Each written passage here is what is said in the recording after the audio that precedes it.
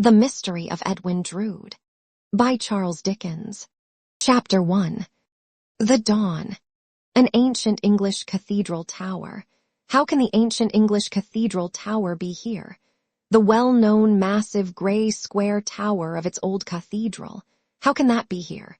There is no spike of rusty iron in the air, between the eye and it, from any point of the real prospect. What is the spike that intervenes, and who has set it up? Maybe it is set up by the Sultan's orders for the impaling of a horde of Turkish robbers, one by one. It is so, for cymbals clash, and the Sultan goes by to his palace in long procession. 10,000 scimitars flash in the sunlight, and thrice 10,000 dancing girls strew flowers. Then follow white elephants caparisoned in countless gorgeous colors, and infinite in number and attendance. Still the cathedral tower rises in the background, where it cannot be, and still no writhing figure is on the grim spike. Stay, is the spike so low a thing as the rusty spike on the top of a post of an old bedstead that has tumbled all awry? Some vague period of drowsy laughter must be devoted to the consideration of this possibility. Shaking from head to foot, the man whose scattered consciousness has thus fantastically pieced itself together, at length rises, supports his trembling frame upon his arms, and looks around. He is in the meanest and closest of small rooms. Through the ragged window curtain, the light of early day steals in from a miserable court. He lies, dressed, across a large, unseemly bed, upon a bedstead that has indeed given way under the weight upon it. Lying, also dressed, and also across the bed, not longwise, are a Chinaman, a lascar, and a haggard woman. The two first are in a sleep or stupor. The last is blowing at a kind of pipe, to kindle it. And as she blows, and shading it with her lean hand, concentrates its red spark of light, it serves in the dim morning as a lamp to show him what he sees of her. Another, says this woman in a querulous, rattling whisper. Have another. He looks about him, with his hand to his forehead. Ye have smoked as many as 5 since ye come in at midnight. The woman goes on, as she chronically complains. Poor me, my head is so bad. Them two comin' after ye. Ah, poor me, the business is slack. Few Chinamen about the docks, and fewer lascars, and no ships coming in, these say. Here's another ready for ye, dearie. Ye'll remember like a good soul, won't ye, that the market price is dreffle high just now, more nor 3 shillings, and 6pence for a thimbleful. And ye'll remember that nobody but me, and Jack Chinaman t'other side the court, but he can't do it as well as me, has the true secret of mixing it. Ye'll pay up accordingly, dearie, won't ye? She blows at the pipe as she speaks, and occasionally bubbling at it, inhales much of its contents. Oh me, my lungs is weak, my lungs is bad. It's nearly ready for ye, dearie. Ah, poor me, my poor hand shakes like to drop off. I see ye coming to, and I says to my poor self I'll have another ready for him, and he'll bear in mind the market price of opium and pay according. Oh, my poor head. I makes my pipes of old penny ink bottles, ye see, dearie. This is one. And I fits in a mouthpiece this way, and I takes my mixter out of this thimble with this little horn spoon, and so I fills, dearie. Ah, my poor nerves. I got heavens hard drunk for 16 year afore I took to this, but this don't hurt me, not to speak of, and it takes away the hunger as well as wittles, dearie. She hands him the nearly emptied pipe, and sinks back, turning over on her face. He rises unsteadily from the bed, lays the pipe upon the hearthstone, draws back the ragged curtain, and looks with repugnance at his 3 companions. He notices that the woman has opium-smoked herself into a strange likeness of the Chinaman. His form of cheek, eye, and temple, and his color are repeated in her. Said Chinaman convulsively wrestles with one of his many gods or devils, perhaps, and snarls horribly. The Lascar laughs and dribbles at the mouth. The hostess is still. What visions can she have? The waking man muses, as he turns her face towards him and stands looking down at it. Visions of many butchers' shops and public houses and much credit, of an increase of hideous customers, and this horrible bedstead set upright again, and this horrible court swept clean. What can she rise to, under any quantity of opium higher than that? He bends down his ear, to listen to her mutterings. Unintelligible. As he watches the spasmodic shoots and darts that break out of her face and limbs, like fitful lightning out of a dark sky, some contagion in them seizes upon him, insomuch that he has to withdraw himself to a lean armed chair by the hearth, placed there, perhaps, for such emergencies, and to sit in it, holding tight, until he has got the better of this unclean spirit of imitation. Then he comes back, pounces on the Chinaman, and seizing him with both hands by the throat, turns him violently on the bed. The Chinaman clutches the aggressive hands, resists, gasps, and protests. What do you say? A watchful pause. Unintelligible. Slowly loosening his grasp as he listens to the incoherent jargon with an attentive frown, he turns to the Lascar and fairly drags him forth upon the floor. As he falls, the Lascar starts into a half-risen attitude, glares with his eyes, lashes about him fiercely with his arms, and draws a phantom knife. It then becomes apparent that the woman has taken possession of this knife, for safety's sake, for she too starting up, and restraining and expostulating with him. The knife is visible in her dress, not in his, when they drowsily drop back, side by side. There has been chattering and clattering enough between them, but to no purpose. When any distinct word has been flung into the air, it has had no sense or sequence. Wherefore unintelligible is again the comment of the watcher, made with some reassured nodding of his head and a gloomy smile.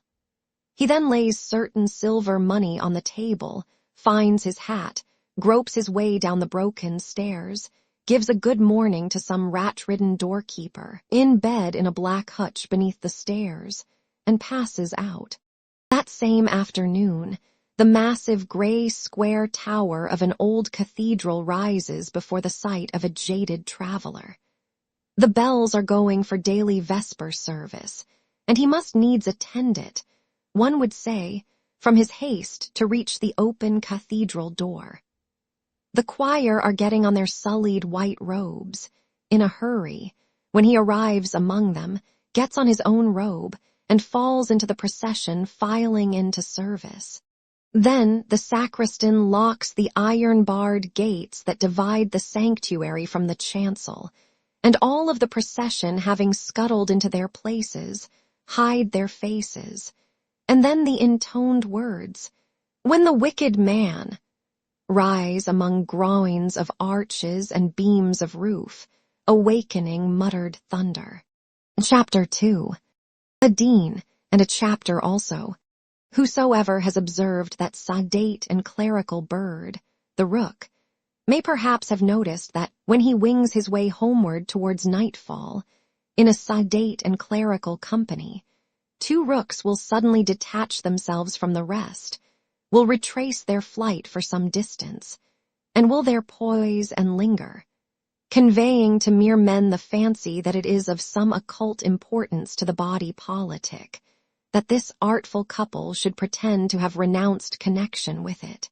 Similarly, service being over in the old cathedral with the square tower, and the choir scuffling out again, and divers venerable persons of rook-like aspect dispersing, two of these latter retrace their steps, and walk together in the echoing close. Not only is the day waning, but the year. The low sun is fiery and yet cold behind the monastery ruin, and the Virginia creeper on the cathedral wall has showered half its deep red leaves down on the pavement. There has been rain this afternoon, and a wintry shudder goes among the little pools on the cracked, uneven flagstones, and through the giant elm trees as they shed a gust of tears. Their fallen leaves lie strewn thickly about. Some of these leaves, in a timid rush, seek sanctuary within the low-arched cathedral door. But two men coming out resist them, and cast them forth again with their feet. This done, one of the two locks the door with a goodly key, and the other flits away with a folio music book. Mr. Jasper was that Tope. Yes, Mr. Dean. He has stayed late. Yes, Mr. Dean. I have stayed for him, your reverence. He has been took a little poorly. Say taken, Tope to the Dean.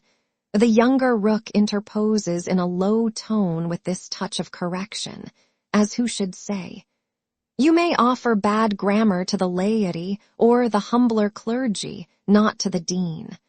Mr. Tope, chief verger and showman, and accustomed to be high with excursion parties, declines with a silent loftiness to perceive that any suggestion has been tendered to him. And when and how has Mr. Jasper been taken for, as Mr. Crisparkle has remarked, it is better to say taken, repeats the Dean. When and how has Mr. Jasper been taken? Taken, sir, Tope deferentially murmurs. Poorly, Tope. Why, sir, Mr. Jasper was that breathed. I wouldn't say that breathed, Tope. Mr. Crisparkle interposes with the same touch as before. Not English to the Dean. Breathed to that extent. The Dean, not unflattered by this indirect homage, condescendingly remarks, would be preferable. Mr. Jasper's breathing was so remarkably short. Thus discreetly does Mr. Tope work his way round the sunken rock. When he came in, that it distressed him mightily to get his notes out, which was perhaps the cause of his having a kind of fit on him after a little. His memory grew dazed. Mr. Tope, with his eyes on the Reverend Mr. Crisparkle, shoots this word out, as defying him to improve upon it. And a dimness and giddiness crept over him as strange as ever I saw, though he didn't seem to mind it particularly himself. However, a little time and a little water brought him out of his daze. Mr. Tope repeats the word and its emphasis with the air of saying, As I have made a success, I'll make it again. And Mr. Jasper has gone home quite himself, has he? Asked the Dean. Your Reverence, he has gone home quite himself. And I'm glad to see he's having his fire kindled up, for it's chilly after the wet, and the cathedral had both a damp feel and a damp touch this afternoon, and he was very shivery. They all three looked towards an old stone gatehouse crossing the close, with an arched thoroughfare passing beneath it. Through its latticed window, a fire shines out upon the fast darkening scene, involving in shadow the pendant masses of ivy and creeper covering the building's front. As the deep cathedral bell strikes the hour, a ripple of wind goes through these at their distance, like a ripple of the solemn sound that hums through tomb and tower, broken niche and defaced statue, in the pile close at hand. Is Mr. Jasper's nephew with him? The Dean asks. No, sir, replied the verger, but expected. There's his own solitary shadow betwixt his two windows, the one looking this way, and the one looking down into the high street, drawing his own curtains now. Well, well, says the Dean, with a sprightly air of breaking up the little conference. I hope Mr. Jasper's heart may not be too much set upon his nephew. Our affections, however laudable in this transitory world, should never master us. We should guide them. I find I am not disagreeably reminded of my dinner by hearing my dinner bell. Perhaps, Mr. Crisparkle, you will, before going home, look in on Jasper. Certainly, Mr. Dean, and tell him that you had the kindness to desire to know how he was. I do so, Certainly. Wish to know how he was. By all means, wish to know how he was. With a pleasant air of patronage, the dean as nearly cocks his quaint hat as a dean in good spirits may, and directs his comely gaiters towards the ruddy dining room of the snug old red brick house where he is at present, in residence with Mrs. Dean and Miss Dean. Mr. Crisparkle, minor canon, fair and rosy, and perpetually pitching himself head foremost into all the deep running water in the surrounding country. Mr. Crisparkle, minor canon, early riser, musical, classical, cheerful, kind, good-natured, social, contented, and boy-like. Mr. Crisparkle, minor canon and good man, lately coach upon the chief pagan high roads, but since promoted by a patron, grateful for a well-taught son to his present Christian beat, betakes himself to the gatehouse, on his way home to his early tea. Sorry to hear from Tope that you have not been well, Jasper. Oh, it was nothing. You look a little worn. Do I? Oh, I don't think so. What is better, I don't feel so. Tope has made too much of it, I suspect. It's his trade to make the most of everything appertaining to the cathedral, you know. I may tell the dean, I call expressly from the dean, that you are all right again. The reply, with a slight smile, is, certainly, with my respects and thanks to the dean. I'm glad to hear that you expect young Drood. I expect the dear fellow every moment. Ah, he will do you more good than a doctor, Jasper. More good than a dozen doctors. For I love him dearly, and I don't love doctors or doctors' stuff. Mr. Jasper is a dark man of some 26, with thick, lustrous, well-arranged black hair and whiskers. He looks older than he is, as dark men often do. His voice is deep and good, his face and figure are good, his manner is a little somber. His room is a little somber, and may have had its influence in forming his manner. It is mostly in shadow. Even when the sun shines brilliantly, it seldom touches the grand piano in the recess, or the folio music books on the stand, or the bookshelves on the wall, or the unfinished picture of a blooming schoolgirl hanging over the chimney-piece, her flowing brown hair tied with a blue ribband, and her beauty remarkable for a quite childish, almost babyish, touch of saucy discontent, comically conscious of itself. There is not the least artistic merit in this picture, which is a mere daub, but it is clear that the painter has made it humorously, one might almost say, revengefully, like the original. We shall miss you, Jasper, at the alternate musical Wednesdays tonight, but no doubt you are best at home. Good night. God bless you. Tell me, shepherds, tell me, have you seen my YY Floora pass this way? Melodiously good minor canon the Reverend Septimus Crisparkle thus delivers himself, in musical rhythm, as he withdraws his amiable face from the doorway and conveys it downstairs. Sounds of recognition and greeting pass between the Reverend Septimus and somebody else at the stair foot. Mr. Jasper listens, starts from his chair, and catches a young fellow in his arms, exclaiming, "My dear Edwin, my dear Jack, so glad to see you. Get off your greatcoat, bright boy, and sit down here in your own corner. Your feet are not wet. Pull your boots off. Do pull your boots off. My dear Jack, I am as dry as a bone. Don't maudly-coddly, there's a good fellow. I like anything better than being maudly-coddlied." With the check upon him of being unsympathetically restrained in a genial outburst of enthusiasm, Mr. Jasper stands still and looks on intently at the young fellow, divesting himself of his outward coat, hat, gloves, and so forth. Once for all, a look of intentness and intensity, a look of hungry, exacting, watchful, and yet devoted affection, is always, now and ever afterwards, on the Jasper face whenever the Jasper face is addressed in this direction, and whenever it is so addressed. It is never, on this occasion or on any other, dividedly addressed. It is always concentrated. Now I am right, and now I'll take my corner, Jack. Any dinner, Jack. Mr. Jasper opens a door at the upper end of the room, and discloses a small inner room pleasantly lighted and prepared, wherein a comely dame is in the act of setting dishes on table. What a jolly old Jack it is, cries the young fellow with a clap of his hands. Look here, Jack, tell me, whose birthday is it? Not yours, I know, Mr. Jasper answers, pausing to consider.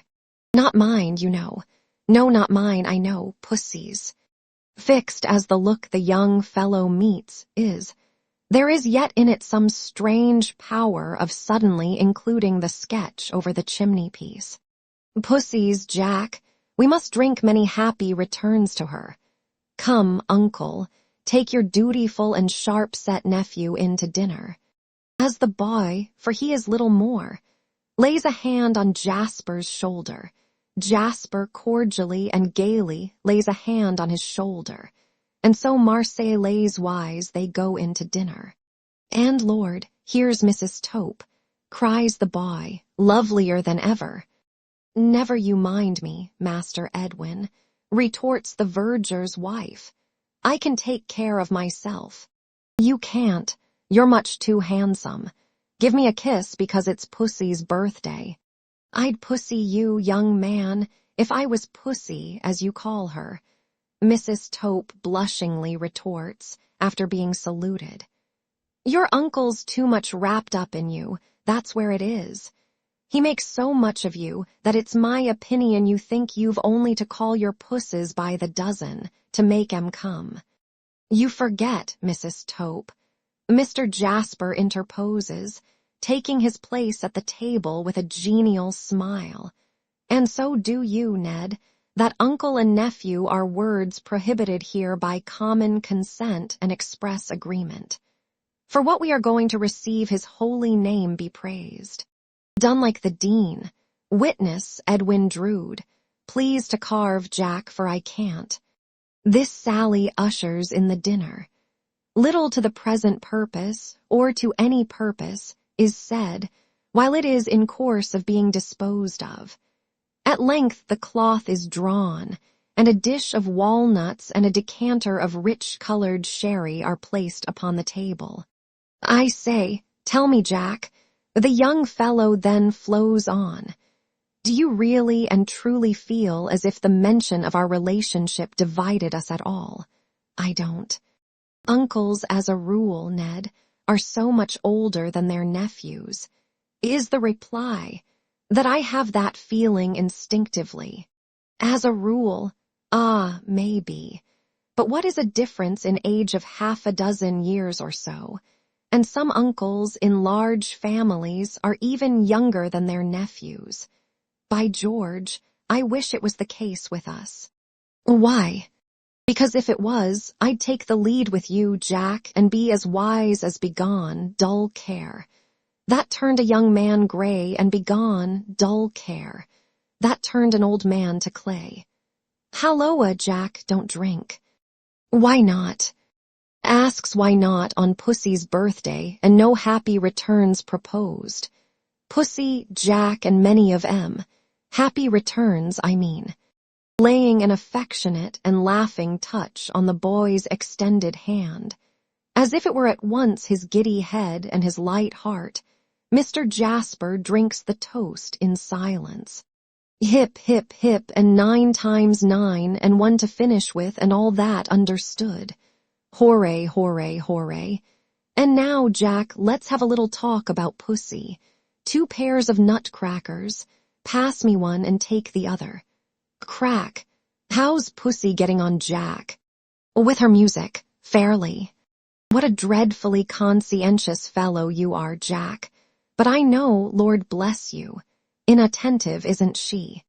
She can learn anything, if she will. If she will, egad, that's it, but if she won't. Crack, on Mr. Jasper's part. How's she looking, Jack? Mr. Jasper's concentrated face again includes the portrait as he returns. Very like your sketch indeed. I am a little proud of it, says the young fellow, glancing up at the sketch with complacency, and then shutting one eye and taking a corrected prospect of it over a level bridge of nutcrackers in the air. Not badly hit off from memory, but I ought to have caught that expression pretty well, for I have seen it often enough. Crack, on Edwin Drood's part. Crack, on Mr. Jasper's part. In point of fact, the former resumes after some silent dipping among his fragments of walnut with an air of pique. I see it whenever I go to see Pussy. If I don't find it on her face, I leave it there. You know I do, Miss Scornful Pert. Boo, with a twirl of the nutcrackers at the portrait. Crack, crack, crack, slowly on Mr. Jasper's part. Crack, sharply on the part of Edwin Drood. Silence on both sides. Have you lost your tongue, Jack? Have you found yours, Ned? No, but really, isn't it, after all? Mr. Jasper lifts his dark eyebrows inquiringly. Isn't it unsatisfactory to be cut off from choice in such a matter? There, Jack, I tell you, if I could choose, I would choose Pussy from all the pretty girls in the world. But you have not got to choose. That's what I complain of. My dead and gone father and Pussy's dead and gone father must needs marry us together by anticipation. Why the devil, I was going to say, if it had been respectful to their memory, couldn't they leave us alone? Tut, tut, dear boy, Mr. Jasper remonstrates, in a tone of gentle deprecation. Tut, tut. Yes, Jack, it's all very well for you. You can take it easily. Your life is not laid down to scale and lined and dotted out for you like a surveyor's plan. You have no uncomfortable suspicion that you are forced upon anybody, nor has anybody an uncomfortable suspicion that she is forced upon you, or that you are forced upon her. You can choose for yourself. Life, for you, is a plum with the natural bloom on. It hasn't been over-carefully wiped off for you. Don't stop, dear fellow, go on. Can I anyhow have hurt your feelings, Jack? How can you have hurt my feelings? Good heaven, Jack, you look frightfully ill. There's a strange film come over your eyes. Mr. Jasper, with a forced smile, stretches out his right hand, as if at once to disarm apprehension and gain time to get better. After a while he says faintly, I have been taking opium for a pain, an agony that sometimes overcomes me. The effects of the medicine steal over me like a blight or a cloud and pass. You see them in the act of passing, they will be gone directly. Look away from me, they will go all the sooner. With a scared face, the younger man complies by casting his eyes downward at the ashes on the hearth, not relaxing his own gaze on the fire, but rather strengthening it with a fierce, firm grip upon his elbow chair. The elder sits for a few moments rigid, and then, with thick drops standing on his forehead and a sharp catch of his breath, becomes as he was before. On his so subsiding in his chair, his nephew gently and assiduously tends him while he quite recovers. When Jasper is restored, he lays a tender hand upon his nephew's shoulder, and, in a tone of voice less troubled than the purport of his words, indeed with something of raillery or banter in it, thus addresses him. There is said to be a hidden skeleton in every house, but you thought there was none in mine, dear Ned. Upon my life, Jack, I did think so. However, when I come to consider that even in Pussy's house, if she had one, and in mine, if I had one. You were going to say, but that I interrupted you in spite of myself. What a quiet life mine is. No whirl and uproar around me, no distracting commerce or calculation, no risk, no change of place, myself devoted to the art I pursue, my business, my pleasure. I really was going to say something of the kind, Jack. But you see, you, speaking of yourself, almost necessarily leave out much that I should have put in. For instance, I should have put in the foreground your being so much respected as lay precentor, or lay clerk, or whatever you call it, of this cathedral. You're enjoying the reputation of having done such wonders with the choir. You're choosing your society, and holding such an independent position in this queer old place. Your gift of teaching. Why, even Pussy, who don't like being taught, says there never was such a master as you are. And your connection. Yes, I saw what you were tending to. I hate it. Hate it, Jack. Much bewildered. I hate it. The cramped monotony of my existence grinds me away by the grain. How does our service sound to you? Beautiful, quite celestial. It often sounds to me quite devilish. I am so weary of it. The echoes of my own voice among the arches seem to mock me with my daily drudging round. No wretched monk who droned his life away in that gloomy place before me can have been more tired of it than I am. He could take for relief, and did take, to carving demons out of the stalls and seats and desks. What shall I do? Must I take to carving them out of my heart? I thought you had so exactly found your niche in life, Jack. Edwin Drood returns, astonished, bending forward in his chair to lay a sympathetic hand on Jasper's knee, and looking at him with an anxious face. I know you thought so. They all think so. Well, I suppose they do, says Edwin, meditating aloud. Pussy thinks so. When did she tell you that? The last time I was here. You remember when? 3 months ago.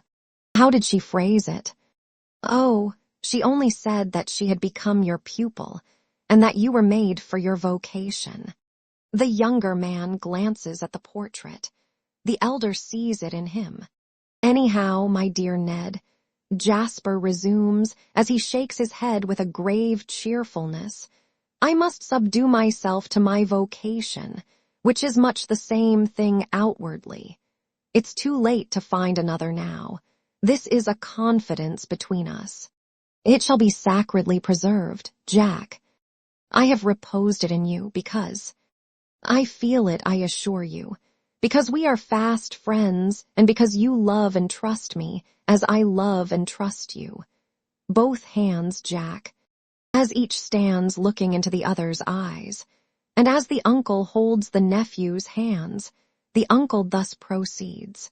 You know now, don't you, that even a poor monotonous chorister and grinder of music, in his niche, may be troubled with some stray sort of ambition, aspiration, restlessness, dissatisfaction, what shall we call it? Yes, dear Jack. And you will remember. My dear Jack, I only ask you, am I likely to forget what you have said with so much feeling? Take it as a warning, then.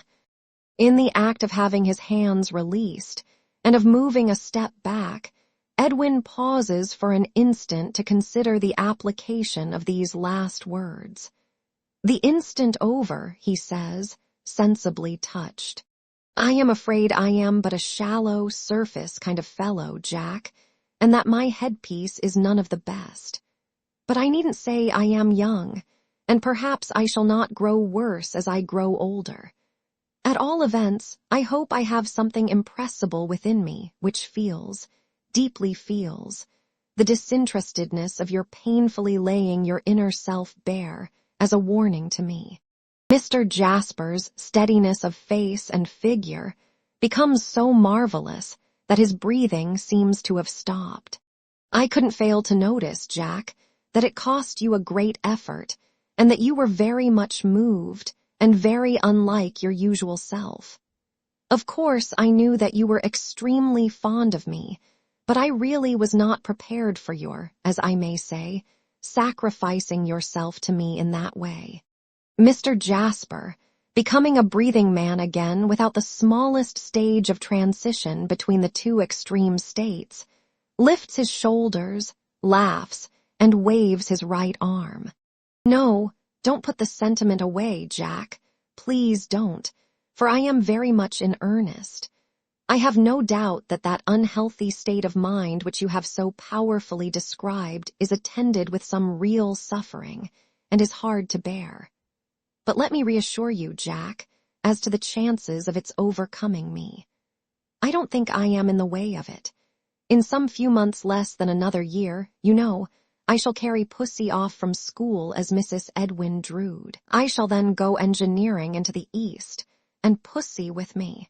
And although we have our little tiffs now, arising out of a certain unavoidable flatness that attends our love-making, owing to its end being all settled beforehand, still I have no doubt of our getting on capitally then, when it's done and can't be helped. In short, Jack, to go back to the old song I was freely quoting at dinner, and who knows old songs better than you?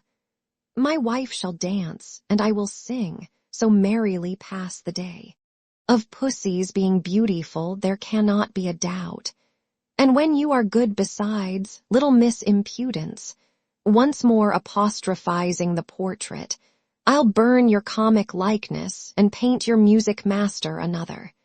Mr. Jasper, with his hand to his chin, and with an expression of musing benevolence on his face, has attentively watched every animated look and gesture attending the delivery of these words.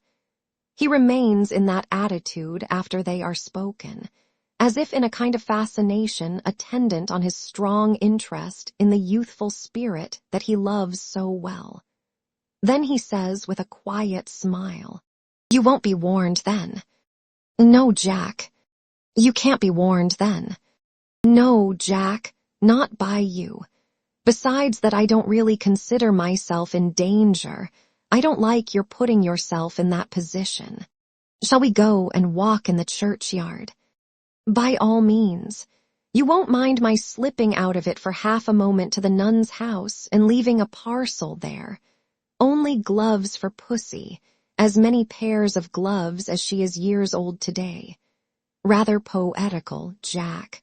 Mr. Jasper, still in the same attitude, murmurs, "Nothing half so sweet in life, Ned. Here's the parcel in my greatcoat pocket. They must be presented tonight, or the poetry is gone.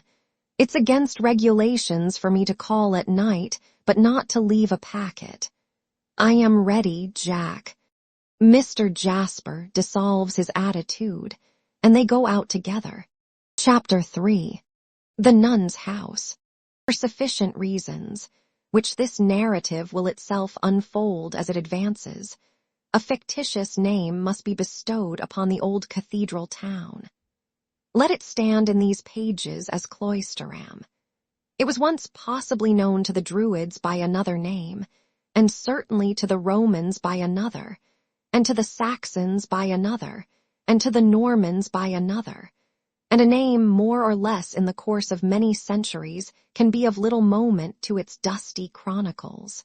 An ancient city, Cloisterham, and no meet dwelling place for anyone with hankerings after the noisy world. A monotonous, silent city, deriving an earthy flavor throughout from its cathedral crypt, and so abounding in vestiges of monastic graves, that the Cloisterham children grow small salad in the dust of abbots and abbesses, and make dirt pies of nuns and friars, while every ploughman in its outlying fields renders to once puissant Lord Treasurers, archbishops, bishops, and such like, the attention which the ogre in the storybook desired to render to his unbidden visitor, and grinds their bones to make his bread.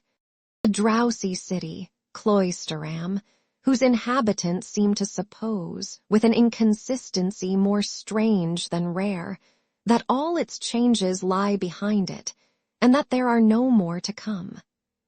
A queer moral to derive from antiquity, yet older than any traceable antiquity.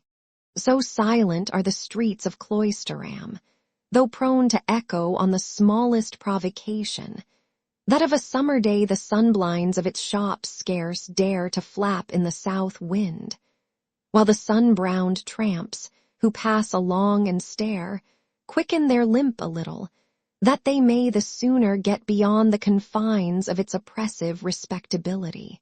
This is a feat not difficult of achievement, seeing that the streets of Cloisterham City are little more than one narrow street by which you get into it and get out of it, the rest being mostly disappointing yards with pumps in them and no thoroughfare, exception made of the Cathedral Close, and a paved Quaker settlement, in color and general conformation very like a quakeress's bonnet, up in a shady corner. In a word, a city of another and a bygone time is Cloisterham, with its hoarse cathedral bell, its hoarse rooks hovering about the cathedral tower, its hoarser and less distinct rooks in the stalls far beneath.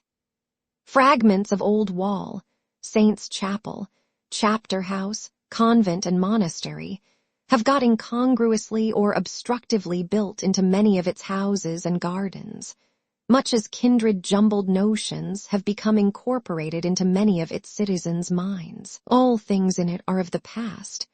Even its single pawnbroker takes in no pledges, nor has he for a long time, but offers vainly an unredeemed stock for sale, of which the costlier articles are dim and pale old watches apparently in a slow perspiration, tarnished sugar tongs with ineffectual legs, and odd volumes of dismal books. The most abundant and the most agreeable evidences of progressing life in Cloisterham are the evidences of vegetable life in many gardens. Even its drooping and despondent little theatre has its poor strip of garden, receiving the foul fiend, when he ducks from its stage into the infernal regions, among scarlet beans or oyster shells, according to the season of the year. In the midst of Cloisterham stands the nun's house, a venerable brick edifice, whose present appellation is doubtless derived from the legend of its conventual uses. On the trim gate enclosing its old courtyard is a resplendent brass plate flashing forth the legend, Seminary for Young Ladies, Miss Twinkleton. The house front is so old and worn, and the brass plate is so shining and staring, that the general result has reminded imaginative strangers of a battered old beau with a large modern eyeglass stuck in his blind eye. Whether the nuns of yore, being of a submissive rather than a stiff-necked generation, habitually bent their contemplative heads to avoid collision with the beams in the low ceilings of the many chambers of their house, whether they sat in its long, low windows telling their beads for their mortification, instead of making necklaces of them for their adornment, whether they were ever walled up alive in odd angles and jutting gables of the building, for having some ineradicable leaven of busy Mother Nature in them, which has kept the fermenting world alive ever since. These may be matters of interest to its haunting ghosts, if any, but constitute no item in Miss Twinkleton's half-yearly accounts. They are neither of Miss Twinkleton's inclusive regulars, nor of her extras. The lady who undertakes the poetical department of the establishment at so much, or so little. A quarter has no pieces in her list of recitals bearing on such unprofitable questions. As in some cases of drunkenness, and in others of animal magnetism, there are two states of consciousness which never clash, but each of which pursues its separate course as though it were continuous instead of broken. Thus, if I hide my watch when I am drunk, I must be drunk again before I can remember where. So Miss Twinkleton has two distinct and separate phases of being. Every night, the moment the young ladies have retired to rest, does Miss Twinkleton smarten up her curls a little, brighten up her eyes a little, and become a sprightlier Miss Twinkleton than the young ladies have ever seen. Every night, at the same hour, does Miss Twinkleton resume the topics of the previous night, comprehending the tenderer scandal of Cloisterham, of which she has no knowledge whatever by day, and references to a certain season at Tunbridge Wells, airily called by Miss Twinkleton in this state of her existence, the Wells. Notably the season wherein a certain finished gentleman, compassionately called by Miss Twinkleton, in this stage of her existence, foolish Mr. Porters, revealed a homage of the heart, whereof Miss Twinkleton, in her scholastic state of existence, is as ignorant as a granite pillar. Miss Twinkleton's companion in both states of existence, and equally adaptable to either, is one Mrs. Tisher, a deferential widow with a weak back, a chronic sigh, and a suppressed voice, who looks after the young ladies' wardrobes and leads them to infer that she has seen better days. Perhaps this is the reason why it is an article of faith with the servants, handed down from race to race, that the departed Tisher was a hairdresser. The pet pupil of the nun's house is Miss Rosa Budd, of course called Rosebud, wonderfully pretty, wonderfully childish, wonderfully whimsical. An awkward interest, awkward because romantic attaches to Miss Budd in the minds of the young ladies, on account of its being known to them that a husband has been chosen for her by will and bequest, and that her guardian is bound down to bestow her on that husband when he comes of age. Miss Twinkleton, in her seminarial state of existence, has combated the romantic aspect of this destiny by affecting to shake her head over it behind Miss Budd's dimpled shoulders, and to brood on the unhappy lot of that doomed little victim, but with no better effect. Possibly some unfelt touch of foolish Mr. Porter's has undermined the endeavor, than to evoke from the young ladies an unanimous bedchamber cry of, "Oh, what a pretending old thing Miss Twinkleton is, my dear."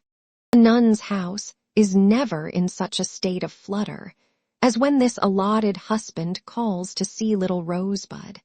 It is unanimously understood by the young ladies that he is lawfully entitled to this privilege, and that if Miss Twinkleton disputed it, she would be instantly taken up and transported. When his ring at the gate bell is expected, or takes place, every young lady who can, under any pretense, look out of window, looks out of window, while every young lady who is practices out of time, and the French class becomes so demoralized that the mark goes round as briskly as the bottle at a convivial party in the last century. On the afternoon of the day next after the dinner of 2 at the gatehouse, the bell is rung with the usual fluttering results. Mr. Edwin Drood to see Miss Rosa. This is the announcement of the parlour-maid-in-chief. Miss Twinkleton, with an exemplary air of melancholy on her, turns to the sacrifice and says, "You may go down, my dear." Miss Budd goes down, followed by all eyes. Mr. Edwin Drood is waiting in Miss Twinkleton's own parlour, a dainty room, with nothing more directly scholastic in it than a terrestrial and a celestial globe.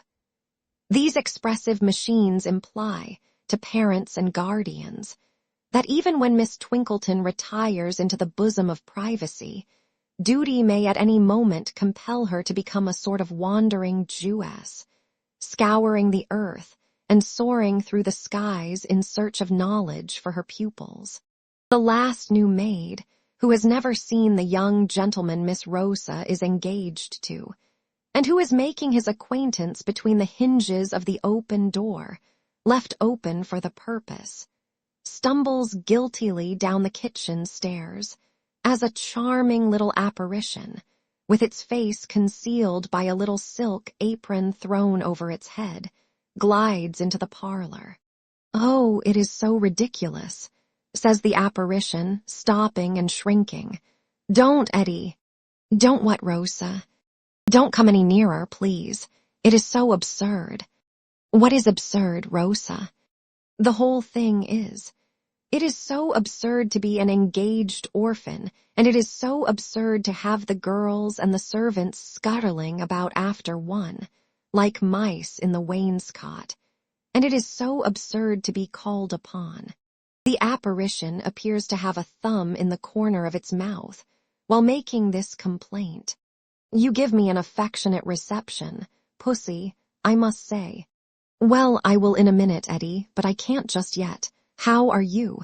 Very shortly.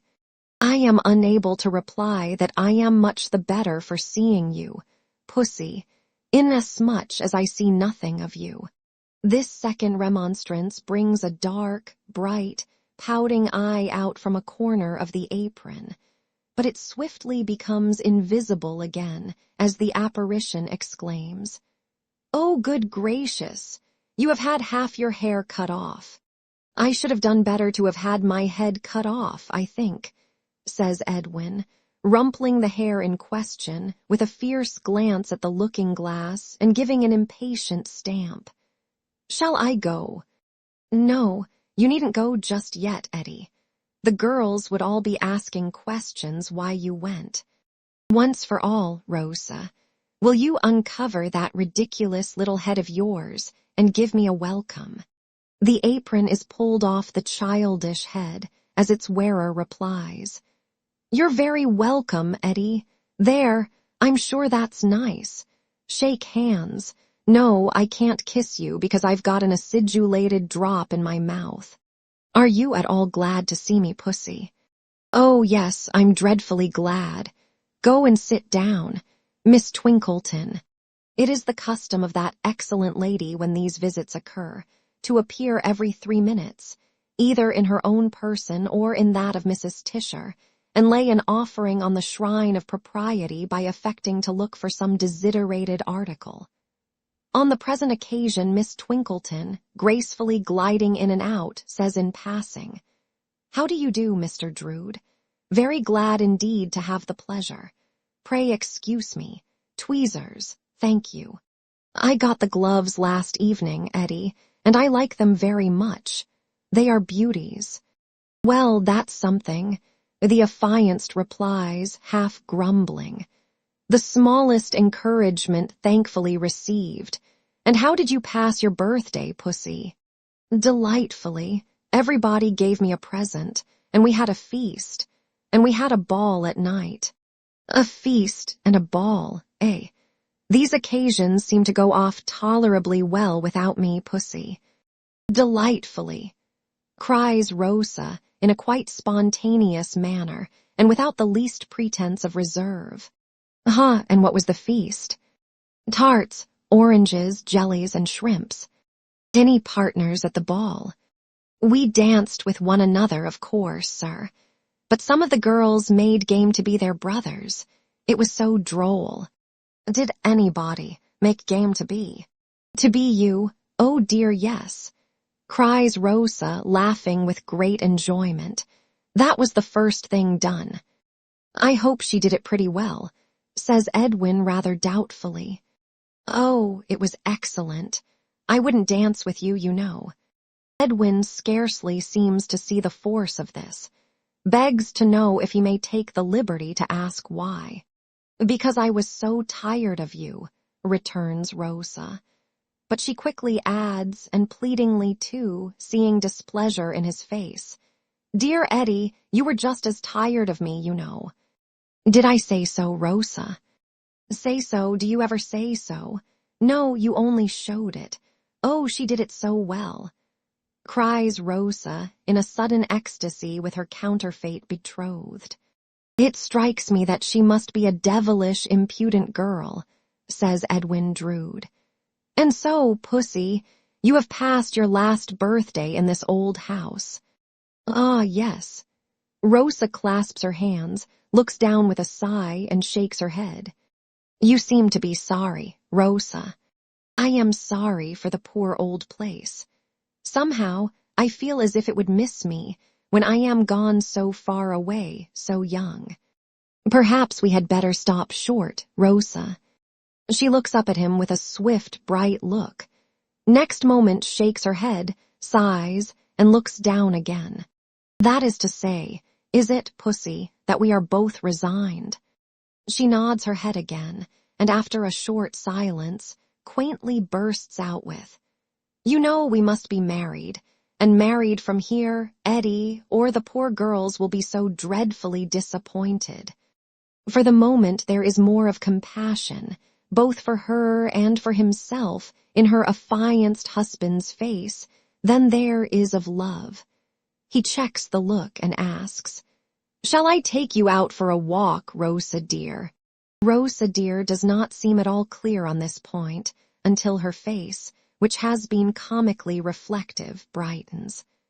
"Oh, yes, Eddie, let us go for a walk. And I tell you what we'll do.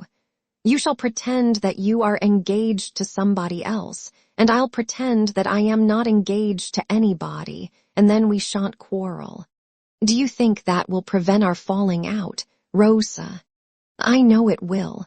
Hush, pretend to look out of window, Mrs. Tisher." Through a fortuitous concourse of accidents, the matronly Tisher heaves in sight, says, in rustling through the room like the legendary ghost of a dowager in silken skirts. "I hope I see Mr. Drood well, though I needn't ask, if I may judge from his complexion. I trust I disturb no one, but there was a paper knife. Oh, thank you, I am sure," and disappears with her prize. "One other thing you must do, Eddie, to oblige me," says Rosebud. "The moment we get into the street, you must put me outside and keep close to the house yourself. Squeeze and graze yourself against it." "By all means, Rosa, if you wish it. Might I ask why?" "Oh, because I don't want the girls to see you.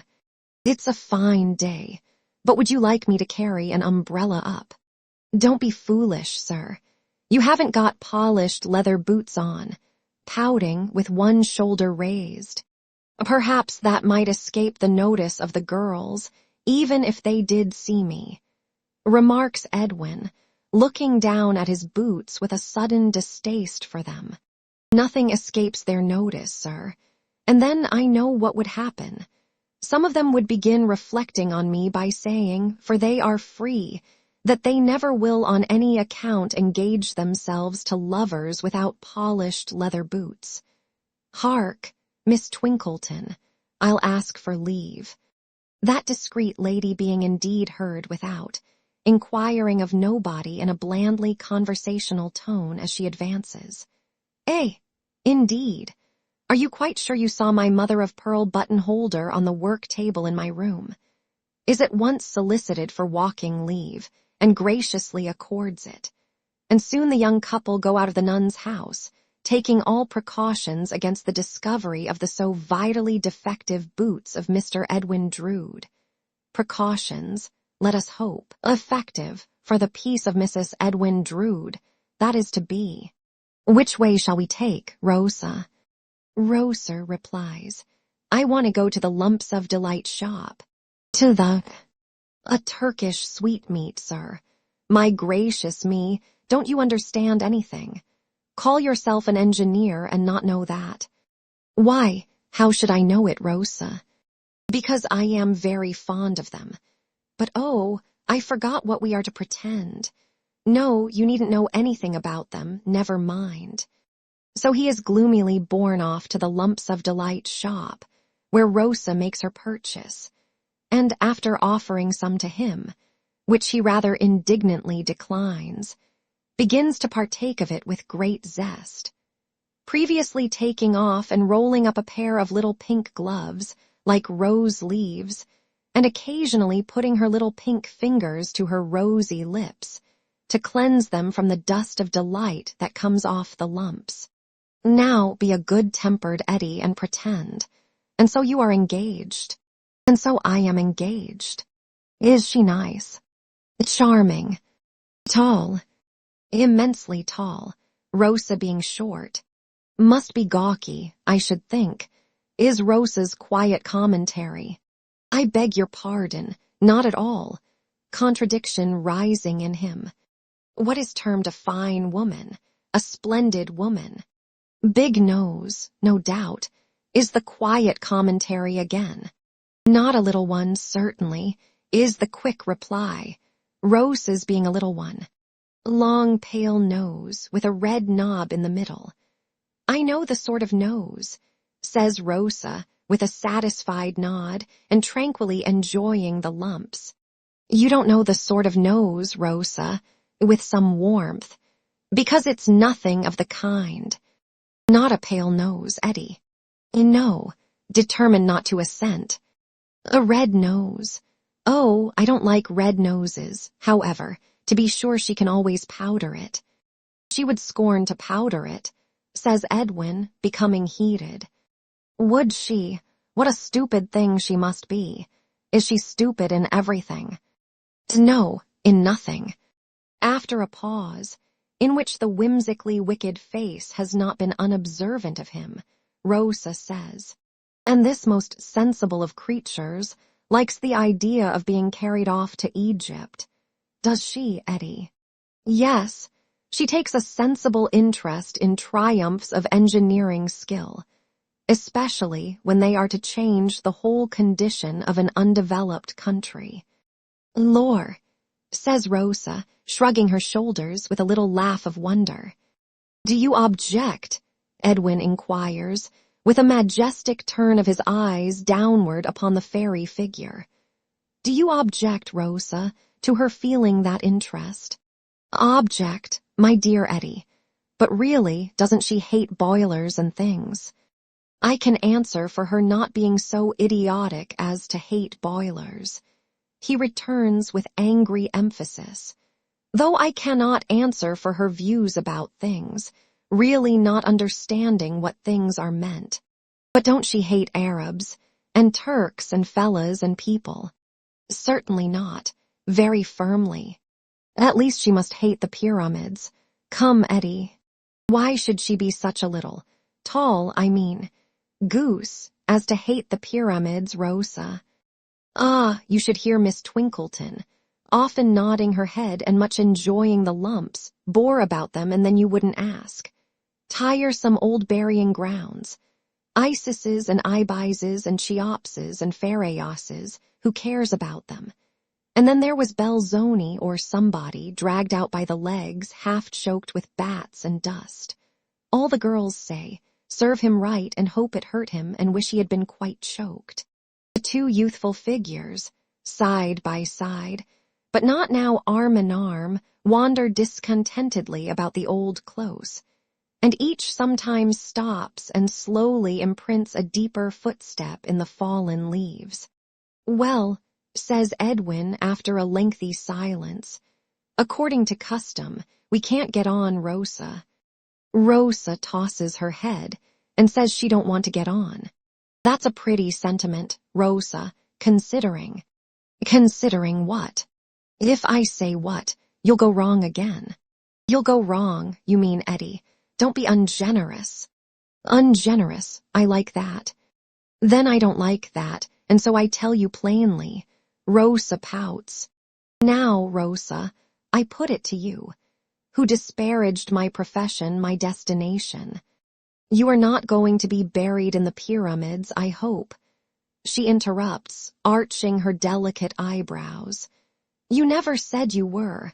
If you are, why haven't you mentioned it to me? I can't find out your plans by instinct.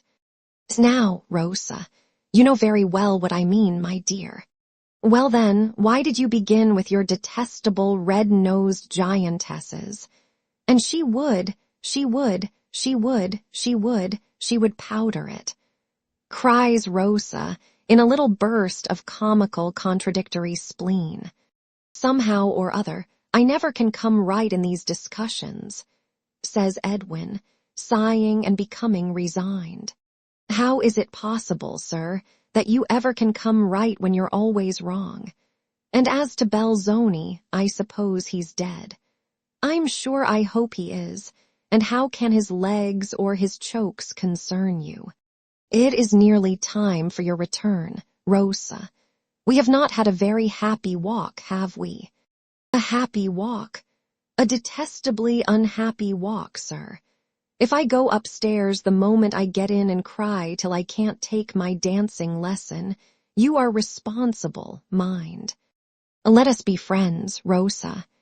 Ah, cries Rosa, shaking her head and bursting into real tears. I wish we could be friends. It's because we can't be friends that we try one another so. I am a young little thing, Eddie, to have an old heartache, but I really, really have sometimes. Don't be angry. I know you have one yourself too often. We should both of us have done better if what is to be had been left what might have been. I am quite a little serious thing now and not teasing you. Let each of us forbear, this one time, on our own account and on the others.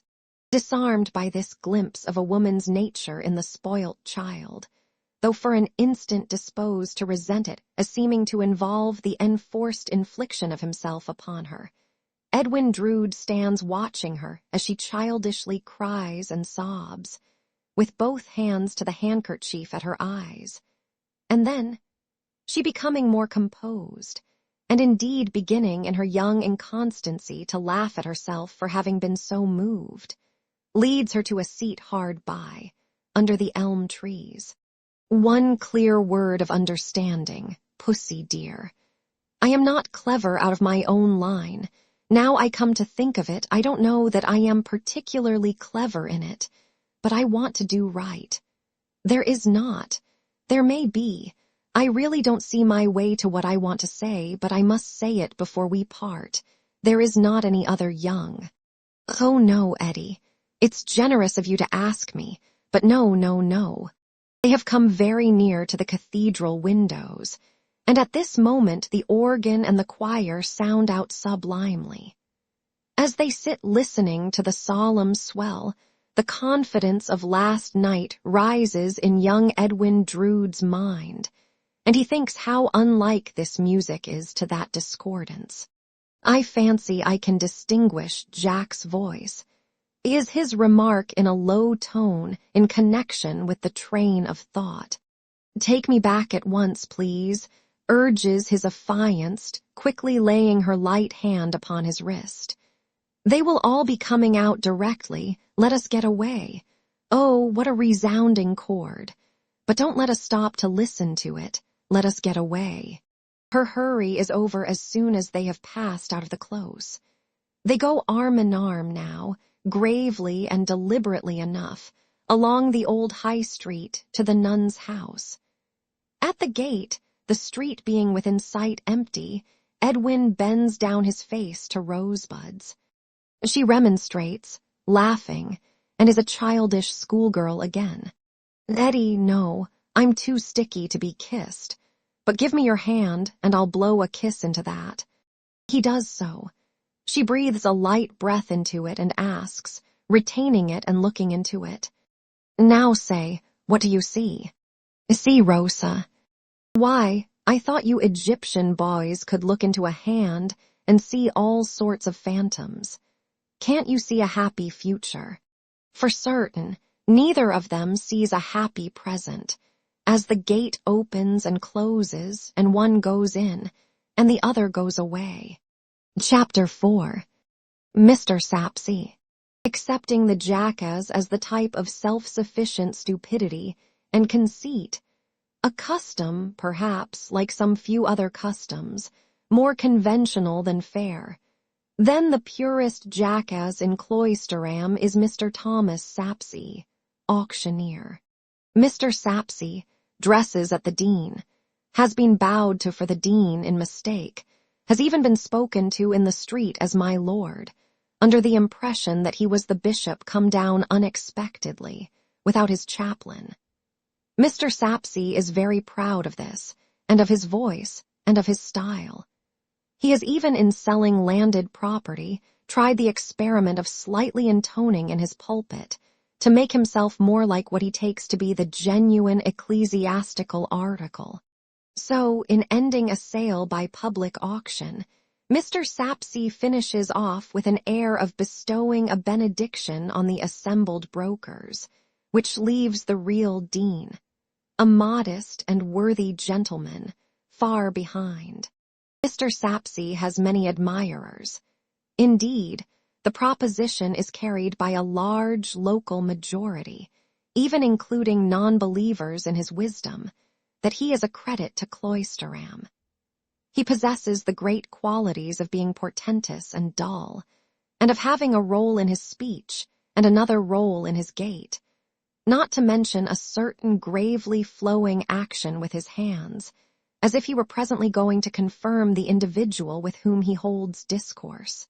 Much nearer 60 years of age than 50, with a flowing outline of stomach and horizontal creases in his waistcoat, reputed to be rich, voting at elections in the strictly respectable interest, morally satisfied that nothing but he himself has grown since he was a baby. How can dunder-headed Mr. Sapsea be otherwise than a credit to Cloisterham and society? Mr. Sapsea's premises are in the High Street, over against the Nun's House. They are of about the period of the Nun's House, irregularly modernized here and there, as steadily deteriorating generations found, more and more, that they preferred air and light to fever and the plague. Over the doorway is a wooden effigy, about half life-size, representing Mr. Sapsea's father in a curly wig and toga in the act of selling. The chastity of the idea and the natural appearance of the little finger, hammer, and pulpit have been much admired. Mr. Sapsea sits in his dull ground-floor sitting-room, giving first on his paved backyard, and then on his railed-off garden. Mr. Sapsea has a bottle of port wine on a table before the fire. The fire is an early luxury, but pleasant on the cool, chilly autumn evening, and is characteristically attended by his portrait, his 8-day clock, and his weather-glass. Characteristically, because he would uphold himself against mankind, his weather-glass against weather, and his clock against time. By Mr. Sapsea's side on the table are a writing desk and writing materials. Glancing at a scrap of manuscript, Mr. Sapsea reads it to himself with a lofty air, and then, slowly pacing the room with his thumbs in the armholes of his waistcoat, repeats it from memory. So internally, though with much dignity, that the word Ethelinda is alone audible. There are 3 clean wine-glasses in a tray on the table. His serving-maid entering and announcing, "Mr. Jasper is come, sir." Mr. Sapsea waves, "Admit him," and draws 2 wine-glasses from the rank as being claimed. "Glad to see you, sir. I congratulate myself on having the honor of receiving you here for the first time." Mr. Sapsea does the honors of his house in this wise. "You are very good. The honor is mine, and the self-congratulation is mine. You are pleased to say so, sir. But I do assure you that it is a satisfaction to me to receive you in my humble home, and that is what I would not say to everybody." Ineffable loftiness on Mr. Sapsea's part accompanies these words, as leaving the sentence to be understood. You will not easily believe that your society can be a satisfaction to a man like myself. Nevertheless, it is. I have for some time desired to know you, Mr. Sapsea, and I, sir, have long known you by reputation as a man of taste. Let me fill your glass. I will give you, sir, says Mr. Sapsea, filling his own. "When the French come over, may we meet them at Dover." This was a patriotic toast in Mr. Sapsea's infancy, and he is therefore fully convinced of its being appropriate to any subsequent era. "You can scarcely be ignorant, Mr. Sapsea," observes Jasper, watching the auctioneer with a smile as the latter stretches out his legs before the fire, "that you know the world." "Well, sir," is the chuckling reply, "I think I know something of it, something of it. Your reputation for that knowledge has always interested and surprised me, and made me wish to know you. For Cloisterham is a little place. Cooped up in it myself, I know nothing beyond it, and feel it to be a very little place. If I have not gone to foreign countries, young man," Mr. Sapsea begins and then stops. You will excuse me calling you young man, Mr. Jasper. You are much my junior. By all means. If I have not gone to foreign countries, young man, foreign countries have come to me. They have come to me in the way of business, and I have improved upon my opportunities. Put it that I take an inventory or make a catalogue. I see a French clock. I never saw him before in my life, but I instantly lay my finger on him and say Paris. I see some cups and saucers of Chinese make, equally strangers to me personally. I put my finger on them then and there, and I say Pekin, Nankin, and Canton. It is the same with Japan, with Egypt, and with bamboo and sandalwood from the East Indies. I put my finger on them all. I have put my finger on the North Pole before now, and said spear of Esquimaux make, for half a pint of pale sherry. Really, a very remarkable way, Mr. Sapsea, of acquiring a knowledge of men and things.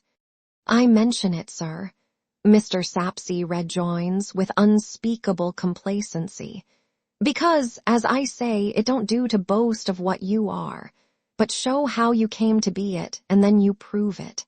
Most interesting. We were to speak of the late Mrs. Sapsea. We were, sir. Mr. Sapsea fills both glasses and takes the decanter into safe-keeping again. Before I consult your opinion as a man of taste on this little trifle, holding it up, which is but a trifle, and still has required some thought, sir, some little fever of the brow, I ought perhaps to describe the character of the late Mrs. Sapsea, now dead 3/4 of a year. Mr. Jasper, in the act of yawning behind his wineglass, puts down that screen and calls up a look of interest. It is a little impaired in its expressiveness by his having a shut-up gape still to dispose of, with watering eyes.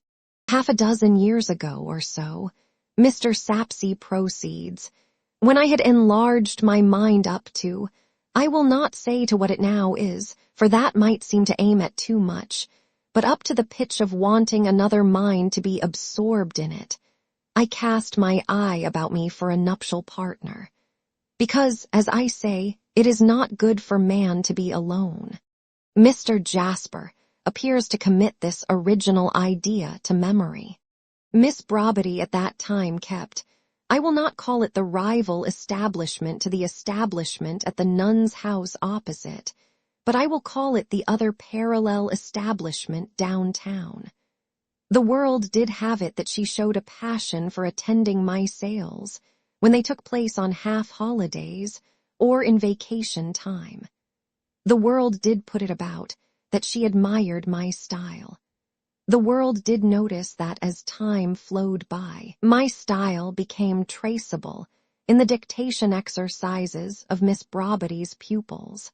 Young man, a whisper even sprang up in obscure malignity, that one ignorant and besotted churl, a parent, so committed himself as to object to it by name. But I do not believe this. For is it likely that any human creature in his right senses would so lay himself open to be pointed at by what I call the finger of scorn? Mr. Jasper shakes his head. Not in the least likely. Mr. Sapsea, in a grandiloquent state of absence of mind, seems to refill his visitor's glass, which is full already, and does really refill his own, which is empty. Miss Brobity's being, young man, was deeply imbued with homage to mind. She revered mind, when launched, or, as I say, precipitated on an extensive knowledge of the world.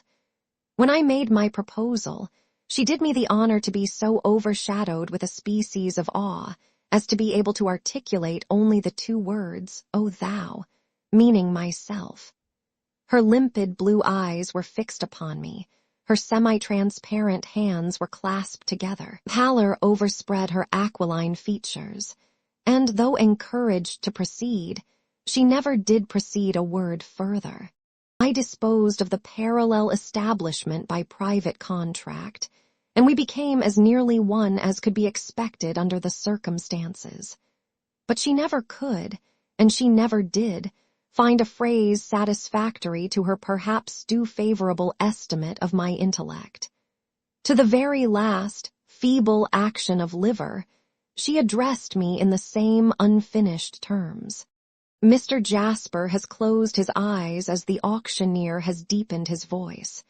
He now abruptly opens them and says, in unison with the deepened voice, "Ah," rather as if stopping himself on the extreme verge of adding, "Men, I have been since," says Mr. Sapsea, with his legs stretched out and solemnly enjoying himself with the wine and the fire. "What you behold me, I have been since a solitary mourner. I have been since, as I say, wasting my evening conversation on the desert air. I will not say that I have reproached myself, but there have been times when I have asked myself the question, what if her husband had been nearer on a level with her? If she had not had to look up quite so high, what might the stimulating action have been upon the liver?" Mr. Jasper says, with an appearance of having fallen into dreadfully low spirits, that he supposes it was to be. "We can only suppose so, sir," Mr. Sapsea coincides. "As I say, man proposes, heaven disposes.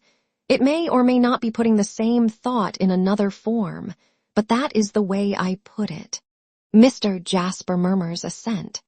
"And now, Mr. Jasper," resumes the auctioneer, producing his scrap of manuscript, "Mrs. Sapsea's monument having had full time to settle and dry, let me take your opinion, as a man of taste, on the inscription I have.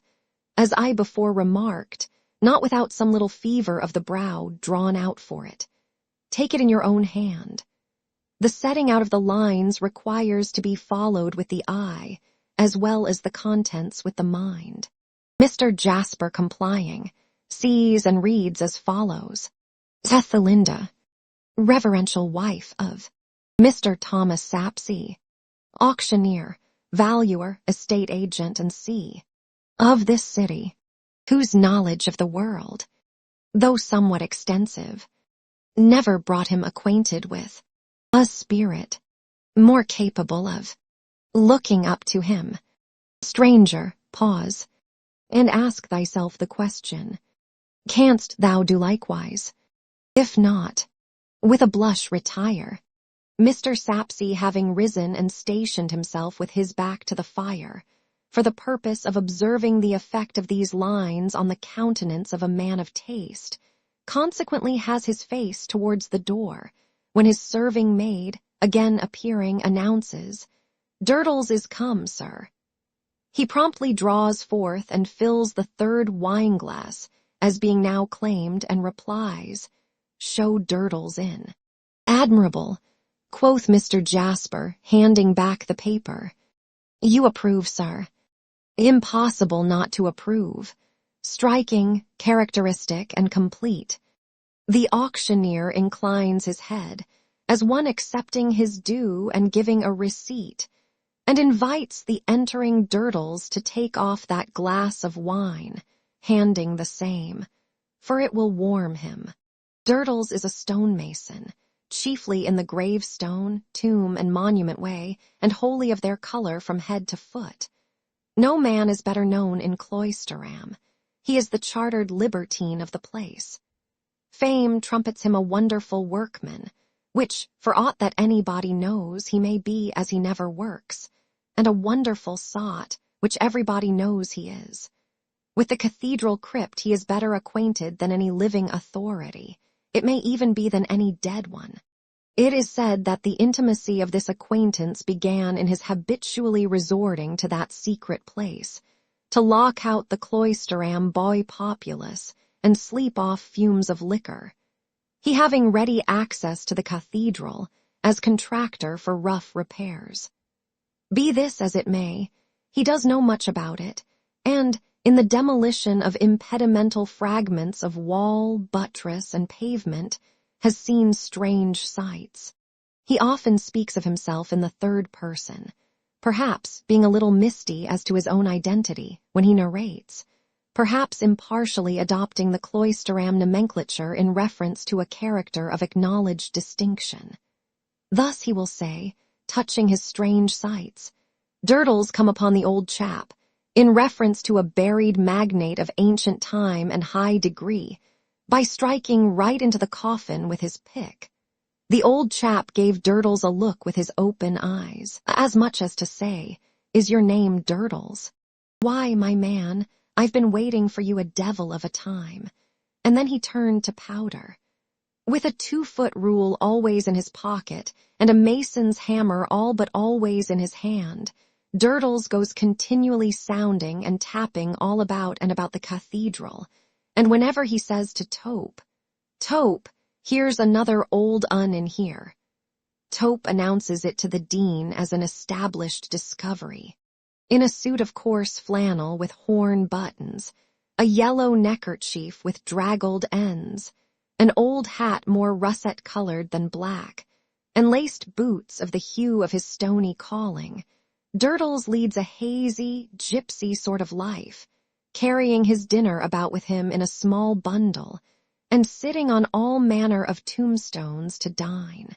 This dinner of Durdles's has become quite a cloisteram institution, not only because of his never appearing in public without it, but because of its having been, on certain renowned occasions, taken into custody along with Durdles as drunk and incapable, and exhibited before the bench of justices at the town hall. These occasions, however, have been few and far apart, Durdles being as seldom drunk as sober. For the rest, he is an old bachelor, and he lives in a little antiquated hole of a house that was never finished, supposed to be built, so far, of stones stolen from the city wall. To this abode there is an approach, ankle-deep in stone chips, resembling a petrified grove of tombstones, urns, draperies, and broken columns, in all stages of sculpture. Herein 2 journeymen incessantly chip, while other 2 journeymen who face each other incessantly saw stone, dipping as regularly in and out of their sheltering sentry boxes as if they were mechanical figures emblematical of time and death. To Durdles, when he had consumed his glass of port, Mr. Sapsea entrusts that precious effort of his muse. Durdles unfeelingly takes out his 2-foot rule and measures the lines calmly, alloying them with stone grit. This is for the monument, is it, Mr. Sapsea? The inscription, yes. Mr. Sapsea waits for its effect on a common mind. "It'll come into 1/8 of an inch," says Durdles. "Your servant, Mr. Jasper, hope I see you well. How are you, Durdles?" "I've got a touch of the tombatism on me, Mr. Jasper, but that I must expect." "You mean the rheumatism," says Sapsea in a sharp tone. He is nettled by having his composition so mechanically received. "No, I don't. I mean, Mr. Sapsea, the tombatism. It's another sort from rheumatism." Mr. Jasper knows what Durdles means.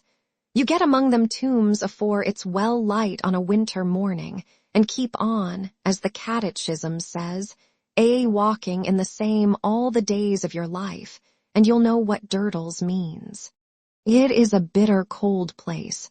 Mr. Jasper assents, with an antipathetic shiver.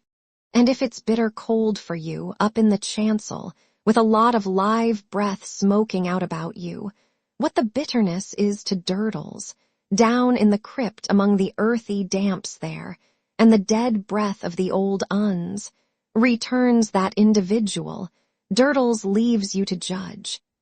Is this to be put in hand at once, Mr. Sapsea? Mr. Sapsea, with an author's anxiety to rush into publication, replies that it cannot be out of hand too soon. "You had better let me have the key then," says Durdles. "Why, man, it is not to be put inside the monument." Durdles knows where it's to be put, Mr. Sapsea, no man better. Ask e'er a man in Cloisterham whether Durdles knows his work. Mr. Sapsea rises, takes a key from a drawer, unlocks an iron safe let into the wall, and takes from it another key. When Durdles puts a touch or a finish upon his work, no matter where, inside or outside, Durdles likes to look at his work all round and see that his work is doing him credit. Durdles explains doggedly. The key proffered him by the bereaved widower being a large one, he slips his 2-foot rule into a side pocket of his flannel trousers made for it, and deliberately opens his flannel coat, and opens the mouth of a large breast pocket within it before taking the key to place it in that repository. "Why, Durdles," exclaims Jasper, looking on amused, "you are undermined with pockets. And I carries weight in 'em too, Mr. Jasper. Feel those," producing 2 other large keys. "Hand me Mr. Sapsea's likewise.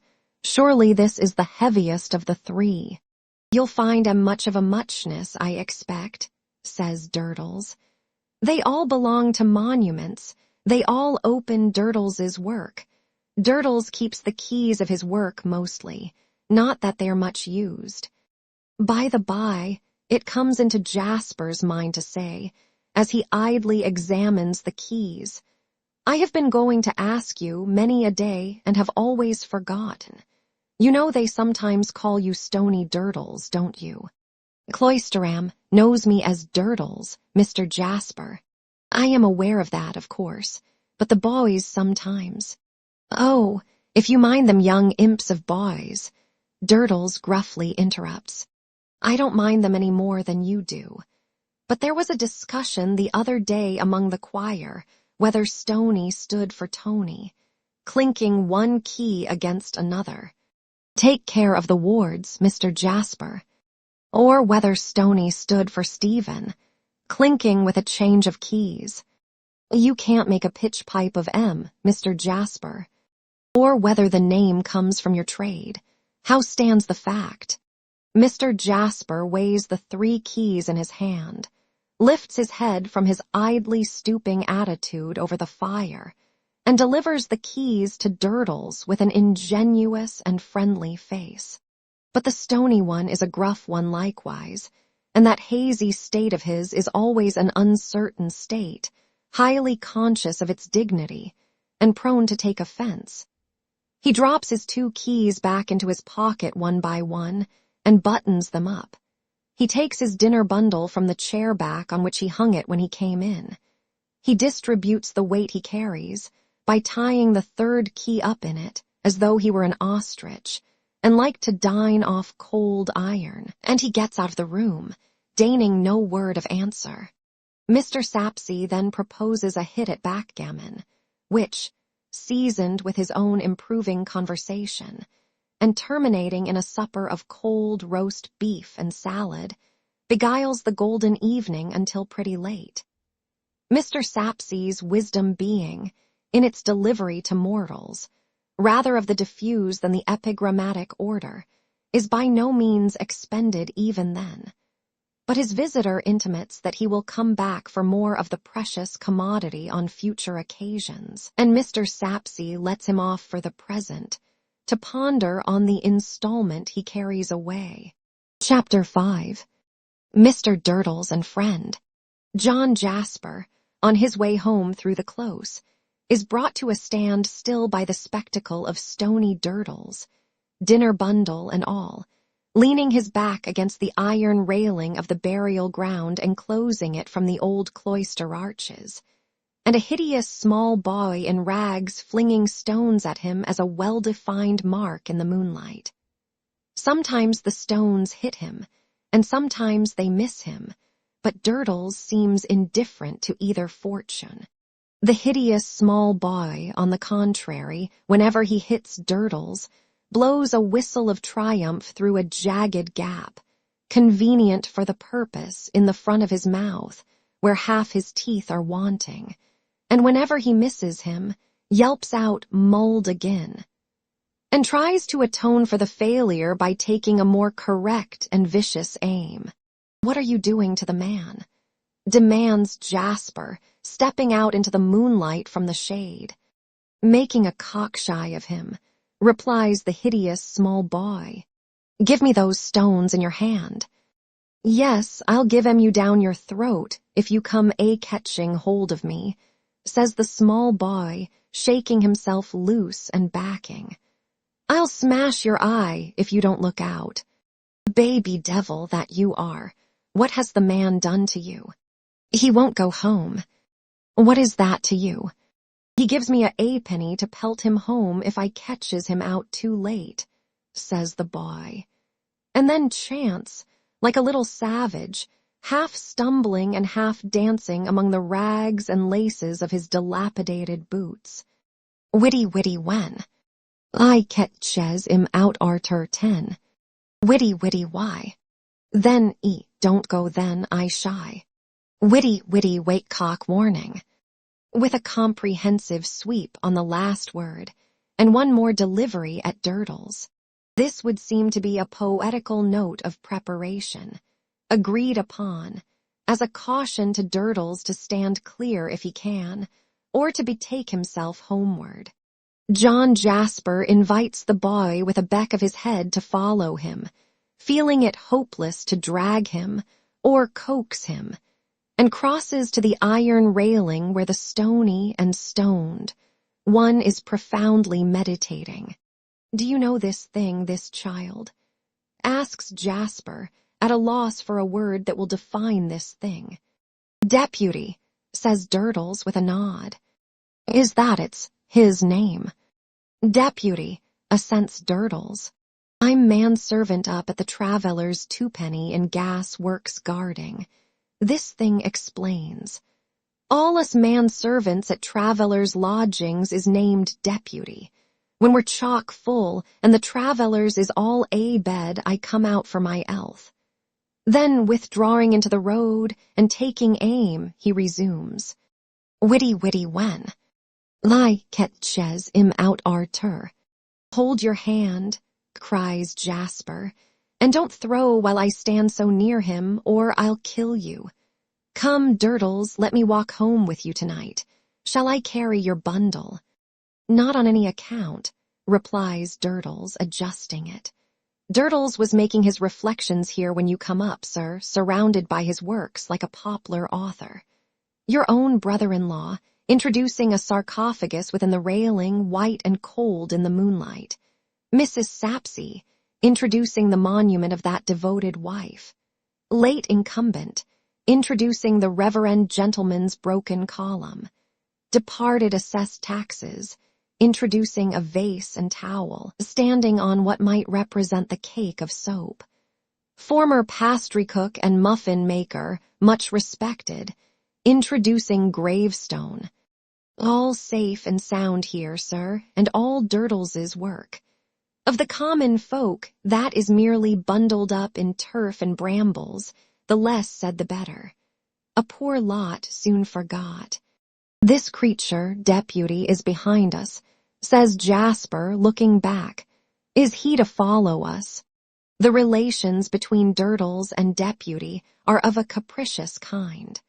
For, on Durdles's turning himself about with the slow gravity of beery suddenness, Deputy makes a pretty wide circuit into the road and stands on the defensive.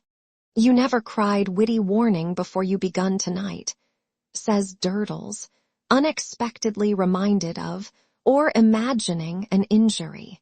"Your lie, I did," says Deputy, in his only form of polite contradiction. "Own brother, sir," observes Durdles, turning himself about again, and as unexpectedly forgetting his offense as he had recalled or conceived it. "Own brother to Peter the wild boy, but I gave him an object in life." At which he takes aim, Mr. Jasper suggests. "That's it, sir," returns Durdles, quite satisfied, "at which he takes aim. I took him in hand and gave him an object. What was he before? A destroyer. What work did he do? Nothing but destruction. What did he earn by it? Short terms in Cloisterham jail. Not a person, not a piece of property, not a winder, not a horse, nor a dog, nor a cat, nor a bird, nor a fowl, nor a pig, but what he stoned for want of an enlightened object. I put that enlightened object before him, and now he can turn his honest halfpenny by the 3 pennorth a week. I wonder he has no competitors. He has plenty, Mr. Jasper, but he stones 'em all away. Now, I don't know what this scheme of mine comes to, pursues Durdles, considering about it with the same sodden gravity. I don't know what you may precisely call it. It ain't a sort of a scheme of a national education. I should say not, replies Jasper. I should say not, assents Durdles. Then we won't try to give it a name. He still keeps behind us, repeats Jasper, looking over his shoulder. Is he to follow us? We can't help going round by the traveller's 2-penny. If we go the short way, which is the back way, Durdles answers, and we'll drop him there. So they go on. Deputy, as a rear-rank one, taking open order and invading the silence of the hour and place by stoning every wall, post, pillar, and other inanimate object, by the deserted way. Is there anything new down in the crypt, Durdles? Asks John Jasper. Is anything old, I think you mean, growls Durdles. It ain't a spot for novelty. Any new discovery on your part, I meant. There's a old un under the 7th pillar on the left, as you go down the broken steps of the little underground chapel as formerly was. I make him out, so fur as I've made him out yet, to be one of them old uns with a crook. To judge from the size of the passages in the walls, and of the steps and doors, by which they come and went, them crooks must have been a good deal in the way of the old uns. 2 on 'em meeting promiscuous must have hitched one another by the mitre pretty often, I should say. Without any endeavor to correct the literality of this opinion, Jasper surveys his companion, covered from head to foot with old mortar, lime, and stone grit, as though he, Jasper, were getting imbued with a romantic interest in his weird life. Yours is a curious existence. Without furnishing the least clue to the question, whether he receives this as a compliment or as quite the reverse, Durdles gruffly answers, Yours is another. Well, inasmuch as my lot is cast in the same old earthy, chilly, never-changing place, yes. But there is much more mystery and interest in your connection with the cathedral than in mine. Indeed, I am beginning to have some idea of asking you to take me on as a sort of student or free prentice under you, and to let me go about with you sometimes, and see some of these odd nooks in which you pass your days. The stony one replies, in a general way, all right. Everybody knows where to find Durdles when he's wanted. Which, if not strictly true, is approximately so, if taken to express that Durdles may always be found in a state of vagabondage somewhere. What I dwell upon most, says Jasper, pursuing his subject of romantic interest, is the remarkable accuracy with which you would seem to find out where people are buried. What is the matter? That bundle is in your way. Let me hold it. Durdles has stopped and backed a little, deputy, attentive to all his movements, immediately skirmishing into the road, and was looking about for some ledge or corner to place his bundle on, when thus relieved of it. Just you give me my hammer out of that, says Durdles, and I'll show you. Clink, clink, and his hammer is handed him. Now, look ye here. You pitch your note, don't you, Mr. Jasper? Yes. So I sound for mine. I take my hammer and I tap. Here he strikes the pavement, and the attentive deputy skirmishes at a rather wider range, as supposing that his head may be in requisition. I tap, tap, tap, solid, I go on tapping, solid still, tap again. Hollow a hollow, tap again, persevering, solid and hollow, tap, tap, tap to try it better. solid and hollow, and inside solid, hollow again. There you are, old uncrumbled away in stone coffin, in vault. Astonishing. I have even done this, says Durdles, drawing out his 2-foot rule, deputy meanwhile skirmishing nearer, as suspecting that treasure may be about to be discovered, which may somehow lead to his own enrichment, and the delicious treat of the discoverers being hanged by the neck on his evidence until they are dead. Say that hammer of mine's a wall, my work. 2, 4, and 2 is 6, measuring on the pavement. 6 foot inside that wall is Mrs. Sapsea. Not really Mrs. Sapsea. Say Mrs. Sapsea. Her wall's thicker, but say Mrs. Sapsea. Durdles taps that wall represented by that hammer and says, after good sounding, something be twixt us. Sure enough, some rubbish has been left in that same 6-foot space by Durdles's men. Jasper opines that such accuracy is a gift. I wouldn't have it at a gift, returns Durdles, by no means receiving the observation in good part. I worked it out for myself. Durdles comes by his knowledge through grubbing deep for it and having it up by the roots when it don't want to come. Hulloa, you deputy. Witty, is deputy's shrill response standing off again. Catch that halfpenny, and don't let me see any more of you tonight after we come to the traveller's 2-penny. Warning, returns deputy, having caught the halfpenny and appearing by this mystic word to express his assent to the arrangement. They have but to cross what was once the vineyard, belonging to what was once the monastery, to come into the narrow back lane wherein stands the crazy wooden house of 2 low stories, currently known as the Traveller's 2-penny. A house all warped and distorted, like the morals of the travellers, with scant remains of a lattice-work porch over the door, and also of a rustic fence before its stamped-out garden, by reason of the travellers being so bound to the premises by a tender sentiment, or so fond of having a fire by the roadside in the course of the day, that they can never be persuaded or threatened into departure, without violently possessing themselves of some wooden forget-me-not, and bearing it off.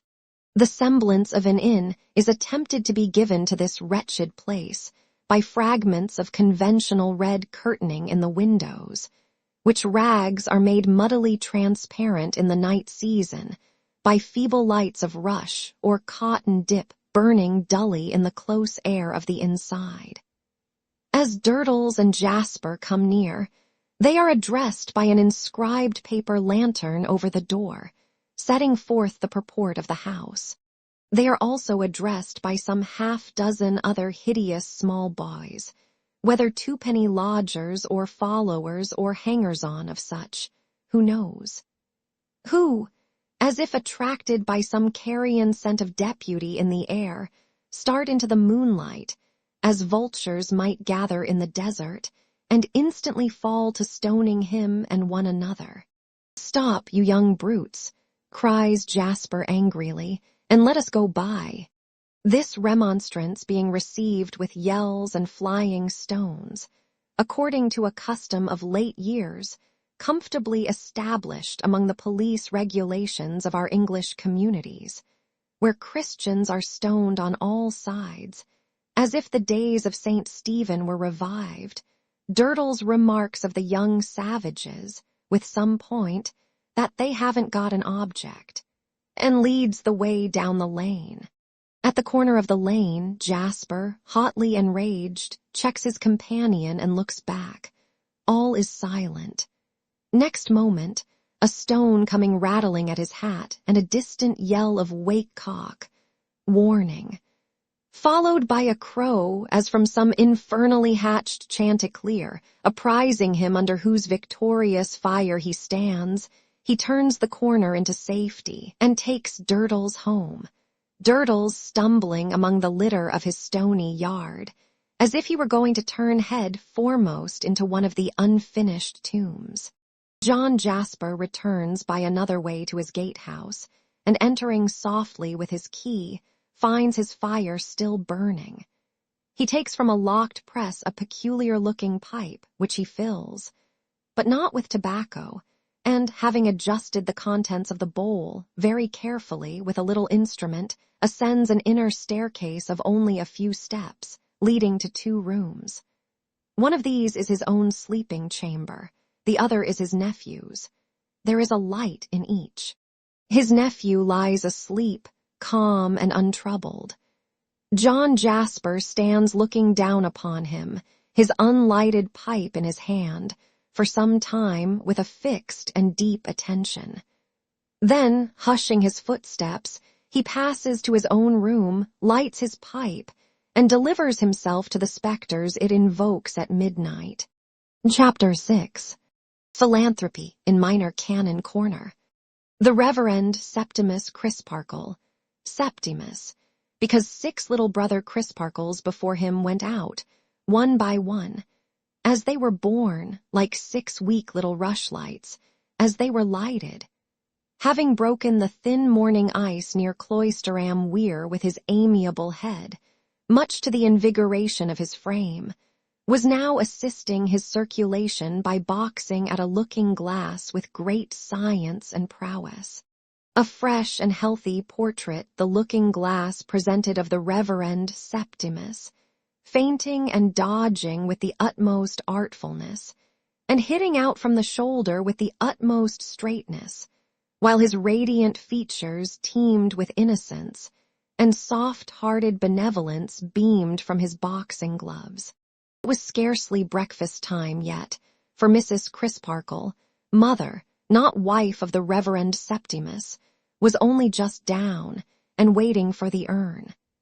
Indeed, the Reverend Septimus left off at this very moment to take the pretty old lady's entering face between his boxing gloves and kiss it.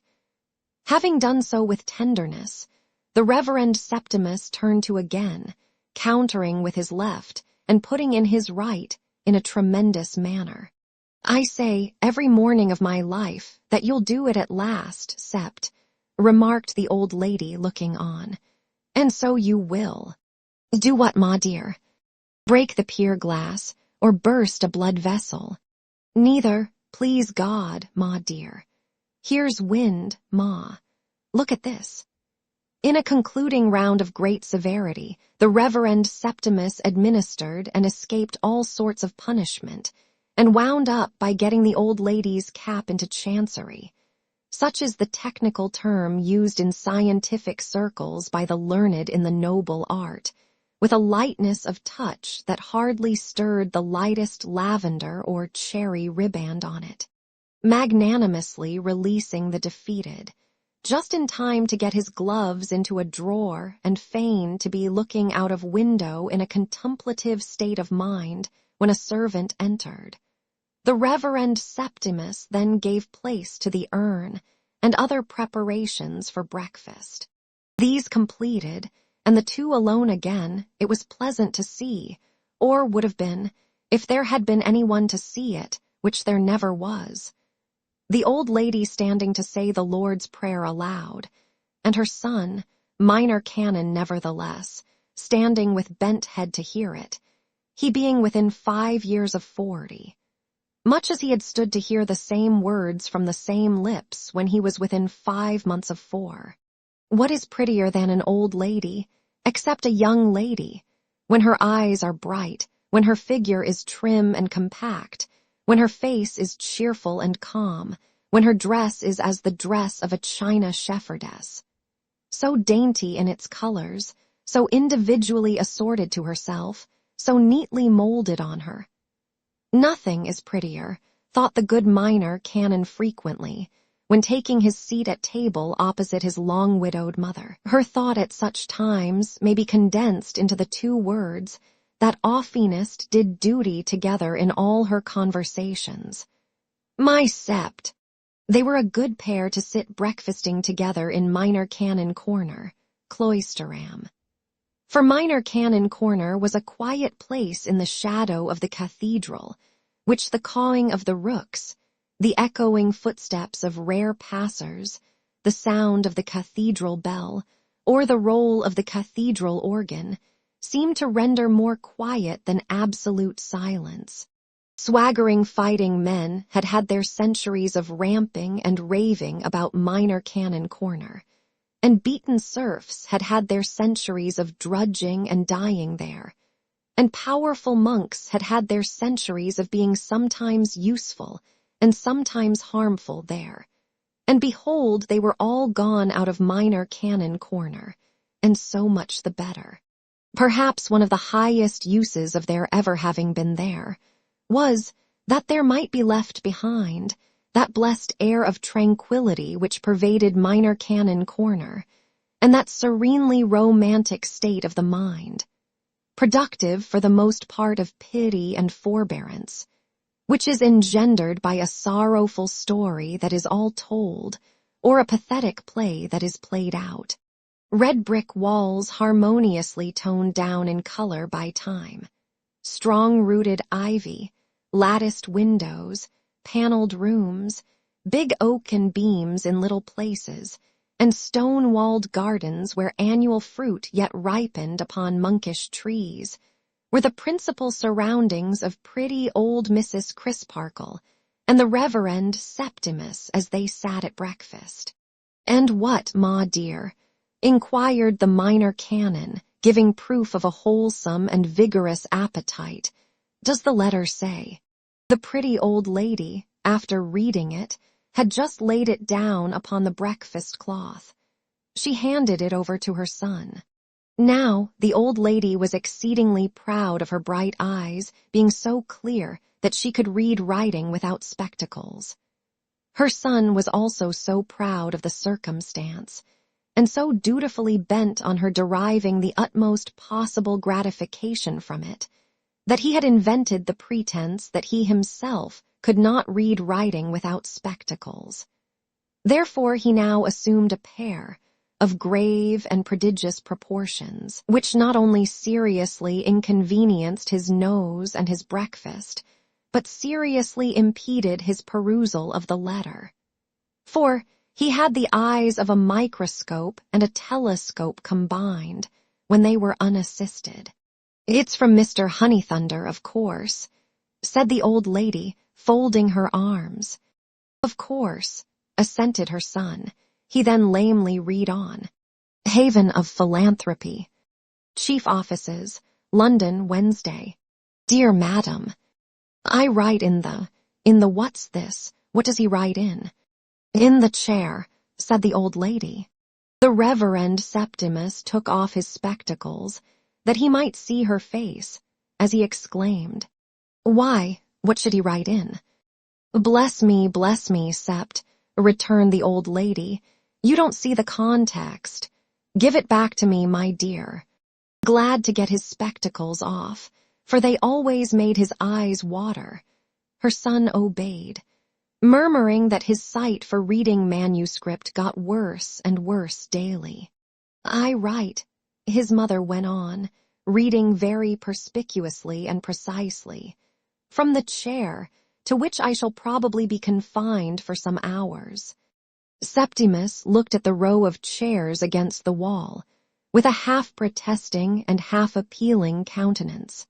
"We have," the old lady read on with a little extra emphasis, "a meeting of our convened chief composite committee of central and district philanthropists, at our head haven as above, and it is their unanimous pleasure that I take the chair." Septimus breathed more freely and muttered, "Oh, if he comes to that, let him." Not to lose a day's post, I take the opportunity of a long report being read, denouncing a public miscreant.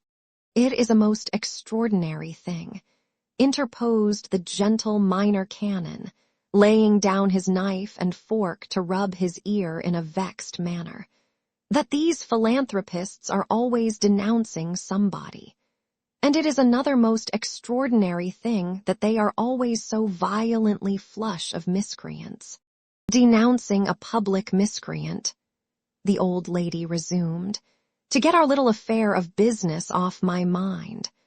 I have spoken with my 2 wards, Neville and Helena Landless, on the subject of their defective education, and they give in to the plan proposed, as I should have taken good care they did, whether they liked it or not.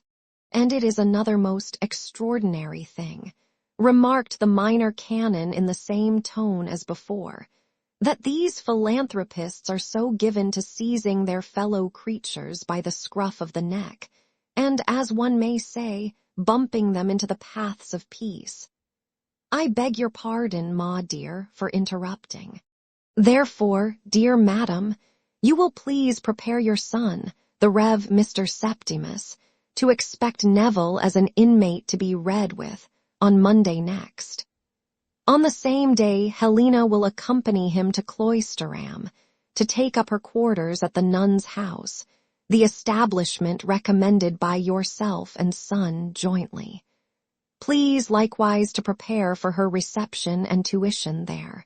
The terms in both cases are understood to be exactly as stated to me in writing by yourself, when I opened a correspondence with you on this subject, after the honor of being introduced to you at your sister's house in town here. With compliments to the Rev. Mr. Septimus, I am, dear madam, your affectionate brother in philanthropy, Luke Honeythunder. Well, Ma, said Septimus, after a little more rubbing of his ear, we must try it. There can be no doubt that we have room for an inmate and that I have time to bestow upon him and inclination too. I must confess to feeling rather glad that he is not Mr. Honeythunder himself, though that seems wretchedly prejudiced, does it not? For I never saw him. Is he a large man, Ma? I should call him a large man, my dear. The old lady replied after some hesitation, but that his voice is so much larger than himself, than anybody. Ha, said Septimus, and finished his breakfast as if the flavor of the superior family souchong, and also of the ham and toast and eggs, were a little on the wane. Mrs. Crisparkle's sister, another piece of Dresden china, and matching her so neatly that they would have made a delightful pair of ornaments for the 2 ends of any capacious, old-fashioned chimney-piece, and by right should never have been seen apart, was the childless wife of a clergyman holding corporation preferment in London City. Mr. Honeythunder, in his public character of professor of philanthropy, had come to know Mrs. Crisparkle during the last rematching of the china ornaments, in other words, during her last annual visit to her sister, after a public occasion of a philanthropic nature, when certain devoted orphans of tender years had been glutted with plum buns and plump bumptiousness. These were all the antecedents known in Minor Canon Corner of the coming pupils. I am sure you will agree with me, Ma, said Mr. Crisparkle, after thinking the matter over, that the first thing to be done is to put these young people as much at their ease as possible. There is nothing disinterested in the notion, because we cannot be at our ease with them unless they are at their ease with us. Now, Jasper's nephew is down here at present, and like takes to like, and youth takes to youth. He is a cordial young fellow, and we will have him to meet the brother and sister at dinner.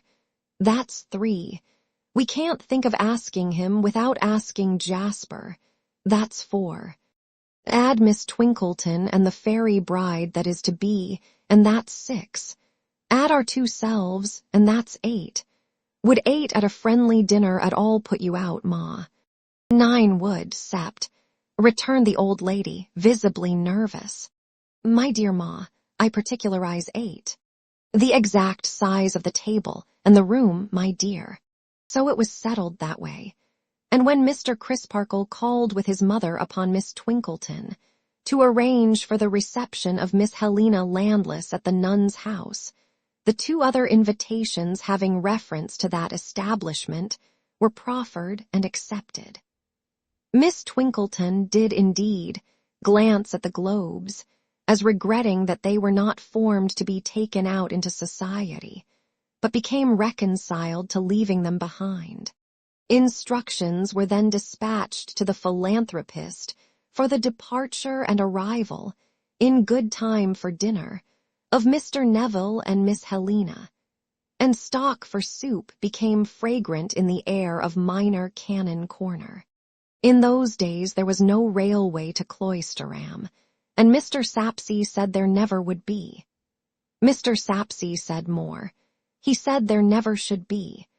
And yet, marvelous to consider, it has come to pass in these days that express trains don't think Cloisterham worth stopping at, but yell and whirl through it on their larger errands, casting the dust off their wheels as a testimony against its insignificance.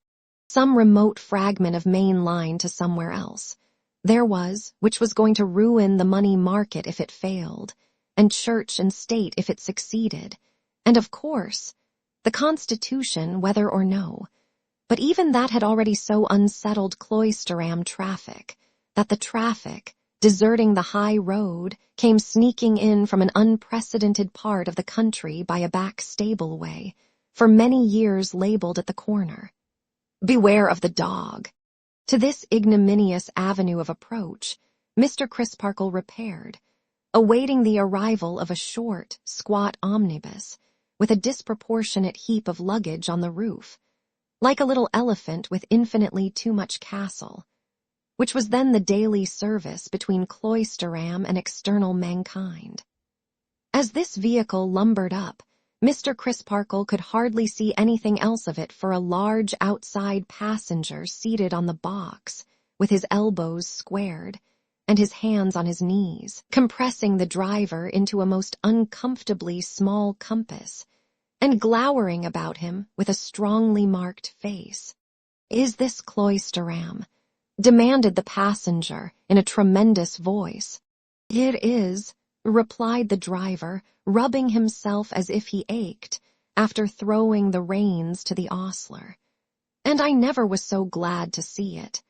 "Tell your master to make his box seat wider, then," returned the passenger. "Your master is morally bound, and ought to be legally, under ruinous penalties, to provide for the comfort of his fellow man." The driver instituted, with the palms of his hands, a superficial perquisition into the state of his skeleton, which seemed to make him anxious. "Have I sat upon you?" asked the passenger. "You have," said the driver, as if he didn't like it at all. "Take that card, my friend." "I think I won't deprive you on it," returned the driver, casting his eyes over it with no great favor without taking it. "What's the good of it to me?" "Be a member of that society," said the passenger. "What shall I get by it?" asked the driver. "Brotherhood," returned the passenger in a ferocious voice. "Thank ye," said the driver very deliberately as he got down. "My mother was contented with myself, and so am I. I don't want no brothers." "But you must have them," replied the passenger, also descending. "Whether you like it or not, I am your brother." "I say," expostulated the driver, becoming more chafed in temper. "Not too fur. The worm will when—" But here Mr. Crisparkle interposed, remonstrating aside in a friendly voice. "Joe, don't forget yourself, Joe, my good fellow." And then, when Joe peaceably touched his hat, accosting the passenger with, "Mr. Honeythunder." "That is my name, sir." "My name is Crisparkle." "Reverend Mr. Septimus." "Glad to see you, sir. Neville and Helena are inside. Having a little succumbed of late under the pressure of my public labors, I thought I would take a mouthful of fresh air and come down with them and return at night. So you are the Reverend Mr. Septimus, are you?" Surveying him on the whole with disappointment and twisting a double eyeglass by its ribbon, as if he were roasting it but not otherwise using it. "Ha! I expected to see you older, sir." "I hope you will," was the good-humored reply. demanded Mr. Honeythunder. "It's only a poor little joke, not worth repeating." "Joke? I never see a joke," Mr. Honeythunder frowningly retorted. "A joke is wasted upon me, sir. Where are they?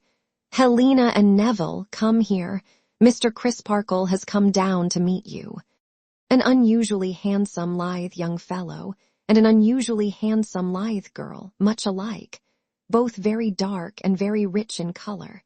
She of almost the gypsy type, something untamed about them both, a certain air upon them of hunter and huntress, yet withal a certain air of being the objects of the chase rather than the followers. Slender, supple, quick of eye and limb, half shy, half defiant, fierce of look, an indefinable kind of pause coming and going on their whole expression, both of face and form, which might be equally likened to the pause before a crouch or a bound. The rough mental notes made in the first 5 minutes by Mr. Crisparkle would have read thus, verbatim. He invited Mr. Honeythunder to dinner, with a troubled mind, for the discomfiture of the dear old China shepherdess lay heavy on it, and gave his arm to Helena Landless. Both she and her brother, as they walked all together through the ancient streets, took great delight in what he pointed out of the cathedral and the monastery ruin, and wondered. So his notes ran on, much as if they were beautiful barbaric captives brought from some wild tropical dominion. Mr. Honeythunder walked in the middle of the road, shouldering the natives out of his way, and loudly developing a scheme he had for making a raid on all the unemployed persons in the United Kingdom, laying them every one by the heels in jail, and forcing them, on pain of prompt extermination, to become philanthropists. Mrs. Crisparkle had need of her own share of philanthropy when she beheld this very large and very loud excrescence on the little party. Always something in the nature of a boil upon the face of society, Mr. Honeythunder expanded into an inflammatory when in Minor Canon Corner, though it was not literally true, as was facetiously charged against him by public unbelievers, that he called aloud to his fellow creatures, "Curse your souls and bodies, come here and be blessed." Still his philanthropy was of that gunpowderous sort that the difference between it and animosity was hard to determine. You were to abolish military force, but you were first to bring all commanding officers who had done their duty to trial by court-martial for that offense and shoot them.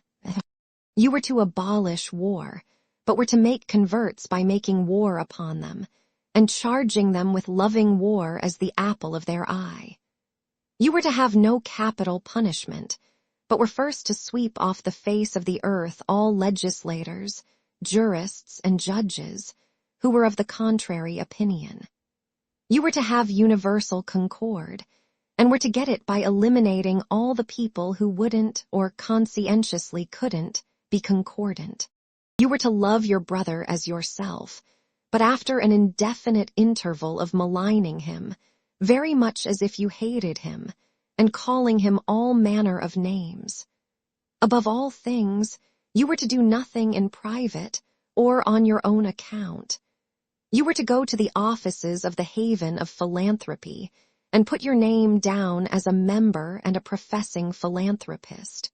Then you were to pay up your subscription, get your card of membership and your riband and medal, and were evermore to live upon a platform, and evermore to say what Mr. Honeythunder said, and what the treasurer said, and what the sub-treasurer said, and what the committee said, and what the subcommittee said, and what the secretary said, and what the vice-secretary said. And this was usually said in the unanimously carried resolution under hand and seal, to the effect that this assembled body of professing philanthropists' views, with indignant scorn and contempt, not unmixed with utter detestation and loathing abhorrence. In short, the baseness of all those who do not belong to it, and pledges itself to make as many obnoxious statements as possible about them, without being at all particular as to facts. The dinner was a most doleful breakdown. The philanthropist deranged the symmetry of the table, sat himself in the way of the waiting, blocked up the thoroughfare, and drove Mr. Tope, who assisted the parlor maid, to the verge of distraction by passing plates and dishes on, over his own head. Nobody could talk to anybody, because he held forth to everybody at once, as if the company had no individual existence, but were a meeting. He impounded the Reverend Mr. Septimus as an official personage to be addressed, or kind of human peg to hang his oratorical hat on, and fell into the exasperating habit, common among such orators, of impersonating him as a wicked and weak opponent.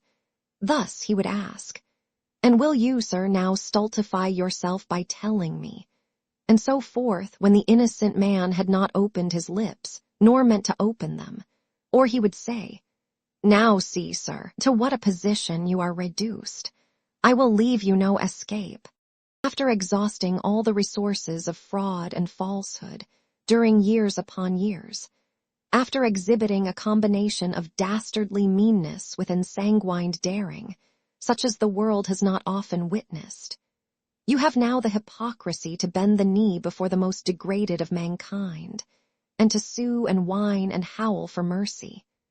Whereat the unfortunate minor canon would look, in part indignant and in part perplexed, while his worthy mother sat bridling, with tears in her eyes, and the remainder of the party lapsed into a sort of gelatinous state, in which there was no flavor or solidity, and very little resistance. But the gush of philanthropy that burst forth when the departure of Mr. Honeythunder began to impend must have been highly gratifying to the feelings of that distinguished man. His coffee was produced, by the special activity of Mr. Tope, a full hour before he wanted it. Mr. Crisparkle sat with his watch in his hand for about the same period, lest he should overstay his time. The four young people were unanimous in believing that the cathedral clock struck 3/4, when it actually struck but 1. Miss Twinkleton estimated the distance to the omnibus at 5 and 20 minutes' walk, when it was really 5. The affectionate kindness of the whole circle hustled him into his greatcoat and shoved him out into the moonlight, as if he were a fugitive traitor with whom they sympathized, and a troop of horse were at the back door. Mr. Crisparkle and his new charge, who took him to the omnibus, were so fervent in their apprehensions of his catching cold that they shut him up in it instantly and left him, with still half an hour to spare. Chapter 7. More confidences than one. "I know very little of that gentleman, sir," said Neville to the minor canon as they turned back. "You know very little of your guardian," the minor canon repeated. "Almost nothing. How came he to be my guardian? I'll tell you, sir. I suppose you know that we come, my sister and I, from Ceylon." "Indeed, no. I wonder at that. We lived with a stepfather there. Our mother died there when we were little children. We have had a wretched existence. She made him our guardian, and he was a miserly wretch who grudged us food to eat and clothes to wear. At his death, he passed us over to this man, for no better reason that I know of than his being a friend or connection of his, whose name was always in print and catching his attention. That was lately, I suppose." "Quite lately, sir. This stepfather of ours was a cruel brute as well as a grinding one. It is well he died when he did, or I might have killed him." Mr. Crisparkle stopped short in the moonlight and looked at his hopeful pupil in consternation. "I surprise you, sir," he said, with a quick change to a submissive manner. "You shock me, unspeakably shock me." The pupil hung his head for a little while as they walked on, and then said, "You never saw him beat your sister. I have seen him beat mine more than once or twice, and I never forgot it." "Nothing," said Mr. Crisparkle, Not even a beloved and beautiful sister's tears under dastardly ill usage. He became less severe, in spite of himself, as his indignation rose. Could justify those horrible expressions that you used. I am sorry I used them, and especially to you, sir. I beg to recall them, but permit me to set you right on one point. You spoke of my sister's tears. My sister would have let him tear her to pieces before she would have let him believe that he could make her shed a tear. Mr. Crisparkle reviewed those mental notes of his, and was neither at all surprised to hear it, nor at all disposed to question it. Perhaps you will think it strange, sir. This was said in a hesitating voice, that I should so soon ask you to allow me to confide in you, and to have the kindness to hear a word or two from me in my defense. Defense, Mr. Crisparkle repeated. You are not on your defense, Mr. Neville. I think I am, sir. At least I know I should be, if you were better acquainted with my character. Well, Mr. Neville, was the rejoinder. What if you leave me to find it out? Since it is your pleasure, sir, answered the young man, with a quick change in his manner to sullen disappointment. Since it is your pleasure to check me in my impulse, I must submit. There was that in the tone of this short speech which made the conscientious man to whom it was addressed uneasy. It hinted to him that he might, without meaning it, turn aside a trustfulness beneficial to a misshapen young mind, and perhaps to his own power of directing and improving it. They were within sight of the lights in his windows, and he stopped. Let us turn back and take a turn or two up and down, Mr. Neville, or you may not have time to finish what you wish to say to me. You are hasty in thinking that I mean to check you. Quite the contrary. I invite your confidence. You have invited it, sir, without knowing it, ever since I came here. I say ever since, as if I had been here a week. The truth is, we came here, my sister and I, to quarrel with you, and affront you, and break away again. Really? Said Mr. Crisparkle, at a dead loss for anything else to say. You see, we could not know what you were beforehand, sir, could we? Clearly not, said Mr. Crisparkle. And having liked no one else with whom we have ever been brought into contact, we had made up our minds not to like you. Really? Said Mr. Crisparkle again. But we do like you, sir, and we see an unmistakable difference between your house and your reception of us, and anything else we have ever known. This, and my happening to be alone with you, and everything around us seeming so quiet and peaceful after Mr. Honeythunder's departure, and Cloisterham being so old and grave and beautiful, with the moon shining on it, these things incline me to open my heart. I quite understand, Mr. Neville, and it is salutary to listen to such influences. In describing my own imperfections, sir, I must ask you not to suppose that I am describing my sister's. She has come out of the disadvantages of our miserable life, as much better than I am, as that cathedral tower is higher than those chimneys. Mr. Crisparkle, in his own breast, was not so sure of this. I have had, sir, from my earliest remembrance to suppress a deadly and bitter hatred. This has made me secret and revengeful. I have been always tyrannically held down by the strong hand. This has driven me, in my weakness, to the resource of being false and mean. I have been stinted of education, liberty, money, dress, the very necessaries of life, the commonest pleasures of childhood, the commonest possessions of youth. This has caused me to be utterly wanting in I don't know what emotions, or remembrances, or good instincts. I have not even a name for the thing, you see, that you have had to work upon in other young men to whom you have been accustomed.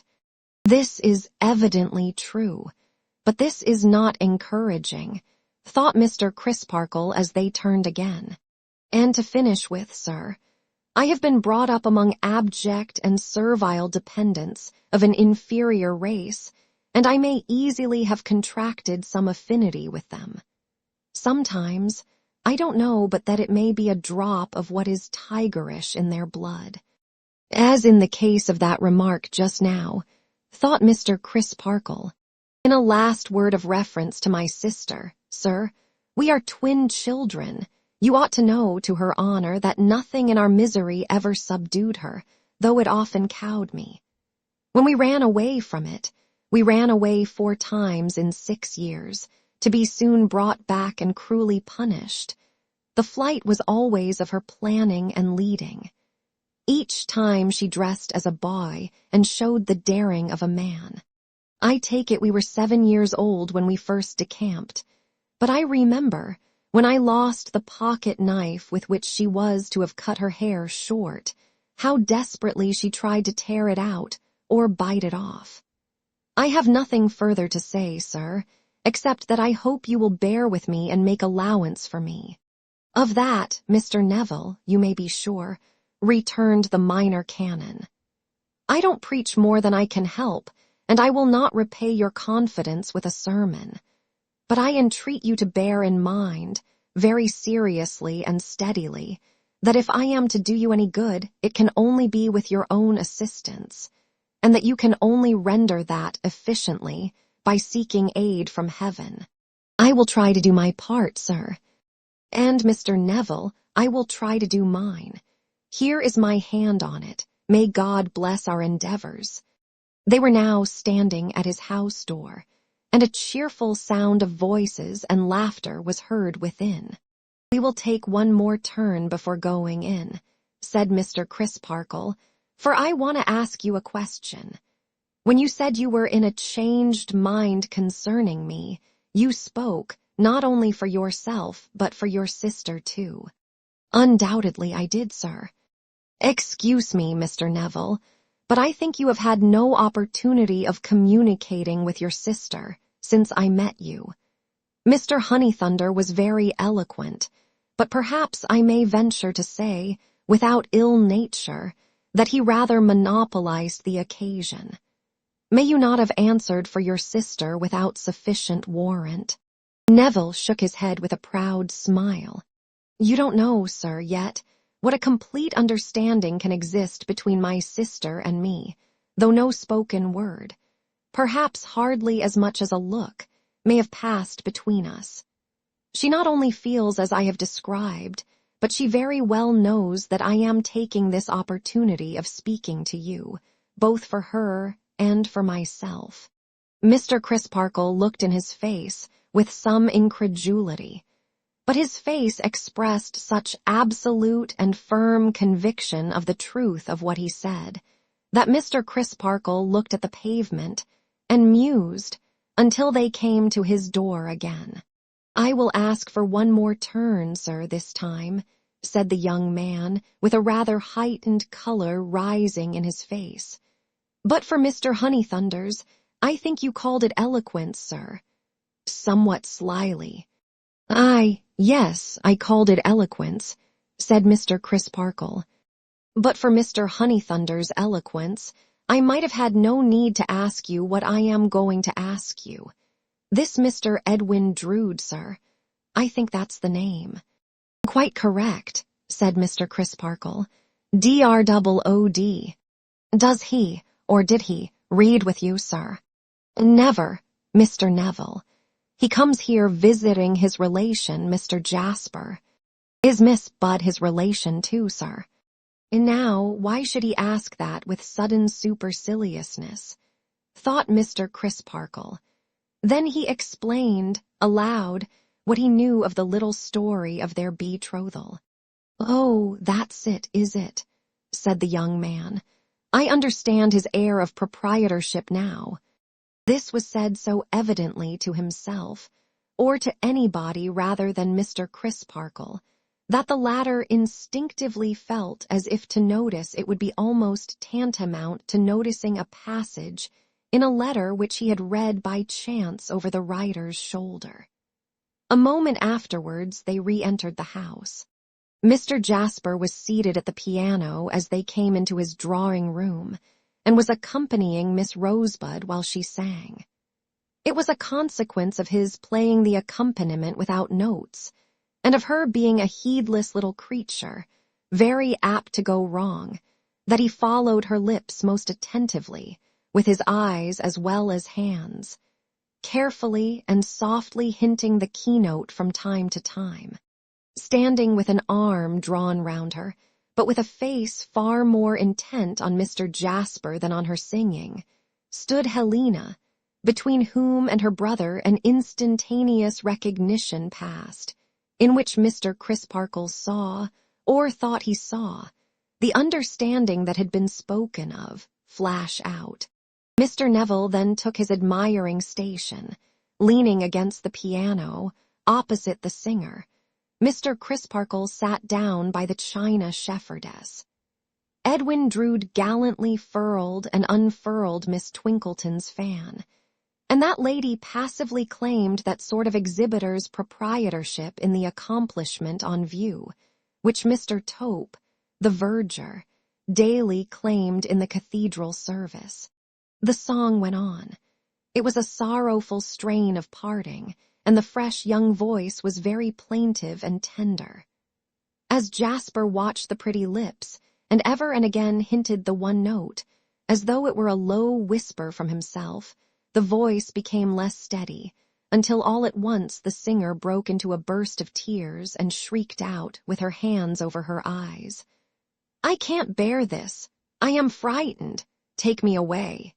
With one swift turn of her lithe figure, Helena laid the little beauty on a sofa, as if she had never caught her up.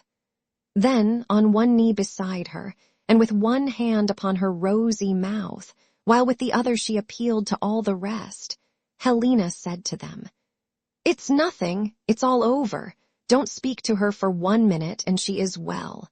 Jasper's hands had, in the same instant, lifted themselves from the keys, and were now poised above them, as though he waited to resume. In that attitude he yet sat quiet, not even looking round when all the rest had changed their places and were reassuring one another. "Pussy's not used to an audience, that's the fact," said Edwin Drood. "She got nervous and couldn't hold out. Besides, Jack, you are such a conscientious master and require so much that I believe you make her afraid of you. No wonder." "No wonder," repeated Helena. "There, Jack, you hear. You would be afraid of him under similar circumstances, wouldn't you, Miss Landless?" "Not under any circumstances," returned Helena. Jasper brought down his hands, looked over his shoulder, and begged to thank Miss Landless for her vindication of his character. Then he fell to dumbly playing, without striking the notes, while his little pupil was taken to an open window for air, and was otherwise petted and restored. When she was brought back, his place was empty.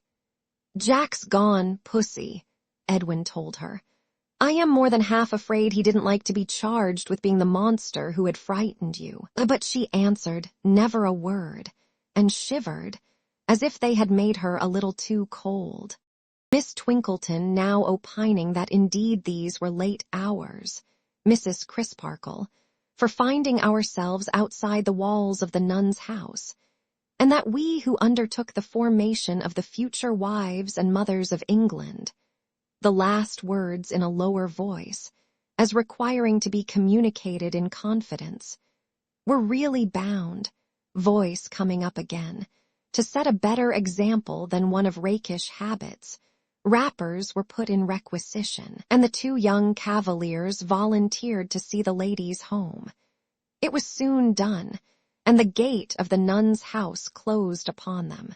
The boarders had retired, and only Mrs. Tisher in solitary vigil awaited the new pupil. Her bedroom being within Rosa's, very little introduction or explanation was necessary before she was placed in charge of her new friend and left for the night. "This is a blessed relief, my dear," said Helena. I have been dreading all day that I should be brought to bay at this time." "There are not many of us," returned Rosa, "and we are good-natured girls, at least the others are. I can answer for them." "I can answer for you," laughed Helena, searching the lovely little face with her dark, fiery eyes and tenderly caressing the small figure. "You will be a friend to me, won't you?" "I hope so.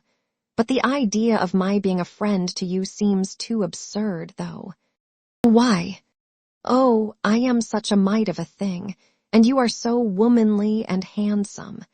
You seem to have resolution and power enough to crush me. I shrink into nothing by the side of your presence even. I am a neglected creature, my dear, unacquainted with all accomplishments, sensitively conscious that I have everything to learn, and deeply ashamed to own my ignorance. And yet you acknowledge everything to me," said Rosa. "My pretty one, can I help it? There is a fascination in you." "Oh, is there though?" pouted Rosa, half in jest and half in earnest. What a pity Master Eddie doesn't feel it more. Of course, her relations towards that young gentleman had been already imparted in Minor Canon Corner. "Why, surely he must love you with all his heart," cried Helena, with an earnestness that threatened to blaze into ferocity if he didn't. "Oh, well, I suppose he does," said Rosa, pouting again. "I am sure I have no right to say he doesn't. Perhaps it's my fault. Perhaps I am not as nice to him as I ought to be. I don't think I am, but it is so ridiculous." Helena's eyes demanded what was. "We are," said Rosa, answering as if she had spoken. "We are such a ridiculous couple, and we are always quarreling." "Why?" "Because we both know we are ridiculous, my dear." Rosa gave that answer as if it were the most conclusive answer in the world. Helena's masterful look was intent upon her face for a few moments, and then she impulsively put out both her hands and said, "You will be my friend and help me." "Indeed, my dear, I will," replied Rosa, in a tone of affectionate childishness that went straight and true to her heart. "I will be as good a friend as such a mite of a thing can be to such a noble creature as you. And be a friend to me, please. I don't understand myself, and I want a friend who can understand me, very much indeed." Helena Landless kissed her, and retaining both her hands said, "Who is Mr. Jasper?" Rosa turned aside her head in answering, "Eddie's uncle, and my music master." "You do not love him?" "Ugh!" She put her hands up to her face and shook with fear or horror. "You know that he loves you."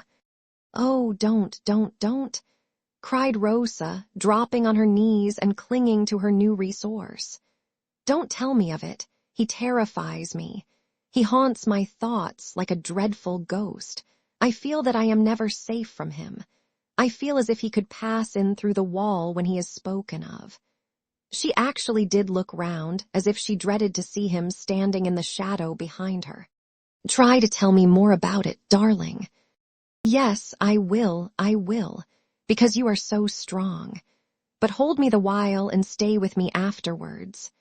"My child, you speak as if he had threatened you in some dark way." "He has never spoken to me about that. Never." "What has he done?" "He has made a slave of me with his looks. He has forced me to understand him without his saying a word, and he has forced me to keep silence without his uttering a threat. When I play, he never moves his eyes from my hands. When I sing, he never moves his eyes from my lips. When he corrects me and strikes a note or a chord or plays a passage, he himself is in the sounds, whispering that he pursues me as a lover and commanding me to keep his secret. I avoid his eyes, but he forces me to see them without looking at them, even when a glaze comes over them, which is sometimes the case. And he seems to wander away into a frightful sort of dream in which he threatens most.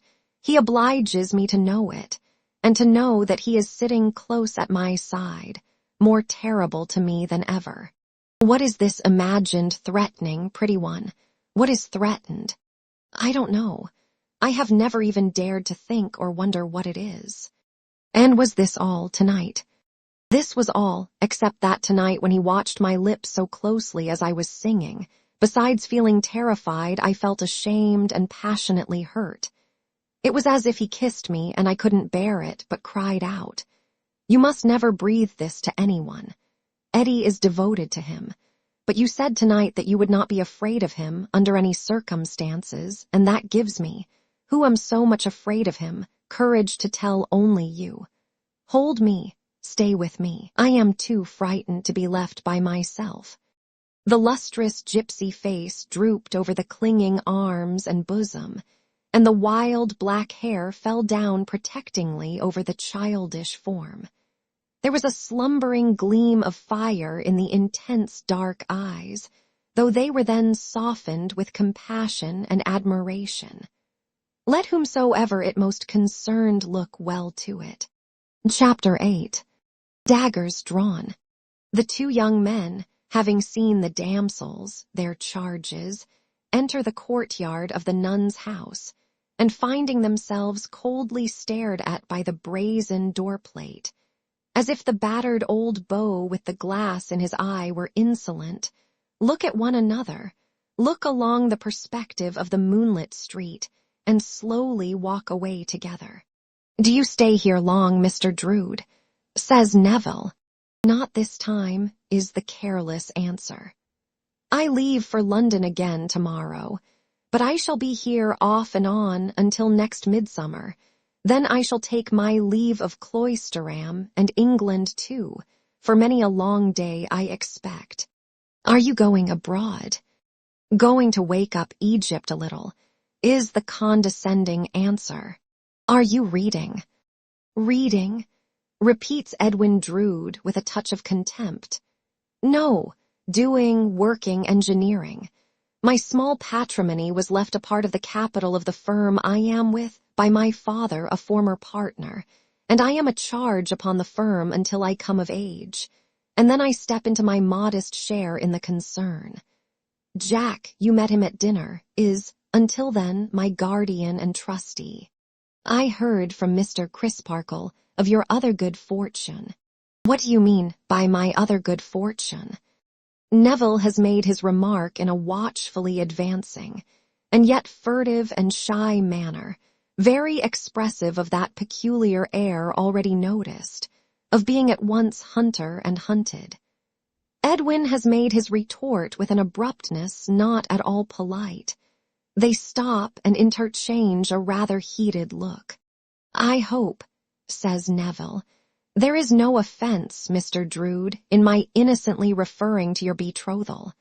"By George," cries Edwin, leading on again at a somewhat quicker pace. "Everybody in this chattering old Cloisterham refers to it. I wonder no public house has been set up with my portrait for the sign of the betrothed's head, or Pussy's portrait, one or the other. I am not accountable for Mr. Crisparkle's mentioning the matter to me, quite openly." Neville begins. "No, that's true, you are not." Edwin Drood assents. "But," resumes Neville, "I am accountable for mentioning it to you, and I did so on the supposition that you could not fail to be highly proud of it. Now, there are these two curious touches of human nature working the secret springs of this dialogue. Neville Landless is already enough impressed by little Rosebud to feel indignant that Edwin Drood, far below her, should hold his prize so lightly. Edwin Drood is already enough impressed by Helena to feel indignant that Helena's brother, far below her, should dispose of him so coolly, and put him out of the way so entirely. However, the last remark had better be answered. So, says Edwin, "I don't know, Mr. Neville," adopting that mode of address from Mr. Crisparkle, "that what people are proudest of they usually talk most about. I don't know either that what they are proudest of they most like other people to talk about. But I live a busy life, and I speak under correction by you readers, who ought to know everything, and I dare say do.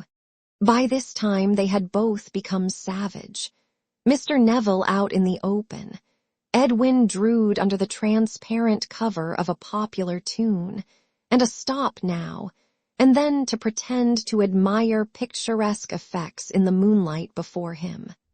"It does not seem to me very civil in you," remarks Neville at length, "to reflect upon a stranger who comes here, not having had your advantages, to try to make up for lost time.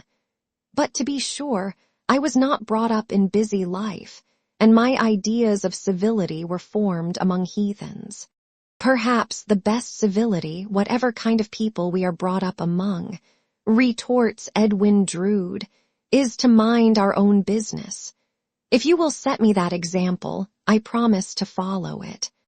Do you know that you take a great deal too much upon yourself?" is the angry rejoinder, "and that in the part of the world I come from, you would be called to account for it." "By whom, for instance?" asks Edwin Drood, coming to a halt and surveying the other with a look of disdain. But here a startling right hand is laid on Edwin's shoulder, and Jasper stands between them. For it would seem that he, too, has strolled round by the nun's house, and has come up behind them on the shadowy side of the road. Ned, he says, "we must have no more of this. I don't like this. I have overheard high words between you two. Remember, my dear boy, you are almost in the position of host tonight. You belong, as it were, to the place, and in a manner represent it towards a stranger. Mr. Neville is a stranger, and you should respect the obligations of hospitality."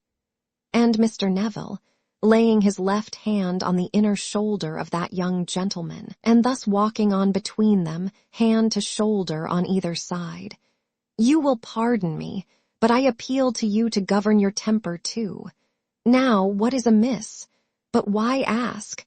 Let there be nothing amiss, and the question is superfluous. We are all three on a good understanding, are we not?" After a silent struggle between the two young men who shall speak last, Edwin Drood strikes in with, "So far as I am concerned, Jack, there is no anger in me." "Nor in me," says Neville Landless, though not so freely, or perhaps so carelessly. "But if Mr. Drood knew all that lies behind me, far away from here, he might know better how it is that sharp-edged words have sharp edges to wound me." "Perhaps," says Jasper in a soothing manner, "we had better not qualify our good understanding. We had better not say anything having the appearance of a remonstrance or condition. It might not seem generous. Frankly and freely, you see there is no anger in Ned. Frankly and freely, there is no anger in you, Mr. Neville. None at all, Mr. Jasper. Still, not quite so frankly or so freely, or, be it said once again, not quite so carelessly, perhaps. All over, then. Now my bachelor gatehouse is a few yards from here, and the heater is on the fire, and the wine and glasses are on the table, and it is not a stone's throw from Minor Canon Corner.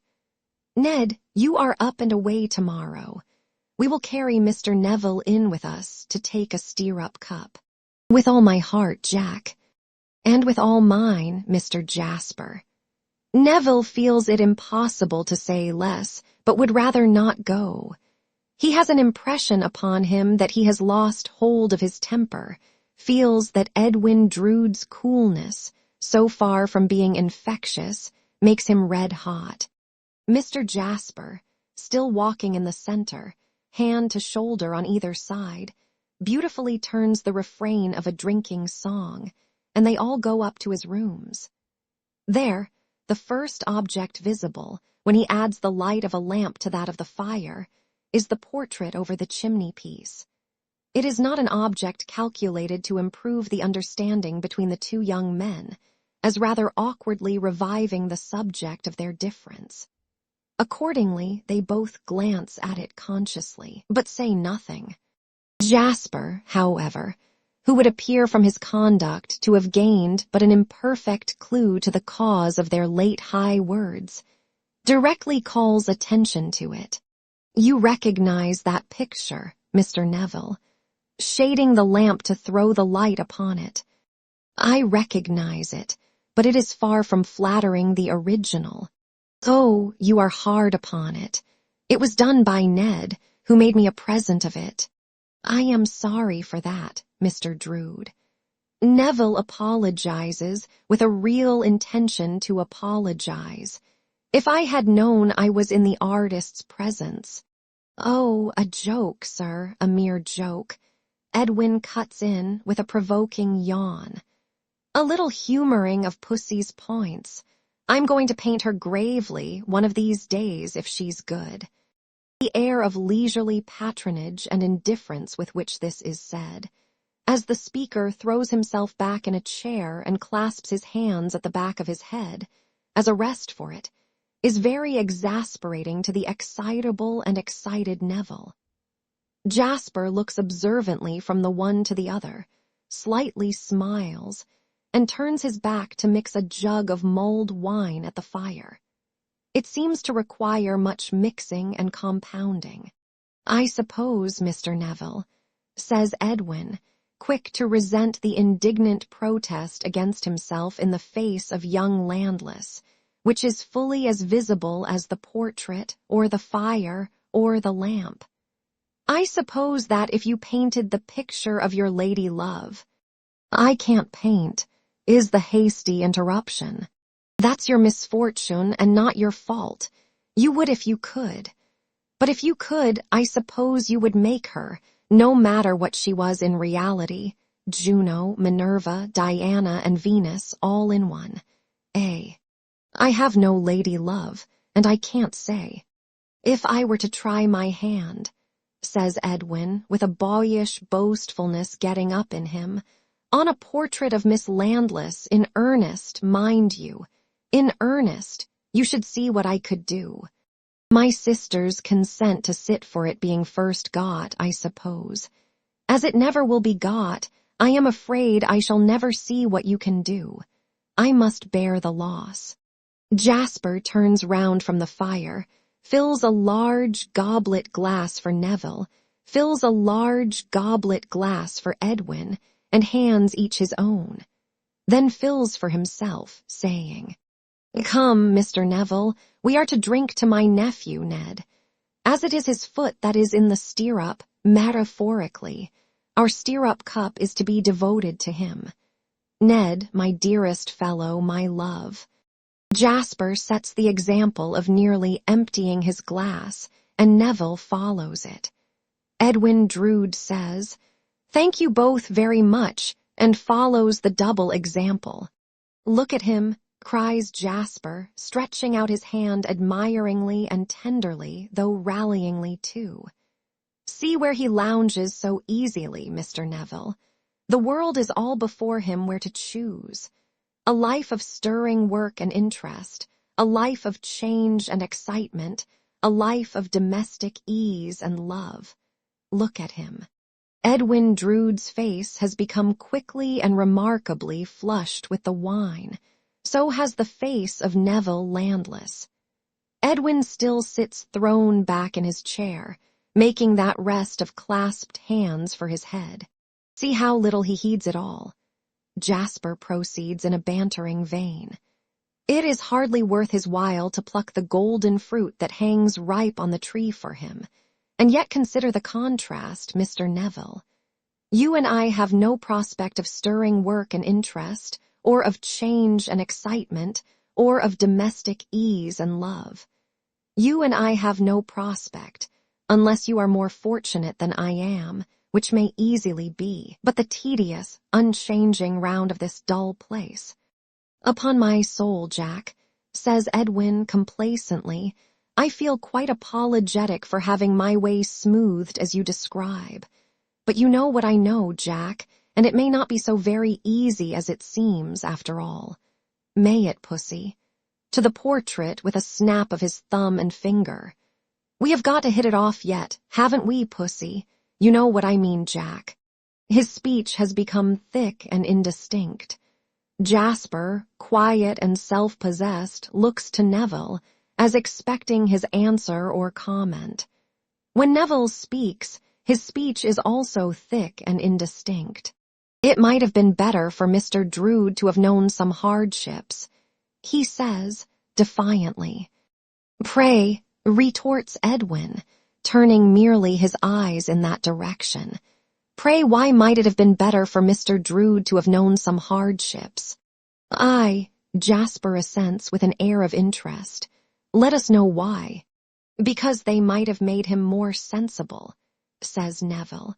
"Of good fortune that is not by any means necessarily the result of his own merits."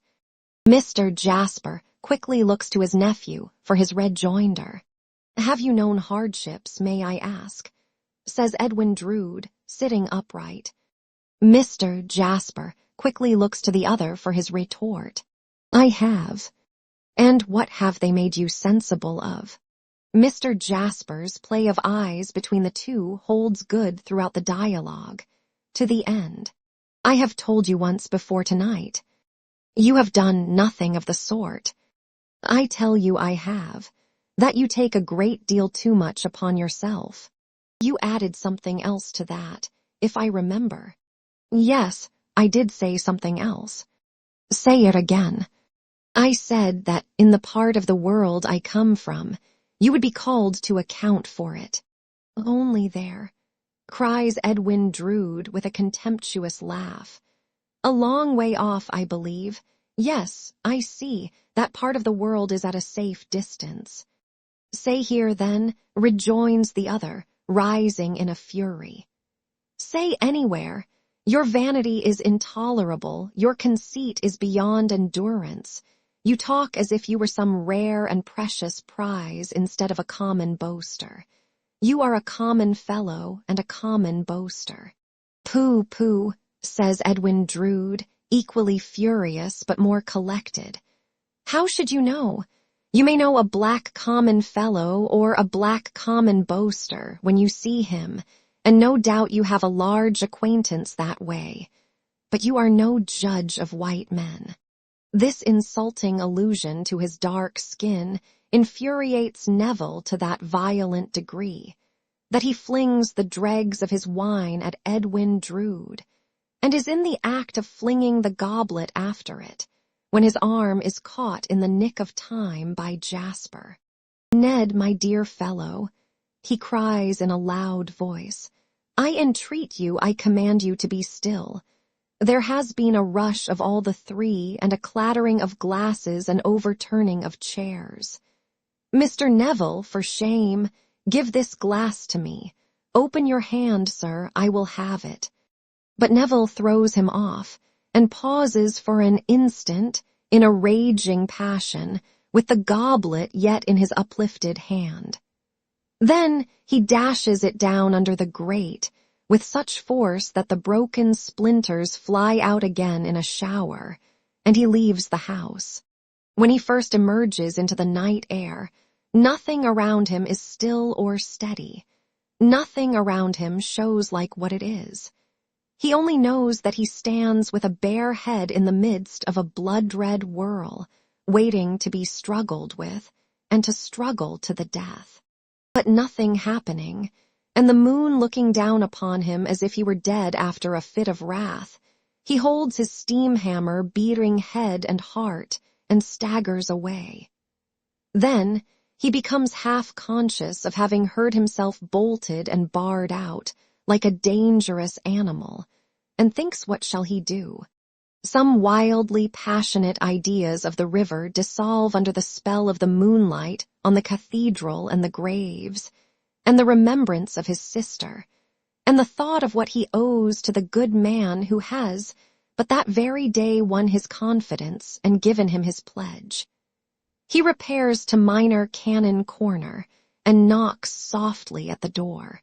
It is Mr. Crisparkle's custom to sit up last of the early household, very softly touching his piano and practicing his favorite parts in concerted vocal music.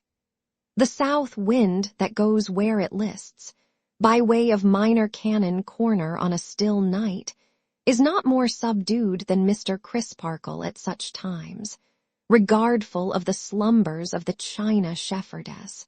His knock is immediately answered by Mr. Crisparkle himself. When he opens the door, candle in hand, his cheerful face falls, and disappointed amazement is in it. "Mr. Neville, in this disorder, where have you been?" "I have been to Mr. Jasper's, sir, with his nephew." "Come in." The minor canon props him by the elbow with a strong hand, in a strictly scientific manner, worthy of his morning trainings, and turns him into his own little book-room and shuts the door. "I have begun ill, sir. I have begun dreadfully ill." "Too true. You are not sober, Mr. Neville." "I am afraid I am not, sir, though I can satisfy you at another time that I have had a very little indeed to drink, and that it overcame me in the strangest and most sudden manner." Mr. Neville, says the minor canon, shaking his head with a sorrowful smile. "I have heard that said before. I think, my mind is much confused, but I think, it is equally true of Mr. Jasper's nephew, sir." "Very likely," is the dry rejoinder. "We quarreled, sir. He insulted me most grossly. He had heated that tigerish blood I told you of today before then." "Mr. Neville," rejoins the minor canon mildly but firmly, "I request you not to speak to me with that clenched right hand. Unclench it, if you please." "He goaded me, sir," pursues the young man, instantly obeying, "beyond my power of endurance. I cannot say whether or no he meant it at first, but he did it. He certainly meant it at last. In short, sir, with an irrepressible outburst, in the passion into which he lashed me, I would have cut him down if I could, and I tried to do it." "You have clenched that hand again," is Mr. Crisparkle's quiet commentary. "I beg your pardon, sir. You know your room, for I showed it you before dinner, but I will accompany you to it once more. Your arm, if you please. Softly, for the house is all a bed." Scooping his hand into the same scientific elbow rest as before, and backing it up with the inert strength of his arm, as skillfully as a police expert, and with an apparent repose quite unattainable by novices, Mr. Crisparkle conducts his pupil to the pleasant and orderly old room prepared for him.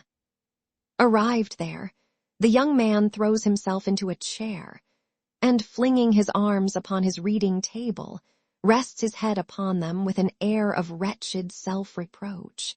The gentle minor canon has had it in his thoughts to leave the room without a word, but looking round at the door and seeing this dejected figure, he turns back to it, touches it with a mild hand, says good night. A sob is his only acknowledgment. He might have had many a worse, perhaps could have had few better. Another soft knock at the outer door attracts his attention as he goes downstairs. He opens it to Mr. Jasper, holding in his hand the pupil's hat. "We have had an awful scene with him," says Jasper in a low voice. "Has it been so bad as that?" "Murderous," Mr. Crisparkle remonstrates. No, do not use such strong words. He might have laid my dear boy dead at my feet. It is no fault of his that he did not, but that I was, through the mercy of God, swift and strong with him, he would have cut him down on my hearth. The phrase smites home. Ah, thinks Mr. Crisparkle his own words. Seeing what I have seen tonight, and hearing what I have heard, adds Jasper with great earnestness, I shall never know peace of mind when there is danger of those two coming together, with no one else to interfere. It was horrible. There is something of the tiger in his dark blood. Ah, thinks Mr. Crisparkle, so he said. You, my dear sir, pursues Jasper, taking his hand, even you have accepted a dangerous charge. You need have no fear for me, Jasper, returns Mr. Crisparkle with a quiet smile. I have none for myself. I have none for myself, returns Jasper with an emphasis on the last pronoun, because I am not, nor am I in the way of being the object of his hostility. But you may be, and my dear boy has been. Good night. Mr. Crisparkle goes in, with the hat that has so easily, so almost imperceptibly, acquired the right to be hung up in his hall, hangs it up, and goes thoughtfully to bed. Chapter 9. Birds in the Bush. Rosa, having no relation that she knew of in the world, had from the 7th year of her age known no home but the nun's house, and no mother but Miss Twinkleton. Her remembrance of her own mother was of a pretty little creature like herself, not much older than herself it seemed to her, who had been brought home in her father's arms, drowned. The fatal accident had happened at a party of pleasure. Every fold and color in the pretty summer dress, and even the long wet hair, with scattered petals of ruined flowers still clinging to it, as the dead young figure, in its sad, sad beauty lay upon the bed, were fixed indelibly in Rosa's recollection. So were the wild despair and the subsequent bowed-down grief of her poor young father, who died broken-hearted on the first anniversary of that hard day. The betrothal of Rosa grew out of the soothing of his year of mental distress by his fast friend and old college companion, Drood, who likewise had been left a widower in his youth. But he, too, went the silent road into which all earthly pilgrimages merge, some sooner and some later, and thus the young couple had come to be as they were. The atmosphere of pity surrounding the little orphan girl when she first came to Cloisterham had never cleared away. It had taken brighter hues as she grew older, happier, prettier. Now it had been golden, now roseate, and now azure, but it had always adorned her with some soft light of its own. The general desire to console and caress her had caused her to be treated in the beginning as a child much younger than her years. The same desire had caused her to be still petted when she was a child no longer. Who should be her favorite? Who should anticipate this or that small present, or do her this or that small service? Who should take her home for the holidays? Who should write to her the oftenest when they were separated, and whom she would most rejoice to see again when they were reunited? Even these gentle rivalries were not without their slight dashes of bitterness in the nun's house. Well for the poor nuns in their day, if they hid no harder strife under their veils and rosaries. Thus Rosa had grown to be an amiable, giddy, willful, winning little creature, spoilt, in the sense of counting upon kindness from all around her, but not in the sense of repaying it with indifference. Possessing an exhaustless well of affection in her nature, its sparkling waters had freshened and brightened the nun's house for years, and yet its depths had never yet been moved. What might betide when that came to pass? What developing changes might fall upon the heedless head and light heart, then, remained to be seen. By what means the news that there had been a quarrel between the two young men overnight, involving even some kind of onslaught by Mr. Neville upon Edwin Drood, got into Miss Twinkleton's establishment before breakfast, it is impossible to say. Whether it was brought in by the birds of the air, or came blowing in with the very air itself, when the casement windows were set open. Whether the baker brought it kneaded into the bread, or the milkman delivered it as part of the adulteration of his milk, or the housemaids, beating the dust out of their mats against the gate-posts, received it in exchange deposited on the mats by the town atmosphere. Certain it is that the news permeated every gable of the old building before Miss Twinkleton was down, and that Miss Twinkleton herself received it through Mrs. Tisher, while yet in the act of dressing, or, as she might have expressed the phrase to a parent or guardian of a mythological turn, of sacrificing to the Graces. Miss Landless's brother had thrown a bottle at Mr. Edwin Drood. Miss Landless's brother had thrown a knife at Mr. Edwin Drood. The knife became suggestive of a fork, and Miss Landless's brother had thrown a fork at Mr. Edwin Drood.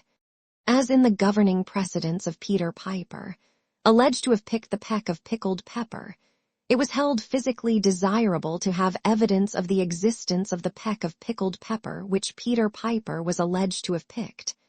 So, in this case, it was held psychologically important to know why Miss Landless's brother threw a bottle, knife, or fork, or bottle, knife, and fork, for the cook had been given to understand it was all three, at Mr. Edwin Drood. Well then, Miss Landless's brother had said he admired Miss Budd. Mr. Edwin Drood had said to Miss Landless's brother that he had no business to admire Miss Budd. Miss Landless's brother had then upped. This was the cook's exact information with the bottle, knife, fork, and decanter, the decanter now coolly flying at everybody's head without the least introduction, and thrown them all at Mr. Edwin Drood.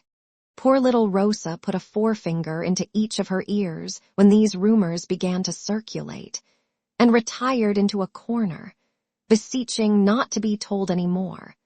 But Miss Landless, begging permission of Miss Twinkleton to go and speak with her brother, and pretty plainly showing that she would take it if it were not given, struck out the more definite course of going to Mr. Crisparkle's for accurate intelligence. When she came back, being first closeted with Miss Twinkleton, in order that anything objectionable in her tidings might be retained by that discreet filter, she imparted to Rosa only what had taken place, dwelling with a flushed cheek on the provocation her brother had received, but almost limiting it to that last gross affront as crowning some other words between them, and out of consideration for her new friend, passing lightly over the fact that the other words had originated in her lover's taking things in general so very easily.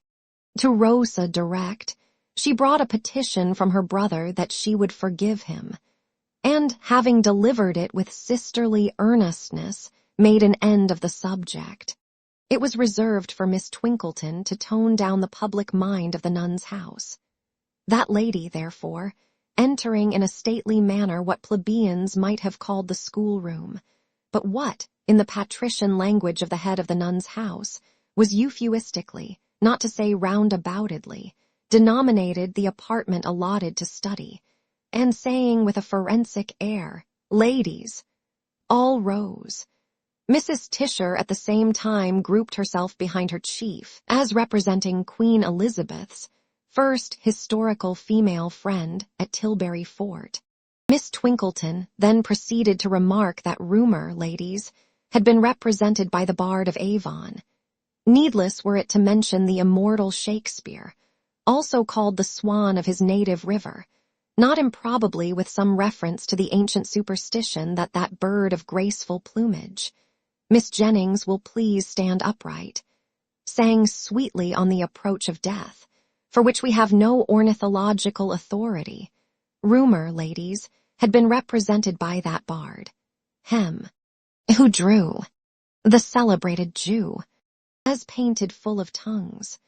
Rumor in Cloisterham, Miss Ferdinand will honor me with her attention, was no exception to the great limner's portrait of Rumor elsewhere.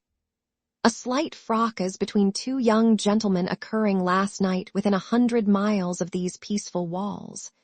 Miss Ferdinand, being apparently incorrigible, will have the kindness to write out this evening, in the original language, the first 4 fables of our vivacious neighbor, Monsieur La Fontaine, had been very grossly exaggerated by rumor's voice.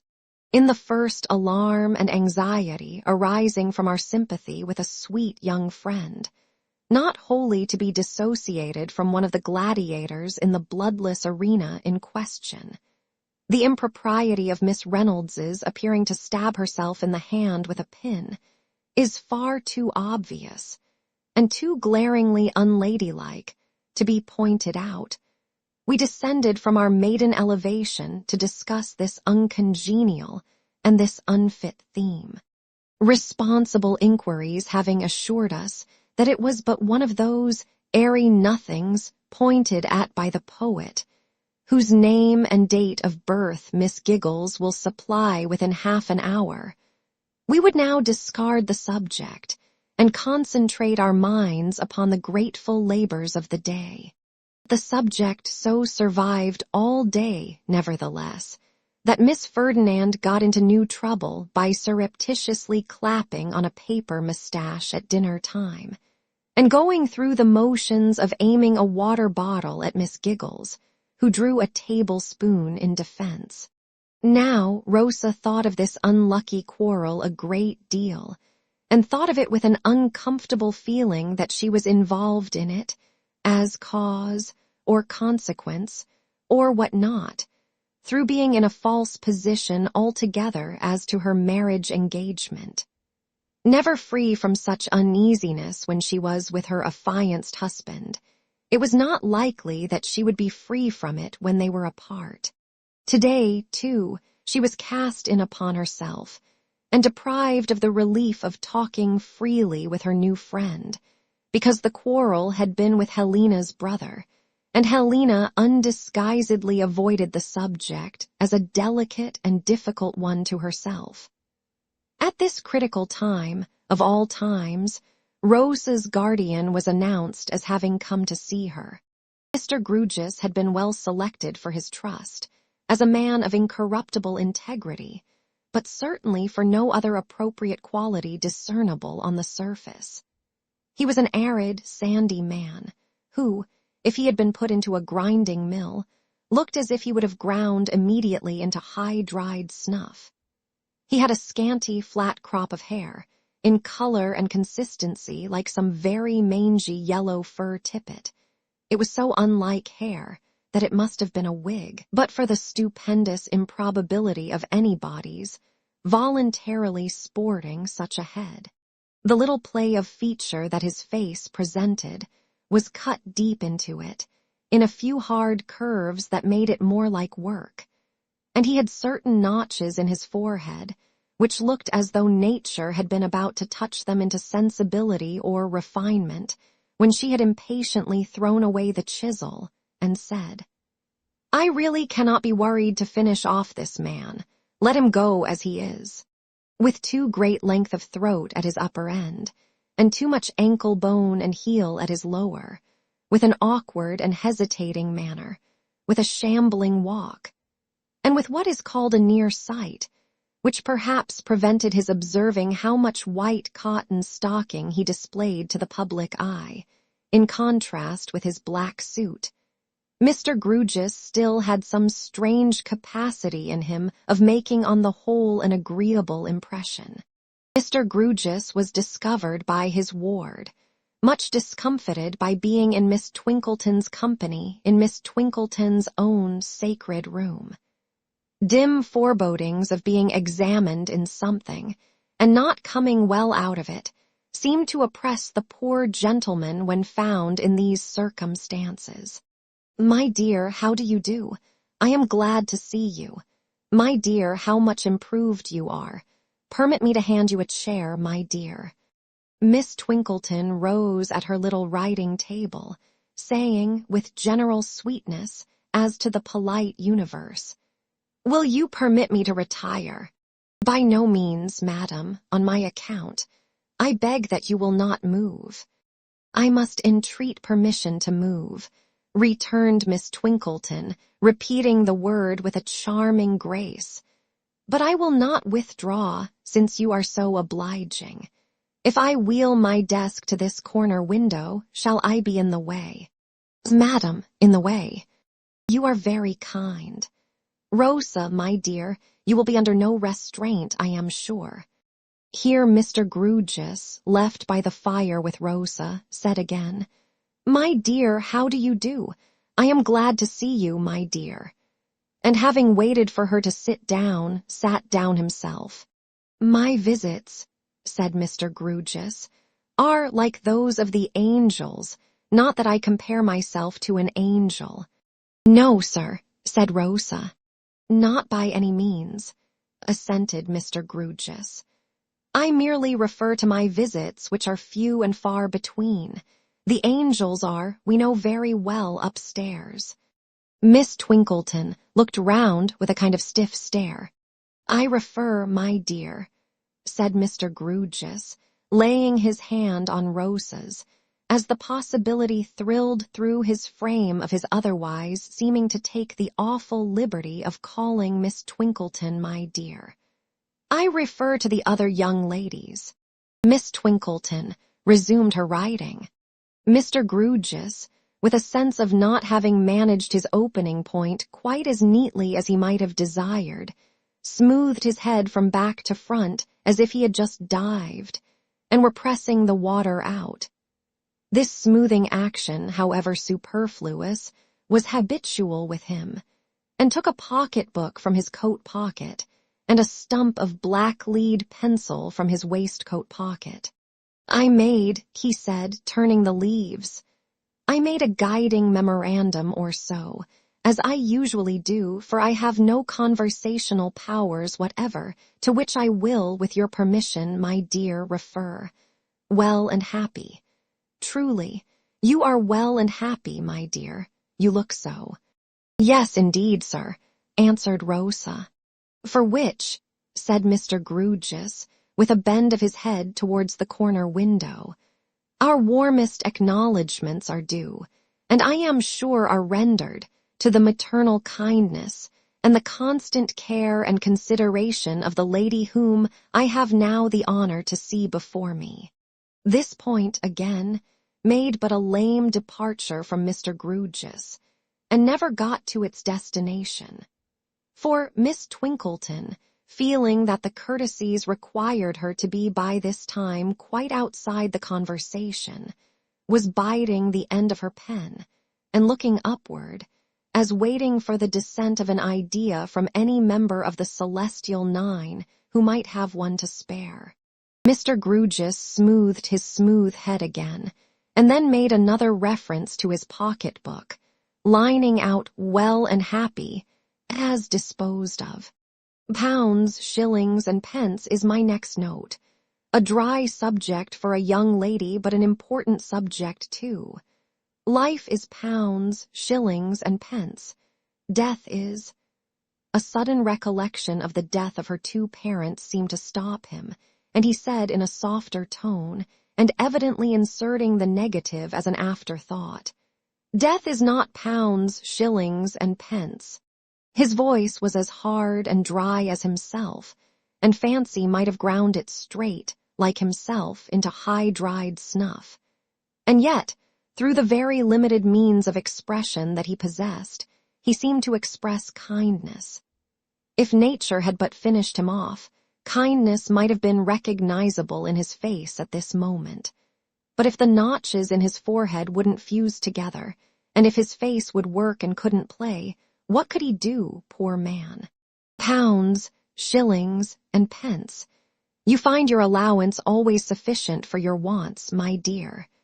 Rosa wanted for nothing, and therefore it was ample. And you are not in debt. Rosa laughed at the idea of being in debt. It seemed to her inexperience a comical vagary of the imagination. Mr. Grewgious stretched his near sight to be sure that this was her view of the case. Ah, he said, as comment, with a furtive glance towards Miss Twinkleton, and lining out pounds, shillings, and pence. I spoke of having got among the angels, so I did. Rosa felt what his next memorandum would prove to be, and was blushing and folding a crease in her dress with one embarrassed hand, long before he found it. Marriage, Mr. Grewgious carried his smoothing hand down over his eyes and nose, and even chin, before drawing his chair a little nearer, and speaking a little more confidentially. I now touch, my dear, upon the point that is the direct cause of my troubling you with the present visit. Otherwise, being a particularly angular man, I should not have intruded here. I am the last man to intrude into a sphere for which I am so entirely unfitted.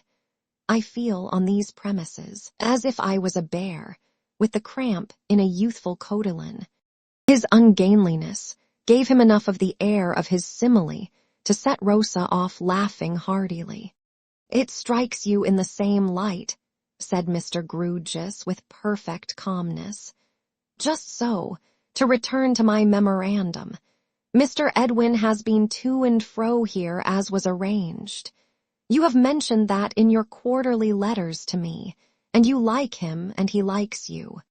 "I like him very much, sir," rejoined Rosa. "So I said, my dear," returned her guardian, for whose ear the timid emphasis was much too fine. "Good, and you correspond." "We write to one another," said Rosa, pouting, as she recalled their epistolary differences. "Such is the meaning that I attach to the word correspond in this application, my dear," said Mr. Grewgious. "Good. All goes well.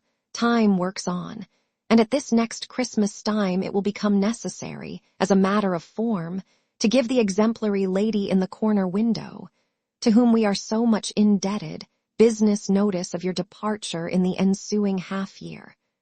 Your relations with her are far more than business relations, no doubt, but a residue of business remains in them, and business is business ever.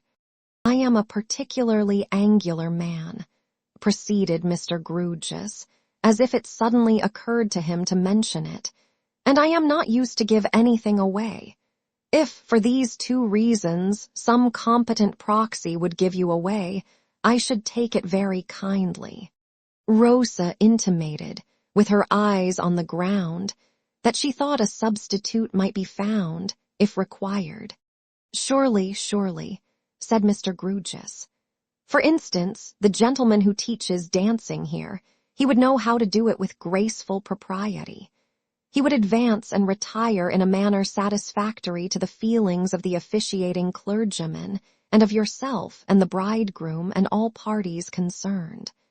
I am a particularly angular man," said Mr. Grewgious, as if he had made up his mind to screw it out at last, "and should only blunder." Rosa sat still and silent. Perhaps her mind had not got quite so far as the ceremony yet, but was lagging on the way there. "Memorandum, Will.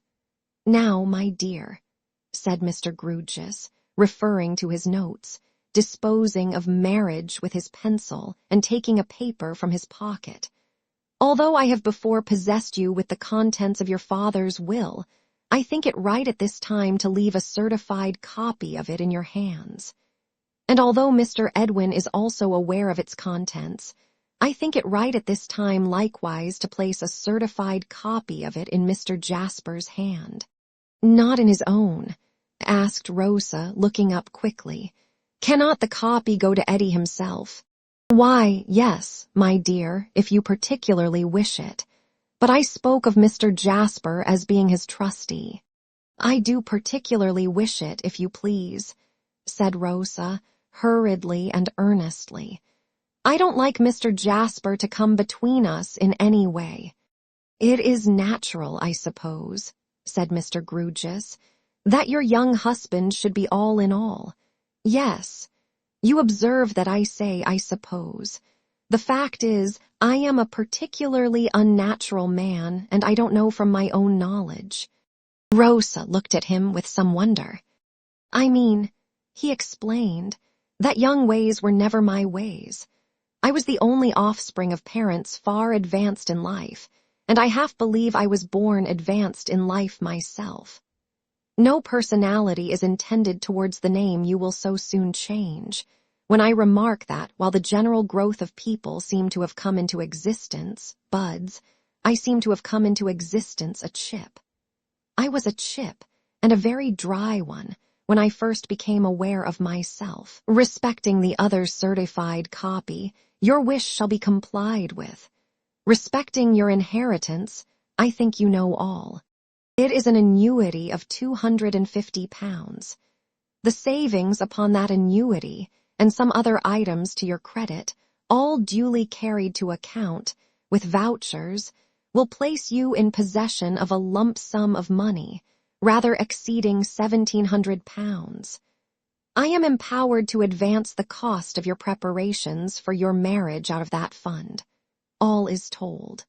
Will you please tell me, said Rosa, taking the paper with a prettily knitted brow, but not opening it, whether I am right in what I am going to say? I can understand what you tell me, so very much better than what I read in law writings. My poor papa and Eddie's father made their agreement together, as very dear and firm and fast friends, in order that we too might be very dear and firm and fast friends after them. It just so, for the lasting good of both of us, and the lasting happiness of both of us. It just so, that we might be to one another, even much more than they had been to one another. Just so, it was not bound upon Eddie, and it was not bound upon me by any forfeit in case. Don't be agitated, my dear.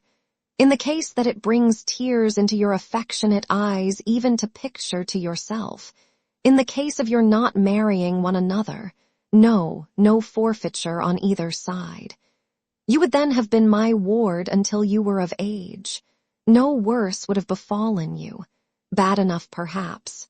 And Eddie, he would have come into his partnership derived from his father, and into its arrears to his credit, if any, on attaining his majority just as now. Rosa, with her perplexed face and knitted brow, bit the corner of her attested copy, as she sat with her head on one side, looking abstractedly on the floor, and smoothing it with her foot. In short, said Mr. Grewgious, this betrothal is a wish, a sentiment, a friendly project, tenderly expressed on both sides. That it was strongly felt, and that there was a lively hope that it would prosper, there can be no doubt. When you were both children, you began to be accustomed to it, and it has prospered. But circumstances alter cases. And I made this visit today, partly, indeed principally, to discharge myself of the duty of telling you, my dear, that two young people can only be betrothed in marriage, except as a matter of convenience, and therefore mockery and misery of their own free will, their own attachment, and their own assurance it may or it may not prove a mistaken one, but we must take our chance of that they are suited to each other, and will make each other happy. Is it to be supposed, for example, that if either of your fathers were living now, and had any mistrust on that subject, his mind would not be changed by the change of circumstances involved in the change of your years? Untenable, unreasonable, inconclusive, and preposterous. Mr. Grewgious said all this, as if he were reading it aloud, or, still more, as if he were repeating a lesson. So expressionless of any approach to spontaneity were his face and manner. I have now, my dear, he added, blurring out will with his pencil, discharged myself of what is doubtless a formal duty in this case, but still a duty in such a case. Memorandum, wishes. My dear, is there any wish of yours that I can further? Rosa shook her head, with an almost plaintive air of hesitation in want of help. Is there any instruction that I can take from you with reference to your affairs? I should like to settle them with Eddie first, if you please, said Rosa, plaiting the crease in her dress. Surely, returned Mr. Grewgious. You two should be of one mind in all things. Is the young gentleman expected shortly? He has gone away only this morning. He will be back at Christmas. Nothing could happen better. You will, on his return at Christmas, arrange all matters of detail with him.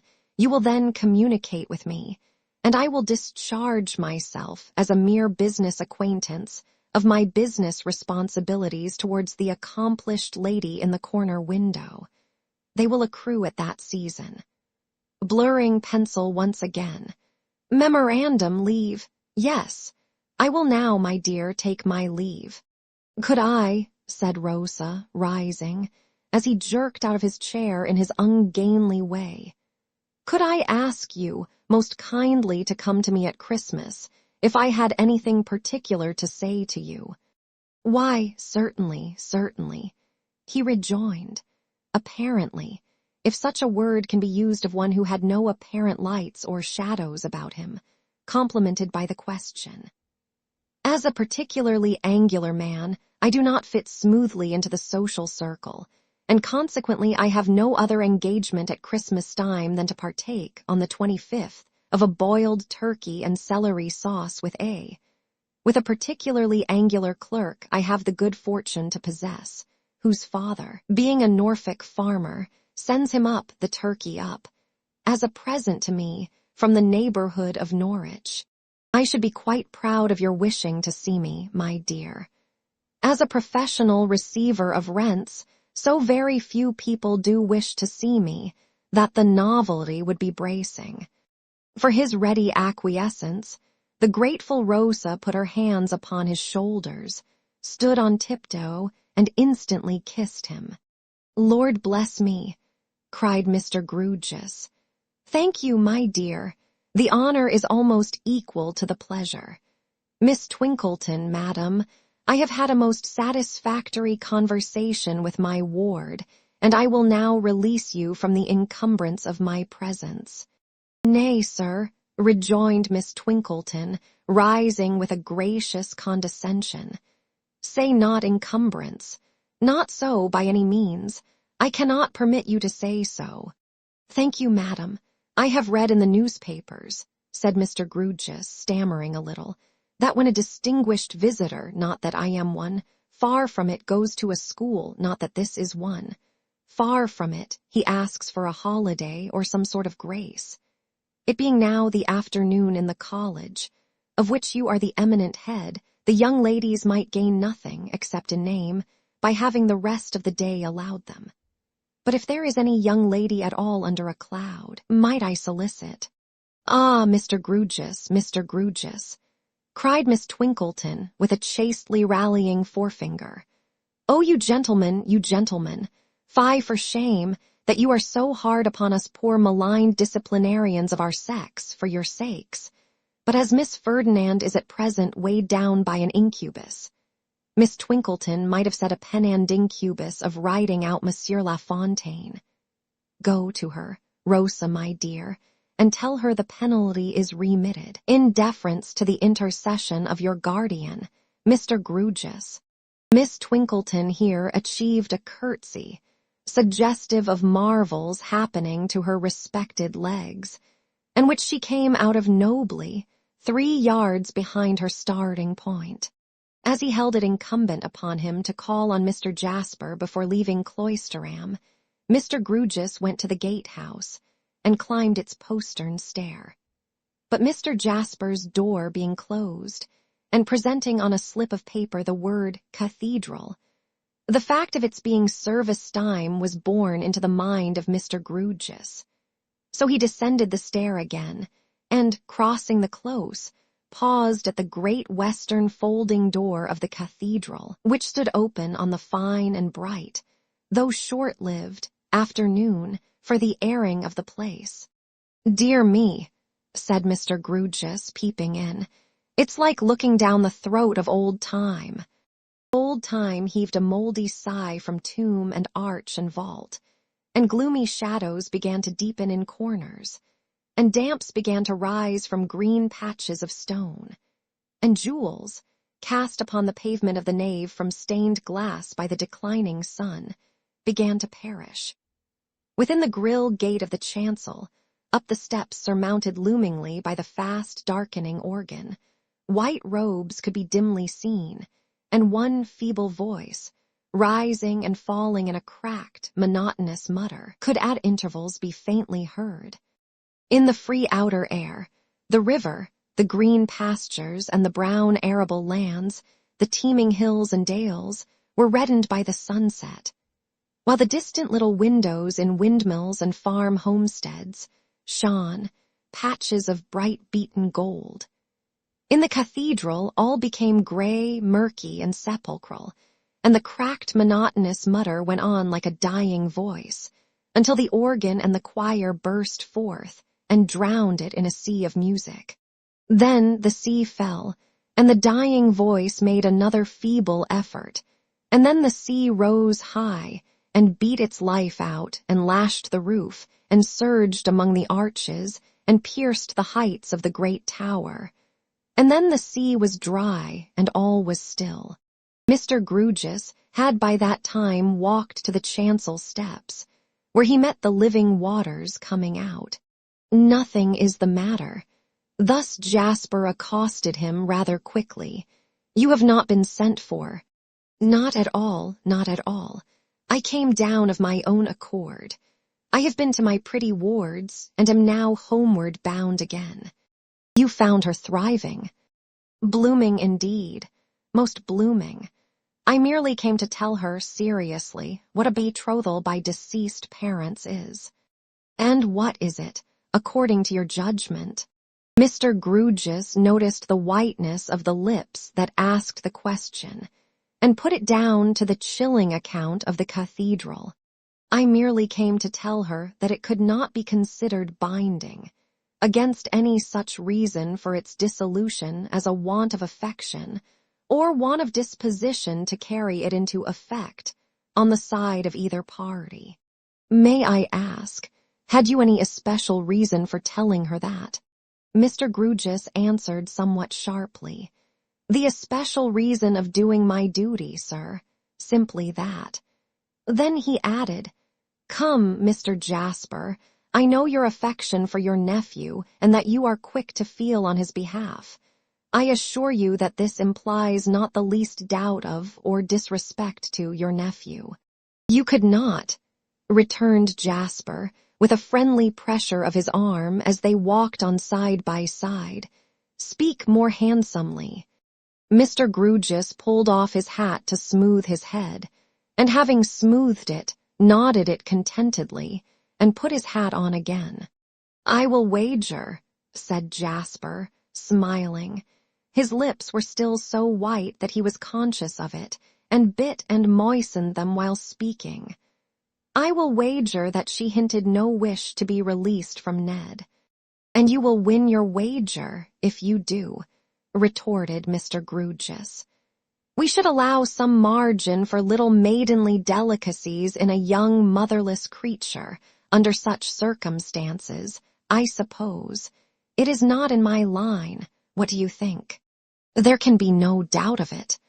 "I am glad you say so, because," proceeded Mr. Grewgious, who had all this time very knowingly felt his way round to action on his remembrance of what she had said of Jasper himself, "because she seems to have some little delicate instinct that all preliminary arrangements had best be made between Mr. Edwin Drood and herself. Don't you see? She don't want us, don't you know?" Jasper touched himself on the breast and said, somewhat indistinctly, "You mean me." Mr. Grewgious touched himself on the breast and said, "I mean us. Therefore, let them have their little discussions and counsels together when Mr. Edwin Drood comes back here at Christmas, and then you and I will step in and put the final touches to the business." "So you settled with her that you would come back at Christmas," observed Jasper. "I see. Mr. Grewgious, as you quite fairly said just now, there is such an exceptional attachment between my nephew and me, that I am more sensitive for the dear, fortunate, happy fellow than for myself.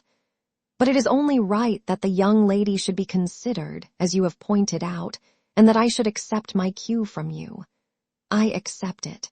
I understand that at Christmas they will complete their preparations for May, and that their marriage will be put in final train by themselves, and that nothing will remain for us but to put ourselves in train also, and have everything ready for our formal release from our trusts on Edwin's birthday.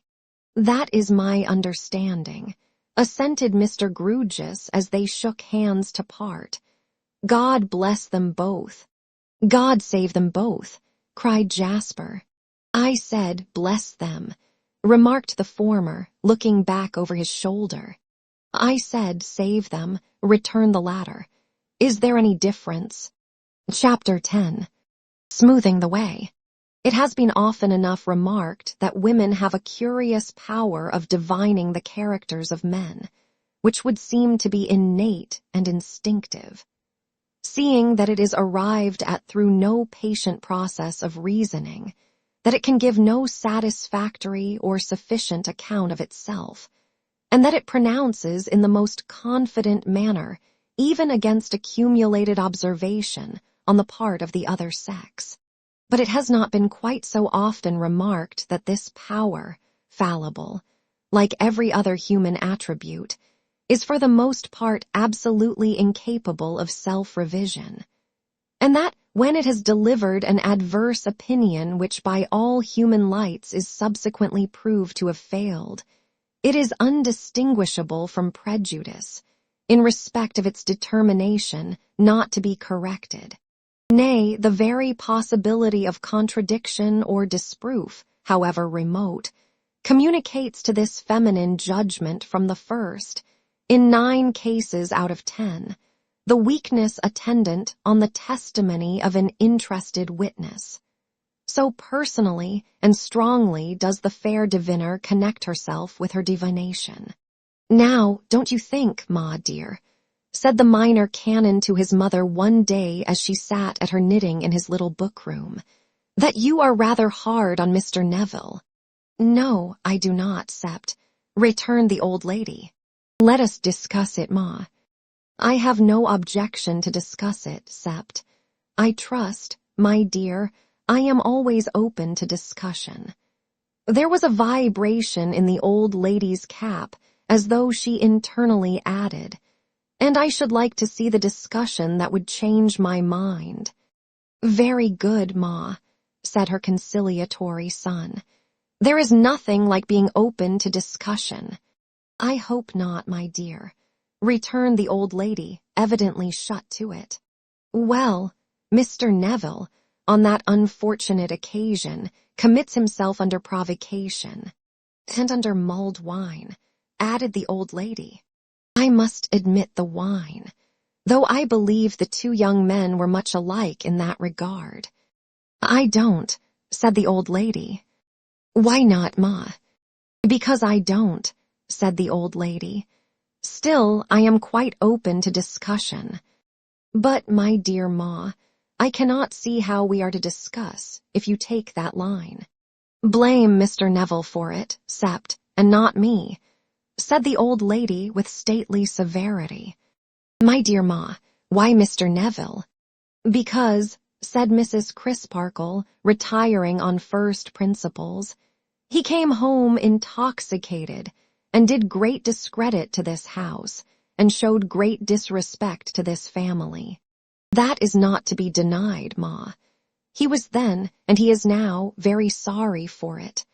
But for Mr. Jasper's well-bred consideration in coming up to me, next day, after service, in the nave itself, with his gown still on, and expressing his hope that I had not been greatly alarmed or had my rest violently broken, I believe I might never have heard of that disgraceful transaction, said the old lady. To be candid, Ma, I think I should have kept it from you if I could, though I had not decidedly made up my mind. I was following Jasper out to confer with him on the subject, and to consider the expediency of his and my jointly hushing the thing up on all accounts, when I found him speaking to you. Then it was too late. Too late, indeed, Sept. He was still as pale as gentlemanly ashes at what had taken place in his rooms overnight. If I had kept it from you, Ma, you may be sure it would have been for your peace and quiet, and for the good of the young men, and in my best discharge of my duty according to my lights. The old lady immediately walked across the room and kissed him, saying, "Of course, my dear Sept, I am sure of that." However, it became the town talk, said Mr. Crisparkle, rubbing his ear as his mother resumed her seat and her knitting, and passed out of my power. And I said then, Sept, returned the old lady, that I thought ill of Mr. Neville, and I say now that I think ill of Mr. Neville. And I said then, and I say now, that I hope Mr. Neville may come to good, but I don't believe he will. Here the cap vibrated again considerably. I am sorry to hear you say so, Ma. I am sorry to say so, my dear, interposed the old lady, knitting on firmly, but I can't help it. For, pursued the minor canon, it is undeniable that Mr. Neville is exceedingly industrious and attentive, and that he improves apace, and that he has, I hope I may say, an attachment to me.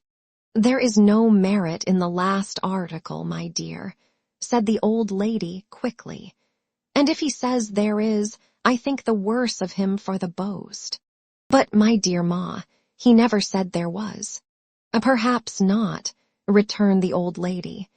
Still, I don't see that it greatly signifies. There was no impatience in the pleasant look with which Mr. Crisparkle contemplated the pretty old piece of china as it knitted. But there was, certainly, a humorous sense of its not being a piece of china to argue with very closely. Besides, Sept, ask yourself what he would be without his sister. You know what an influence she has over him. You know what a capacity she has. You know that whatever he reads with you, he reads with her. Give her her fair share of your praise, and how much do you leave for him? At these words, Mr. Crisparkle fell into a little reverie, in which he thought of several things. He thought of the times he had seen the brother and sister together in deep converse over one of his own old college books. Now, in the rimy mornings, when he made those sharpening pilgrimages to Cloisterham Weir. Now, in the somber evenings, when he faced the wind at sunset, having climbed his favorite outlook, a beetling fragment of monastery ruin, and the two studious figures passed below him along the margin of the river, in which the town fires and lights already shone, making the landscape bleaker. He thought how the consciousness had stolen upon him that in teaching one, he was teaching two, and how he had almost insensibly adapted his explanations to both minds, that with which his own was daily in contact, and that which he only approached through it. He thought of the gossip that had reached him from the nun's house, to the effect that Helena, whom he had mistrusted as so proud and fierce, submitted herself to the fairy bride, as he called her, and learnt from her what she knew. He thought of the picturesque alliance between those two, externally so very different. He thought, perhaps most of all, could it be that these things were yet but so many weeks old, and had become an integral part of his life? As, whenever the Reverend Septimus fell a-musing, his good mother took it to be an infallible sign that he wanted support, the blooming old lady made all haste to the dining-room closet, to produce from it the support embodied in a glass of Constantia and a home-made biscuit. It was a most wonderful closet, worthy of Cloisterham and of Minor Canon Corner. Above it, a portrait of Handel in a flowing wig beamed down at the spectator, with a knowing air of being up to the contents of the closet, and a musical air of intending to combine all its harmonies in one delicious fugue. No common closet with a vulgar door on hinges, open-able all at once, and leaving nothing to be disclosed by degrees, this rare closet had a lock in mid-air, where two perpendicular slides met, the one falling down and the other pushing up. The upper slide, on being pulled down, leaving the lower a double mystery, revealed deep shelves of pickle jars, jam pots, tin canisters, spice boxes, and agreeably outlandish vessels of blue and white, the luscious lodgings of preserved tamarinds and ginger. Every benevolent inhabitant of this retreat had his name inscribed upon his stomach. The pickles, in a uniform of rich brown double-breasted buttoned coat, and yellow or somber drab continuations, announced their portly forms, in printed capitals, as walnut, gherkin, onion, cabbage, cauliflower, mixed, and other members of that noble family. The jams, as being of a less masculine temperament, and as wearing curl papers, announced themselves in feminine calligraphy, like a soft whisper, to be raspberry, gooseberry, apricot, plum, damson, apple, and peach. The scene closing on these charmers, and the lower slide ascending, oranges were revealed, attended by a mighty japanned sugar box to temper their acerbity if unripe. Homemade biscuits waited at the court of these powers, accompanied by a goodly fragment of plum cake, and various slender ladies' fingers, to be dipped into sweet wine and kissed. Lowest of all, a compact leaden vault enshrined the sweet wine and a stock of cordials, whence issued whispers of Seville orange, lemon, almond, and caraway seed. There was a crowning air upon this closet of closets, of having been for ages hummed through by the cathedral bell and organ, until those venerable bees had made sublimated honey of everything in store. And it was always observed that every dipper among the shelves, deep, as has been noticed, and swallowing up head, shoulders, and elbows, came forth again mellow-faced, and seeming to have undergone a saccharine transfiguration. The Reverend Septimus yielded himself up quite as willing a victim to a nauseous medicinal herb closet, also presided over by the china shepherdess, as to this glorious cupboard. To what amazing infusions of gentian, peppermint, gilliflower, sage, parsley, thyme, rue, rosemary, and dandelion did his courageous stomach submit itself? In what wonderful wrappers, enclosing layers of dried leaves, would he swat his rosy and contented face, if his mother suspected him of a toothache? What botanical blotches would he cheerfully stick upon his cheek or forehead, if the dear old lady convicted him of an imperceptible pimple there? Into this herbaceous penitentiary, situated on an upper staircase landing, a low and narrow whitewashed cell, where bunches of dried leaves hung from rusty hooks in the ceiling, and were spread out upon shelves, in company with portentous bottles, would the Reverend Septimus submissively be led, like the highly popular lamb who has so long and unresistingly been led to the slaughter? And there would he, unlike that lamb, bore nobody but himself, not even doing that much, so that the old lady were busy and pleased, he would quietly swallow what was given him, merely taking a corrective dip of hands and face into the great bowl of dried rose leaves, and into the other great bowl of dried lavender, and then would go out, as confident in the sweetening powers of cloisteram weir and a wholesome mind, as Lady Macbeth was hopeless of those of all the seas that roll. In the present instance, the good minor canon took his glass of Constantia with an excellent grace, and, so supported to his mother's satisfaction, applied himself to the remaining duties of the day. In their orderly and punctual progress, they brought round vesper service and twilight. The cathedral being very cold, he set off for a brisk trot after service, the trot to end in a charge at his favorite fragment of ruin, which was to be carried by storm, without a pause for breath. He carried it in a masterly manner, and not breathed even then, stood looking down upon the river. The river at Cloisterham is sufficiently near the sea to throw up oftentimes a quantity of seaweed. An unusual quantity had come in with the last tide. And this, and the confusion of the water, and the restless dipping and flapping of the noisy gulls, and an angry light out seaward beyond the brown-sailed barges that were turning black, foreshadowed a stormy night. In his mind, he was contrasting the wild and noisy sea with the quiet harbor of Minor Canon Corner, when Helena and Neville landless passed below him.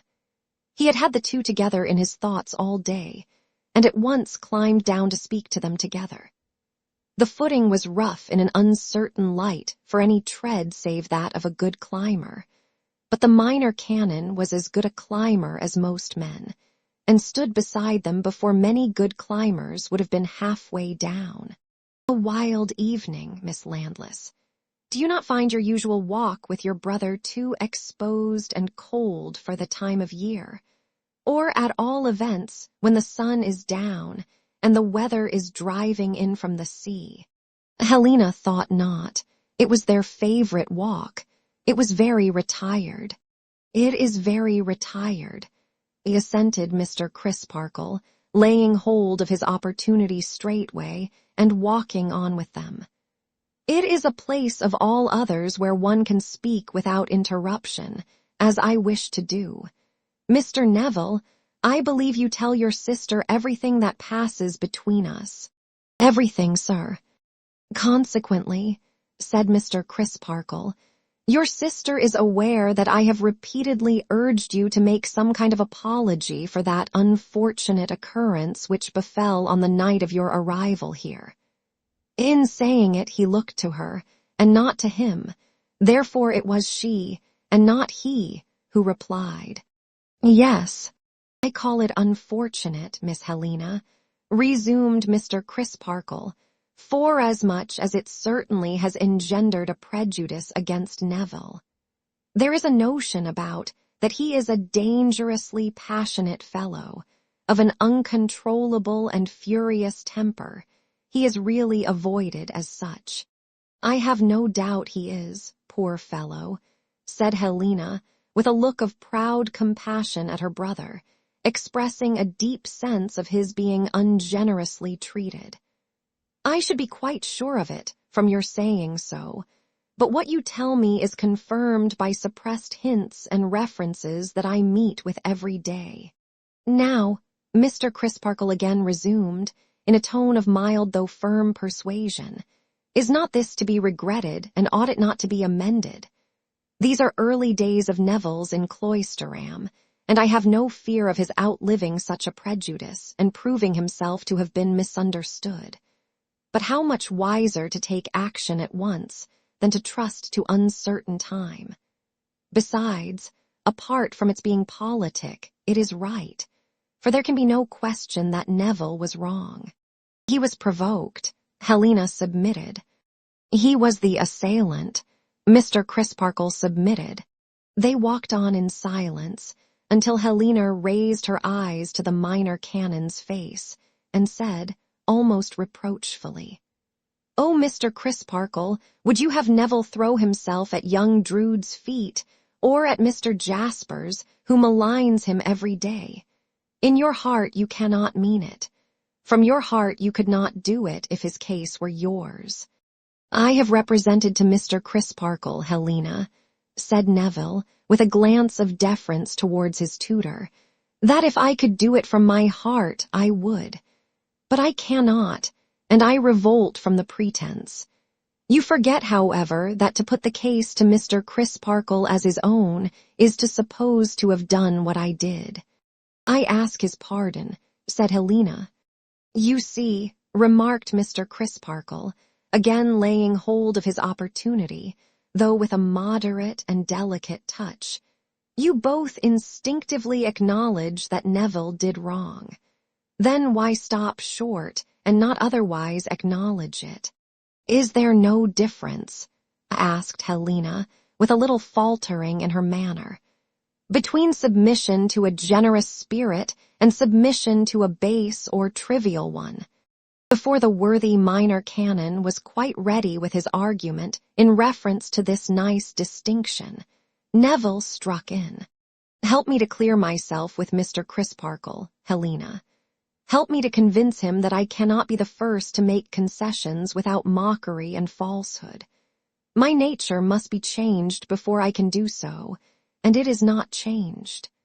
I am sensible of inexpressible affront and deliberate aggravation of inexpressible affront, and I am angry. The plain truth is, I am still as angry when I recall that night as I was that night. Neville, hinted the minor canon with a steady countenance, you have repeated that former action of your hands, which I so much dislike. I am sorry for it, sir, but it was involuntary. I confess that I was still as angry.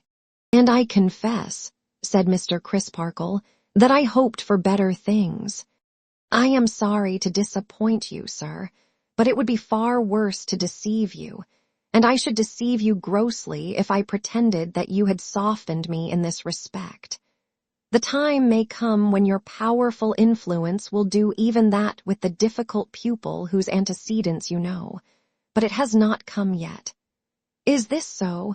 And in spite of my struggles against myself, Helena, she whose dark eyes were watching the effect of what he said on Mr. Crisparkle's face, replied, to Mr. Crisparkle, not to him, "It is so."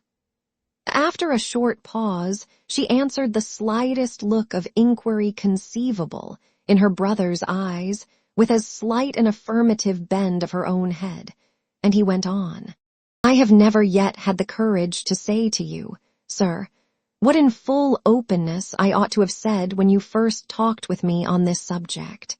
It is not easy to say, and I have been withheld by a fear of its seeming ridiculous, which is very strong upon me down to this last moment, and might, but for my sister, prevent my being quite open with you even now. I admire Miss Budd, sir, so very much, that I cannot bear her being treated with conceit or indifference. And even if I did not feel that I had an injury against young Drood on my own account, I should feel that I had an injury against him on hers." Mr. Crisparkle, in utter amazement, looked at Helena for corroboration, and met in her expressive face full corroboration, and a plea for advice. "The young lady of whom you speak is, as you know, Mr. Neville, shortly to be married," said Mr. Crisparkle gravely. "Therefore your admiration, if it be of that special nature which you seem to indicate, is outrageously misplaced. Moreover, it is monstrous that you should take upon yourself to be the young lady's champion against her chosen husband. Besides, you have seen them only once. The young lady has become your sister's friend, and I wonder that your sister, even on her behalf, has not checked you in this irrational and culpable fancy. She has tried, sir, but uselessly. Husband or no husband, that fellow is incapable of the feeling with which I am inspired towards the beautiful young creature whom he treats like a doll. I say he is as incapable of it as he is unworthy of her. I say she is sacrificed in being bestowed upon him. I say that I love her and despise and hate him. This with a face so flushed and a gesture so violent that his sister crossed to his side and caught his arm, remonstrating, "Neville, Neville." Thus recalled to himself, he quickly became sensible of having lost the guard he had set upon his passionate tendency, and covered his face with his hand, as one repentant and wretched. Mr. Crisparkle, watching him attentively, and at the same time meditating how to proceed, walked on for some paces in silence. Then he spoke. "Mr. Neville, Mr. Neville, I am sorely grieved to see in you more traces of a character as sullen, angry, and wild, as the night now closing in. They are of too serious an aspect to leave me the resource of treating the infatuation you have disclosed as undeserving serious consideration. I give it very serious consideration, and I speak to you accordingly. This feud between you and young Drood must not go on. I cannot permit it to go on any longer, knowing what I now know from you, and you living under my roof. Whatever prejudiced and unauthorized constructions your blind and envious wrath may put upon his character, it is a frank, good-natured character. I know I can trust to it for that. Now, pray observe what I am about to say. On reflection, and on your sister's representation, I am willing to admit that, in making peace with young Drood, you have a right to be met halfway. I will engage that you shall be, and even that young Drood shall make the first advance. This condition fulfilled, you will pledge me the honor of a Christian gentleman, that the quarrel is forever at an end on your side. What may be in your heart when you give him your hand can only be known to the searcher of all hearts, but it will never go well with you if there be any treachery there. So far as to that, next as to what I must again speak of as your infatuation. I understand it to have been confided to me, and to be known to no other person save your sister and yourself. Do I understand aright? Helena answered in a low voice, It is only known to us three who are here together. It is not at all known to the young lady, your friend. On my soul, no. I require you, then, to give me your similar and solemn pledge, Mr. Neville, that it shall remain the secret it is, and that you will take no other action whatsoever upon it than endeavoring, and that most earnestly, to erase it from your mind. I will not tell you that it will soon pass. I will not tell you that it is the fancy of the moment. I will not tell you that such caprices have their rise and fall among the young and ardent every hour. I will leave you undisturbed in the belief that it has few parallels or none, that it will abide with you a long time, and that it will be very difficult to conquer. So much the more weight shall I attach to the pledge I require from you, when it is unreservedly given. The young man twice or thrice essayed to speak, but failed. Let me leave you with your sister, whom it is time you took home, said Mr. Crisparkle. You will find me alone in my room by and by. Pray do not leave us yet, Helena implored him. Another minute. I should not, said Neville, pressing his hand upon his face, have needed so much as another minute if you had been less patient with me, Mr. Crisparkle, less considerate of me, and less unpretendingly good and true. Oh, if in my childhood I had known such a guide. Follow your guide now, Neville, murmured Helena, and follow him to heaven. There was that in her tone which broke the good minor canon's voice, or it would have repudiated her exaltation of him. As it was, he laid a finger on his lips and looked towards her brother.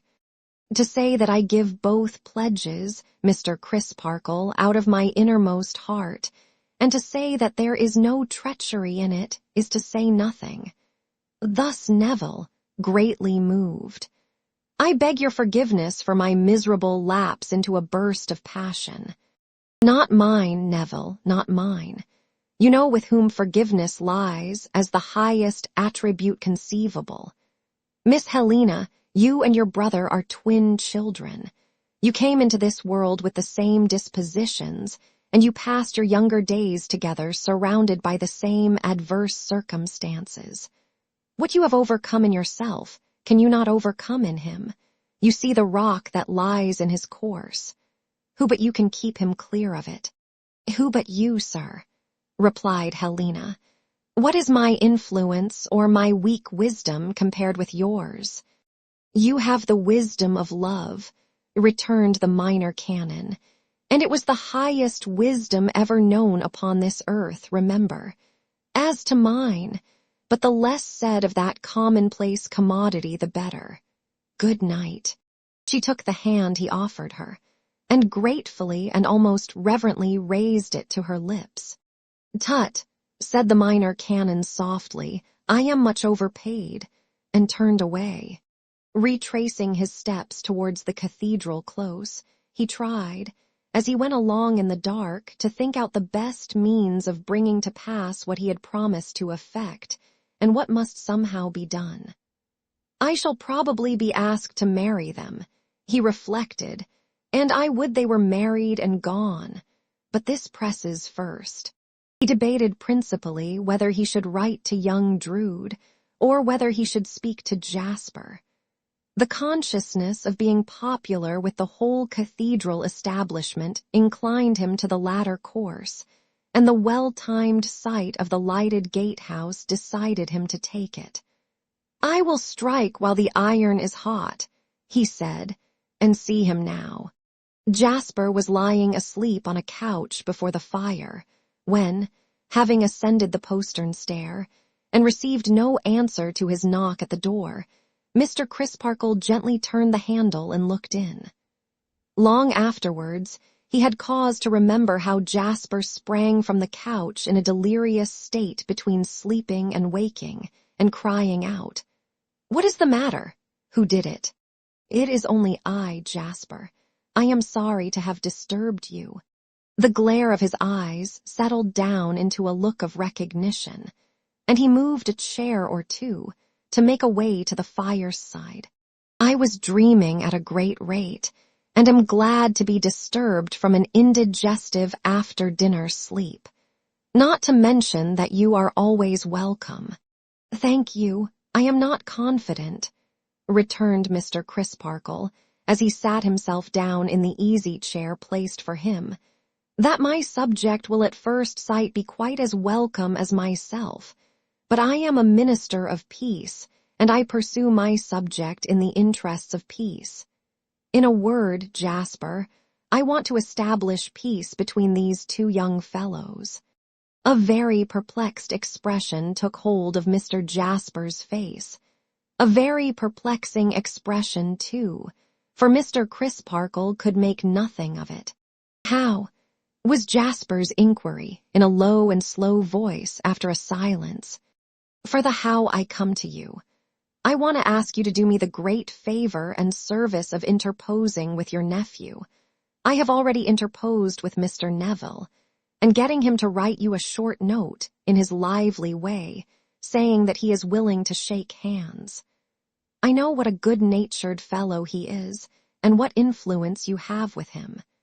And without in the least defending Mr. Neville, we must all admit that he was bitterly stung." Jasper turned that perplexed face towards the fire.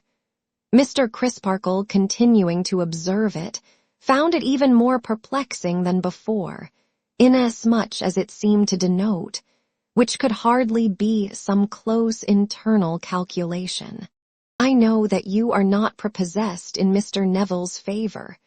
The minor canon was going on, when Jasper stopped him. "You have cause to say so. I am not, indeed." "Undoubtedly, and I admit his lamentable violence of temper, though I hope he and I will get the better of it between us. But I have exacted a very solemn promise from him as to his future demeanor towards your nephew, if you do kindly interpose, and I am sure he will keep it. You are always responsible and trustworthy, Mr. Crisparkle. Do you really feel sure that you can answer for him so confidently?" "I do." The perplexed and perplexing look vanished. "Then you relieve my mind of a great dread and a heavy weight," said Jasper. "I will do it." Mr. Crisparkle, delighted by the swiftness and completeness of his success, acknowledged it in the handsomest terms. "I will do it," repeated Jasper, "for the comfort of having your guarantee against my vague and unfounded fears. You will laugh, but do you keep a diary?" "A line for a day, not more." "A line for a day would be quite as much as my uneventful life would need, heaven knows," said Jasper, taking a book from a desk. "But that my diary is, in fact, a diary of Ned's life, too. You will laugh at this entry. You will guess when it was made. Past midnight. After what I have just now seen, I have a morbid dread upon me of some horrible consequences resulting to my dear boy, that I cannot reason with or in any way contend against. All my efforts are vain. The demoniacal passion of this Neville Landless, his strength in his fury, and his savage rage for the destruction of its object, appall me. So profound is the impression that twice since I have gone into my dear boy's room to assure myself of his sleeping safely, and not lying dead in his blood. Here is another entry next morning. Ned up and away, light-hearted and unsuspicious as ever. He laughed when I cautioned him, and said he was as good a man as Neville Landless any day. I told him that might be, but he was not as bad a man. He continued to make light of it, but I traveled with him as far as I could, and left him most unwillingly. I am unable to shake off these dark, intangible presentiments of evil, if feelings founded upon staring facts are to be so called. Again and again, said Jasper, in conclusion, twirling the leaves of the book before putting it by, I have relapsed into these moods, as other entries show. But I have now your assurance at my back, and shall put it in my book and make it an antidote to my black humors. Such an antidote, I hope, returned Mr. Crisparkle, as will induce you before long to consign the black humors to the flames. I ought to be the last to find any fault with you this evening, when you have met my wishes so freely.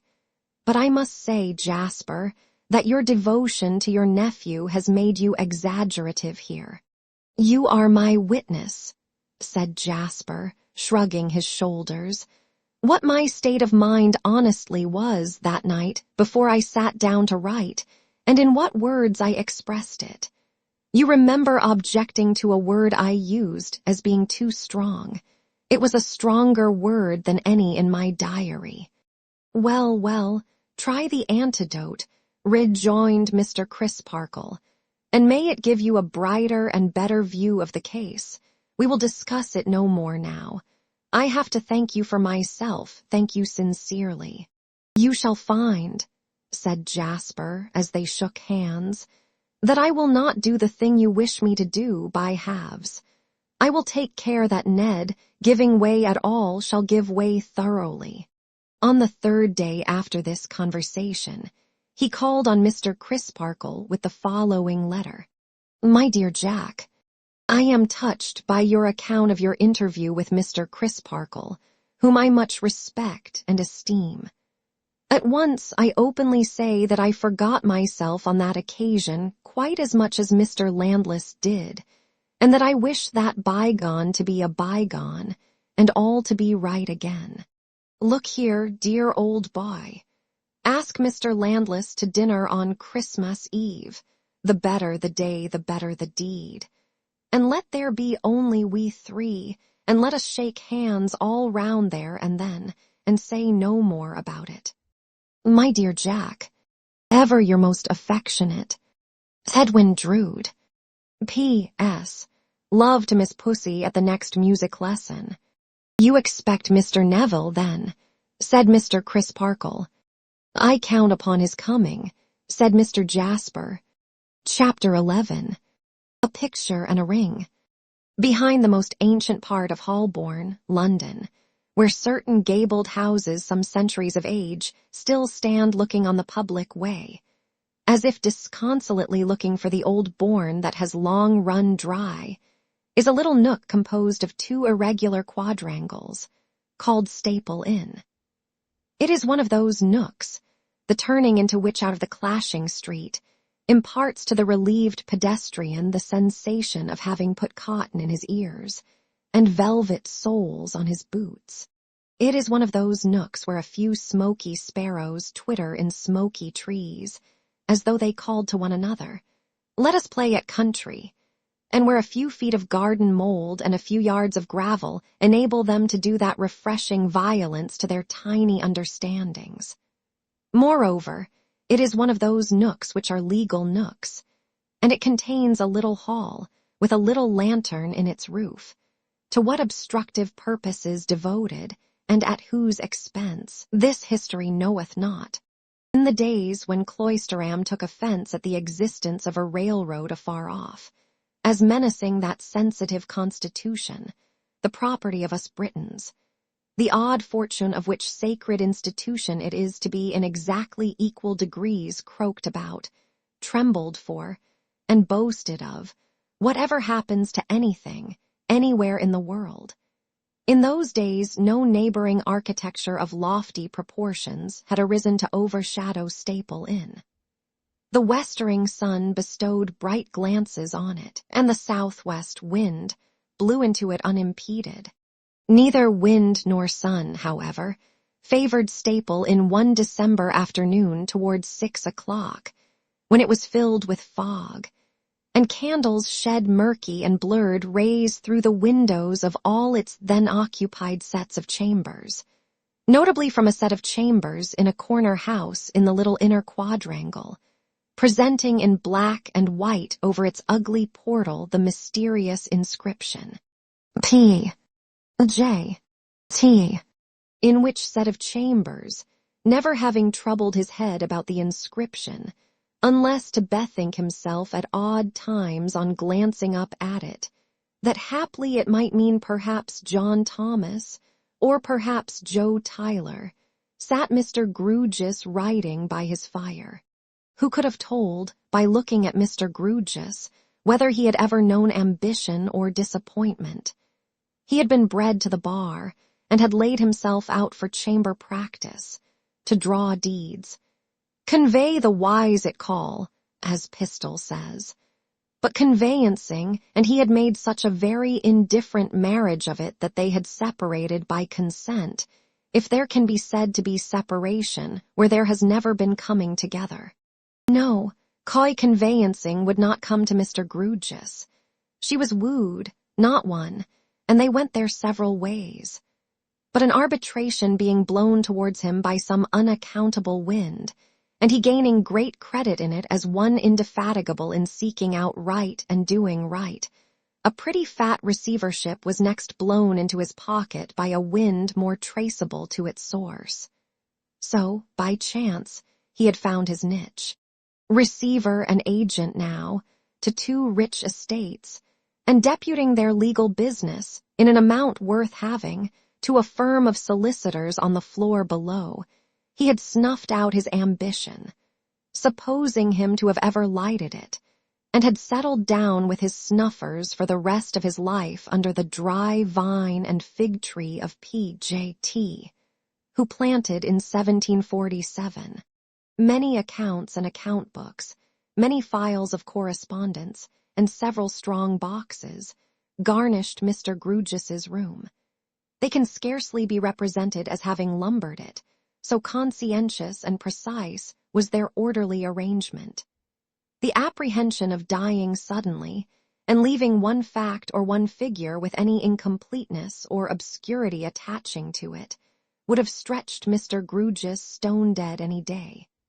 The largest fidelity to a trust was the life-blood of the man. There are sorts of life-blood that course more quickly, more gaily, more attractively, but there is no better sort in circulation.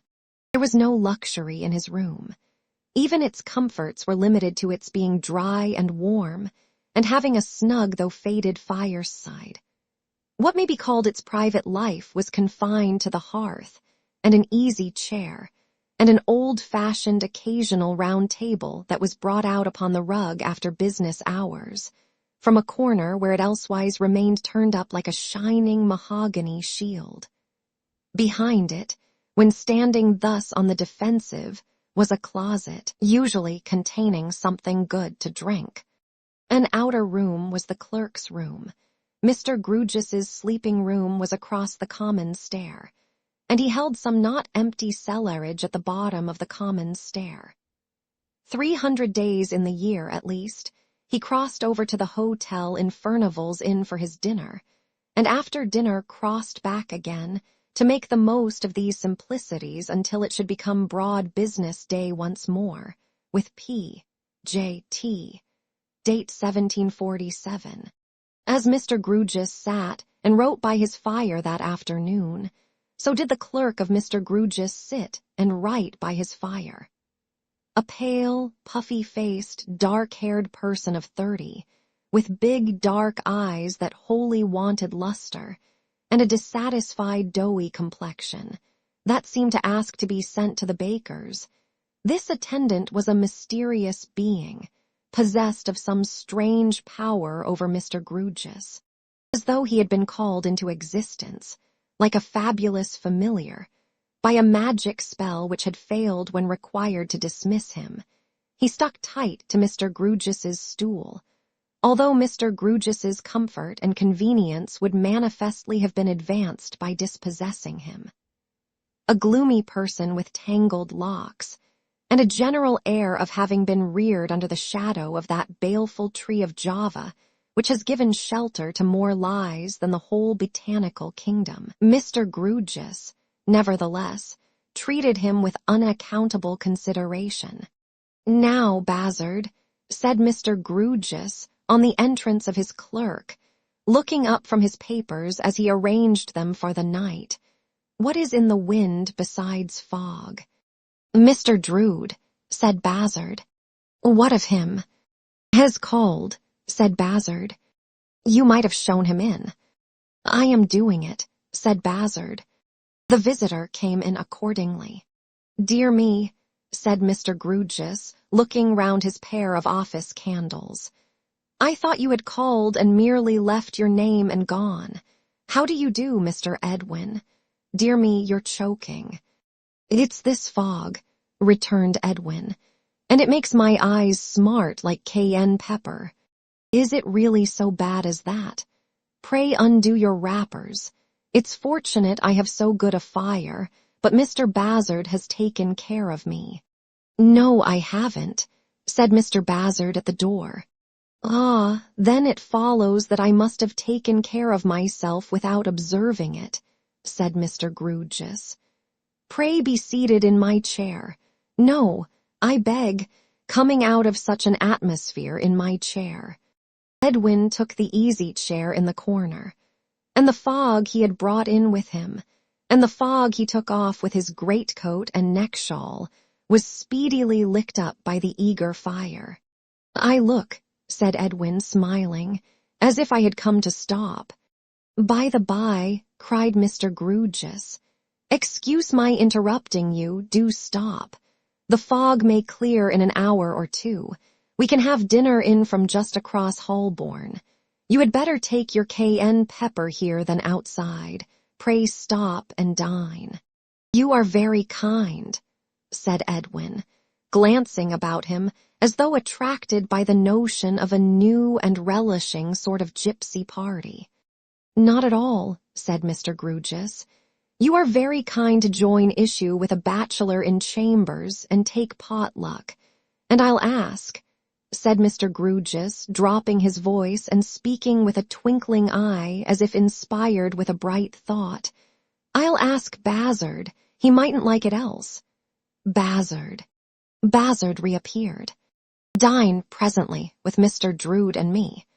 "If I am ordered to dine, of course I will, sir," was the gloomy answer. "Save the man," cried Mr. Grewgious. "You're not ordered, you're invited." "Thank you, sir," said Bazzard. "In that case I don't care if I do." "That's arranged. And perhaps you wouldn't mind," said Mr. Grewgious, stepping over to the hotel in Furnival's and asking them to send in materials for laying the cloth. "For dinner, we'll have a tureen of the hottest and strongest soup available, and we'll have the best made dish that can be recommended, and we'll have a joint, such as a haunch of mutton, and we'll have a goose or a turkey or any little stuffed thing of that sort that may happen to be in the bill of fare. In short, we'll have whatever there is on hand." These liberal directions Mr. Grewgious issued with his usual air of reading an inventory, or repeating a lesson, or doing anything else by rote. Bazzard, after drawing out the round table, withdrew to execute them.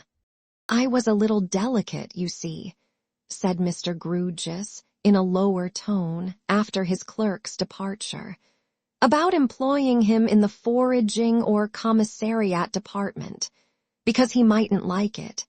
"He seems to have his own way, sir," remarked Edwin. "His own way," returned Mr. Grewgious. "Oh dear no, poor fellow, you quite mistake him. If he had his own way, he wouldn't be here." I wonder where he would be. Edwin thought. But he only thought it because Mr. Grewgious came and stood himself with his back to the other corner of the fire, and his shoulder blades against the chimney-piece, and collected his skirts for easy conversation.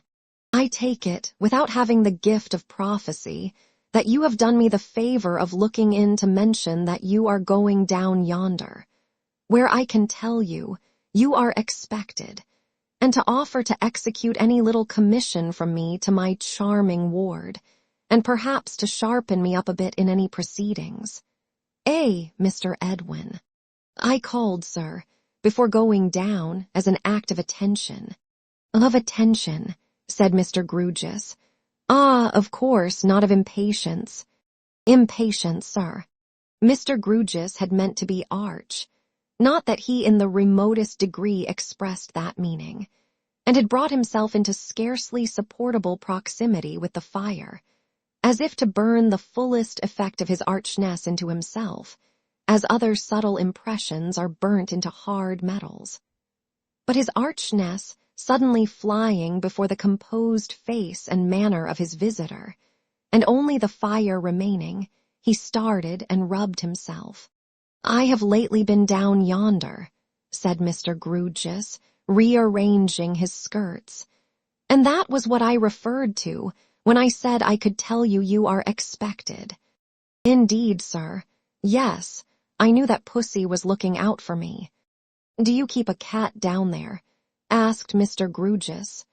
Edwin colored a little as he explained. "I call Rosa Pussy." "Oh, really?" said Mr. Grewgious, smoothing down his head. "That's very affable." Edwin glanced at his face, uncertain whether or no he seriously objected to the appellation. But Edwin might as well have glanced at the face of a clock. "The pet name, sir," he explained again. "Umps," said Mr. Grewgious, with a nod. But with such an extraordinary compromise between an unqualified assent and a qualified dissent, that his visitor was much disconcerted. "Did P. Rosa," Edwin began by way of recovering himself. "P. Rosa," repeated Mr. Grewgious. "I was going to say Pussy, and changed my mind. Did she tell you anything about the Landlesses?" "No," said Mr. Grewgious. "What is the Landlesses? An estate, a villa, a farm?" "A brother and sister. The sister is at the nun's house, and has become a great friend of P. Rosa's." Mr. Grewgious struck in with a fixed face. "She is a strikingly handsome girl, sir, and I thought she might have been described to you, or presented to you perhaps." "Neither," said Mr. Grewgious, "but here is Bazzard."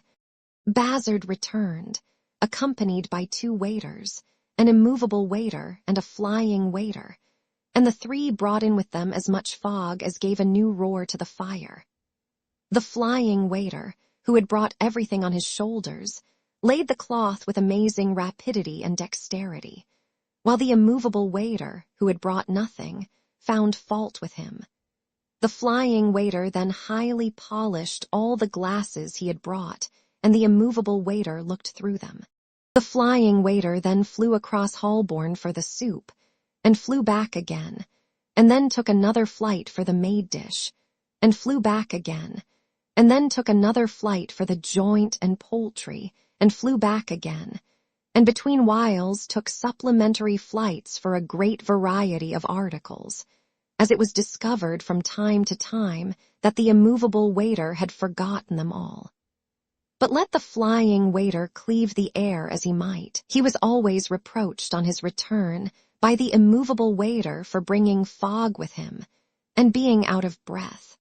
At the conclusion of the repast, by which time the flying waiter was severely blown, the immovable waiter gathered up the tablecloth under his arm with a grand air, and having sternly, not to say with indignation, looked on at the flying waiter while he set the clean glasses round, directed a valedictory glance towards Mr. Grewgious, conveying. Let it be clearly understood between us that the reward is mine, and that nil is the claim of this slave, and pushed the flying waiter before him out of the room. It was like a highly finished miniature painting representing my lords of the circumlocution department, commandership-in-chief of any sort, government. It was quite an edifying little picture to be hung on the line in the National Gallery. As the fog had been the proximate cause of this sumptuous repast, so the fog served for its general sauce. To hear the outdoor clerks sneezing, wheezing, and beating their feet on the gravel was a zest far surpassing Dr. Kitchener's.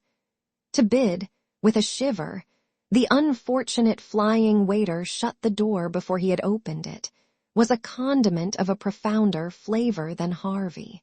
And here let it be noticed, parenthetically, that the leg of this young man, in its application to the door, evinced the finest sense of touch, always preceding himself and tray, with something of an angling air about it, by some seconds, and always lingering after he and the tray had disappeared, like Macbeth's leg, when accompanying him off the stage with reluctance to the assassination of Duncan. The host had gone below to the cellar, and had brought up bottles of ruby, straw-colored, and golden drinks, which had ripened long ago in lands where no fogs are, and had since lain slumbering in the shade. Sparkling and tingling after so long a nap, they pushed at their corks to help the corkscrew, like prisoners helping rioters to force their gates, and danced out gaily. If P. J. T., in 1747, or in any other year of his period, drank such wines, then for a certainty P. J. T. was pretty jolly too. Externally, Mr. Grewgious showed no signs of being mellowed by these glowing vintages. Instead of his drinking them, they might have been poured over him in his high-dried snuff form, and run to waste, for any lights and shades they caused to flicker over his face. Neither was his manner influenced, but in his wooden way, he had observant eyes for Edwin. And when at the end of dinner, he motioned Edwin back to his own easy-chair in the fireside corner, and Edwin sank luxuriously into it after very brief remonstrance, Mr. Grewgious, as he turned his seat round towards the fire too, and smoothed his head and face, might have been seen looking at his visitor between his smoothing fingers. "Bazzard," said Mr. Grewgious, suddenly turning to him. "I follow you, sir," returned Bazzard, who had done his work of consuming meat and drink in a workmanlike manner, though mostly in speechlessness. "I drink to you, Bazzard. Mr. Edwin, success to Mr. Bazzard." "Success to Mr. Bazzard," echoed Edwin with a totally unfounded appearance of enthusiasm and with the unspoken addition. What in, I wonder? "And may," pursued Mr. Grewgious, "I am not at liberty to be definite, may. My conversational powers are so very limited that I know I shall not come well out of this, may. It ought to be put imaginatively, but I have no imagination, may. The thorn of anxiety is as nearly the mark as I am likely to get, may it come out at last." Mr. Bazzard, with a frowning smile at the fire, put a hand into his tangled locks, as if the thorn of anxiety were there, then into his waistcoat, as if it were there, then into his pockets, as if it were there. In all these movements he was closely followed by the eyes of Edwin, as if that young gentleman expected to see the thorn in action. It was not produced, however, and Mr. Bazzard merely said, "I follow you, sir, and I thank you." "I am going," said Mr. Grewgious, jingling his glass on the table with one hand and bending aside under cover of the other to whisper to Edwin, "to drink to my ward. But I put Bazzard first. He mightn't like it else." This was said with a mysterious wink, or what would have been a wink if, in Mr. Grewgious's hands, it could have been quick enough. So Edwin winked responsively, without the least idea what he meant by doing so. "And now," said Mr. Grewgious, "I devote a bumper to the fair and fascinating Miss Rosa. Bazzard, the fair and fascinating Miss Rosa." "I follow you, sir," said Bazzard, "and I pledge you." "And so do I," said Edwin. "Lord bless me," cried Mr. Grewgious, breaking the blank silence which of course ensued. Though why these pauses should come upon us when we have performed any small social rite, not directly inducive of self-examination or mental despondency, who can tell? I am a particularly angular man, and yet I fancy, if I may use the word, not having a morsel of fancy, that I could draw a picture of a true lover's state of mind tonight. "Let us follow you, sir," said Bazzard, "and have the picture." "Mr. Edwin will correct it where it's wrong," resumed Mr. Grewgious, "and will throw in a few touches from the life.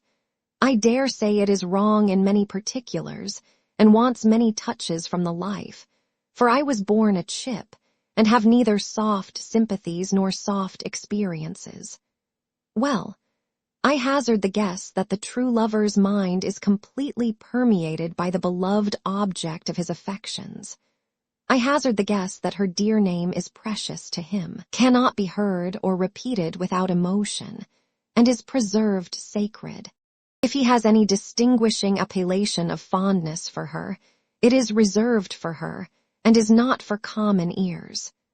A name that it would be a privilege to call her by, being alone with her own bright self. It would be a liberty, a coldness, an insensibility, almost a breach of good faith to flaunt elsewhere. It was wonderful to see Mr. Grewgious sitting bolt upright, with his hands on his knees, continuously chopping this discourse out of himself, much as a charity boy with a very good memory might get his catechism said, and evincing no correspondent emotion whatever, unless in a certain occasional little tingling perceptible at the end of his nose. "My picture," Mr. Grewgious proceeded, "goes on to represent, under correction from you, Mr. Edwin, the true lover as ever impatient to be in the presence or vicinity of the beloved object of his affections, as caring very little for his case in any other society, and as constantly seeking that. If I was to say seeking that, as a bird seeks its nest, I should make an ass of myself, because that would trench upon what I understand to be poetry, and I am so far from trenching upon poetry at any time, that I never, to my knowledge, got within 10,000 miles of it, and I am besides totally unacquainted with the habits of birds, except the birds of Staple Inn, who seek their nests on ledges, and in gutter pipes and chimney pots, not constructed for them by the beneficent hand of nature. I beg, therefore, to be understood as foregoing the bird's nest. But my picture does represent the true lover as having no existence separable from that of the beloved object of his affections, and as living at once a doubled life and a halved life. And if I do not clearly express what I mean by that, it is either for the reason that having no conversational powers, I cannot express what I mean, or that having no meaning, I do not mean what I fail to express. Which, to the best of my belief, is not the case. Edwin had turned red and turned white, as certain points of this picture came into the light. He now sat looking at the fire and bit his lip. "The speculations of an angular man," resumed Mr. Grewgious, still sitting and speaking exactly as before, "are probably erroneous on so globular a topic. But I figure to myself, subject, as before, to Mr. Edwin's correction, that there can be no coolness, no lassitude, no doubt, no indifference, no half-fire and half-smoke state of mind in a real lover. Pray, am I at all near the mark in my picture? As abrupt in his conclusion as in his commencement and progress, he jerked this inquiry at Edwin, and stopped when one might have supposed him in the middle of his oration. "I should say, sir," stammered Edwin, "as you refer the question to me." "Yes," said Mr. Grewgious, "I refer it to you as an authority." "I should say then, sir," Edwin went on, embarrassed, "that the picture you have drawn is generally correct, but I submit that perhaps you may be rather hard upon the unlucky lover." "Likely so," assented Mr. Grewgious, "likely so. I am a hard man in the grain." "He may not show," said Edwin, "all he feels, or he may not." There he stopped so long, to find the rest of his sentence, that Mr. Grewgious rendered his difficulty 1,000 times the greater by unexpectedly striking in with, "No, to be sure, he may not." After that, they all sat silent, the silence of Mr. Bazzard being occasioned by slumber. "His responsibility is very great, though," said Mr. Grewgious at length, with his eyes on the fire. Edwin nodded assent, with his eyes on the fire. "And let him be sure that he trifles with no one," said Mr. Grewgious, "neither with himself nor with any other." Edwin bit his lip again, and still sat looking at the fire. "He must not make a plaything of a treasure. Woe betide him if he does. Let him take that well to heart," said Mr. Grewgious, though he said these things in short sentences, much as the supposititious charity boy just now referred to might have repeated a verse or two from the book 0 of Proverbs. There was something dreamy, for so literal a man, in the way in which he now shook his right forefinger at the live coals in the grate, and again fell silent, but not for long.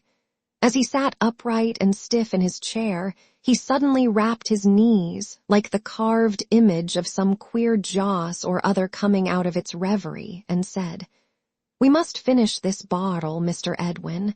Let me help you. I'll help Bazzard too, though he is asleep. He mightn't like it else." He helped them both, and helped himself, and drained his glass, and stood it bottom upward on the table, as though he had just caught a bluebottle in it. "And now, Mr. Edwin," he proceeded, wiping his mouth and hands upon his handkerchief, "to a little piece of business. You received from me the other day a certified copy of Miss Rosa's father's will. You knew its contents before, but you received it from me as a matter of business. I should have sent it to Mr. Jasper, but for Miss Rosa's wishing it to come straight to you in preference. You received it. Quite safely, sir." "You should have acknowledged its receipt," said Mr. Grewgious. "Business being business all the world over. However, you did not." "I meant to have acknowledged it when I first came in this evening, sir." "Not a business-like acknowledgment," returned Mr. Grewgious. "However, let that pass. Now, in that document you have observed a few words of kindly allusion to its being left to me to discharge a little trust, confided to me in conversation, at such time as I in my discretion may think best." "Yes, sir." "Mr. Edwin, it came into my mind just now, when I was looking at the fire, that I could, in my discretion, acquit myself of that trust at no better time than the present. Favor me with your attention, half a minute." He took a bunch of keys from his pocket, singled out by the candlelight the key he wanted, and then, with a candle in his hand, went to a bureau or escritoire, unlocked it, touched the spring of a little secret drawer, and took from it an ordinary ring case made for a single ring. With this in his hand, he returned to his chair. As he held it up for the young man to see, his hand trembled. "Mr. Edwin, this rose of diamonds and rubies delicately set in gold was a ring belonging to Miss Rosa's mother. It was removed from her dead hand, in my presence, with such distracted grief as I hope it may never be my lot to contemplate again. Hard man as I am not hard enough for that. See how bright these stones shine." Opening the case, And yet the eyes that were so much brighter, and that so often looked upon them with a light and a proud heart, have been ashes among ashes, and dust among dust, some years. If I had any imagination, which it is needless to say I have not, I might imagine that the lasting beauty of these stones was almost cruel. He closed the case again as he spoke. This ring was given to the young lady who was drowned so early in her beautiful and happy career by her husband when they first plighted their faith to one another. It was he who removed it from her unconscious hand, and it was he who, when his death drew very near, placed it in mine. The trust in which I received it was that, you and Miss Rosa growing to manhood and womanhood, and your betrothal prospering and coming to maturity, I should give it to you to place upon her finger. Failing those desired results, it was to remain in my possession. Some trouble was in the young man's face, and some indecision was in the action of his hand, as Mr. Grewgious, looking steadfastly at him, gave him the ring. "Your placing it on her finger," said Mr. Grewgious, "will be the solemn seal upon your strict fidelity to the living and the dead. You are going to her to make the last irrevocable preparations for your marriage. Take it with you." The young man took the little case and placed it in his breast. If anything should be amiss, if anything should be even slightly wrong between you, if you should have any secret consciousness that you are committing yourself to this step for no higher reason than because you have long been accustomed to look forward to it, then, said Mr. Grewgious, I charge you once more, by the living and by the dead, to bring that ring back to me. Here Bazzard awoke himself by his own snoring, and, as is usual in such cases, sat apoplectically staring at vacancy, as defying vacancy to accuse him of having been asleep. "Bazzard," said Mr. Grewgious, harder than ever. "I follow you, sir," said Bazzard, "and I have been following you. In discharge of a trust, I have handed Mr. Edwin Drood a ring of diamonds and rubies. You see." Edwin reproduced the little case and opened it, and Bazzard looked into it. "I follow you both, sir," returned Bazzard, "and I witnessed the transaction." Evidently anxious to get away and be alone, Edwin Drood now resumed his outer clothing, muttering something about time and appointments. The fog was reported no clearer by the flying waiter, who alighted from a speculative flight in the coffee interest, but he went out into it, and Bazzard, after his manner, followed him. Mr. Grewgious, left alone, walked softly and slowly to and fro for an hour and more. He was restless tonight and seemed dispirited. "I hope I have done right," he said. The appeal to him seemed necessary. It was hard to lose the ring, and yet it must have gone from me very soon. He closed the empty little drawer with a sigh, and shut and locked the escritoire, and came back to the solitary fireside. "Her ring," he went on. "Will it come back to me? My mind hangs about her ring very uneasily tonight, but that is explainable. I have had it so long, and I have prized it so much. I wonder." He was in a wondering mood as well as a restless, for, though he checked himself at that point and took another walk, he resumed his wondering when he sat down again. "I wonder, for the 10,000th time, and what a weak fool I, for what can it signify now?" Whether he confided the charge of their orphan child to me, because he knew, good God, how like her mother she has become. I wonder whether he ever so much as suspected that someone doted on her, at a hopeless, speechless distance, when he struck in and won her. I wonder whether it ever crept into his mind who that unfortunate someone was. I wonder whether I shall sleep tonight. At all events, I will shut out the world with the bedclothes and try. Mr. Grewgious crossed the staircase to his raw and foggy bedroom, and was soon ready for bed. Dimly catching sight of his face in the misty looking-glass, he held his candle to it for a moment. A likely someone, you, to come into anybody's thoughts in such an aspect, he exclaimed. There, there, there! Get to bed, poor man, and cease to jabber. With that he extinguished his light, pulled up the bedclothes around him, and with another sigh shut out the world. And yet there are such unexplored romantic nooks in the unlikeliest men, that even old Tinderus and Touchwoody P.J.T. possibly jabbered thus, at some odd times, in or about 1747. Chapter 12. A Night with Durdles.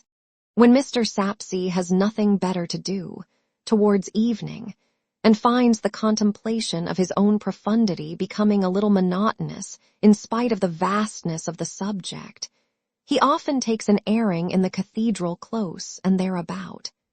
He likes to pass the churchyard with a swelling air of proprietorship, and to encourage in his breast a sort of benignant landlord feeling, in that he has been bountiful towards that meritorious tenant, Mrs. Sapsea, and has publicly given her a prize. He likes to see a stray face or two looking in through the railings, and perhaps reading his inscription. Should he meet a stranger coming from the churchyard with a quick step, he is morally convinced that the stranger is with a blush retiring, as monumentally directed. Mr. Sapsea's importance has received enhancement, for he has become mayor of Cloisterham. Without mayors, and many of them, it cannot be disputed that the whole framework of society, Mr. Sapsea is confident that he invented that forcible figure, would fall to pieces. Mayors have been knighted for going up with addresses, explosive machines intrepidly discharging shot and shell into the English grammar. Mr. Sapsea may go up with an address. Rise, Sir Thomas Sapsea, of such is the salt of the earth. Mr. Sapsea has improved the acquaintance of Mr. Jasper, since their first meeting to partake of port, epitaph, backgammon, beef, and salad. Mr. Sapsea has been received at the gatehouse with kindred hospitality, and on that occasion Mr. Jasper seated himself at the piano and sang to him, tickling his ears, figuratively long enough to present a considerable area for tickling. What Mr. Sapsea likes in that young man is that he is always ready to profit by the wisdom of his elders, and that he is sound, sir, at the core. In proof of which, he sang to Mr. Sapsea that evening, no kickshaw ditties, favorites with national enemies, but gave him the genuine George III home-brewed, exhorting him, as my brave boys, to reduce to a smashed condition all other islands but this island, and all continents, peninsulas, isthmuses, promontories, and other geographical forms of land soever, besides sweeping the seas in all directions. In short, he rendered it pretty clear that Providence made a distinct mistake in originating so small a nation of hearts of oak, and so many other verminous peoples. Mr. Sapsea, walking slowly this moist evening near the churchyard with his hands behind him, on the lookout for a blushing and retiring stranger, turns a corner, and comes instead into the goodly presence of the dean, conversing with the verger and Mr. Jasper.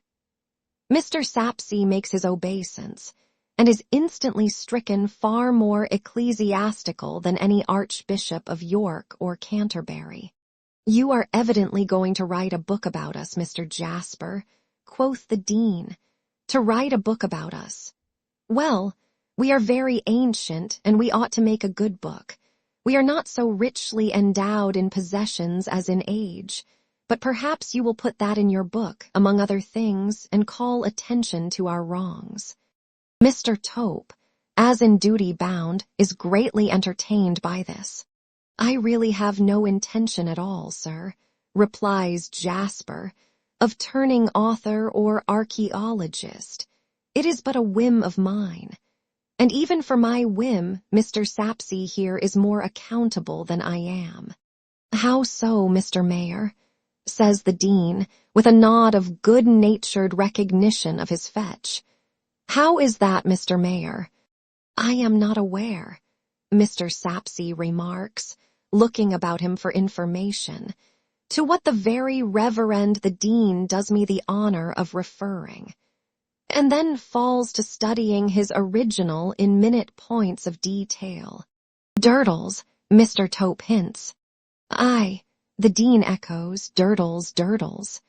The truth is, sir, explains Jasper, that my curiosity in the man was first really stimulated by Mr. Sapsea. Mr. Sapsea's knowledge of mankind and power of drawing out whatever is recluse or odd around him first led to my bestowing a second thought upon the man, though of course I had met him constantly about. You would not be surprised by this, Mr. Dean, if you had seen Mr. Sapsea deal with him in his own parlor, as I did. Oh, cries Sapsea, picking up the ball thrown to him with ineffable complacency and pomposity. Yes, yes, the very Reverend the Dean refers to that. Yes, I happen to bring Durdles and Mr. Jasper together. I regard Durdles as a character. A character, Mr. Sapsea, that with a few skillful touches you turn inside out, says Jasper. Nay, not quite that, returns the lumbering auctioneer. I may have a little influence over him, perhaps, and a little insight into his character, perhaps. The very Reverend the Dean will please to bear in mind that I have seen the world. Here Mr. Sapsea gets a little behind the Dean to inspect his coat buttons. Well, says the Dean, looking about him to see what has become of his copyist. I hope, Mr. Mayor, you will use your study and knowledge of Durdles to the good purpose of exhorting him not to break our worthy and respected choir master's neck. We cannot afford it. His head and voice are much too valuable to us. Mr. Tope is again highly entertained, and having fallen into respectful convulsions of laughter, subsides into a deferential murmur, importing that surely any gentleman would deem it a pleasure and an honor to have his neck broken, in return for such a compliment from such a source. I will take it upon myself, sir, observes Sapsea loftily, to answer for Mr. Jasper's neck. I will tell Durdles to be careful of it. He will mind what I say. How is it at present endangered? He inquires, looking about him with magnificent patronage. Only by my making a moonlight expedition with Durdles among the tombs, vaults, towers, and ruins, returns Jasper. You remember suggesting, when you brought us together, that, as a lover of the picturesque, it might be worth my while. I remember, replies the auctioneer, and the solemn idiot really believes that he does remember. Profiting by your hint, pursues Jasper, I have had some day rambles with the extraordinary old fellow, and we are to make a moonlight Holand Corner exploration tonight. And here he is, says the Dean. Durdles, with his dinner bundle in his hand, is indeed beheld slouching towards them. Slouching nearer, and perceiving the Dean, he pulls off his hat, and is slouching away with it under his arm, when Mr. Sapsea stops him. Mind you take care of my friend, is the injunction Mr. Sapsea lays upon him. What friend O'Yorn is dead? Asks Durdles. No orders has come in for any friend O'Yorn. I mean my live friend there. Oh, him, says Durdles. He can take care of himself, can Mr. Jasper. But do you take care of him too, says Sapsea. Whom Durdles, there being command in his tone, surlily surveys from head to foot. With submission to his reverence the Dean, if you'll mind what concerns you, Mr. Sapsea, Durdles he'll mind what concerns him. "You're out of temper," says Mr. Sapsea, winking to the company to observe how smoothly he will manage him. "My friend concerns me, and Mr. Jasper is my friend, and you are my friend." "Don't you get into a bad habit of boasting," retorts Durdles with a grave cautionary nod. "It'll grow upon you." "You are out of temper," says Sapsea again, reddening but again sinking to the company. "I own to it," returns Durdles. "I don't like liberties." Mr. Sapsea winks a third wink to the company, as who should say, "I think you will agree with me that I have settled his business," and stalks out of the controversy. Durdles then gives the Dean a good evening, and adding as he puts his hat on, "You'll find me at home, Mr. Jasper, as agreed, when you want me. I may going home to clean myself," soon slouches out of sight. This going home to clean himself is one of the man's incomprehensible compromises with inexorable facts. He, and his hat, and his boots, and his clothes, never showing any trace of cleaning, but being uniformly in one condition of dust and grit. The lamplighter now dotting the quiet close with specks of light, and running at a great rate up and down his little ladder with that object. His little ladder under the sacred shadow of whose inconvenience generations had grown up, and which all Cloisterham would have stood aghast at the idea of abolishing. The Dean withdraws to his dinner, Mr. Tope to his tea, and Mr. Jasper to his piano. There, with no light but that of the fire, he sits chanting choir music in a low and beautiful voice for 2 or 3 hours. In short, until it has been for some time dark, and the moon is about to rise. Then he closes his piano softly changes his coat for a pea jacket, with a goodly wicker-cased bottle in its largest pocket, and putting on a low-crowned, flap-brimmed hat, goes softly out. Why does he move so softly tonight? No outward reason is apparent for it. Can there be any sympathetic reason crouching darkly within him? Repairing to Durdles's unfinished house, or hole in the city wall, and seeing a light within it, he softly picks his course among the gravestones, monuments, and stony lumber of the yard, already touched here and there, sidewise, by the rising moon. The 2 journeymen have left their 2 great saws sticking in their blocks of stone, and 2 skeleton journeymen out of the dance of death might be grinning in the shadow of their sheltering sentry boxes, about to slash away at cutting out the gravestones of the next 2 people destined to die in Cloisterham. Likely enough, the 2 think little of that now, being alive and perhaps merry. Curious to make a guess at the 2, or say one of the 2. "Ho, Durdles." The light moves, and he appears with it at the door. He would seem to have been cleaning himself with the aid of a bottle, jug, and tumbler, for no other cleansing instruments are visible in the bare brick room with rafters overhead and no plastered ceiling, into which he shows his visitor. "Are you ready?" "I am ready, Mr. Jasper. Let the old uns come out if they dare, when we go among their tombs. My spirit is ready for 'em." "Do you mean animal spirits, or ardent?"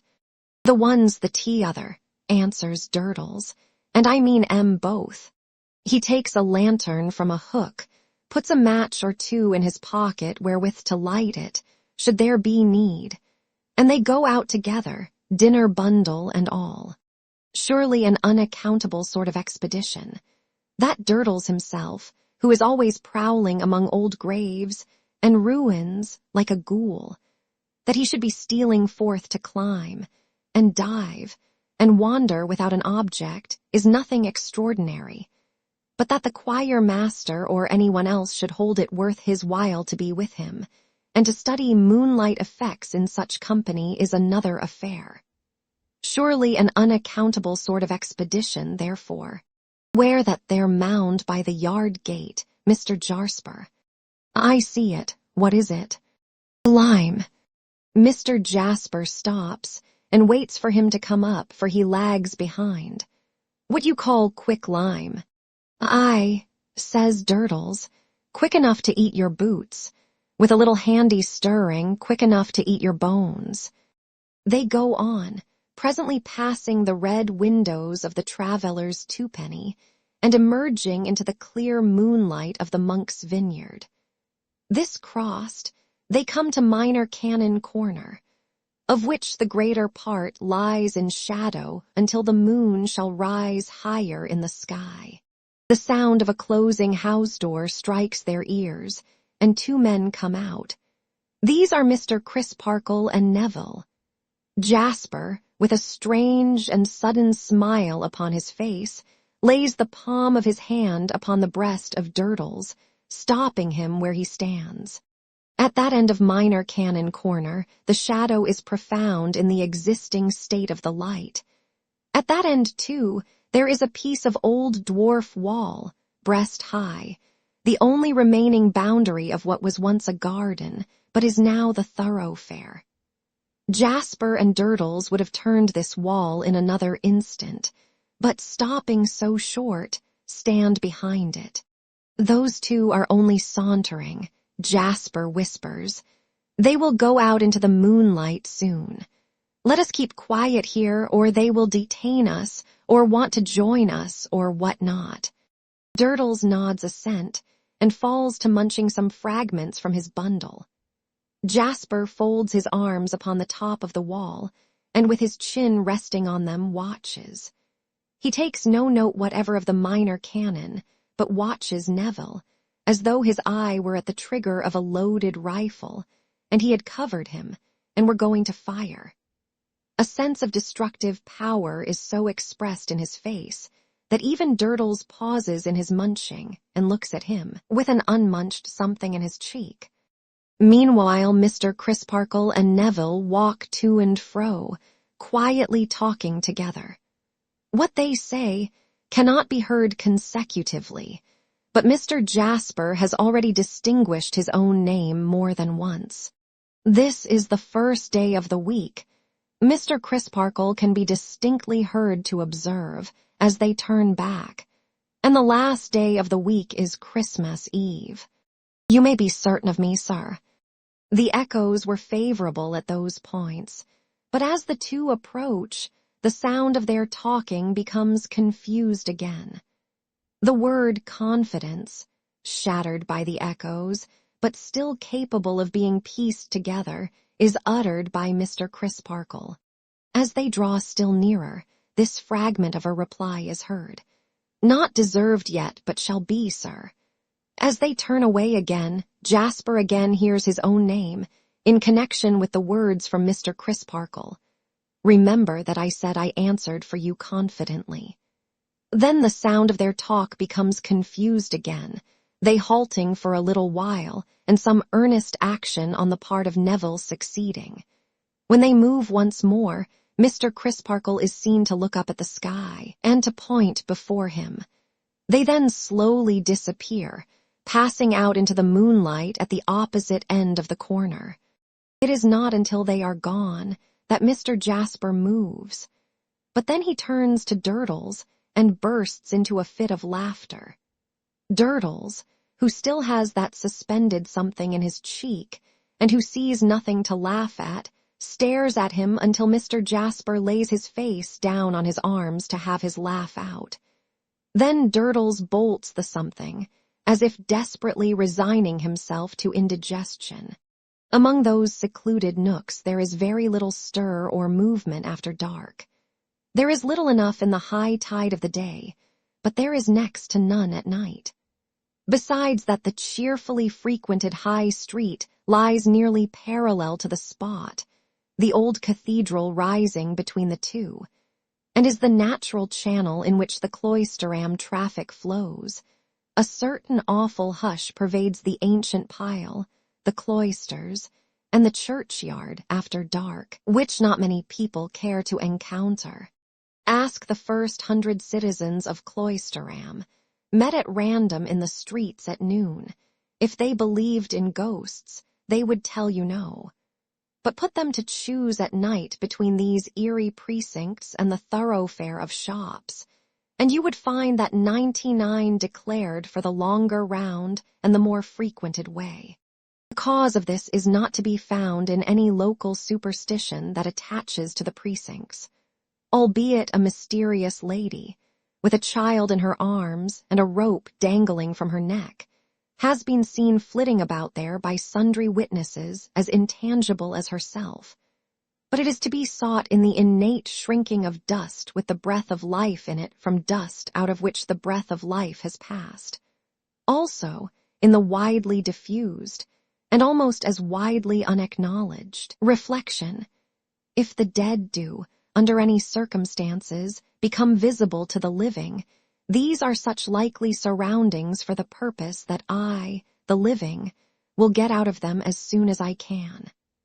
Hence, when Mr. Jasper and Durdles pause to glance around them, before descending into the crypt by a small side door, of which the latter has a key, the whole expanse of moonlight in their view is utterly deserted.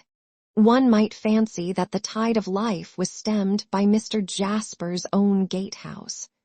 The murmur of the tide is heard beyond, but no wave passes the archway, over which his lamp burns red behind his curtain, as if the building were a lighthouse. They enter, locking themselves in, descend the rugged steps, and are down in the crypt. The lantern is not wanted, for the moonlight strikes in at the groined windows, bare of glass, the broken frames for which cast patterns on the ground. The heavy pillars which support the roof engender masses of black shade, but between them there are lanes of light. Up and down these lanes they walk, Durdles discoursing of the old uns he yet counts on disinterring, and slapping a wall in which he considers a whole family on M to be stoned and earthed up, just as if he were a familiar friend of the family. The taciturnity of Durdles is for the time overcome by Mr. Jasper's wicker bottle, which circulates freely. In the sense, that is to say, that its contents enter freely into Mr. Durdles's circulation, while Mr. Jasper only rinses his mouth once, and casts forth the rinsing. They are to ascend the great tower. On the steps by which they rise to the cathedral, Durdles pauses for new store of breath. The steps are very dark, but out of the darkness they can see the lanes of light they have traversed. Durdles seats himself upon a step. Mr. Jasper seats himself upon another. The odor from the wicker bottle, which has somehow passed into Durdles's keeping, soon intimates that the cork has been taken out, but this is not ascertainable through the sense of sight, since neither can descry the other. And yet, in talking, they turn to one another, as though their faces could commune together. "This is good stuff, Mr. Jasper." "It is very good stuff, I hope. I bought it on purpose." "They don't show. You see, the old uns don't, Mr. Jasper. It would be a more confused world than it is, if they could. Well, it would lead towards a mixing of things." Durdles acquiesces, pausing on the remark, as if the idea of ghosts had not previously presented itself to him in a merely inconvenient light, domestically or chronologically. "But do you think there may be ghosts of other things, though not of men and women?" "What things? Flower beds and watering pots, horses and harness." "No, sounds." "What sounds?" "Cries." "What cries do you mean? Chairs to mend?" "No, I mean screeches. Now I'll tell you, Mr. Jasper. Wait a bit till I put the bottle right." Here the cork is evidently taken out again and replaced again. "There, now it's right. This time last year, only a few days later, I happened to have been doing what was correct by the season, in the way of giving it the welcome it had a right to expect when them town boys set on me at their worst. At length I gave him the slip and turned in here. And here I fell asleep. And what woke me? The ghost of a cry. The ghost of one terrific shriek, which shriek was followed by the ghost of the howl of a dog.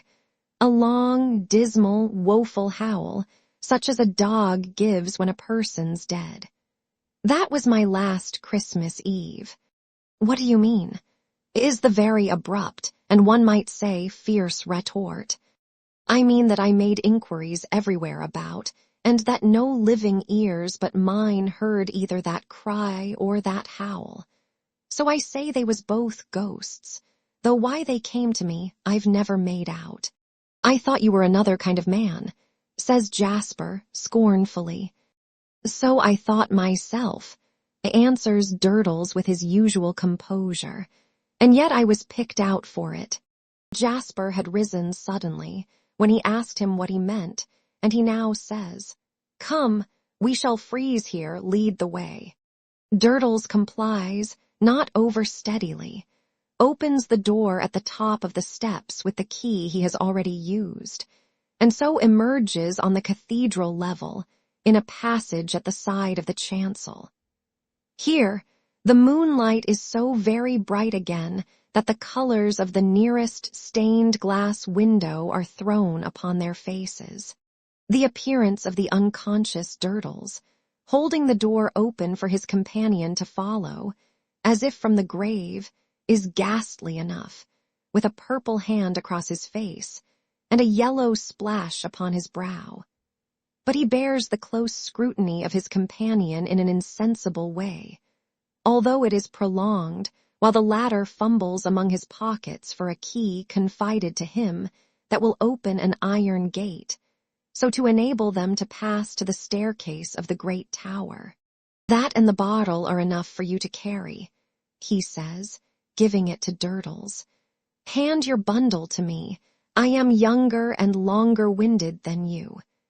Durdles hesitates for a moment between bundle and bottle, but gives the preference to the bottle as being by far the better company, and consigns the dry weight to his fellow explorer.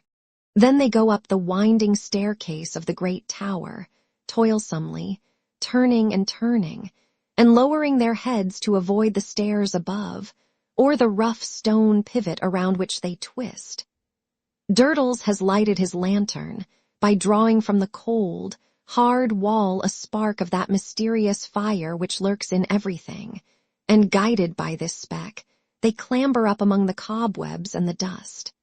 Their way lies through strange places. Twice or thrice they emerge into level, low-arched galleries, whence they can look down into the moonlit nave, and where Durdles, waving his lantern, waves the dim angels' heads upon the corbels of the roof, seeming to watch their progress.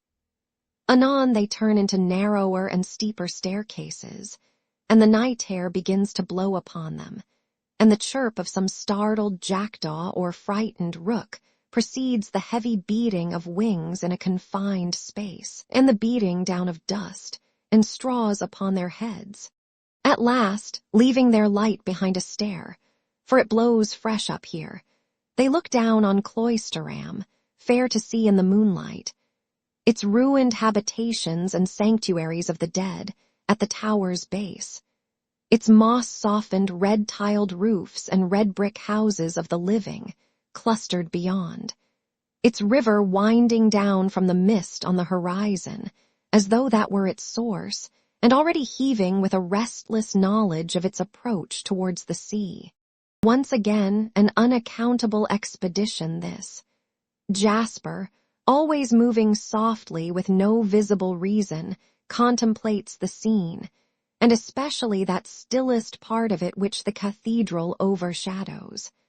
But he contemplates Durdles quite as curiously, and Durdles is by times conscious of his watchful eyes. Only by times, because Durdles is growing drowsy. As aeronauts lighten the load they carry, when they wish to rise, similarly Durdles has lightened the wicker bottle in coming up.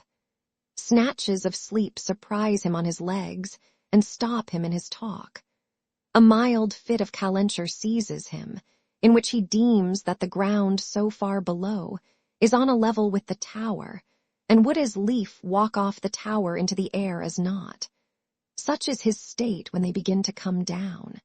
And as aeronauts make themselves heavier when they wish to descend, similarly Durdles charges himself with more liquid from the wicker bottle, that he may come down the better. The iron gate attained and locked, but not before Durdles has tumbled twice and cut an eyebrow open once. They descend into the crypt again, with the intent of issuing forth as they entered. But, while returning among those lanes of light, Durdles becomes so very uncertain, both of foot and speech, that he half drops, half throws himself down, by one of the heavy pillars, scarcely less heavy than itself, and indistinctly appeals to his companion for 40 winks of a second each.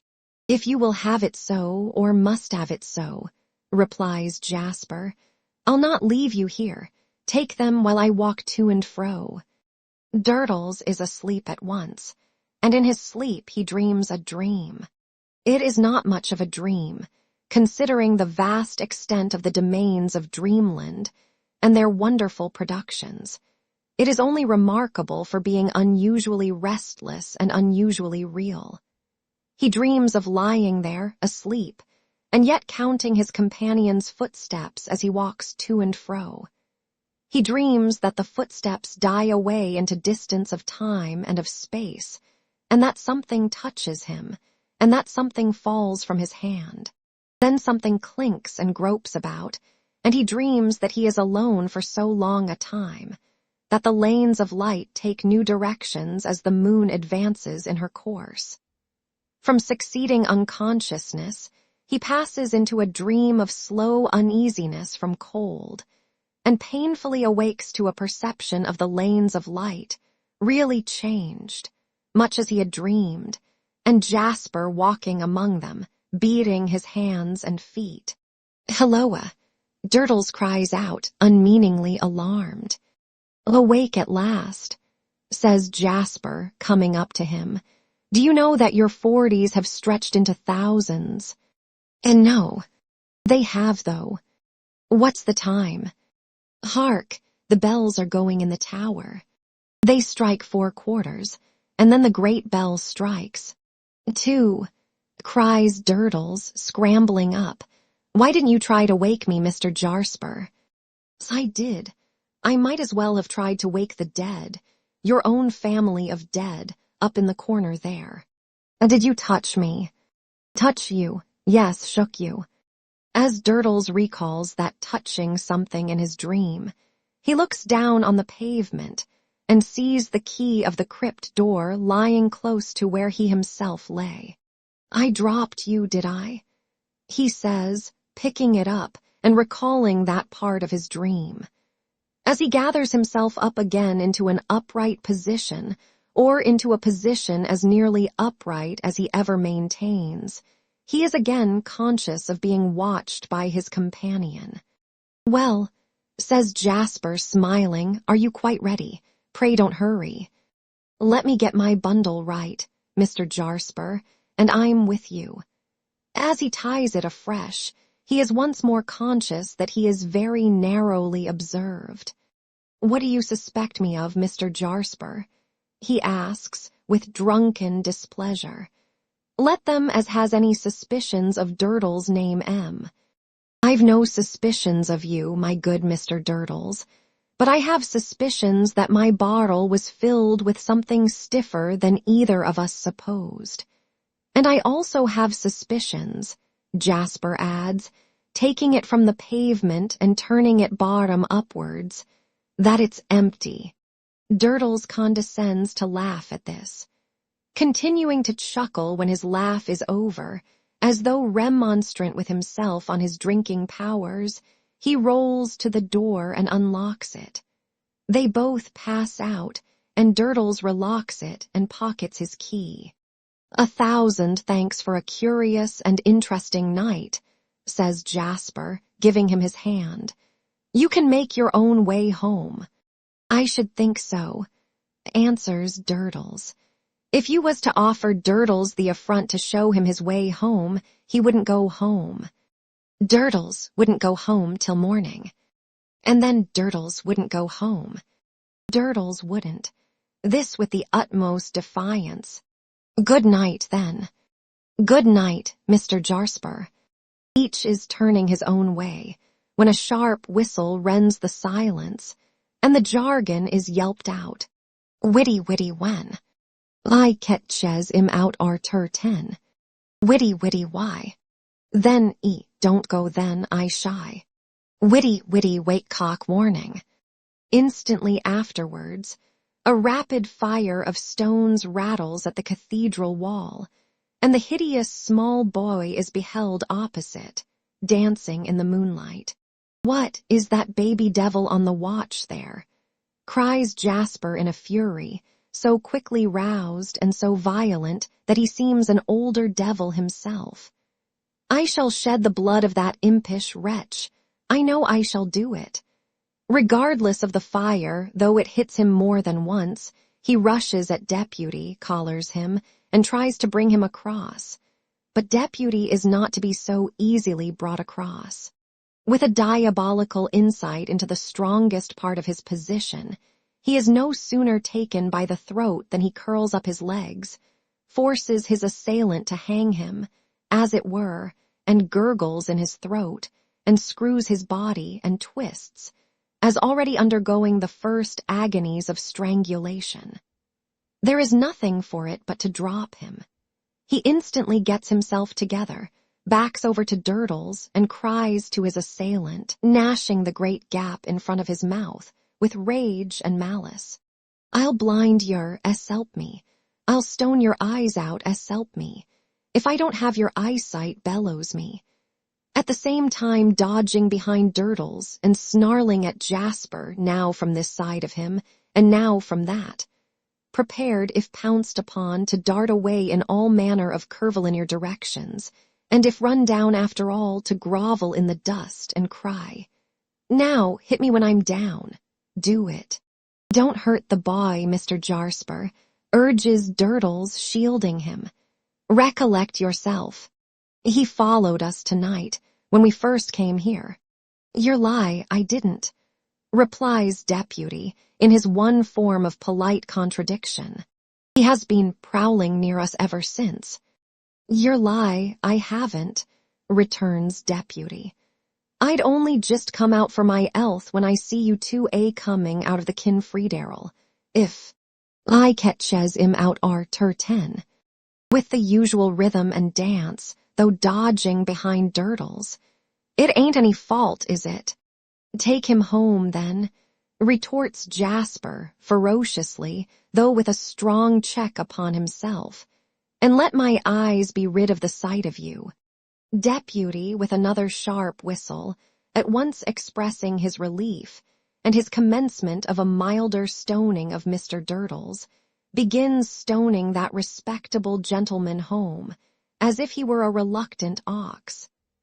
Mr. Jasper goes to his gatehouse, brooding. And thus, as everything comes to an end, the unaccountable expedition comes to an end, for the time. Chapter 13. Both at their best. Miss Twinkleton's establishment was about to undergo a serene hush. The Christmas recess was at hand. What had once, and at no remote period, been called, even by the erudite Miss Twinkleton herself, the half, but what was now called, as being more elegant and more strictly collegiate, the term, would expire tomorrow. A noticeable relaxation of discipline had for some few days pervaded the nuns' house. Club suppers had occurred in the bedrooms, and a dressed tongue had been carved with a pair of scissors, and handed round with the curling tongs. Portions of marmalade had likewise been distributed on a service of plates constructed of curl paper, and cowslip wine had been quaffed from the small squat measuring glass in which little Ricketts, a junior of weakly constitution, took her steel drops daily. The housemaids had been bribed with various fragments of riband, and sundry pairs of shoes more or less down at heel, to make no mention of crumbs in the beds. The airiest costumes had been worn on these festive occasions, and the daring Miss Ferdinand had even surprised the company with a sprightly solo on the comb and curl paper, until suffocated in her own pillow by two flowing-haired executioners. Nor were these the only tokens of dispersal. Boxes appeared in the bedrooms, where they were capital at other times, and a surprising amount of packing took place, out of all proportion to the amount packed. Largesse, in the form of odds and ends of cold, cream, and pomatum, and also of hairpins, was freely distributed among the attendants. On charges of inviolable secrecy, confidences were interchanged respecting golden youth of England expected to call, at home, on the first opportunity. Miss Giggles, deficient in sentiment, did indeed profess that she, for her part, acknowledged such homage by making faces at the golden youth. But this young lady was outvoted by an immense majority. On the last night before a recess, it was always expressly made a point of honor that nobody should go to sleep, and that ghosts should be encouraged by all possible means.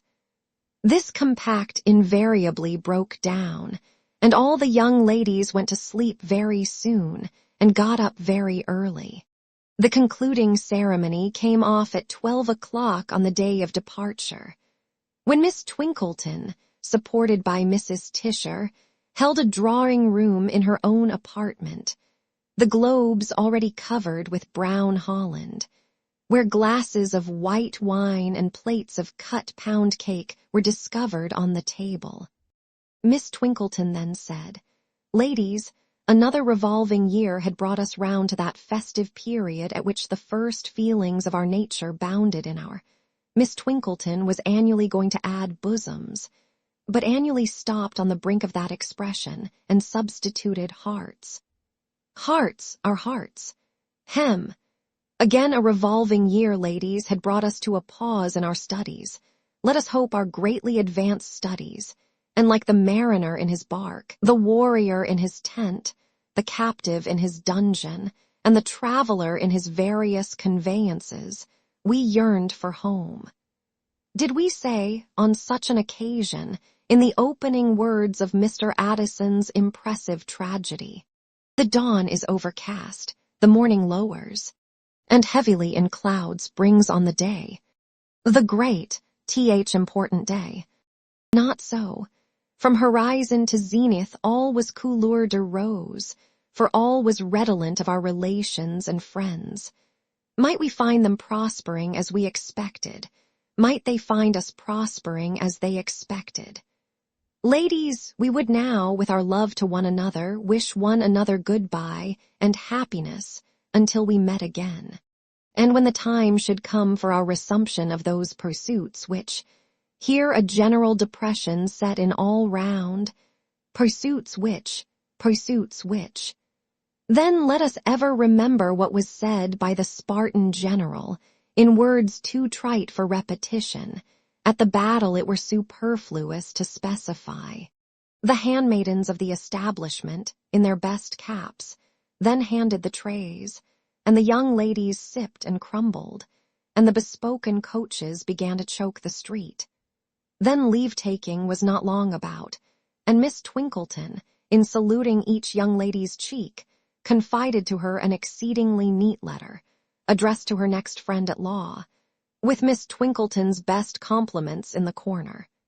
This missive she handed with an air as if it had not the least connection with the bill, but were something in the nature of a delicate and joyful surprise. So many times had Rosa seen such dispersals, and so very little did she know of any other home, that she was contented to remain where she was, and was even better contented than ever before, having her latest friend with her. And yet her latest friendship had a blank place in it of which she could not fail to be sensible.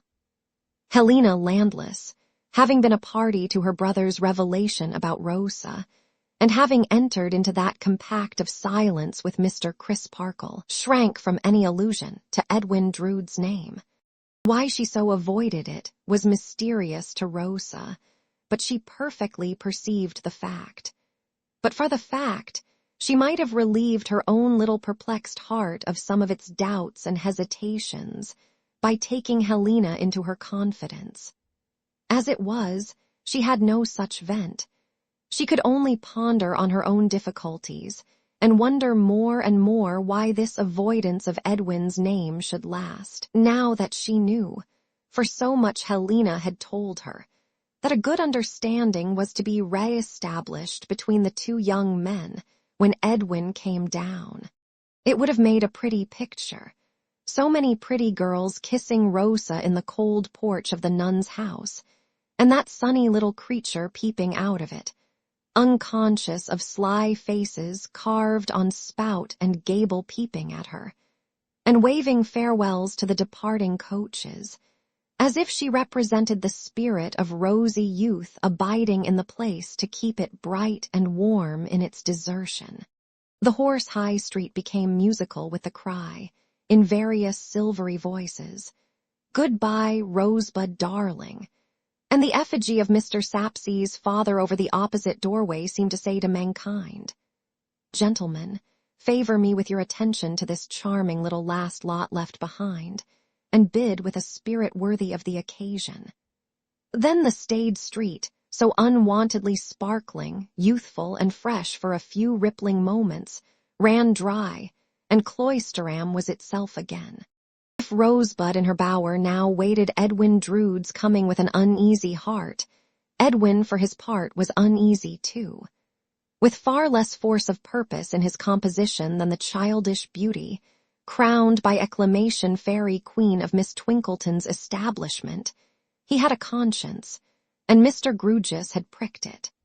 That gentleman's steady convictions of what was right and what was wrong in such a case as his were neither to be frowned aside nor laughed aside.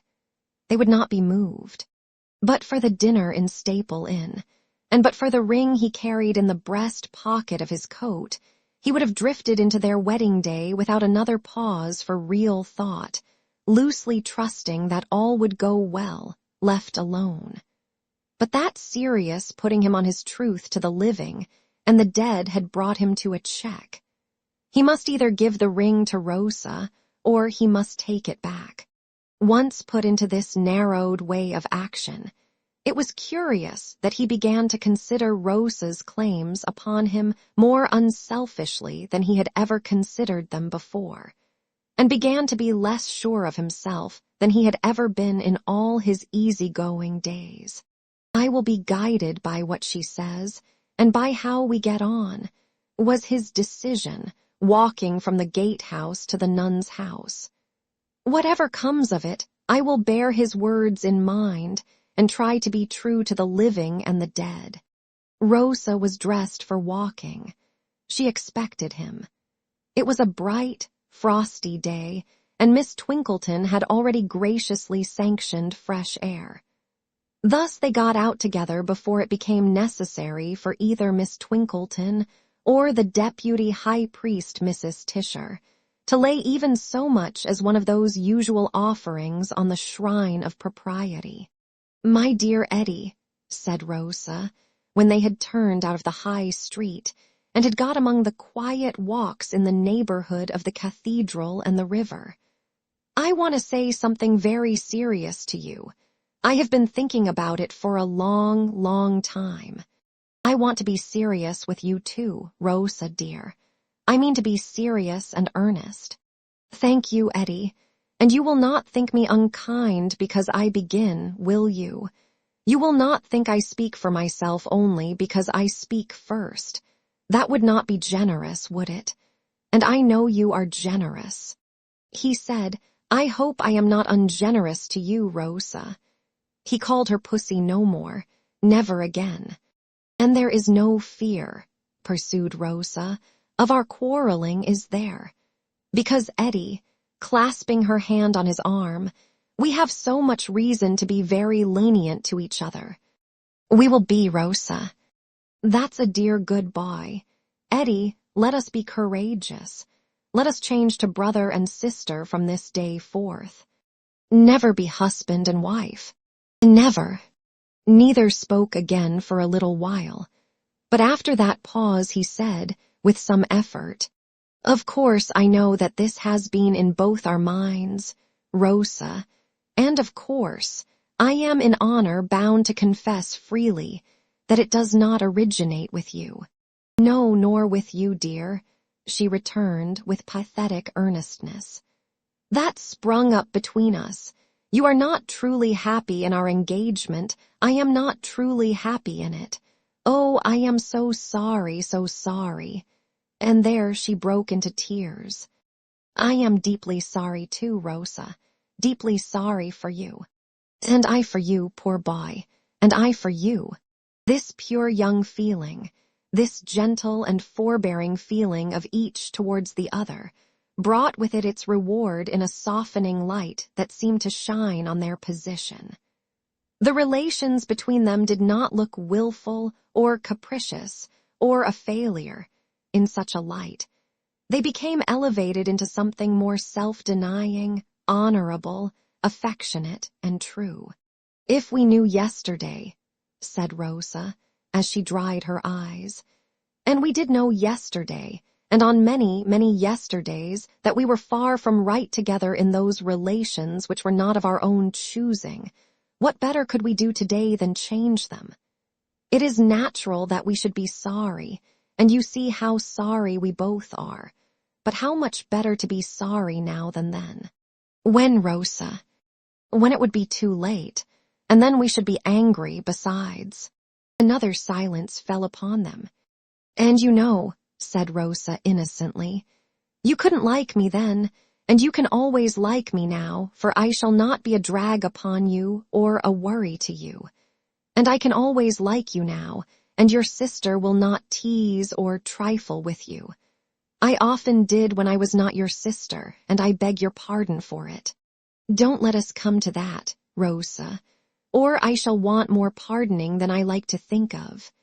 No, indeed, Eddie, you are too hard, my generous boy, upon yourself. Let us sit down, brother, on these ruins, and let me tell you how it was with us.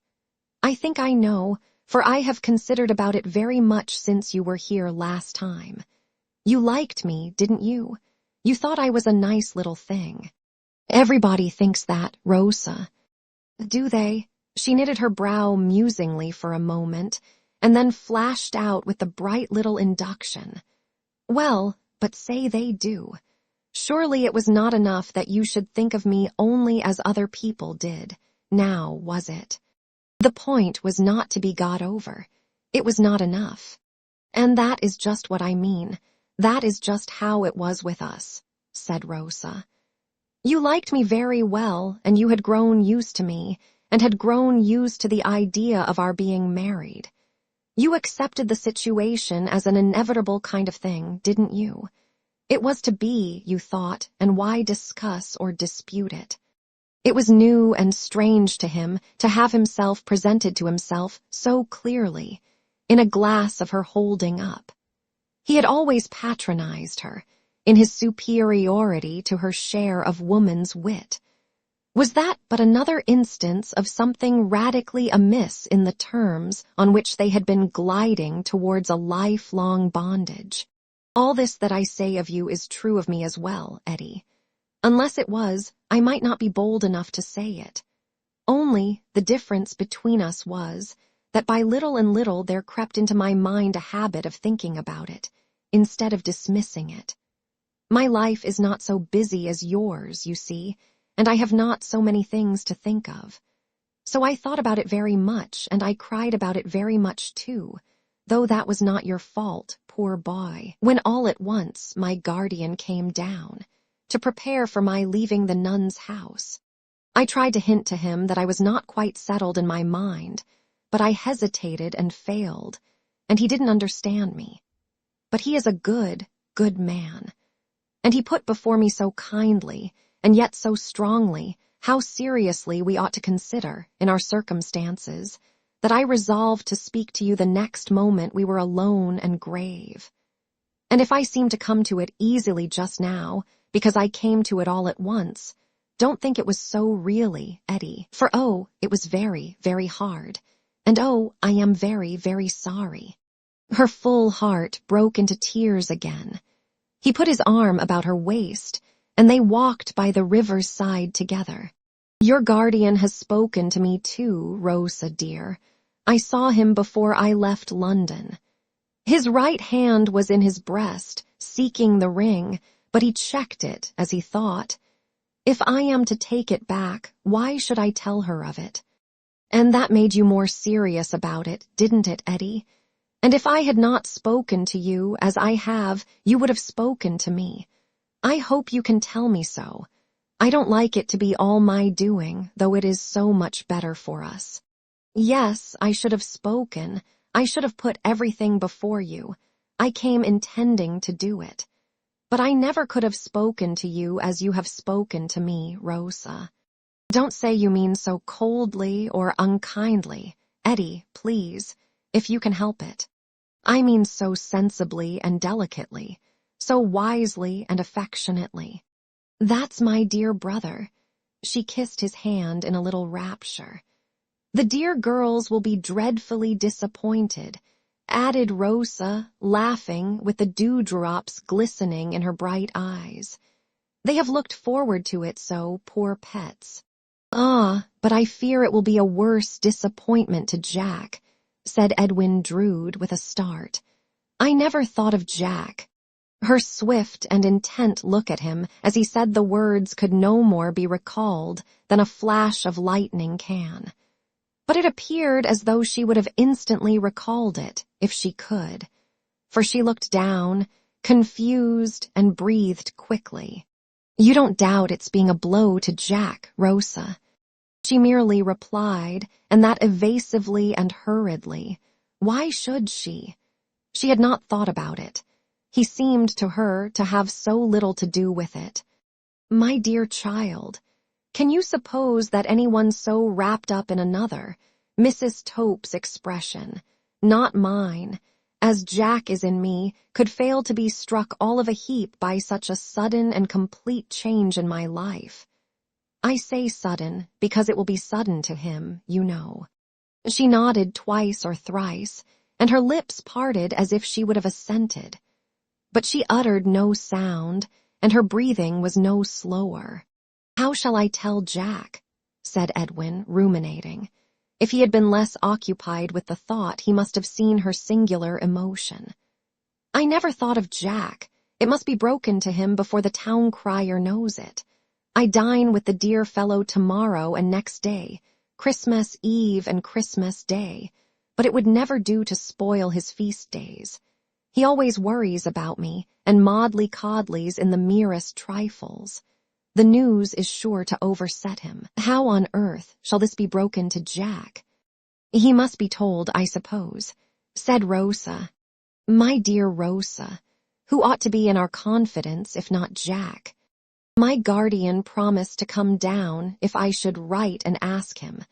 I am going to do so. Would you like to leave it to him?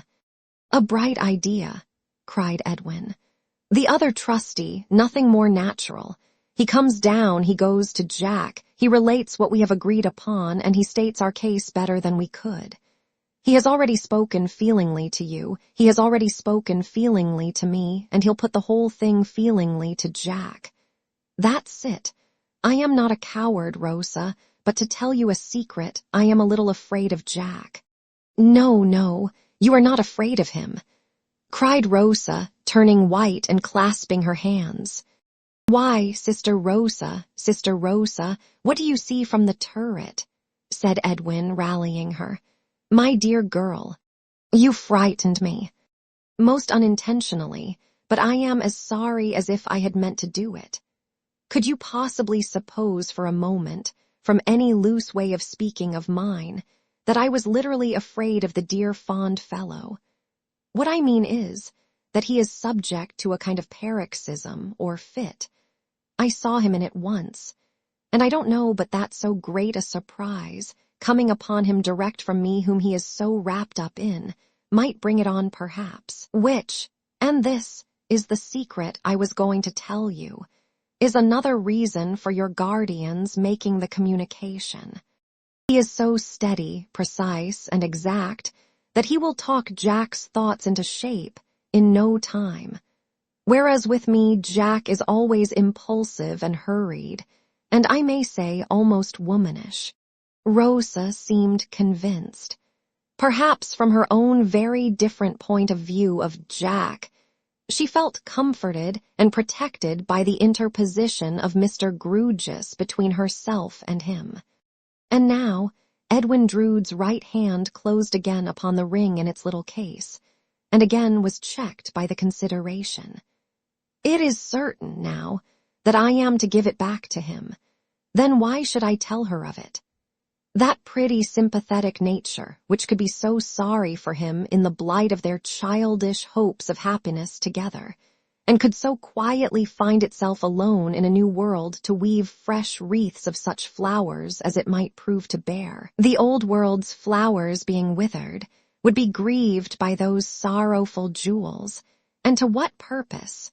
Why should it be? They were but a sign of broken joys and baseless projects. In their very beauty they were, as the unlikeliest of men had said, almost a cruel satire on the loves, hopes, plans of humanity, which are able to forecast nothing, and are so much brittle dust. Let them be. He would restore them to her guardian when he came down. He in his turn would restore them to the cabinet from which he had unwillingly taken them. And there, like old letters or old vows, or other records of old aspirations come to nothing, they would be disregarded until, being valuable, they were sold into circulation again, to repeat their former round. Let them be. Let them lie unspoken of in his breast. However distinctly or indistinctly he entertained these thoughts, he arrived at the conclusion, let them be. Among the mighty store of wonderful chains that are forever forging, day and night, in the vast ironworks of time and circumstance, there was one chain forged in the moment of that small conclusion, riveted to the foundations of heaven and earth, and gifted with invincible force to hold and drag. They walked on by the river. They began to speak of their separate plans. He would quicken his departure from England, and she would remain where she was, at least as long as Helena remained. The poor dear girls should have their disappointment broken to them gently, and as the first preliminary, Miss Twinkleton should be confided in by Rosa, even in advance of the reappearance of Mr. Grewgious. It should be made clear in all quarters that she and Edwin were the best of friends. There had never been so serene an understanding between them since they were first affianced. And yet there was one reservation on each side. On hers, that she intended through her guardian to withdraw herself immediately from the tuition of her music master. On his, that he did already entertain some wandering speculations whether it might ever come to pass that he would know more of Miss Landless.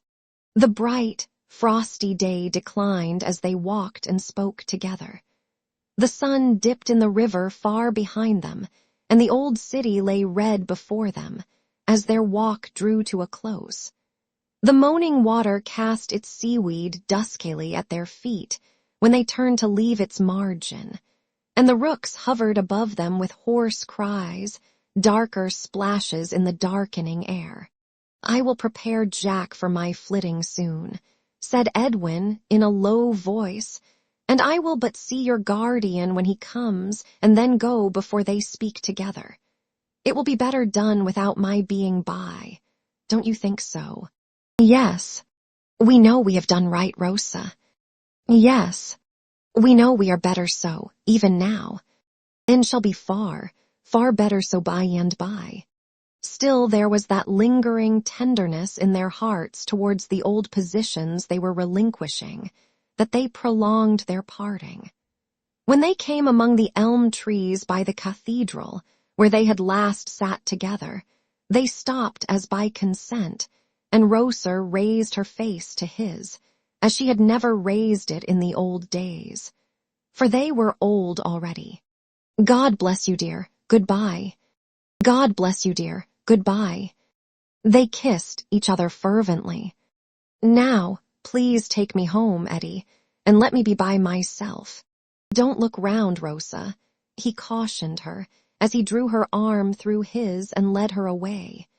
"Didn't you see Jack?" "No, where?" "Under the trees. He saw us as we took leave of each other.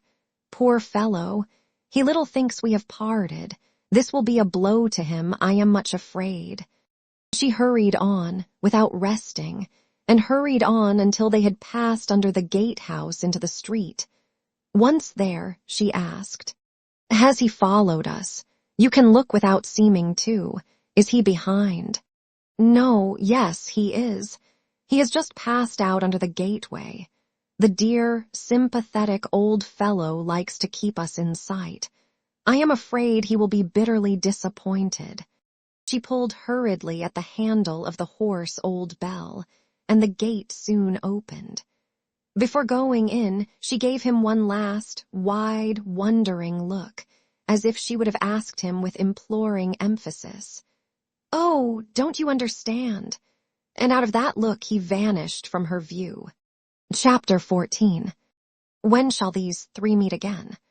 Christmas Eve in Cloisterham. A few strange faces in the streets. A few other faces, half strange and half familiar, once the faces of Cloisterham children, now the faces of men and women who come back from the outer world at long intervals to find the city wonderfully shrunken in size, as if it had not washed by any means well in the meanwhile. To these, the striking of the cathedral clock and the cawing of the rooks from the cathedral tower are like voices of their nursery time.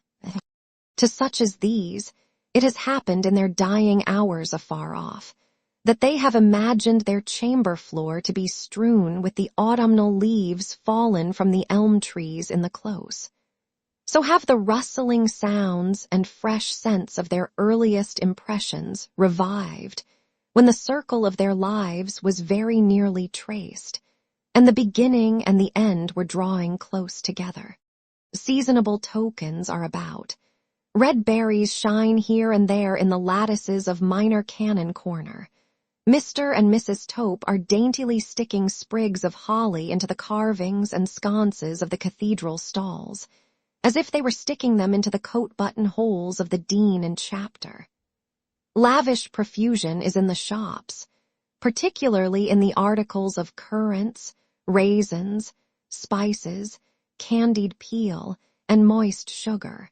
An unusual air of gallantry and dissipation is abroad, evinced in an immense bunch of mistletoe hanging in the greengrocer's shop doorway, and a poor little 12th cake, culminating in the figure of a harlequin. Such a very poor little 12th cake, that one would rather called it a 24th cake or a 48th cake, to be raffled for at the pastrycook's, terms 1 shilling per member. Public amusements are not wanting. The waxwork which made so deep an impression on the reflective mind of the Emperor of China is to be seen by particular desire during Christmas week only, on the premises of the bankrupt livery stable keeper up the lane, and a new grand comic Christmas pantomime is to be produced at the theatre, the latter heralded by the portrait of Signor Jacksonini the clown, saying, "How do you do tomorrow?" Quite as large as life, and almost as miserably. In short, Cloisterham is up and doing, though from this description the High School and Miss Twinkletons are to be excluded. From the former establishment, the scholars have gone home, every one of them in love with one of Miss Twinkleton's young ladies, who knows nothing about it, and only the handmaidens flutter occasionally in the windows of the latter. It is noticed, by the by, that these damsels become, within the limits of decorum, more skittish when thus entrusted with the concrete representation of their sex, than when dividing the representation with Miss Twinkleton's young ladies. 3 are to meet at the gatehouse tonight. How does each one of the 3 get through the day? Neville Landless, though absolved from his books for the time by Mr. Crisparkle, whose fresh nature is by no means insensible to the charms of a holiday, reads and writes in his quiet room, with a concentrated air, until it is 2 hours past noon.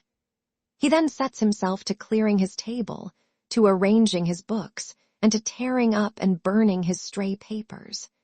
He makes a clean sweep of all untidy accumulations, puts all his drawers in order, and leaves no note or scrap of paper undestroyed, save such memoranda as bear directly on his studies.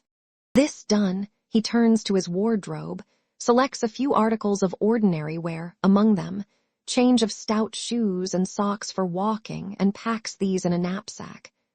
This knapsack is new, and he bought it in the high street yesterday. He also purchased, at the same time and at the same place, a heavy walking stick, strong in the handle for the grip of the hand and iron-shod. He tries this, swings it, poises it, and lays it by with the knapsack on a window seat. By this time, his arrangements are complete. He dresses for going out, and is in the act of going. Indeed, has left his room, and has met the minor canon on the staircase, coming out of his bedroom upon the same story, when he turns back again for his walking stick, thinking he will carry it now. Mr. Crisparkle, who has paused on the staircase, sees it in his hand on his immediately reappearing, takes it from him, and asks him with a smile how he chooses a stick. "Really, I don't know that I understand the subject," he answers. "I chose it for its weight. Much too heavy, Neville, much too heavy. To rest upon in a long walk, sir." "Rest upon," repeats Mr. Crisparkle, throwing himself into pedestrian form. "You don't rest upon it, you merely balance with it." "I shall know better, with practice, sir. I have not lived in a walking country, you know." "True," says Mr. Crisparkle. "Get into a little training, and we will have a few score miles together. I should leave you nowhere now. Do you come back before dinner?" "I think not, as we dine early." Mr. Crisparkle gives him a bright nod and a cheerful goodbye, expressing, not without intention, absolute confidence and ease. Neville repairs to the nun's house and requests that Miss Landless may be informed that her brother is there, by appointment. He waits at the gate, not even crossing the threshold, for he is on his parole not to put himself in Rosa's way. His sister is at least as mindful of the obligation they have taken on themselves as he can be, and loses not a moment in joining him. They meet affectionately, avoid lingering there, and walk towards the upper inland country. "I am not going to tread upon forbidden ground, Helena," says Neville, when they have walked some distance and are turning. "You will understand in another moment that I cannot help referring to, what shall I say? My infatuation. Had you not better avoid it, Neville? You know that I can hear nothing." "You can hear, my dear, what Mr. Crisparkle has heard, and heard with approval." "Yes, I can hear so much." "Well, it is this. I am not only unsettled and unhappy myself, but I am conscious of unsettling and interfering with other people. How do I know that, but for my unfortunate presence, you and the rest of that former party, our engaging guardian excepted, might be dining cheerfully in Minor Canon Corner tomorrow. Indeed, it probably would be so. I can see too well that I am not high in the old lady's opinion, and it is easy to understand what an irksome clog I must be upon the hospitalities of her orderly house, especially at this time of year, when I must be kept asunder from this person, and there is such a reason for my not being brought into contact with that person, and an unfavorable reputation has preceded me with such another person, and so on. I have put this very gently to Mr. Crisparkle, for you know his self-denying ways, but still I have put it.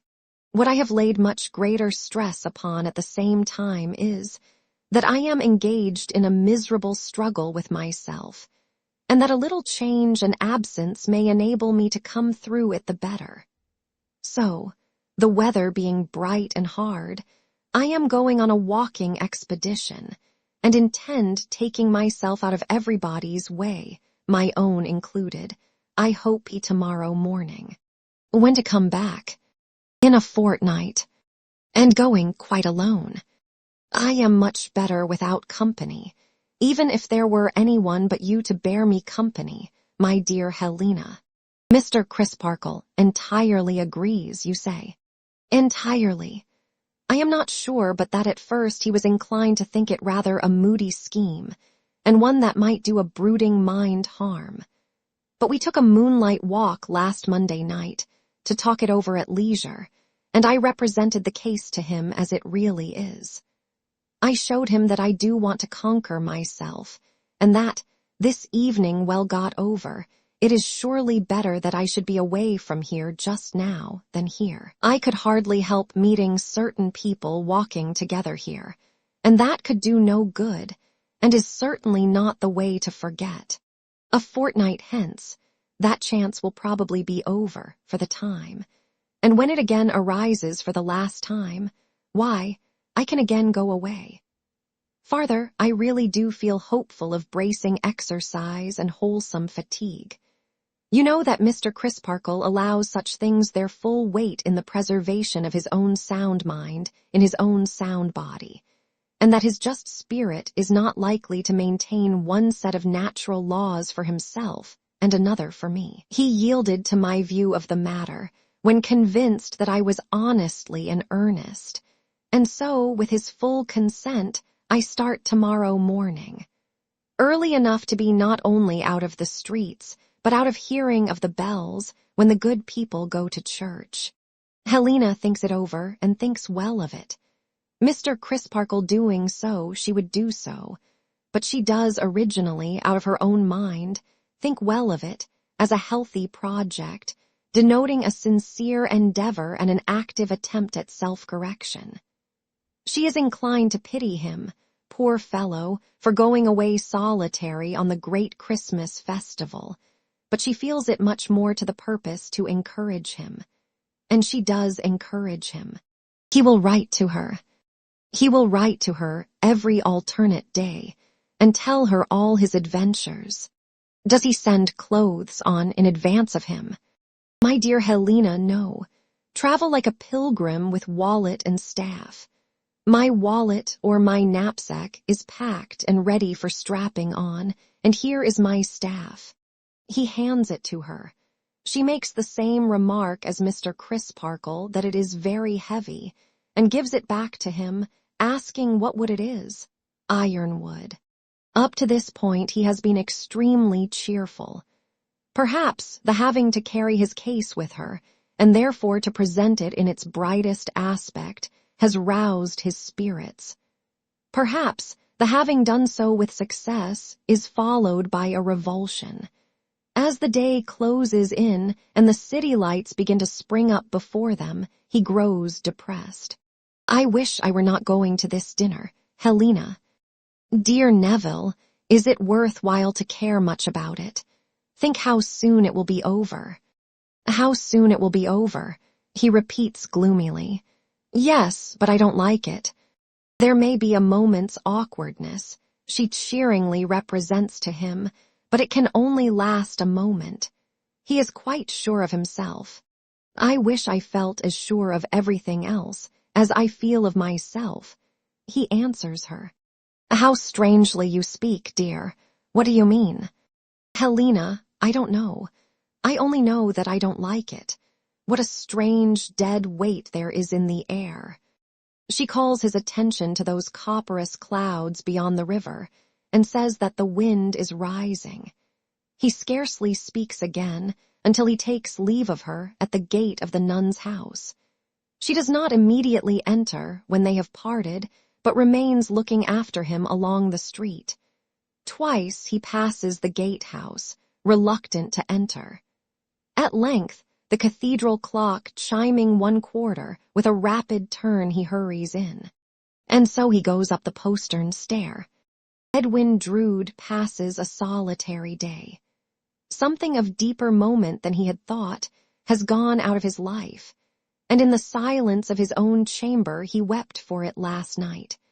Though the image of Miss Landless still hovers in the background of his mind, the pretty little affectionate creature, so much firmer and wiser than he had supposed, occupies its stronghold. It is with some misgiving of his own unworthiness that he thinks of her, and of what they might have been to one another if he had been more in earnest some time ago, if he had set a higher value on her, if, instead of accepting his lot in life as an inheritance of course, he had studied the right way to its appreciation and enhancement. And still, for all this, and though there is a sharp heartache in all this, the vanity and caprice of youth sustain that handsome figure of Miss Landless in the background of his mind. That was a curious look of Rosa's when they parted at the gate. Did it mean that she saw below the surface of his thoughts and down into their twilight depths? Scarcely that, for it was a look of astonished and keen inquiry. He decides that he cannot understand it, though it was remarkably expressive. As he only waits for Mr. Grewgious now, and will depart immediately after having seen him, he takes a sauntering leave of the ancient city and its neighborhood. He recalls the time when Rosa and he walked here or there, mere children, full of the dignity of being engaged. Poor children, he thinks, with a pitying sadness. Finding that his watch has stopped, he turns into the jeweler's shop to have it wound and set. The jeweler is knowing on the subject of a bracelet, which he begs leave to submit in a general and quite aimless way. It would suit, he considers, a young bride to perfection, especially if of a rather diminutive style of beauty. Finding the bracelet but coldly looked at, the jeweler invites attention to a tray of rings for gentlemen. Here is a style of ring now, he remarks, a very chaste signet, which gentlemen are much given to purchasing when changing their condition. A ring of a very responsible appearance, with the date of their wedding day engraved inside. Several gentlemen have preferred it to any other kind of memento. The rings are as coldly viewed as the bracelet. Edwin tells the tempter that he wears no jewelry but his watch and chain, which were his father's, and his shirt pin. That I was aware of, is the jeweler's reply. For Mr. Jasper dropped in for a watch glass the other day, and in fact, I showed these articles to him, remarking that if he should wish to make a present to a gentleman relative, on any particular occasion. But he said with a smile that he had an inventory in his mind of all the jewelry his gentleman relative ever wore, namely, his watch and chain, and his shirt pin. Still, the jeweler considers that might not apply to all times, though applying to the present time. 20 minutes past 2, Mr. Drood, I set your watch at. Let me recommend you not to let it run down, sir. Edwin takes his watch, puts it on, and goes out, thinking, Dear old Jack, if I were to make an extra crease in my neckcloth, he would think it worth noticing. He strolls about and about to pass the time until the dinner hour. It somehow happens that Cloisterham seems reproachful to him today, has fault to find with him, as if he had not used it well, but is far more pensive with him than angry. His wonted carelessness is replaced by a wistful looking at and dwelling upon all the old landmarks. He will soon be far away and may never see them again, he thinks. Poor youth, poor youth. As dusk draws on, he paces the monk's vineyard. He has walked to and fro, full half an hour by the cathedral chimes, and it has closed in dark, before he becomes quite aware of a woman crouching on the ground near a wicket gate in a corner. The gate commands a cross bypath, little used in the gloaming, and the figure must have been there all the time, though he has but gradually and lately made it out. He strikes into that path and walks up to the wicket. By the light of a lamp near it, he sees that the woman is of a haggard appearance, and that her weazened chin is resting on her hands, and that her eyes are staring, with an unwinking, blind sort of steadfastness, before her. Always kindly, but moved to be unusually kind this evening, and having bestowed kind words on most of the children and aged people he has met, he at once bends down and speaks to this woman. "Are you ill?" "No, dearie," she answers, without looking at him, and with no departure from her strange, blind stare. "Are you blind?" "No, dearie." "Are you lost, homeless, faint? What is the matter, that you stay here in the cold so long, without moving?" By slow and stiff efforts, she appears to contract her vision until it can rest upon him, and then a curious film passes over her, and she begins to shake. He straightens himself, recoils a step, and looks down at her in a dread amazement, for he seems to know her. Good heaven, he thinks next moment, like Jack that night. As he looks down at her, she looks up at him and whimpers, "My lungs is weakly, my lungs is drefful bad. Poor me, my cough is rattling dry," and coughs in confirmation horribly. "Where do you come from?" "Come from London, dearie," her cough still rending her. "Where are you going to?" "Back to London, dearie. I came here looking for a needle in a haystack, and I ain't found it. Look'ee, dearie, give me 3 and 6pence, and don't you be afeard for me. I'll get back to London then and trouble no one. I'm in a business. Ah me, it's slack, and times is very bad, but I can make a shift to live by it." "Do you eat opium?" "Smokes it," she replies with difficulty, still racked by her cough. "Give me 3 and 6pence, and I'll lay it out well and get back. If you don't give me 3 and 6pence, don't give me a brass farden. And if you do give me 3 and 6pence, dearie, I'll tell you something." He counts the money from his pocket and puts it in her hand. She instantly clutches it tight and rises to her feet with a croaking laugh of satisfaction. "Bless ye, hark ye, dear gen'lm, what's your christened name?" "Edwin." "Edwin, Edwin, Edwin," she repeats, trailing off into a drowsy repetition of the word, and then asks suddenly, "Is the short of that name Eddie?" "It is sometimes called so," he replies, with the color starting to his face. "Don't sweethearts call it so?" she asks, pondering. "How should I know? Haven't you a sweetheart, upon your soul?" "And none." She is moving away with another bless ye and thank ye, dearie, when he adds, "You were to tell me something, you may as well do so." So I was. Well then, whisper, you be thankful that your name ain't Ned." He looks at her quite steadily as he asks, "Why?" "Because it's a bad name to have just now." "How a bad name?" "A threatened name, a dangerous name. The proverb says that threatened men live long," he tells her lightly.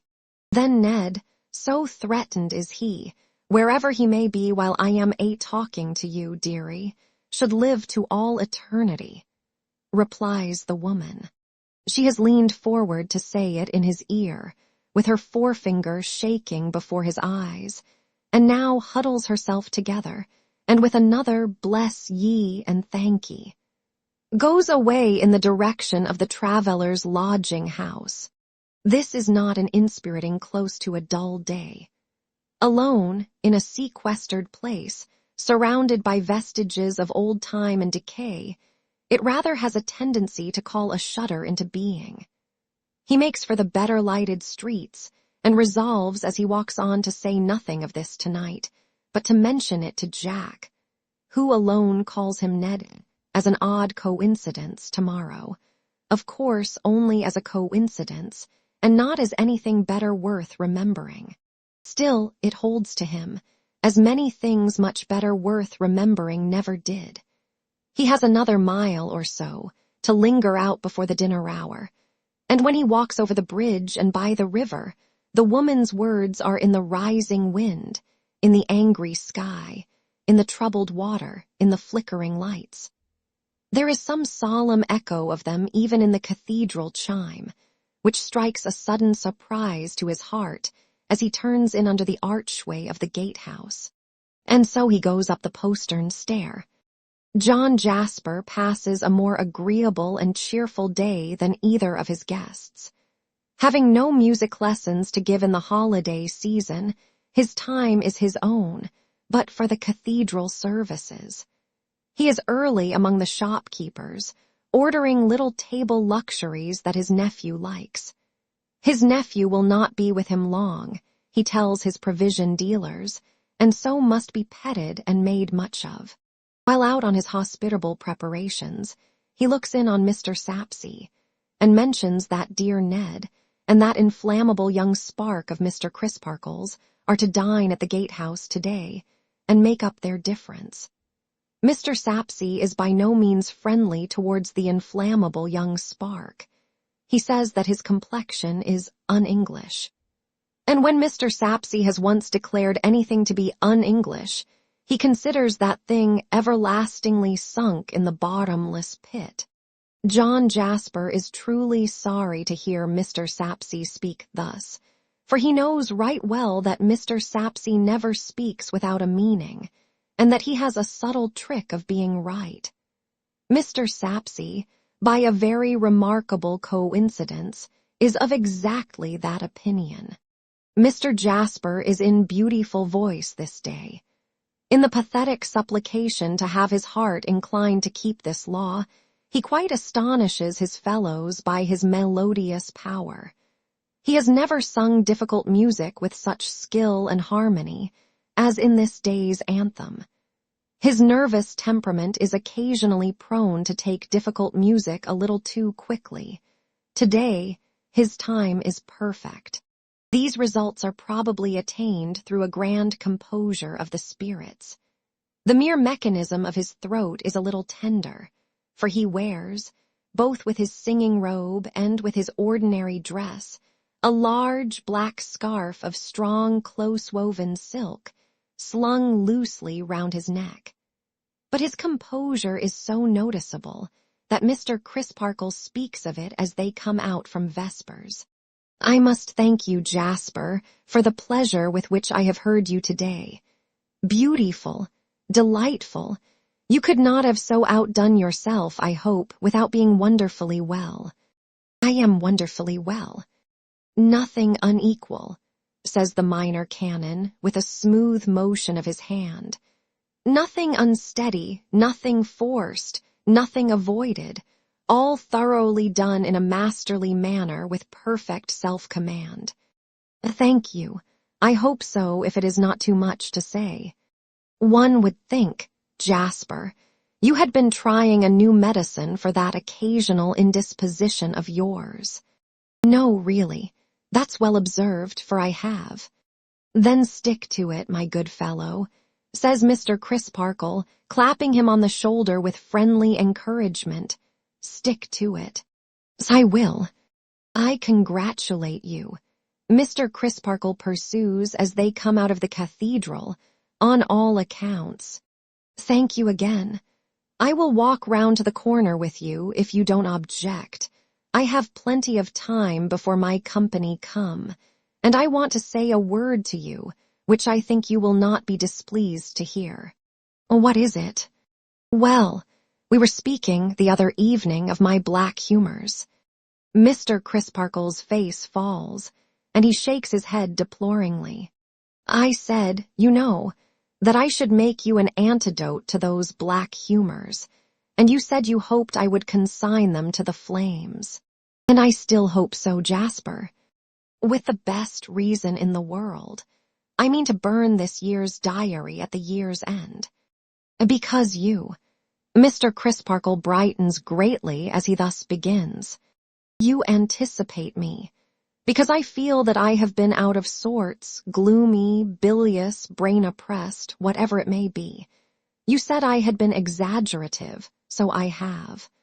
Mr. Crisparkle's brightened face brightens still more. "I couldn't see it then, because I was out of sorts, but I am in a healthier state now, and I acknowledge it with genuine pleasure. I made a great deal of a very little, that's the fact. It does me good, cries Mr. Crisparkle, to hear you say it. A man leading a monotonous life, Jasper proceeds, and getting his nerves or his stomach out of order dwells upon an idea until it loses its proportions. That was my case with the idea in question. So I shall burn the evidence of my case when the book is full and begin the next volume with a clearer vision. This is better, says Mr. Crisparkle, stopping at the steps of his own door to shake hands, than I could have hoped. Why, naturally, returns Jasper. You had but little reason to hope that I should become more like yourself. You are always training yourself to be, mind and body, as clear as crystal, and you always are and never change, whereas I am a muddy, solitary, moping weed. However, I have got over that mope. Shall I wait while you ask if Mr. Neville has left for my place? If not, he and I may walk round together.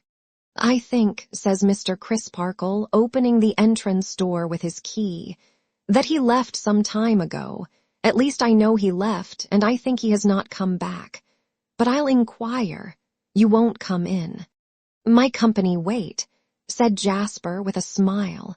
The minor canon disappears, and in a few moments returns. As he thought, Mr. Neville has not come back. Indeed, as he remembers now, Mr. Neville said he would probably go straight to the gatehouse. Bad manners in a host, says Jasper. My company will be there before me. What will you bet that I don't find my company embracing? I will bet, or I would, if ever I did bet, returns Mr. Crisparkle, that your company will have a gay entertainer this evening. Jasper nods and laughs good night. He retraces his steps to the cathedral door and turns down past it to the gatehouse. He sings, in a low voice and with delicate expression, as he walks along. It still seems as if a false note were not within his power tonight, and as if nothing could hurry or retard him. Arriving thus under the arched entrance of his dwelling, he pauses for an instant in the shelter to pull off that great black scarf and bang it in a loop upon his arm. For that brief time, his face is knitted and stern, but it immediately clears as he resumes his singing and his way. And so he goes up the postern stair. The red light burns steadily all the evening in the lighthouse on the margin of the tide of busy life. Softened sounds and hum of traffic pass it and flow on irregularly into the lonely precincts, but very little else goes by, save violent rushes of wind. It comes on to blow a boisterous gale. The precincts are never particularly well lighted, but the strong blasts of wind blowing out many of the lamps, in some instances shattering the frames too, and bringing the glass rattling to the ground. They are unusually dark tonight. The darkness is augmented and confused by flying dust from the earth, dry twigs from the trees, and great ragged fragments from the rooks' nests up in the tower. The trees themselves so toss and creak, as this tangible part of the darkness madly whirls about, that they seem in peril of being torn out of the earth, while ever and again a crack and a rushing fall denote that some large branch has yielded to the storm. Not such power of wind has blown for many a winter night. Chimneys topple in the streets, and people hold to posts and corners, and to one another to keep themselves upon their feet. The violent rushes abate not, but increase in frequency and fury until at midnight, when the streets are empty, the storm goes thundering along them, rattling at all the latches and tearing at all the shutters, as if warning the people to get up and fly with it, rather than have the roofs brought down upon their brains. Still the red light burns steadily. Nothing is steady but the red light. All through the night the wind blows and abates not. But early in the morning, when there is barely enough light in the east to dim the stars, it begins to lull. From that time, with occasional wild charges, like a wounded monster dying, it drops and sinks, and at full daylight it is dead. It is then seen that the hands of the cathedral clock are torn off. That lead from the roof has been stripped away, rolled up, and blown into the close, and that some stones have been displaced upon the summit of the great tower. Christmas morning though it be, it is necessary to send up workmen, to ascertain the extent of the damage done.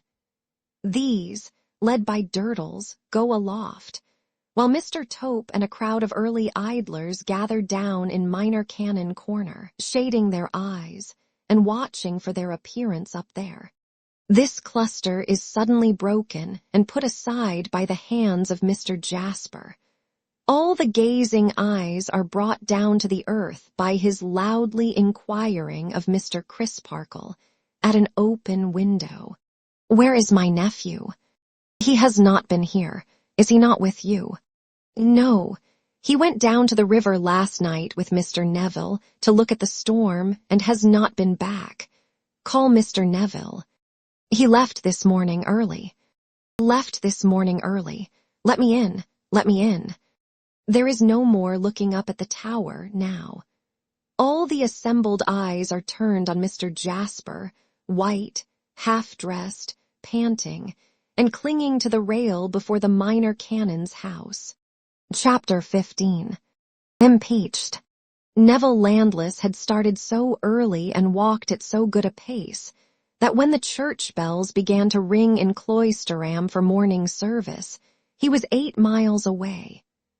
As he wanted his breakfast by that time, having set forth on a crust of bread, he stopped at the next roadside tavern to refresh. Visitors in want of breakfast, unless they were horses or cattle, for which class of guests there was preparation enough in the way of water trough and hay, were so unusual at the sign of the tilted wagon that it took a long time to get the wagon into the track of tea and toast and bacon. Neville, in the interval, sitting in a sanded parlor, wondering in how long a time after he had gone, the sneezy fire of damp faggots would begin to make somebody else warm. Indeed, the tilted wagon, as a cool establishment on the top of a hill, where the ground before the door was puddled with damp hoofs and trodden straw, where a scolding landlady slapped a moist baby, with one red sock on and one wanting, in the bar, where the cheese was cast aground upon a shelf, in company with a mouldy tablecloth and a green-handled knife, in a sort of cast-iron canoe, where the pale-faced bread shed tears of crumb over its shipwreck in another canoe, where the family linen, half-washed and half-dried, led a public life of lying about, where everything to drink was drunk out of mugs, and everything else was suggestive of a rhyme to mugs. The tilted wagon, all these things considered, hardly kept its painted promise of providing good entertainment for man and beast. However, man, in the present case, was not critical, but took what entertainment he could get, and went on again after a longer rest than he needed.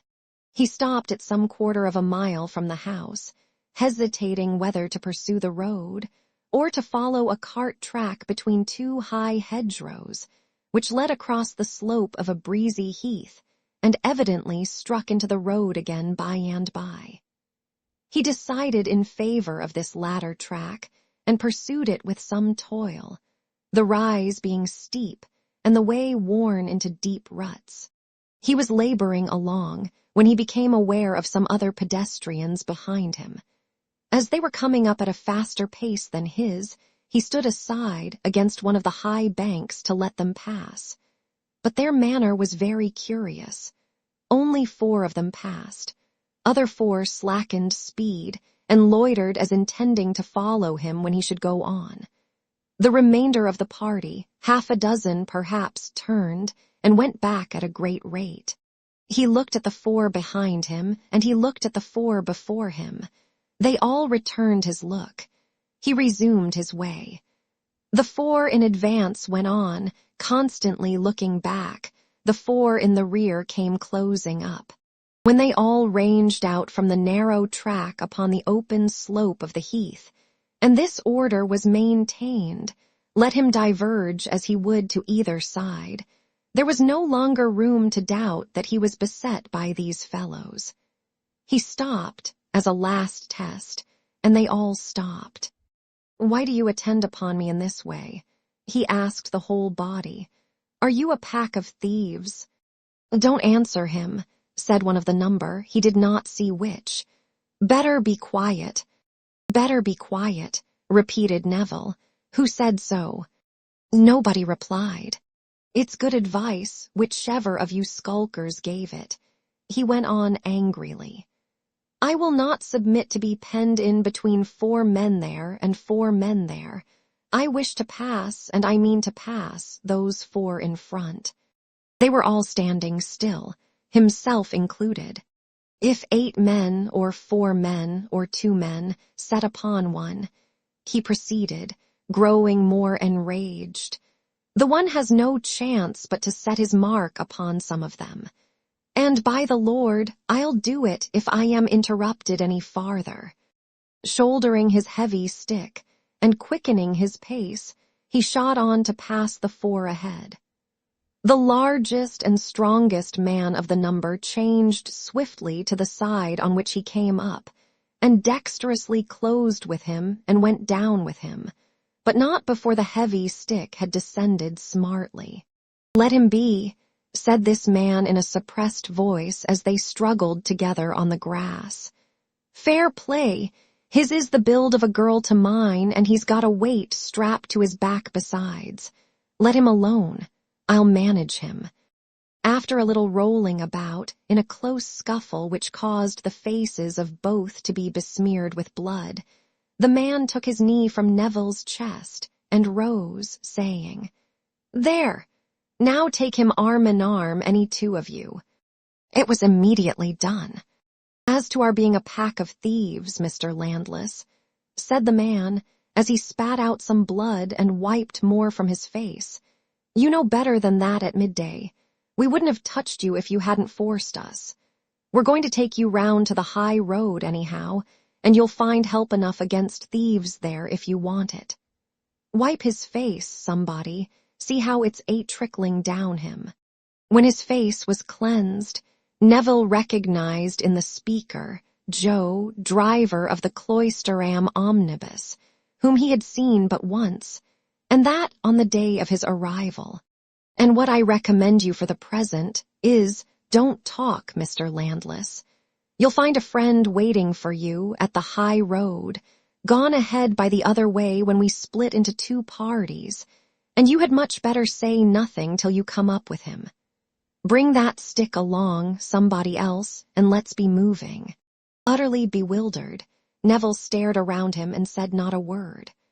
Walking between his 2 conductors, who held his arms in theirs, he went on, as in a dream, until they came again into the high road and into the midst of a little group of people. The men who had turned back were among the group, and its central figures were Mr. Jasper and Mr. Crisparkle. Neville's conductors took him up to the minor canon, and there released him, as an act of deference to that gentleman. "What is all this, sir? What is the matter? I feel as if I had lost my senses," cried Neville, the group closing in around him. "Where is my nephew?" asked Mr. Jasper wildly. "Where is your nephew?" repeated Neville. "Why do you ask me?" "I ask you," retorted Jasper, "because you were the last person in his company, and he is not to be found."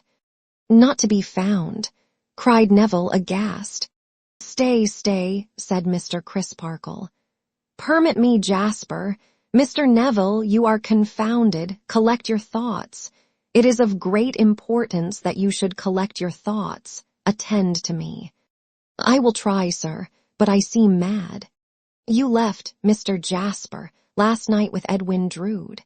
"Yes." "At what hour?" "Was it at 12 o'clock?" asked Neville, with his hand to his confused head and appealing to Jasper. "Quite right," said Mr. Crisparkle. "The hour Mr. Jasper has already named to me. You went down to the river together." "Undoubtedly, to see the action of the wind there." "What followed? How long did you stay there?" "About 10 minutes. I should say not more. We then walked together to your house, and he took leave of me at the door." "Did he say that he was going down to the river again?" "No, he said that he was going straight back." The bystanders looked at one another and at Mr. Crisparkle, to whom Mr. Jasper, who had been intensely watching Neville, said, in a low, distinct, suspicious voice, "What are those stains upon his dress?" All eyes returned towards the blood upon his clothes. "And here are the same stains upon this stick," said Jasper, taking it from the hand of the man who held it. "I know the stick to be his, and he carried it last night. What does this mean?" "In the name of God, say what it means, Neville," urged Mr. Crisparkle. "That man and I," said Neville, pointing out his late adversary, "had a struggle for the stick just now, and you may see the same marks on him, sir. What was I to suppose when I found myself molested by 8 people? Could I dream of the true reason when they would give me none at all? They admitted that they had thought it discreet to be silent, and that the struggle had taken place. And yet the very men who had seen it looked darkly at the smears which the bright, cold air had already dried." "We must return, Neville," said Mr. Crisparkle. "Of course you will be glad to come back to clear yourself." "Of course, sir. Mr. Landless will walk at my side," the Minor Canon continued, looking around him. "Come, Neville." They set forth on the walk back, and the others, with one exception, straggled after them at various distances. Jasper walked on the other side of Neville and never quitted that position. He was silent, while Mr. Crisparkle more than once repeated his former questions, and while Neville repeated his former answers, also while they both hazarded some explanatory conjectures. He was obstinately silent, because Mr. Crisparkle's manner directly appealed to him to take some part in the discussion, and no appeal would move his fixed face. When they drew near to the city, and it was suggested by the Minor Canon that they might do well in calling on the mayor at once, he assented with a stern nod, but he spake no word until they stood in Mr. Sapsea's parlor. Mr. Sapsea being informed by Mr. Crisparkle of the circumstances under which they desired to make a voluntary statement before him, Mr. Jasper broke silence by declaring that he placed his whole reliance, humanly speaking, on Mr. Sapsea's penetration. There was no conceivable reason why his nephew should have suddenly absconded, unless Mr. Sapsea could suggest one, and then he would defer. There was no intelligible likelihood of his having returned to the river and been accidentally drowned in the dark, unless it should appear likely to Mr. Sapsea, and then again he would defer. He washed his hands as clean as he could of all horrible suspicions, unless it should appear to Mr. Sapsea that some such were inseparable from his last companion before his disappearance, not on good terms with previously. And then, once more, he would defer. His own state of mind, he being distracted with doubts and laboring under dismal apprehensions, was not to be safely trusted, but Mr. Sapsea's was. Mr. Sapsea expressed his opinion that the case had a dark look. In short, and here his eyes rested full on Neville's countenance, an un-English complexion. Having made this grand point, he wandered into a denser haze and maze of nonsense than even a mayor might have been expected to disport himself in, and came out of it with the brilliant discovery that to take the life of a fellow creature was to take something that didn't belong to you. He wavered whether or no he should at once issue his warrant for the committal of Neville Landless to jail, under circumstances of grave suspicion. And he might have gone so far as to do it, but for the indignant protest of the minor canon, who undertook for the young man's remaining in his own house, and being produced by his own hands, whenever demanded. Mr. Jasper then understood Mr. Sapsea to suggest that the river should be dragged, that its banks should be rigidly examined, that particulars of the disappearance should be sent to all outlying places and to London, and that placards and advertisements should be widely circulated imploring Edwin Drood, if for any unknown reason he had withdrawn himself from his uncle's home and society, to take pity on that loving kinsman's sore bereavement and distress, and somehow inform him that he was yet alive. Mr. Sapsea was perfectly understood, for this was exactly his meaning, though he had said nothing about it, and measures were taken towards all these ends immediately. It would be difficult to determine which was the more oppressed with horror and amazement, Neville Landless or John Jasper. But that Jasper's position forced him to be active, while Neville's forced him to be passive. There would have been nothing to choose between them. Each was bowed down and broken. With the earliest light of the next morning, men were at work upon the river, and other men, most of whom volunteered for the service, were examining the banks. All the livelong day the search went on, upon the river with barge and pole and drag and net, upon the muddy and rushy shore with jack-boots, hatchet, spade, rope, dogs, and all imaginable appliances. Even at night, the river was specked with lanterns and lurid with fires. Far-off creeks, into which the tide washed as it changed, had their knots of watchers, listening to the lapping of the stream and looking out for any burden it might bear. Remote shingly causeways near the sea, and lonely points off which there was a race of water, had their unwonted flaring cressets and rough-coated figures when the next day dawned. But no trace of Edwin Drood revisited the light of the sun. All that day again, the search went on. Now in barge and boat, and now ashore among the osiers, or tramping amidst mud and stakes and jagged stones in low-lying places, where solitary watermarks and signals of strange shapes showed like spectres, John Jasper worked and toiled. But to no purpose, for still no trace of Edwin Drood revisited the light of the sun. Setting his watches for that night again, so that vigilant eyes should be kept on every change of tide, he went home exhausted. Unkempt and disordered, bedaubed with mud that had dried upon him, and with much of his clothing torn to rags, he had but just dropped into his easy-chair when Mr. Grewgious stood before him. "This is strange news," said Mr. Grewgious. "Strange and fearful news."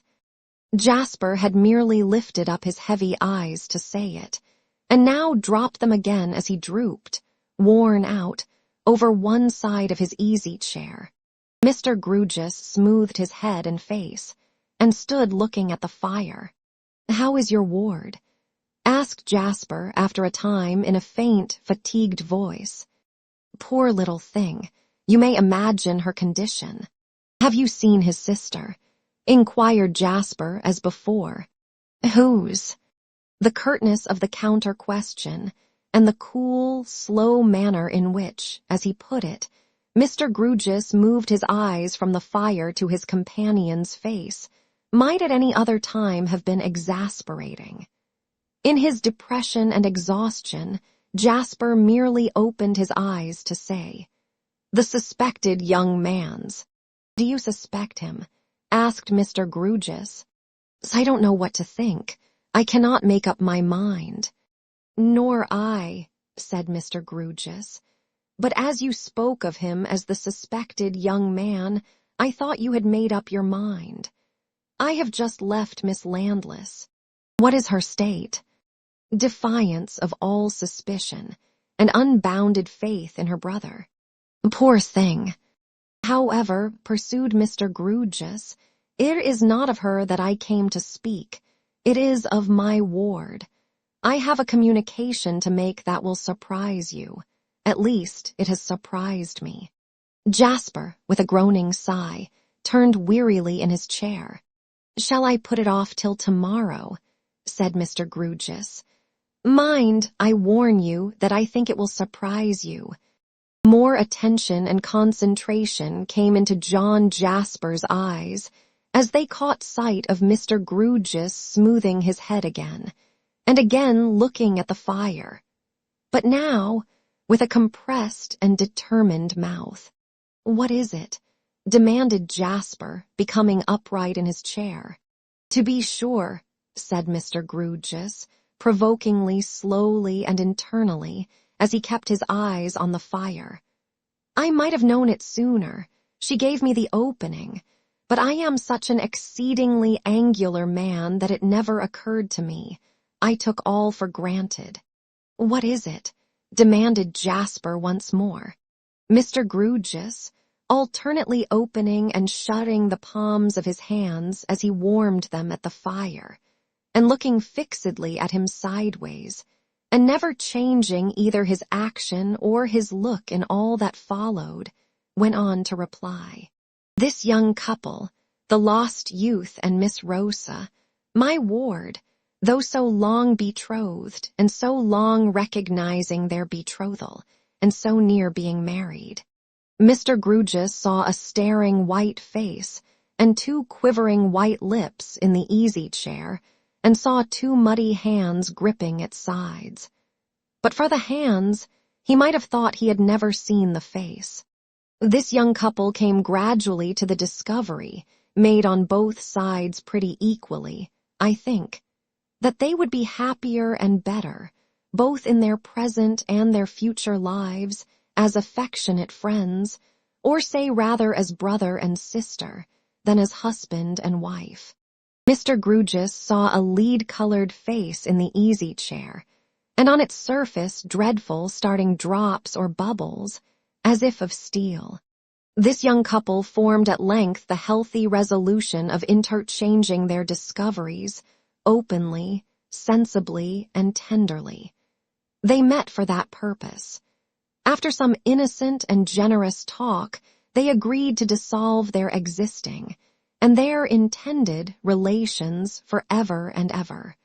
Mr. Grewgious saw a ghastly figure rise, open-mouthed, from the easy-chair, and lift its outspread hands towards its head. One of this young couple, and that one your nephew, fearful, however, that in the tenderness of your affection for him you would be bitterly disappointed by so wide a departure from his projected life, forbore to tell you the secret for a few days, and left it to be disclosed by me, when I should come down to speak to you, and he would be gone. I speak to you, and he is gone. Mr. Grewgious saw the ghastly figure throw back its head, clutch its hair with its hands, and turn with a writhing action from him. I have now said all I have to say, except that this young couple parted, firmly, though not without tears and sorrow, on the evening when you last saw them together. Mr. Grewgious heard a terrible shriek, and saw no ghastly figure, sitting or standing, saw nothing but a heap of torn and miry clothes upon the floor. Not changing his action even then, he opened and shut the palms of his hands as he warmed them, and looked down at it.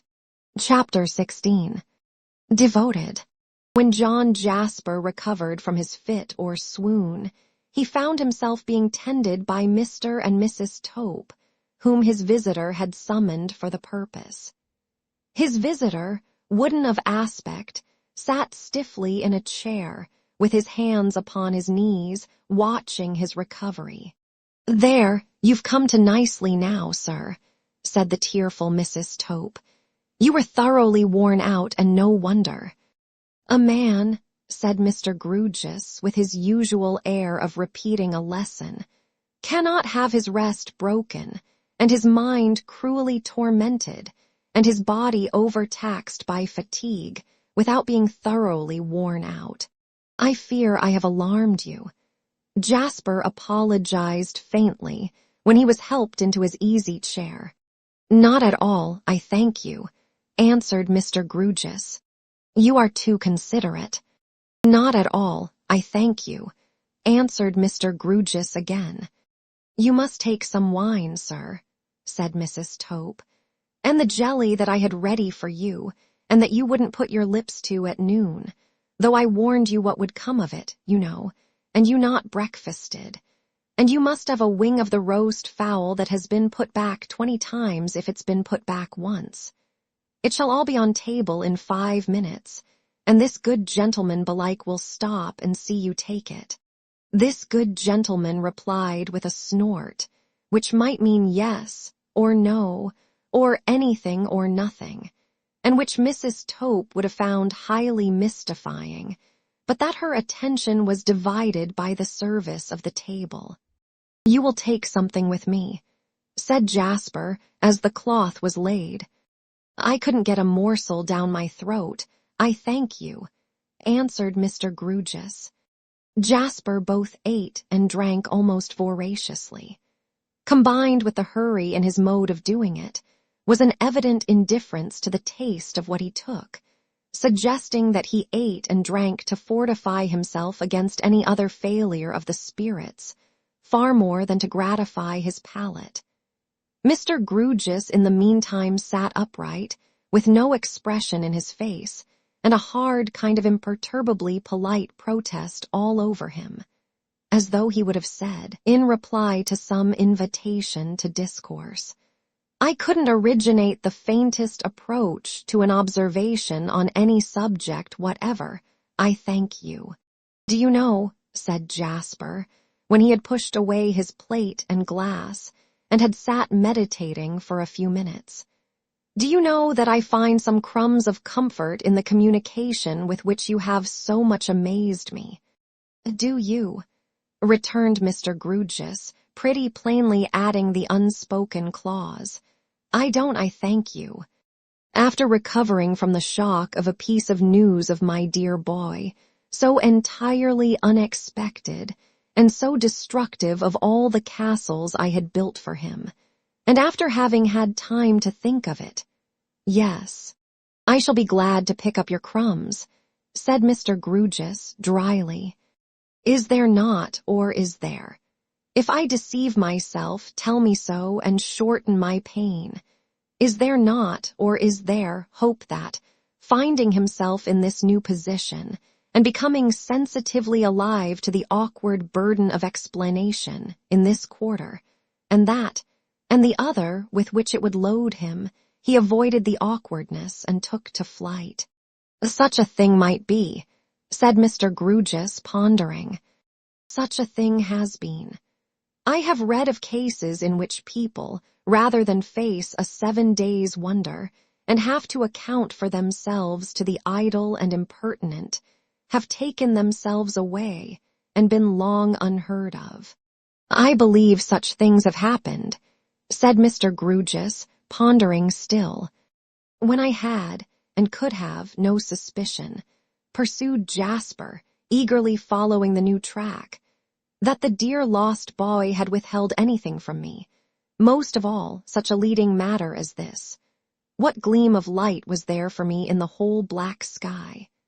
When I supposed that his intended wife was here, and his marriage close at hand, how could I entertain the possibility of his voluntarily leaving this place, in a manner that would be so unaccountable, capricious, and cruel? But now that I know what you have told me, is there no little chink through which day pierces? Supposing him to have disappeared of his own act, is not his disappearance more accountable and less cruel? The fact of his having just parted from your ward is in itself a sort of reason for his going away. It does not make his mysterious departure the less cruel to me, it is true, but it relieves it of cruelty to her. Mr. Grewgious could not but assent to this. And even as to me, continued Jasper, still pursuing the new track with ardor, and, as he did so, brightening with hope. He knew that you were coming to me. He knew that you were entrusted to tell me what you have told me. If your doing so has awakened a new train of thought in my perplexed mind, it reasonably follows that, from the same premises, he might have foreseen the inferences that I should draw. Grant that he did foresee them, and even the cruelty to me, and who am I? John Jasper, music master, vanishes. Once more, Mr. Grewgious could not but assent to this. I have had my distrusts, and terrible distrusts they have been, said Jasper, but your disclosure, overpowering as it was at first, showing me that my own dear boy had had a great disappointing reservation from me, who so fondly loved him, kindles hope within me. You do not extinguish it when I state it, but admit it to be a reasonable hope. I begin to believe it possible. Here he clasped his hands, that he may have disappeared from among us of his own accord, and that he may yet be alive and well.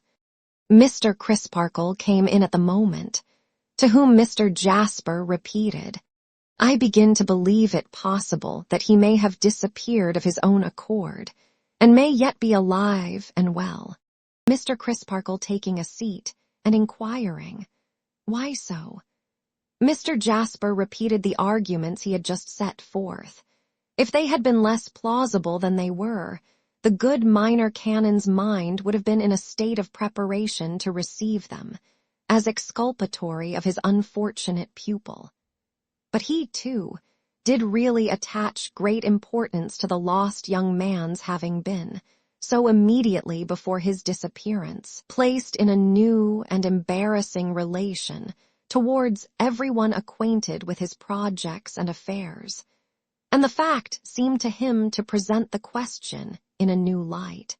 I stated to Mr. Sapsea, when we waited on him, said Jasper, as he really had done, that there was no quarrel or difference between the two young men at their last meeting. We all know that their first meeting was unfortunately very far from amicable, but all went smoothly and quietly when they were last together at my house. My dear boy was not in his usual spirits. He was depressed.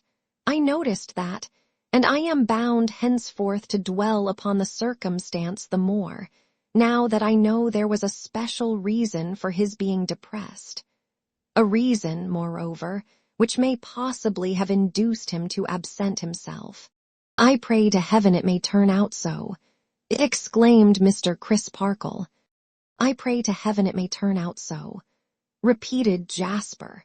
You know, and Mr. Grewgious should now know likewise, that I took a great prepossession against Mr. Neville Landless, arising out of his furious conduct on that first occasion.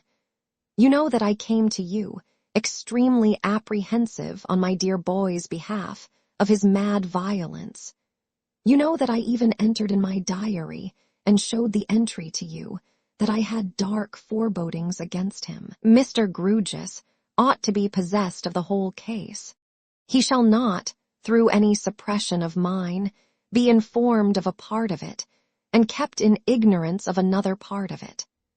I wish him to be good enough to understand that the communication he has made to me has hopefully influenced my mind, in spite of its having been, before this mysterious occurrence took place, profoundly impressed against young Landless. This fairness troubled the minor canon much. He felt that he was not as open in his own dealing.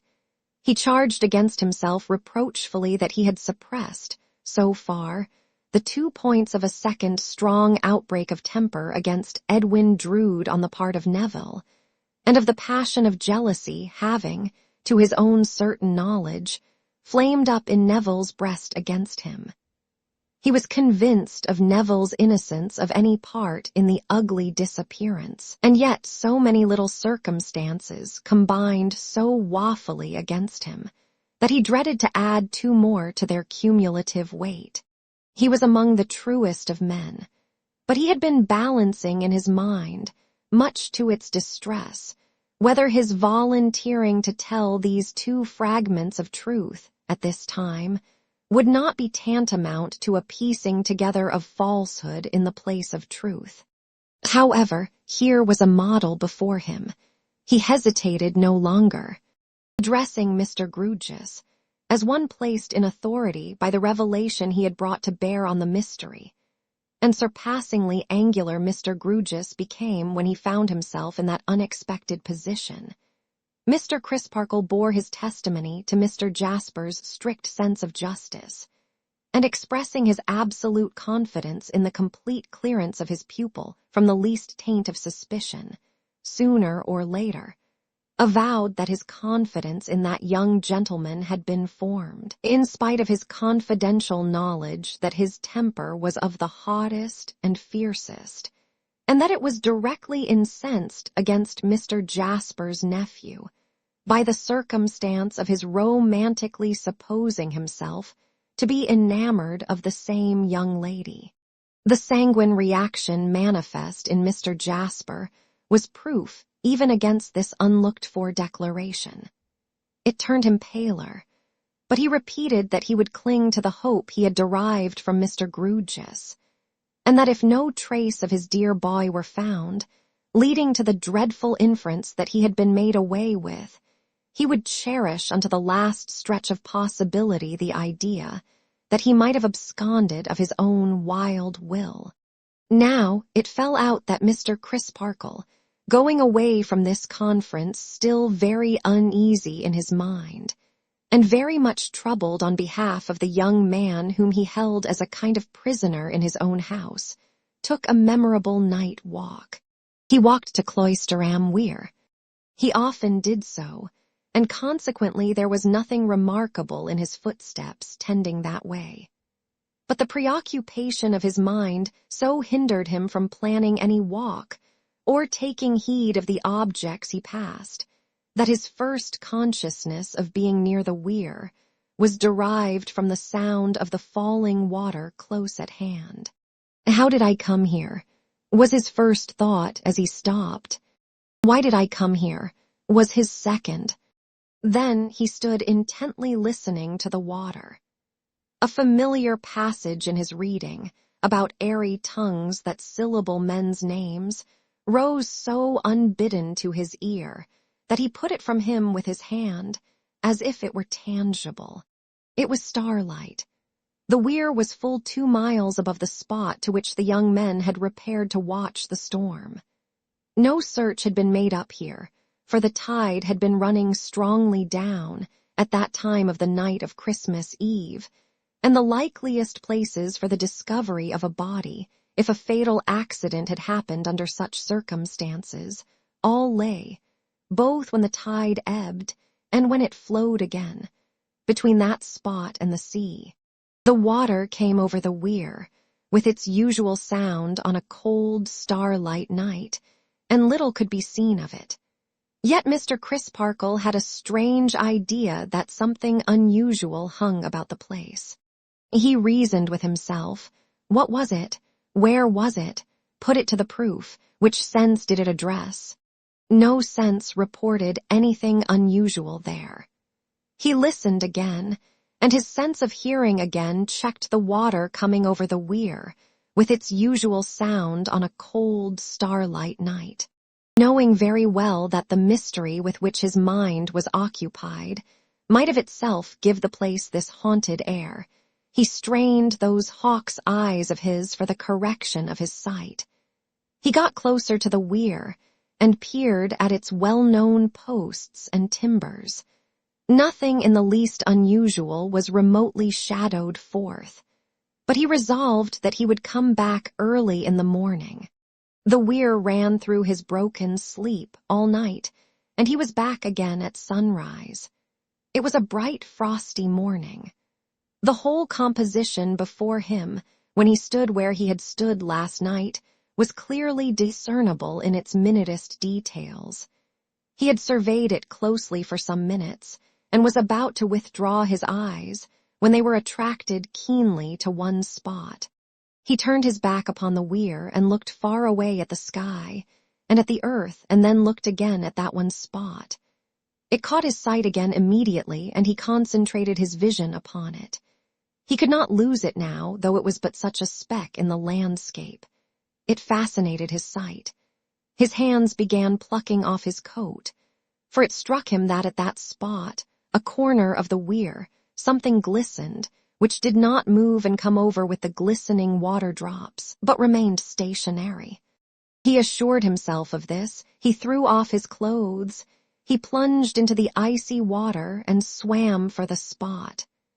Climbing the timbers he took from them, caught among their interstices by its chain, a gold watch, bearing engraved upon its back E.D. He brought the watch to the bank, swam to the weir again, climbed it, and dived off. He knew every hole and corner of all the depths, and dived and dived and dived, until he could bear the cold no more. His notion was that he would find the body. He only found a shirt pin sticking in some mud and ooze. With these discoveries he returned to Cloisterham, and taking Neville landless with him, went straight to the mayor. Mr. Jasper was sent for. The watch and shirt pin were identified. Neville was detained, and the wildest frenzy and fatuity of evil report rose against him. He was of that vindictive and violent nature, that but for his poor sister, who alone had influence over him, and out of whose sight he was never to be trusted, he would be in the daily commission of murder. Before coming to England he had caused to be whipped to death sundry natives, nomadic persons, encamping now in Asia, now in Africa, now in the West Indies, and now at the North Pole. Vaguely supposed in Cloisterham to be always black, always of great virtue, always calling themselves me, and everybody else Massa or Missy, according to sex, and always reading tracts of the obscurest meaning in broken English, but always accurately understanding them in the purest mother tongue. He had nearly brought Mrs. Crisparkle's grey hairs with sorrow to the grave. Those original expressions were Mr. Sapsea's. He had repeatedly said he would have Mr. Crisparkle's life. He had repeatedly said he would have everybody's life, and become in effect the last man. He had been brought down to Cloisterham, from London, by an eminent philanthropist, and why? Because that philanthropist had expressly declared, "I owe it to my fellow creatures that he should be, in the words of Bentham, where he is the cause of the greatest danger to the smallest number." These dropping shots from the blunderbusses of blunderheadedness might not have hit him in a vital place. But he had to stand against a trained and well-directed fire of arms of precision, too. He had notoriously threatened the lost young man, and had, according to the showing of his own faithful friend and tutor who strove so hard for him, a cause of bitter animosity, created by himself, and stated by himself, against that ill-starred fellow. He had armed himself with an offensive weapon for the fatal night, and he had gone off early in the morning, after making preparations for departure. He had been found with traces of blood on him. Truly, they might have been wholly caused as he represented, but they might not also.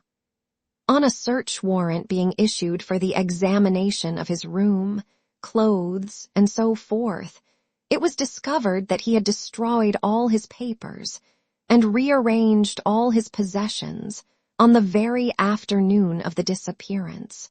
The watch found at the weir was challenged by the jeweler as one he had wound and set for Edwin Drood, at 20 minutes past 2 on that same afternoon, and it had run down before being cast into the water, and it was the jeweler's positive opinion that it had never been rewound.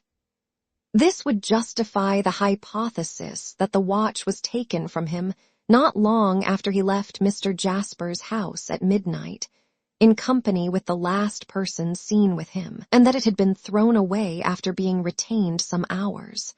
Why thrown away? If he had been murdered, and so artfully disfigured or concealed or both, as that the murderer hoped identification to be impossible, except from something that he wore, assuredly the murderer would seek to remove from the body the most lasting, the best known, and the most easily recognizable things upon it. Those things would be the watch and shirt pin. As to his opportunities of casting them into the river, if he were the object of these suspicions, they were easy. For he had been seen by many persons, wandering about on that side of the city, indeed on all sides of it, in a miserable and seemingly half-distracted manner. As to the choice of the spot, obviously such criminating evidence had better take its chance of being found anywhere, rather than upon himself or in his possession.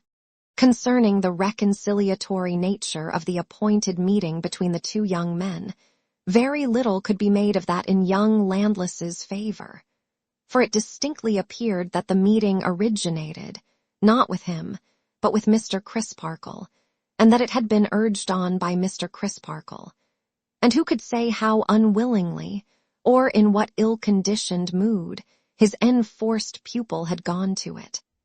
The more his case was looked into, the weaker it became in every point. Even the broad suggestion that the lost young man had absconded was rendered additionally improbable on the showing of the young lady from whom he had so lately parted. For what did she say, with great earnestness and sorrow, when interrogated? That he had, expressly and enthusiastically, planned with her, that he would await the arrival of her guardian, Mr. Grewgious. And yet, be it observed, he disappeared before that gentleman appeared. On the suspicions thus urged and supported, Neville was detained and redetained, and the search was pressed on every hand, and Jasper labored night and day. But nothing more was found. No discovery being made which proved the lost man to be dead, it at length became necessary to release the person suspected of having made away with him. Neville was set at large. Then a consequence ensued which Mr. Crisparkle had too well foreseen. Neville must leave the place, for the place shunned him and cast him out. Even had it not been so, the dear old China shepherdess would have worried herself to death with fears for her son, and with general trepidation occasioned by their having such an inmate. Even had that not been so, the authority to which the minor canon deferred officially would have settled the point. Mr. Crisparkle, quoth the Dean, human justice may err, but it must act according to its lights. The days of taking sanctuary are past. This young man must not take sanctuary with us. You mean that he must leave my house, sir? Mr. Crisparkle, returned the prudent Dean, I claim no authority in your house. I merely confer with you on the painful necessity you find yourself under, of depriving this young man of the great advantages of your counsel and instruction. It is very lamentable, sir, Mr. Crisparkle represented. Very much so, the Dean assented. And if it be a necessity, Mr. Crisparkle faltered. As you unfortunately find it to be, returned the Dean. Mr. Crisparkle bowed submissively. It is hard to prejudge his case, sir, but I am sensible that— Just so, perfectly. As you say, Mr. Crisparkle, interposed the Dean, nodding his head smoothly, there is nothing else to be done. No doubt, no doubt. There is no alternative, as your good sense has discovered. I am entirely satisfied of his perfect innocence, sir, nevertheless. Well, said the Dean in a more confidential tone and slightly glancing around him, I would not say so generally. Not generally. Enough of suspicion attaches to him No, I think I would not say so generally. Mr. Crisparkle bowed again. It does not become us, perhaps, pursued the Dean, to be partisans. Not partisans. We clergy keep our hearts warm and our heads cool, and we hold a judicious middle course. I hope you do not object, sir, to my having stated in public, emphatically, that he will reappear here, whenever any new suspicion may be awakened, or any new circumstance may come to light in this extraordinary matter." "Not at all," returned the dean. "And yet, do you know, I don't think, with a very nice and neat emphasis on those two words, I don't think I would state it emphatically. State it, ye-ye-yees, but emphatically, no, I think not. In point of fact, Mr. Crisparkle, keeping our hearts warm and our heads cool, we clergy need do nothing emphatically.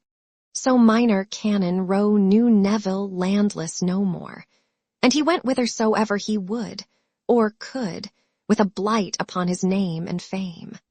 It was not until then that John Jasper silently resumed his place in the choir.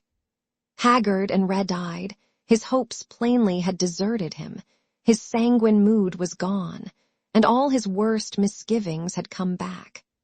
A day or two afterwards, while unrobing, he took his diary from a pocket of his coat, turned the leaves, and with an impressive look, and without one spoken word, handed this entry to Mr. Crisparkle to read. "My dear boy is murdered. The discovery of the watch and shirt pin convinces me that he was murdered that night, and that his jewelry was taken from him to prevent identification by its means. All the delusive hopes I had founded on his separation from his betrothed wife I give to the winds. They perish before this fatal discovery. I now swear, and record the oath on this page, that I never more will discuss this mystery with any human creature until I hold the clue to it in my hand, that I never will relax in my secrecy or in my search, that I will fasten the crime of the murder of my dear dead boy upon the murderer, and that I devote myself to his destruction." Chapter 17. Philanthropy, professional and unprofessional. Full half a year had come and gone, and Mr. Crisparkle sat in a waiting room in the London chief offices of the haven of philanthropy, until he could have audience of Mr. Honeythunder. In his college days of athletic exercises, Mr. Crisparkle had known professors of the noble art of fisticuffs, and had attended 2 or 3 of their gloved gatherings. He had now an opportunity of observing that as to the phrenological formation of the backs of their heads, the professing philanthropists were uncommonly like the pugilists. In the development of all those organs which constitute, or attend, a propensity to pitch into your fellow creatures, the philanthropists were remarkably favored. There were several professors passing in and out, with exactly the aggressive air upon them of being ready for a turn-up with any novice who might happen to be on hand, that Mr. Crisparkle well remembered in the circles of the fancy. Preparations were in progress for a moral little mill somewhere on the rural circuit, and other professors were backing this, or that heavyweight as good for such or such speech-making hits, so very much after the manner of the sporting publicans, that the intended resolutions might have been rounds. In an official manager of these displays much celebrated for his platform tactics, Mr. Crisparkle recognized, in a suit of black, the counterpart of a deceased benefactor of his species, an eminent public character, once known to fame as frosty-faced Fogo, who in days of yore superintended the formation of the magic circle with the ropes and stakes. There were only 3 conditions of resemblance wanting between these professors and those. Firstly, the philanthropists were in very bad training, much too fleshy, and presenting, both in face and figure, a superabundance of what is known to pugilistic experts as suet pudding. Secondly, the philanthropists had not the good temper of the pugilists, and used worse language. Thirdly, their fighting code stood in great need of revision, as empowering them not only to bore their man to the ropes, but to bore him to the confines of distraction, also to hit him when he was down, hit him anywhere and anyhow, kick him, stamp upon him, gouge him, and maul him behind his back without mercy. In these last particulars, the professors of the noble art were much nobler than the professors of philanthropy. Mr. Crisparkle was so completely lost in musing on these similarities and dissimilarities, at the same time watching the crowd which came and went by, always, as it seemed, on errands of antagonistically snatching something from somebody, and never giving anything to anybody, that his name was called before he heard it. On his at length responding, he was shown by a miserably shabby and underpaid stipendiary philanthropist, who could hardly have done worse if he had taken service with a declared enemy of the human race, to Mr. Honeythunder's room. "Sir," said Mr. Honeythunder, in his tremendous voice, like a schoolmaster issuing orders to a boy of whom he had a bad opinion, "sit down." Mr. Crisparkle seated himself. Mr. Honeythunder, having signed the remaining few score of a few thousand circulars, calling upon a corresponding number of families without means to come forward, stump up instantly, and be philanthropists, or go to the devil, another shabby stipendiary philanthropist, highly disinterested, if in earnest, gathered these into a basket and walked off with them. "Now, Mr. Crisparkle," said Mr. Honeythunder, turning his chair half round towards him when they were alone, and squaring his arms with his hands on his knees, and his brows knitted, as if he added, "I am going to make short work of you. Now, Mr. Crisparkle, we entertain different views, you and I, sir, of the sanctity of human life." "Do we?" returned the minor canon. "We do, sir." "Might I ask you," said the minor canon, "what are your views on that subject?" "That human life is a thing to be held sacred, sir." "Might I ask you," pursued the minor canon as before, "what you suppose to be my views on that subject?" "By George, sir," returned the philanthropist, squaring his arms still more, as he frowned on Mr. Crisparkle, "they are best known to yourself." "Readily admitted. But you began by saying that we took different views, you know.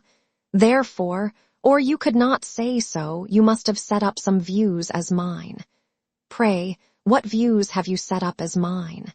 "Here is a man, and a young man," said Mr. Honeythunder, as if that made the matter infinitely worse, and he could have easily borne the loss of an old one, "swept off the face of the earth by a deed of violence.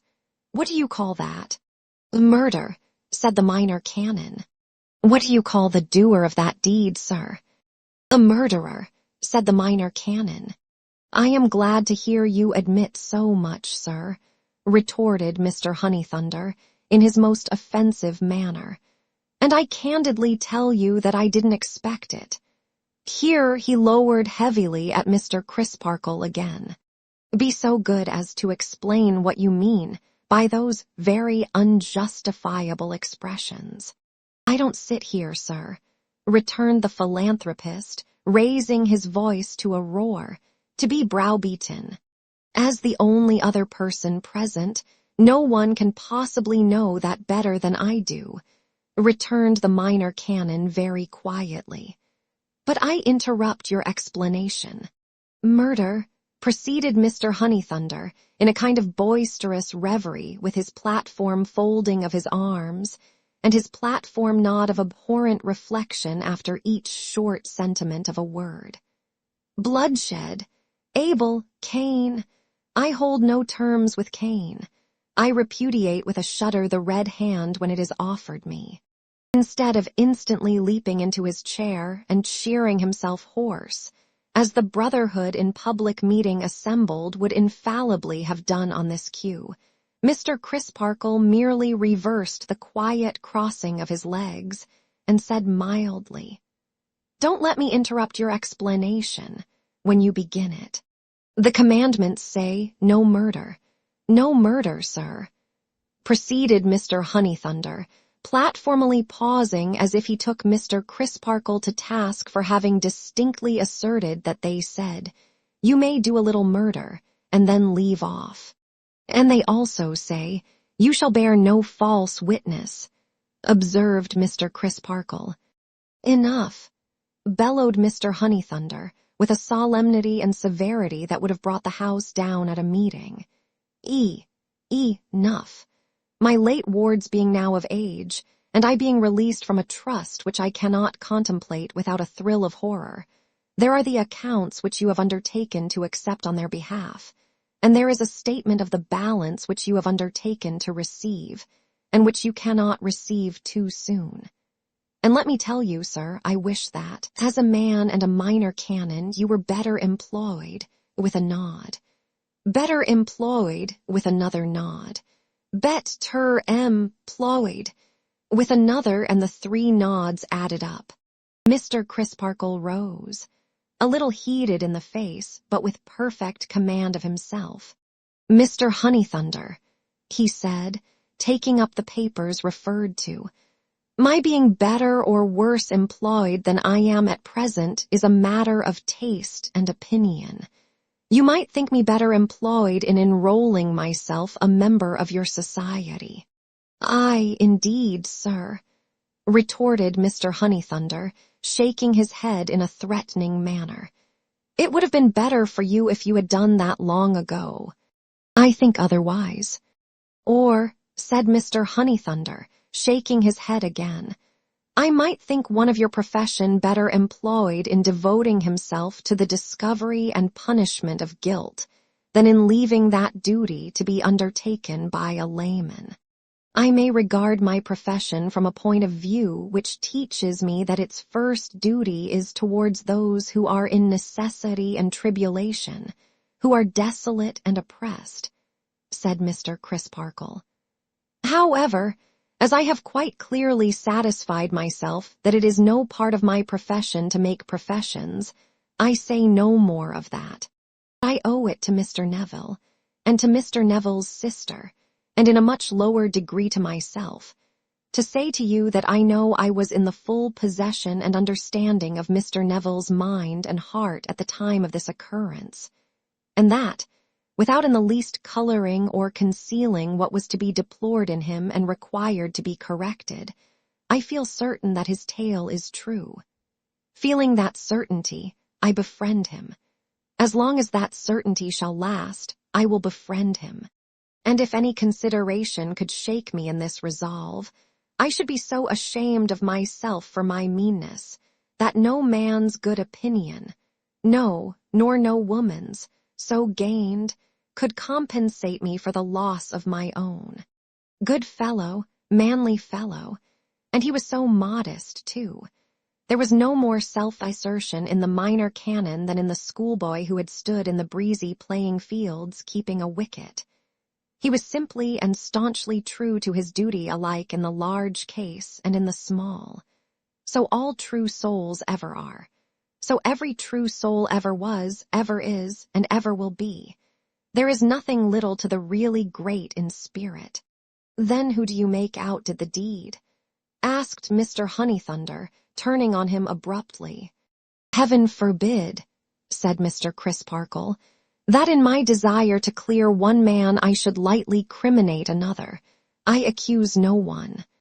Teach Shaw, ejaculated Mr. Honeythunder with great disgust, for this was by no means the principle on which the philanthropic brotherhood usually proceeded. And, sir, you are not a disinterested witness, we must bear in mind. How am I an interested one? Inquired Mr. Crisparkle, smiling innocently, at a loss to imagine. There was a certain stipend, sir, paid to you for your pupil, which may have warped your judgment a bit, said Mr. Honeythunder, coarsely. Perhaps I expect to retain it still. Mr. Crisparkle returned, enlightened. Do you mean that too? Well, sir, returned the professional philanthropist, getting up and thrusting his hands down into his trousers pockets. I don't go about measuring people for caps. If people find I have any about me that fit 'em, they can put 'em on and wear 'em if they like. That's their lookout, not mine. Mr. Crisparkle eyed him with a just indignation, and took him to task thus. Mr. Honeythunder, I hoped when I came in here that I might be under no necessity of commenting on the introduction of platform manners or platform maneuvers among the decent forbearances of private life.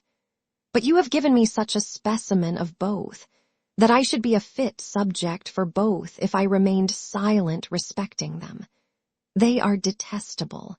They don't suit you, I dare say, sir. They are, repeated Mr. Crisparkle, without noticing the interruption. Detestable. They violate equally the justice that should belong to Christians and the restraints that should belong to gentlemen. You assume a great crime to have been committed by one whom I, acquainted with the attendant circumstances, and having numerous reasons on my side, devoutly believe to be innocent of it. Because I differ from you on that vital point, what is your platform resource? Instantly to turn upon me, charging that I have no sense of the enormity of the crime itself, but am its aider and abettor. So, another time, taking me as representing your opponent in other cases, you set up a platform credulity, a moved and seconded and carried unanimously profession of faith in some ridiculous delusion or mischievous imposition. I decline to believe it, and you fall back upon your platform resource of proclaiming that I believe nothing, that because I will not bow down to a false god of your making, I deny the true God. Another time you make the platform discovery that war is a calamity, and you propose to abolish it by a string of twisted resolutions tossed into the air like the tail of a kite. I do not admit the discovery to be yours in the least, and I have not a grain of faith in your remedy. Again, your platform resource of representing me as reveling in the horrors of a battlefield like a fiend incarnate. Another time, in another of your undiscriminating platform rushes, you would punish the sober for the drunken.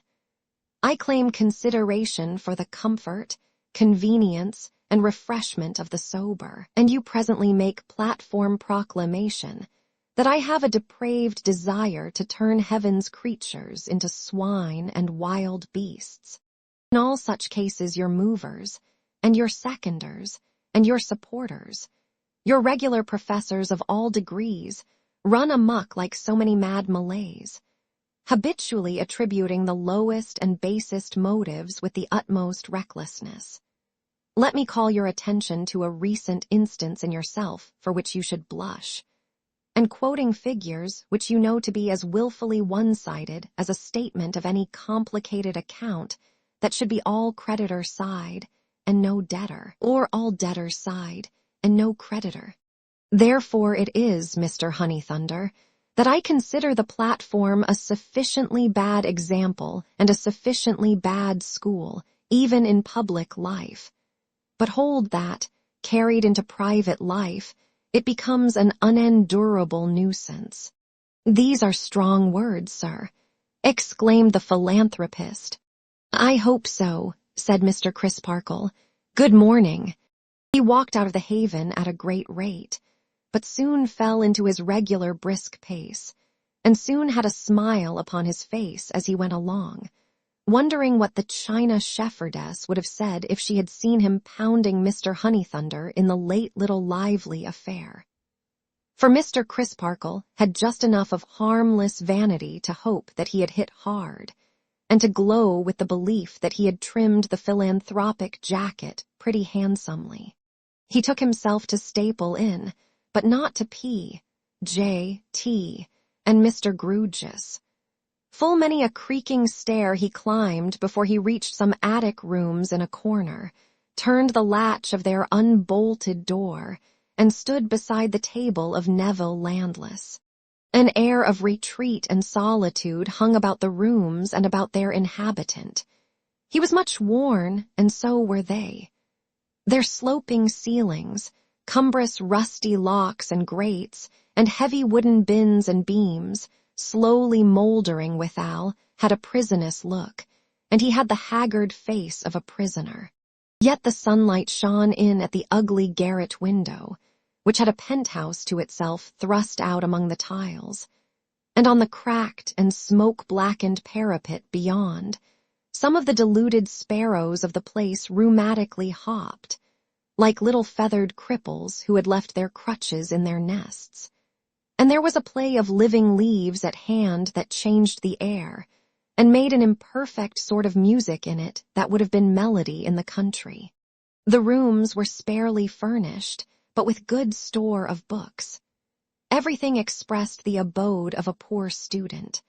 That Mr. Crisparkle had been either chooser, lender, or donor of the books, or that he combined the three characters, might have been easily seen in the friendly beam of his eyes upon them as he entered. "How goes it, Neville?"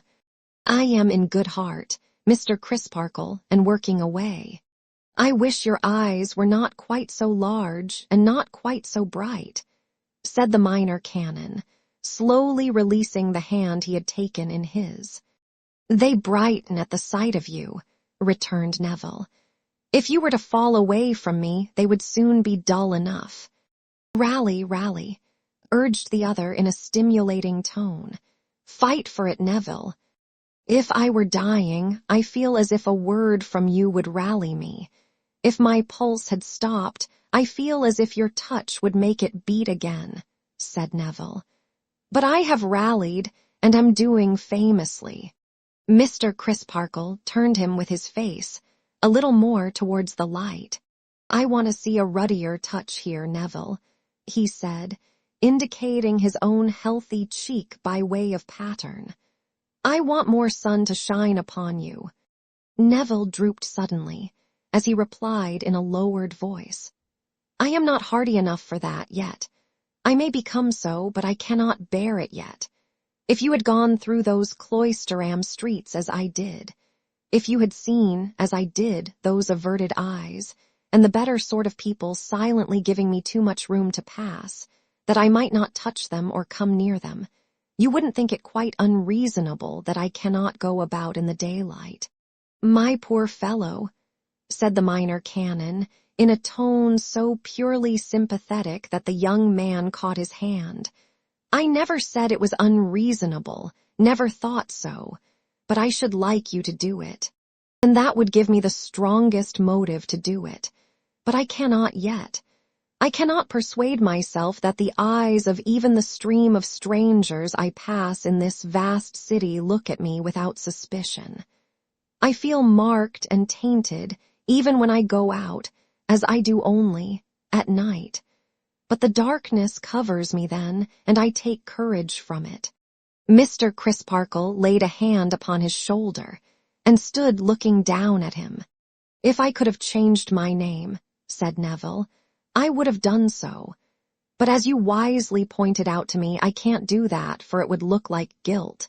If I could have gone to some distant place, I might have found relief in that, but the thing is not to be thought of for the same reason. Hiding and escaping would be the construction in either case. It seems a little hard to be so tied to a stake and innocent, but I don't complain." "And you must expect no miracle to help you, Neville," said Mr. Crisparkle, compassionately. "No, sir, I know that. The ordinary fullness of time and circumstances is all I have to trust to. It will right you at last, Neville." "So I believe, and I hope I may live to know it." Perceiving that the despondent mood into which he was falling cast a shadow on the minor canon, and, it may be, feeling that the broad hand upon his shoulder was not then quite as steady as its own natural strength had rendered it when it first touched him just now, he brightened and said, "Excellent circumstances for study, anyhow. And you know, Mr. Crisparkle, what need I have of study in all ways? Not to mention that you have advised me to study for the difficult profession of the law, specially, and that of course I am guiding myself by the advice of such a friend and helper. Such a good friend and helper." He took the fortifying hand from his shoulder and kissed it. Mr. Crisparkle beamed at the books, but not so brightly as when he had entered. "I gather from your silence on the subject that my late guardian is adverse, Mr. Crisparkle," the minor canon answered.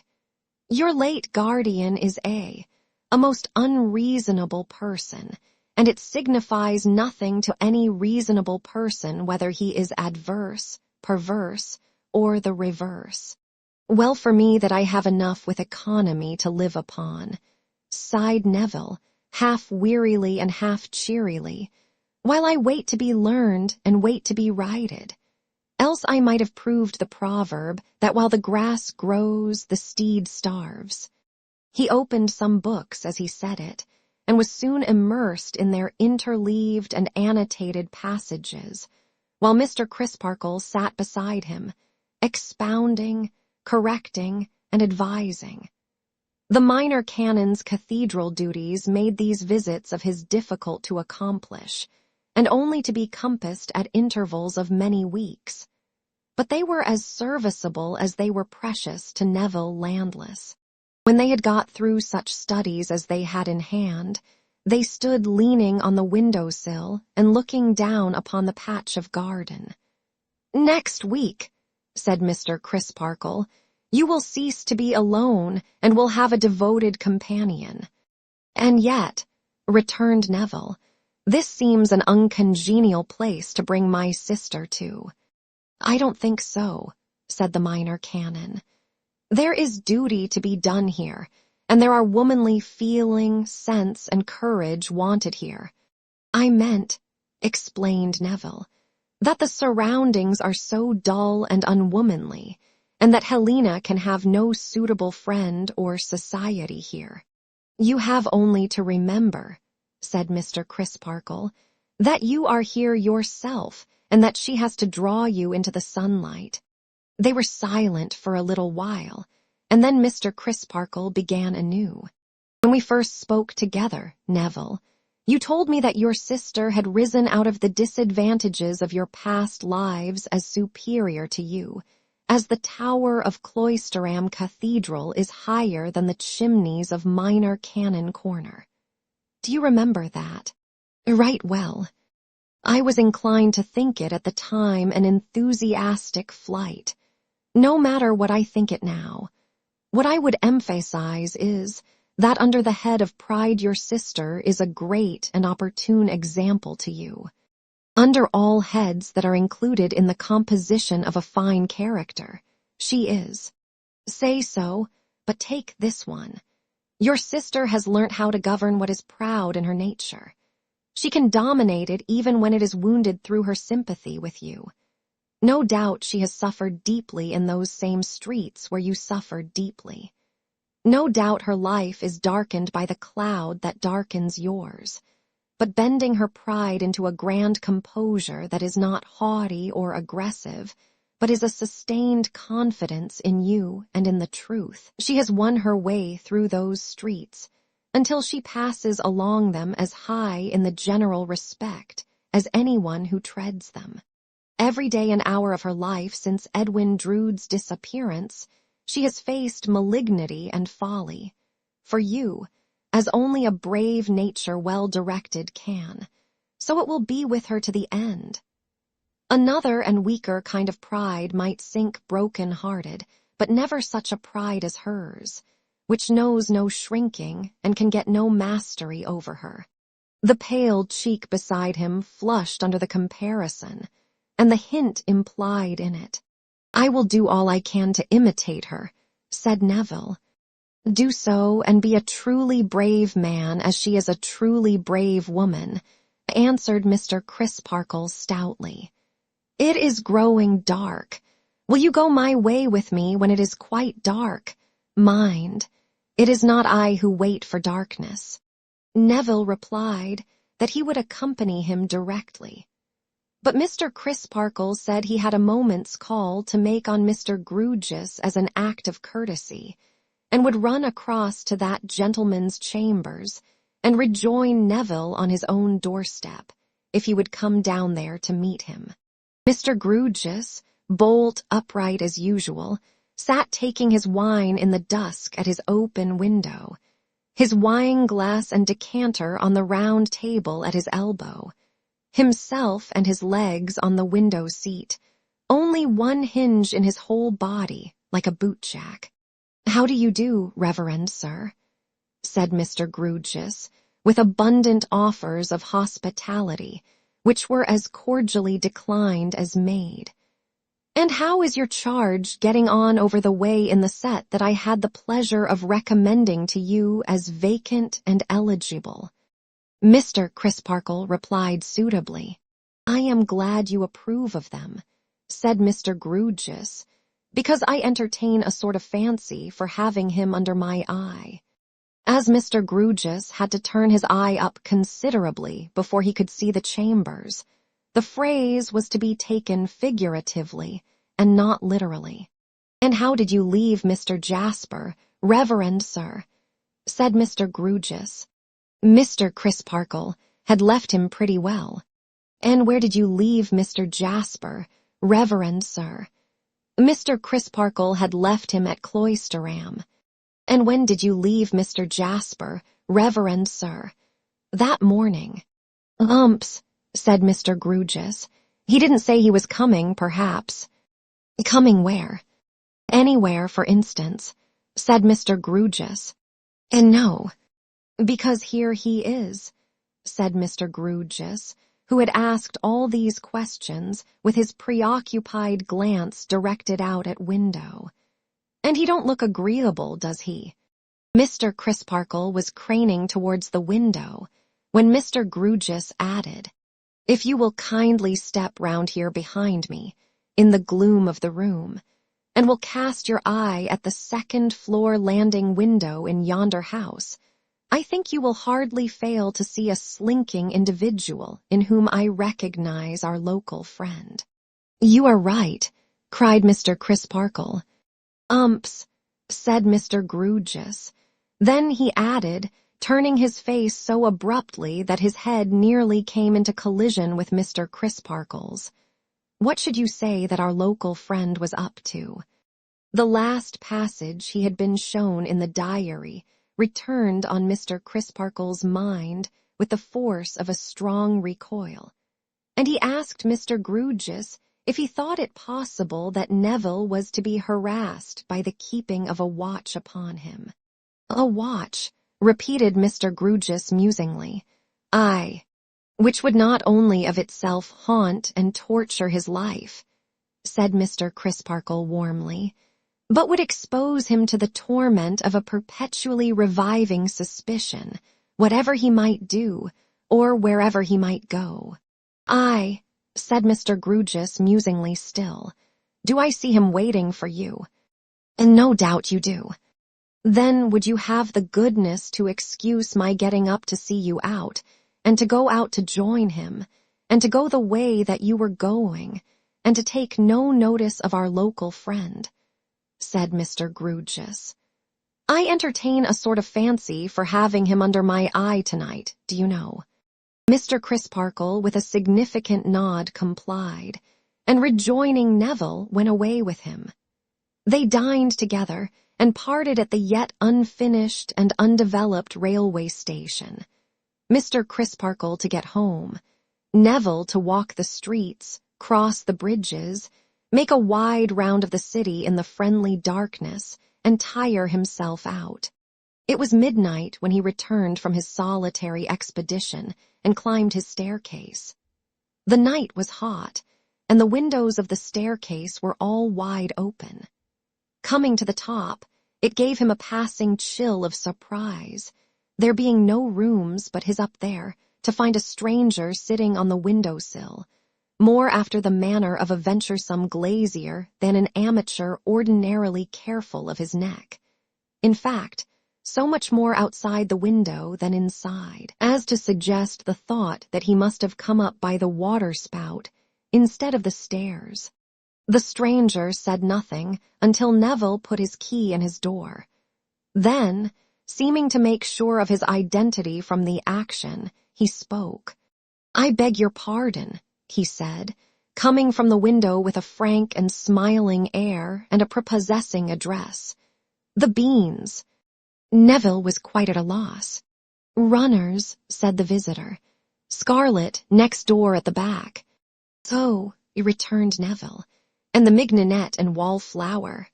"The same," said the visitor. "Pray walk in." "Thank you." Neville lighted his candles, and the visitor sat down. A handsome gentleman with a young face, but with an older figure in its robustness and its breadth of shoulder. Say a man of 18-20, or at the utmost 30. So extremely sunburnt that the contrast between his brown visage and the white forehead shaded out of doors by his hat, and the glimpses of white throat below the neckerchief, would have been almost ludicrous but for his broad temples, bright blue eyes, clustering brown hair, and laughing teeth. "I have noticed," said he, "my name is Tartar." Neville inclined his head.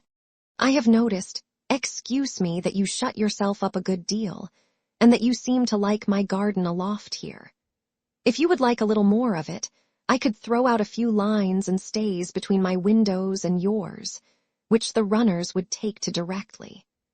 And I have some boxes, both of mignonette and wallflower, that I could shove on along the gutter, with a bowhook I have by me to your windows, and draw back again when they wanted watering or gardening, and shove on again when they were ship-shape, so that they would cause you no trouble.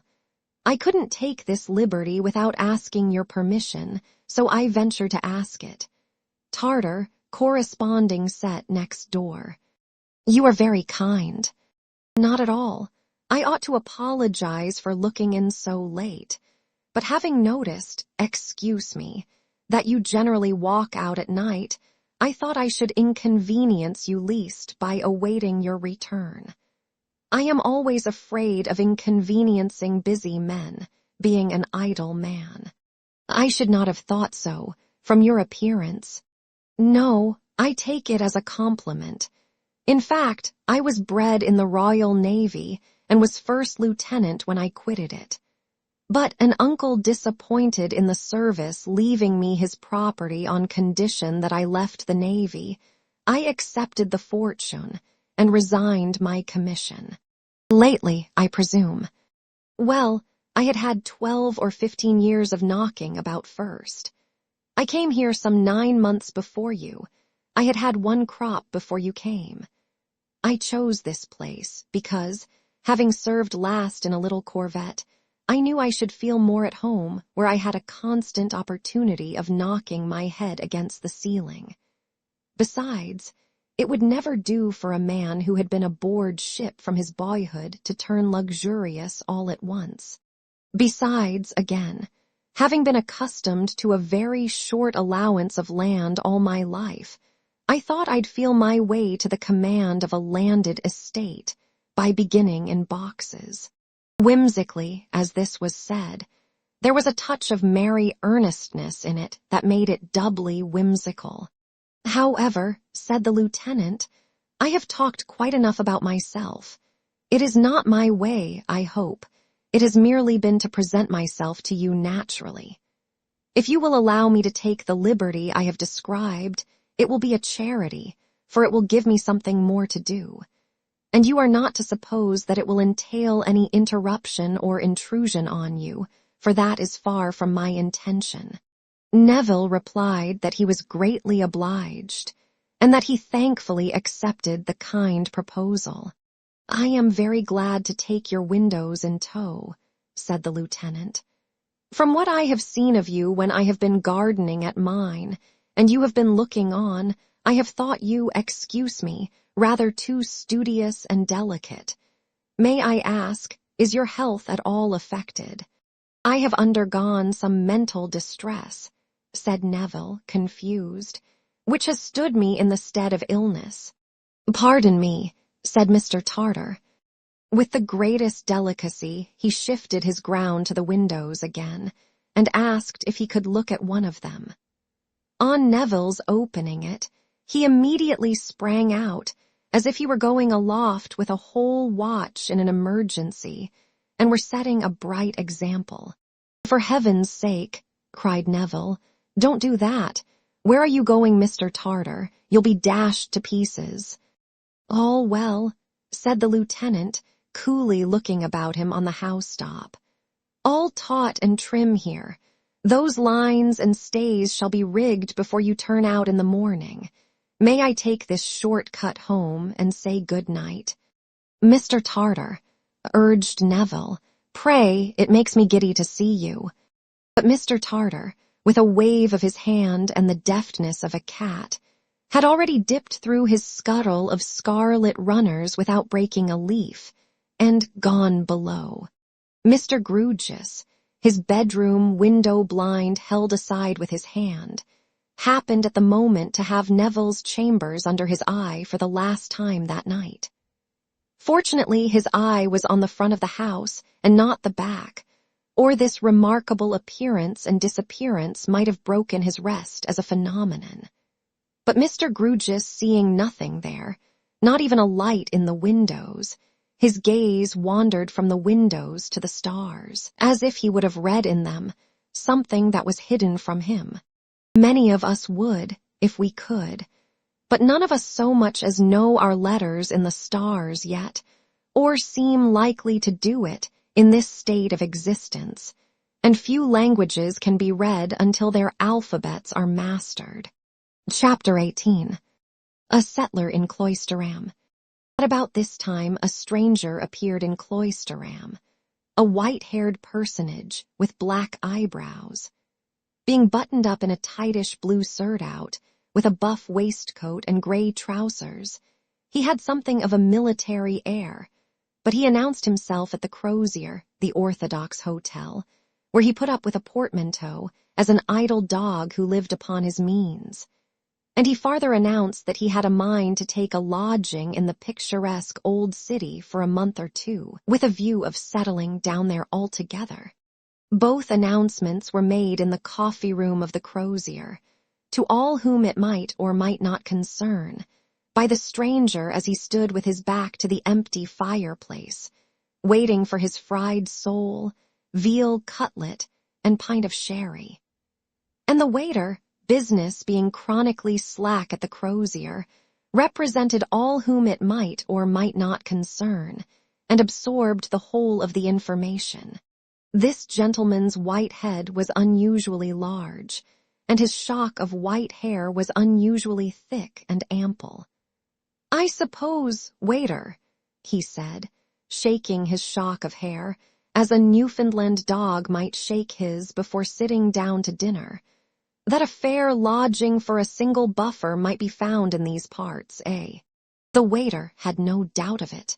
"Something old," said the gentleman. "Take my hat down for a moment from that peg, will you? No, I don't want it. Look into it. What do you see written there?" The waiter read, "Datchery." "Now you know my name," said the gentleman. "Dick Datchery. Hang it up again. I was saying something old is what I should prefer, something odd and out of the way, something venerable, architectural, and inconvenient. We have a good choice of inconvenient lodgings in the town, sir, I think," replied the waiter, with modest confidence in its resources that way. "Indeed, I have no doubt that we could suit you that far, however particular you might be. But a architectural lodging—" That seemed to trouble the waiter's head, and he shook it. "Anything cathedraly, now," Mr. Datchery suggested. "Mr. Tope," said the waiter, brightening, as he rubbed his chin with his hand, "would be the likeliest party to inform in that line." "Who is Mr. Tope?" inquired Dick Datchery. The waiter explained that he was the verger, and that Mrs. Tope had indeed once upon a time let lodgings herself or offered to let them, but that as nobody had ever taken them, Mrs. Tope's window bill, long a Cloisterham institution, had disappeared, probably had tumbled down one day, and never been put up again. "I'll call on Mrs. Tope," said Mr. Datchery, "after dinner." So when he had done his dinner, he was duly directed to the spot, and sallied out for it. But the Crozier being an hotel of a most retiring disposition, and the waiter's directions being fatally precise, he soon became bewildered, and went boggling about and about the cathedral tower, whenever he could catch a glimpse of it, with a general impression on his mind that Mrs. Topes was somewhere very near it, and that, like the children in the game of hot boiled beans and very good butter, he was warm in his search when he saw the tower, and cold when he didn't see it. He was getting very cold indeed when he came upon a fragment of burial ground in which an unhappy sheep was grazing. Unhappy, because a hideous small boy was stoning it through the railings, and had already lamed it in one leg, and was much excited by the benevolent sportsmanlike purpose of breaking its other 3 legs, and bringing it down. "Hit him again," cried the boy as the poor creature leaped, and made a dint in his wool. "Let him be," said Mr. Datchery. "Don't you see you have lamed him?" "Yer lie," returned the sportsman. "'E went and lamed self. I see 'im do it, and I give 'im a shy as a witty warning to 'im not to go bruisin' 'is master's mutton any more. Come here." "I won't. I'll come when yer can catch me." "Stay there, then, and show me which is Mr. Topes." "Oh, can I stay here and show you which is Topes's, when Topes's is t'other side the Kinfriederal, and over the crossings, and round ever so many comers? Stupid. Yah. Show me where it is, and I'll give you something. Come on, then." This brisk dialogue concluded, the boy led the way, and by stopped at some distance from an arched passage, pointing. "Look ye yonder. You see that there winder and door. That's Topes." "Yer lie. It ain't. That's Jarsper's." "Indeed," said Mr. Datchery, with a second look of some interest. "Yes, and I ain't goin' no nearer I am, I tell yer." "Why not?" "'Cause I ain't goin' to be lifted off my legs and ave my braces bust and be choked. Not if I knows it, and not by 'im. Wait till I set a jolly good flint flyin' at the back is jolly old Ed some day. Now look t'other side the harch, not the side where Jarsper's door is, t'other side." "I see. A little way in, that side, there's a low door down 2 steps. That's Topes's with his name on a hovel plate." "Good. See here," said Mr. Datchery, producing a shilling. "You owe me half of this." "Yer lie. I don't owe yer nothing. I never seen yer." "I tell you you owe me half of this, because I have no 6pence in my pocket. So the next time you meet me, you shall do something else for me, to pay me." "All right, give us old." "What is your name, and where do you live?" "Deputy, Traveller's Twopenny, cross the green." The boy instantly darted off with the shilling, lest Mr. Datchery should repent, but stopped at a safe distance, on the happy chance of his being uneasy in his mind about it, to goad him with a demon dance expressive of its irreversibility.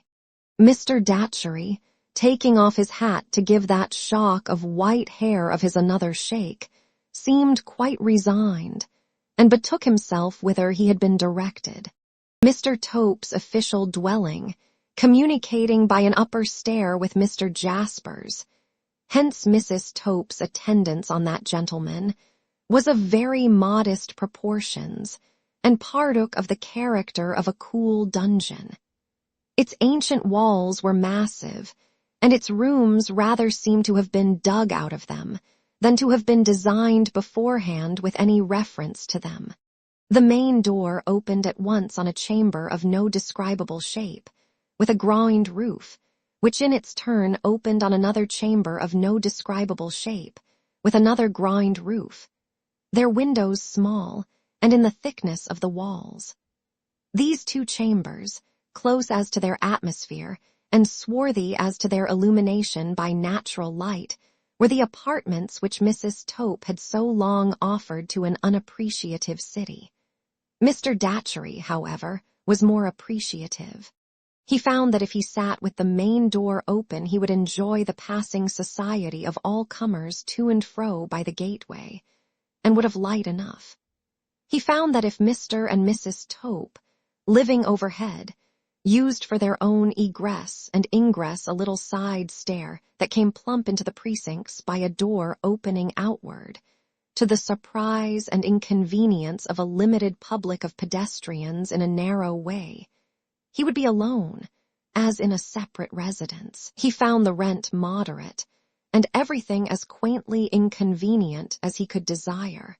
He agreed, therefore, to take the lodging then and there, and money down, possession to be had next evening, on condition that reference was permitted him to Mr. Jasper as occupying the gatehouse, of which, on the other side of the gateway, the verger's hole in the wall was an appanage or subsidiary part.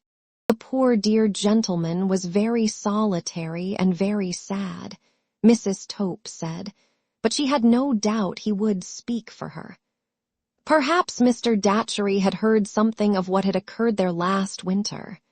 Mr. Datchery had as confused a knowledge of the event in question, on trying to recall it, as he well could have.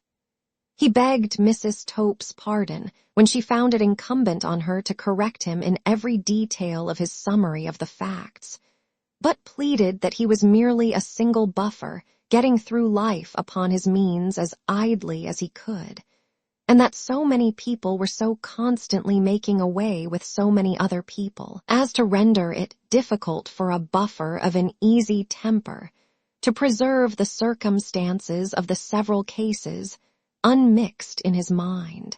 Mr. Jasper proving willing to speak for Mrs. Tope, Mr. Datchery, who had sent up his card, was invited to ascend the postern staircase. The mayor was there, Mr. Tope said, but he was not to be regarded in the light of company, as he and Mr. Jasper were great friends. "I beg pardon," said Mr. Datchery, making a leg with his hat under his arm, as he addressed himself equally to both gentlemen. "A selfish precaution on my part, and not personally interesting to anybody but myself. But as a buffer living on his means, and having an idea of doing it in this lovely place in peace and quiet for remaining span of life, I beg to ask if the Tope family are quite respectable." Mr. Jasper could answer for that without the slightest hesitation. "That is enough, sir," said Mr. Datchery. "My friend the mayor," added Mr. Jasper, presenting Mr. Datchery with a courtly motion of his hand towards that potentate, whose recommendation is actually much more important to a stranger than that of an obscure person like myself, will testify in their behalf, I am sure. "The worshipful the mayor," said Mr. Datchery with a low bow, "places me under an infinite obligation." "Very good people, sir, Mr. and Mrs. Tope," said Mr. Sapsea with condescension. "Very good opinions, very well behaved, very respectful, much approved by the dean and chapter. The worshipful the mayor gives them a character," said Mr. Datchery, "of which they may indeed be proud. I would ask his honor, if I might be permitted, whether there are not many objects of great interest in the city which is under his beneficent sway." "We are, sir," returned Mr. Sapsea, "an ancient city and an ecclesiastical city. We are a constitutional city, as it becomes such a city to be, and we uphold and maintain our glorious privileges." "His honor," said Mr. Datchery, bowing, "inspires me with a desire to know more of the city, and confirms me in my inclination to end my days in the city." "Retired from the army, sir," suggested Mr. Sapsea. "His honor the mayor does me too much credit," returned Mr. Datchery. "Navy, sir," suggested Mr. Sapsea. Again, repeated Mr. Datchery. His Honor the Mayor does me too much credit. Diplomacy is a fine profession, said Mr. Sapsea, as a general remark. There, I confess, His Honor the Mayor is too many for me, said Mr. Datchery, with an ingenious smile and bow. Even a diplomatic bird must fall to such a gun. Now this was very soothing. Here was a gentleman of a great, not to say a grand, address, accustomed to rank and dignity, really setting a fine example how to behave to a mayor. There was something in that third-person style of being spoken to that Mr. Sapsea found particularly recognizant of his merits and position. But I crave pardon, said Mr. Datchery. His Honor the Mayor will bear with me if for a moment I have been deluded into occupying his time, and have forgotten the humble claims upon my own, of my hotel, the Crozier. Not at all, sir, said Mr. Sapsea. I am returning home, and if you would like to take the exterior of our cathedral in your way, I shall be glad to point it out. His Honor the Mayor, said Mr. Datchery, is more than kind and gracious. As Mr. Datchery, when he had made his acknowledgments to Mr. Jasper, could not be induced to go out of the room before the worshipful led the way downstairs, Mr. Datchery following with his hat under his arm, and his shock of white hair streaming in the evening breeze. Might I ask His Honor, said Mr. Datchery, whether that gentleman we have just left is the gentleman of whom I have heard in the neighborhood as being much afflicted by the loss of a nephew, and concentrating his life on avenging the loss? That is the gentleman, John Jasper, sir. Would His Honor allow me to inquire whether there are strong suspicions of anyone? More than suspicions, sir, returned Mr. Sapsea, all but certainties. Only think now, cried Mr. Datchery. But proof, sir, proof must be built up stone by stone, said the mayor. As I say, the end crowns the work. It is not enough that justice should be morally certain. She must be immorally certain, legally, that is. His Honor, said Mr. Datchery, reminds me of the nature of the law. Immoral, how true. As I say, sir, pompously went on the mayor, the arm of the law is a strong arm and a long arm. That is the way I put it. A strong arm and a long arm. How forcible, and yet again how true, murmured Mr. Datchery. And without betraying what I call the secrets of the prison house, said Mr. Sapsea. The secrets of the prison house is the term I used on the bench. And what other term than His Honor's would express it, said Mr. Datchery.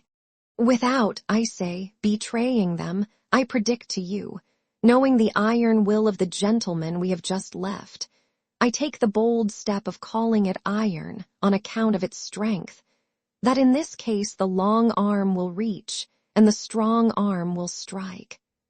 This is our cathedral, sir.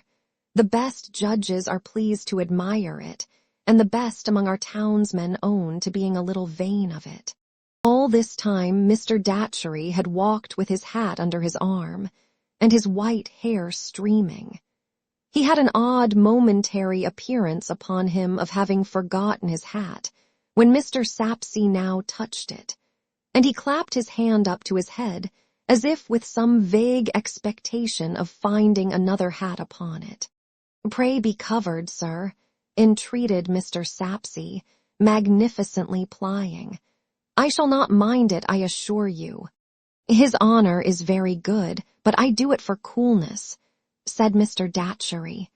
Then Mr. Datchery admired the cathedral, and Mr. Sapsea pointed it out as if he himself had invented and built it. There were a few details indeed of which he did not approve, but those he glossed over, as if the workmen had made mistakes in his absence. The cathedral disposed of, he led the way by the churchyard, and stopped to extol the beauty of the evening, by chance, in the immediate vicinity of Mrs. Sapsea's epitaph. And by the by, said Mr. Sapsea, appearing to descend from an elevation to remember it all of a sudden, like Apollo shooting down from Olympus to pick up his forgotten lyre, that is one of our small lions. The partiality of our people has made it so, and strangers have been seen taking a copy of it now and then. I am not a judge of it myself, for it is a little work of my own. But it was troublesome to turn, sir. I may say, difficult to turn with elegance. Mr. Datchery became so ecstatic over Mr. Sapsea's composition that, in spite of his intention to end his days in Cloisterham, and therefore his probably having in reserve many opportunities of copying it, he would have transcribed it into his pocket-book on the spot, but for the slouching towards them of its material producer and perpetuator, Durdles, whom Mr. Sapsea hailed, not sorry to show him a bright example of behavior to superiors. Ah, Durdles, this is the mason, sir, one of our Cloisterham worthies. Everybody here knows Durdles. Mr. Datchery, Durdles a gentleman who is going to settle here. I wouldn't do it if I was him, growled Durdles. We're a heavy lot. You surely don't speak for yourself, Mr. Durdles, returned Mr. Datchery, any more than for his honor. Who's his honor? Demanded Durdles. His honor the mayor. I never was brought afore him, said Durdles, with anything but the look of a loyal subject of the mayoralty, and it'll be time enough for me to honor him when I am. Until which and when and where? Mr. Sapsea is his name. England is his nation. Cloisterham's his dwelling place. Auctioneer's his occupation. Here, deputy, preceded by a flying oyster shell, appeared upon the scene, and requested to have the sum of 3d instantly chucked to him by Mr. Durdles, whom he had been vainly seeking up and down, as lawful wages overdue. While that gentleman, with his bundle under his arm, slowly found and counted out the money, Mr. Sapsea informed the new settler of Durdles's habits, pursuits, abode, and reputation. I suppose a curious stranger might come to see you and your works, Mr. Durdles, at any odd time, said Mr. Datchery upon that. Any gentleman is welcome to come and see me any evening if he brings liquor for 2 with him, returned Durdles, with a penny between his teeth and certain halfpence in his hands. Or if he likes to make it twice 2, he'll be doubly welcome. I shall come. Master Deputy, what do you owe me? The job. Mind you pay me honestly with the job of showing me Mr. Durdles's house, when I want to go there. Deputy, with a piercing broadside of whistle through the whole gap in his mouth, as a receipt in full for all arrears, vanished. The worshipful and the worshipper then passed on together until they parted with many ceremonies at the worshipful's door. Even then the worshipper carried his hat under his arm and gave his streaming white hair to the breeze, said Mr. Datchery to himself that night, as he looked at his white hair in the gas-lighted looking-glass over the coffee-room chimney-piece at the Crozier, and shook it out. For a single buffer of an easy temper, living idly on his means, I have had a rather busy afternoon. Chapter 19. Shadow on the Sundial. Again Miss Twinkleton has delivered her valedictory address, with the accompaniments of white wine and pound cake, and again the young ladies have departed to their several homes. Helena Landless has left the nun's house to attend her brother's fortunes, and pretty Rosa is alone. Cloisterham is so bright and sunny in these summer days that the cathedral and the monastery ruin show as if their strong walls were transparent. A soft glow seems to shine from within them, rather than upon them from without, such is their mellowness as they look forth on the hot cornfields and the smoking roads that distantly wind among them. The cloisteram gardens blush with ripening fruit. Time was when travel-stained pilgrims rode in clattering parties through the city's welcome shades. Time is when wayfarers, leading a gypsy life between haymaking time and harvest, and looking as if they were just made of the dust of the earth, so very dusty are they, lounge about on cool doorsteps, trying to mend their unmendable shoes, or giving them to the city kennels as a hopeless job, and seeking others in the bundles that they carry, along with their yet unused sickles, swathed in bands of straw. At all the more public pumps there is much cooling of bare feet, together with much bubbling and gurgling of drinking with hand to spout on the part of these Bedouins. The cloisteram police, meanwhile, looking askant from their beats with suspicion, and manifest impatience that the intruders should depart from within the civic bounds, and once more fry themselves on the simmering high roads. On the afternoon of such a day, when the last cathedral service is done, and when that side of the high street on which the nun's house stands is in grateful shade, save where its quaint old garden opens to the west between the boughs of trees, a servant informs Rosa, to her terror, that Mr. Jasper desires to see her. If he had chosen his time for finding her at a disadvantage, he could have done no better. Perhaps he has chosen it. Helena Landless is gone, Mrs. Tisher is absent on leave, Miss Twinkleton, in her amateur state of existence, has contributed herself and a veal pie to a picnic. "Oh, why, did you say I was at home?" cried Rosa helplessly. The maid replies that Mr. Jasper never asked the question, that he said he knew she was at home, and begged she might be told that he asked to see her. "What shall I do? What shall I do?" thinks Rosa, clasping her hands. Possessed by a kind of desperation, she adds in the next breath that she will come to Mr. Jasper in the garden. She shudders at the thought of being shut up with him in the house, but many of its windows command the garden, and she can be seen as well as heard there, and can shriek in the free air and run away. Such is the wild idea that flutters through her mind. She has never seen him since the fatal night, except when she was questioned before the mayor, and then he was present in gloomy watchfulness, as representing his lost nephew and burning to avenge him. She hangs her garden hat on her arm and goes out. The moment she sees him from the porch, leaning on the sundial, the old horrible feeling of being compelled by him asserts its hold upon her. She feels that she would even then go back, but that he draws her feet towards him. She cannot resist, and sits down, with her head bent, on the garden seat beside the sundial. She cannot look up at him for abhorrence, but she has perceived that he is dressed in deep mourning. So is she. It was not so at first, but the lost has long been given up and mourned for as dead. He would begin by touching her hand. She feels the intention and draws her hand back. His eyes are then fixed upon her, she knows, though her own see nothing but the grass. "I have been waiting," he begins, "for some time to be summoned back to my duty near you."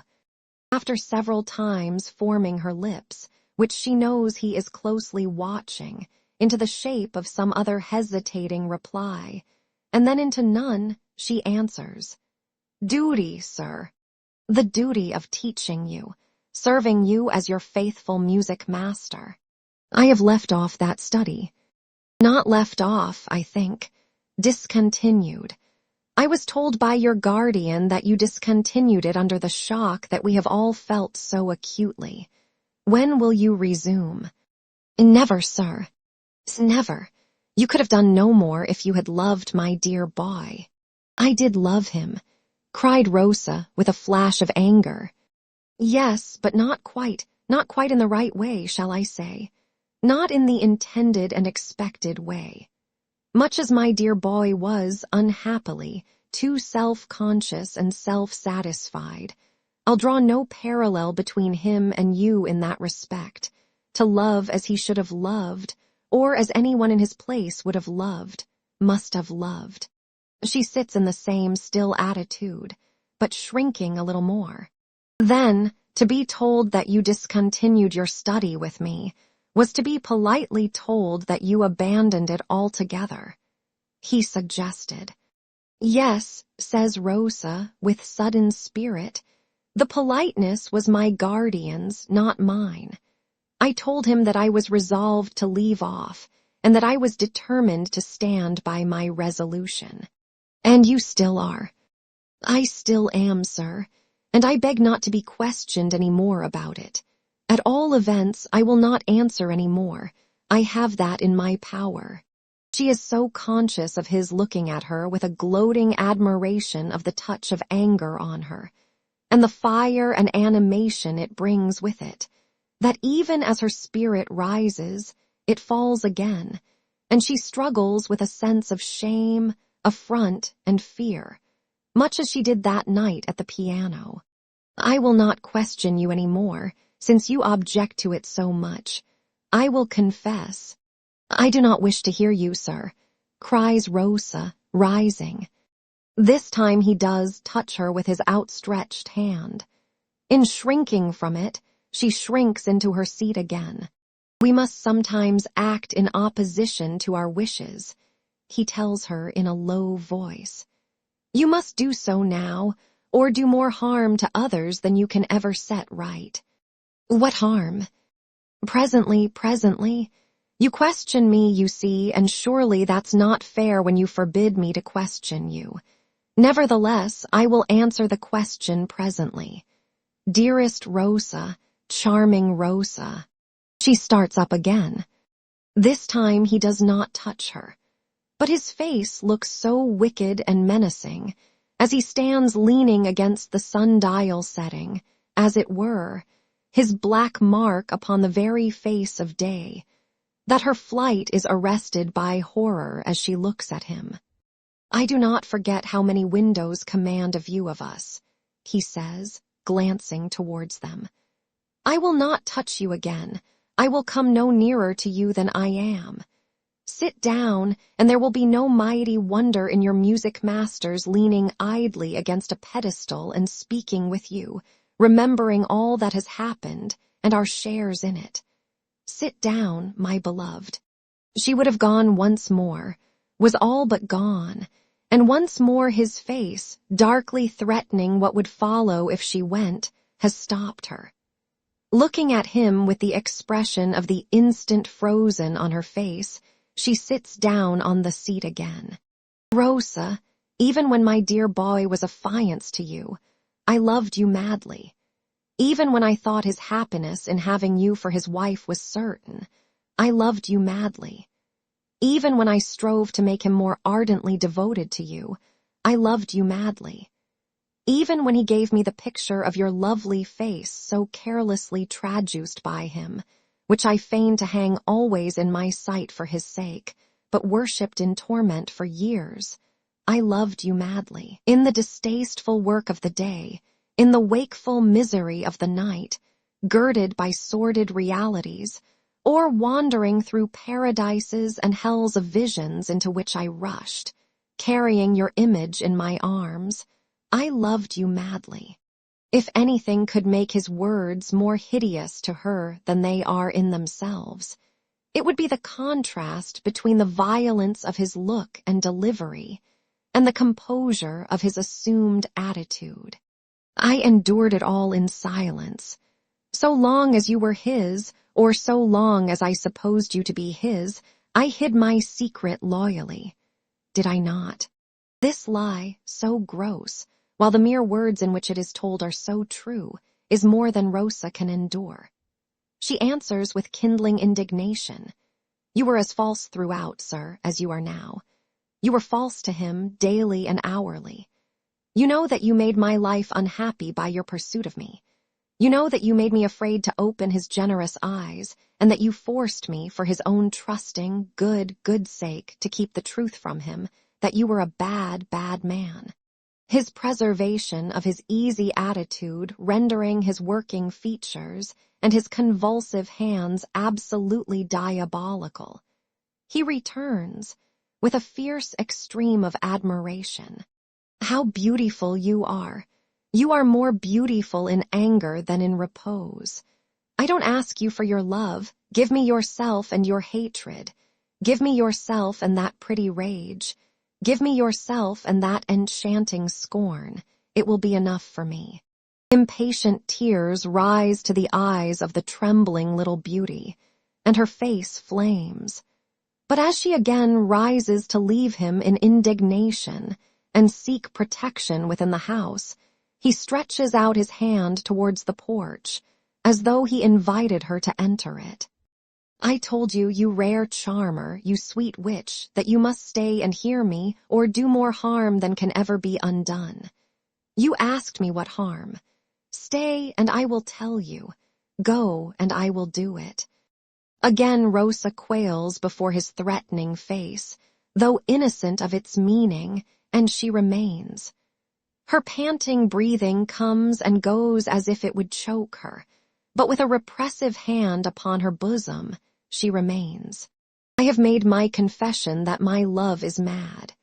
It is so mad that had the ties between me and my dear lost boy been one silken thread less strong, I might have swept even him from your side when you favored him.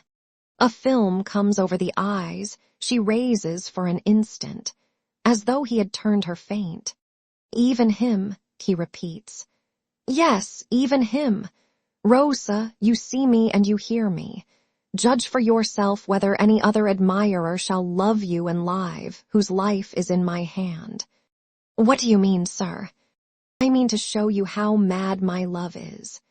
It was hawked through the late inquiries by Mr. Crisparkle that young Landless had confessed to him that he was a rival of my lost boy. That is an inexpiable offense in my eyes. The same Mr. Crisparkle knows under my hand that I have devoted myself to the murderer's discovery and destruction, be he whom he might, and that I determined to discuss the mystery with no one until I should hold the clue in which to entangle the murderer as in a net. I have since worked patiently to wind and wind it round him, and it is slowly winding as I speak. Your belief, if you believe in the criminality of Mr. Landless, is not Mr. Crisparkle's belief, and he is a good man, Rosa retorts. My belief is my own, and I reserve it worshipped of my soul. Circumstances may accumulate so strongly even against an innocent man, that directed, sharpened, and pointed, they may slay him.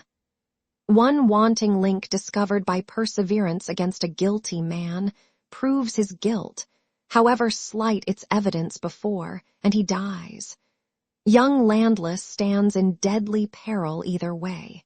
If you really suppose, Rosa pleads with him, turning paler, that I favor Mr. Landless, or that Mr. Landless has ever in any way addressed himself to me, you are wrong. He puts that from him, with a sliding action of his hand, and a curled lip. I was going to show you how madly I love you.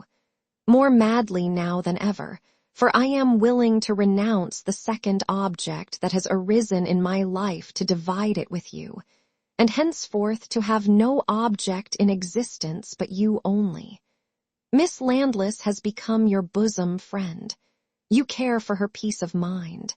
I love her dearly. You care for her good name. I have said, sir, I love her dearly. I am unconsciously, he observes with a smile, as he folds his hands upon the sundial and leans his chin upon them, so that his talk would seem from the windows. Faces occasionally come and go there, to be of the airiest and playfulest. I am unconsciously giving offense by questioning again. I will simply make statements, therefore, and not put questions. You do care for your bosom friend's good name, and you do care for her peace of mind. Then remove the shadow of the gallows from her, dear one. You dare propose to me too. Darling, I dare propose to you. Stop there. If it be bad to idolize you, I am the worst of men. If it be good, I am the best.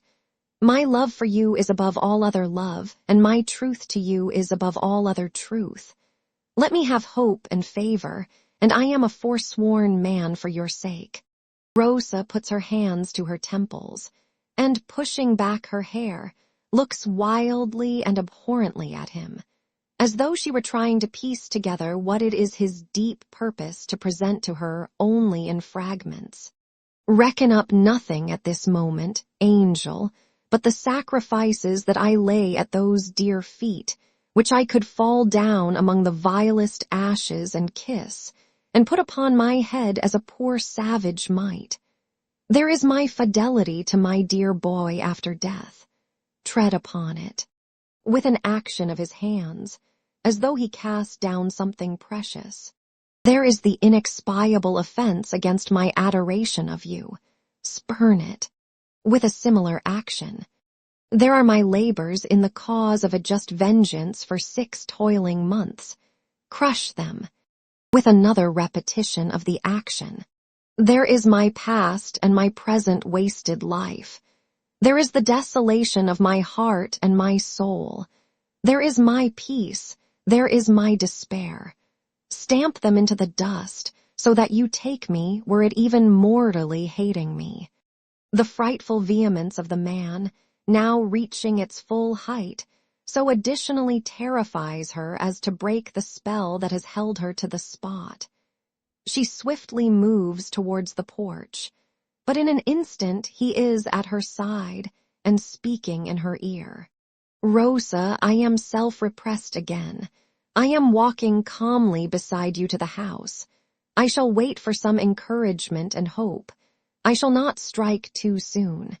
Give me a sign that you attend to me. She slightly and constrainedly moves her hand. Not a word of this to anyone, or it will bring down the blow, as certainly as night follows day. Another sign that you attend to me. She moves her hand once more. I love you, love you, love you. If you were to cast me off now, but you will not, you would never be rid of me. No one should come between us. I would pursue you to the death. The handmaid coming out to open the gate for him, he quietly pulls off his hat as a parting salute, and goes away with no greater show of agitation than is visible in the effigy of Mr. Sapsea's father opposite. Rosa faints in going upstairs, and is carefully carried to her room and laid down on her bed. A thunderstorm is coming on, the maids say, and the hot and stifling air has overset the pretty deer.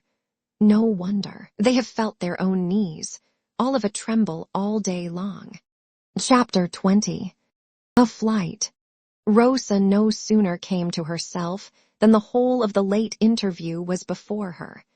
It even seemed as if it had pursued her into her insensibility, and she had not had a moment's unconsciousness of it. What to do, she was at a frightened loss to know. The only one clear thought in her mind was that she must fly from this terrible man. But where could she take refuge, and how could she go? She had never breathed her dread of him to anyone but Helena. If she went to Helena and told her what had passed, that very act might bring down the irreparable mischief that he threatened he had the power, and that she knew he had the will to do. The more fearful he appeared to her excited memory and imagination, the more alarming her responsibility appeared, seeing that a slight mistake on her part, either in action or delay, might let his malevolence loose on Helena's brother. Rosa's mind throughout the last 6 months had been stormily confused.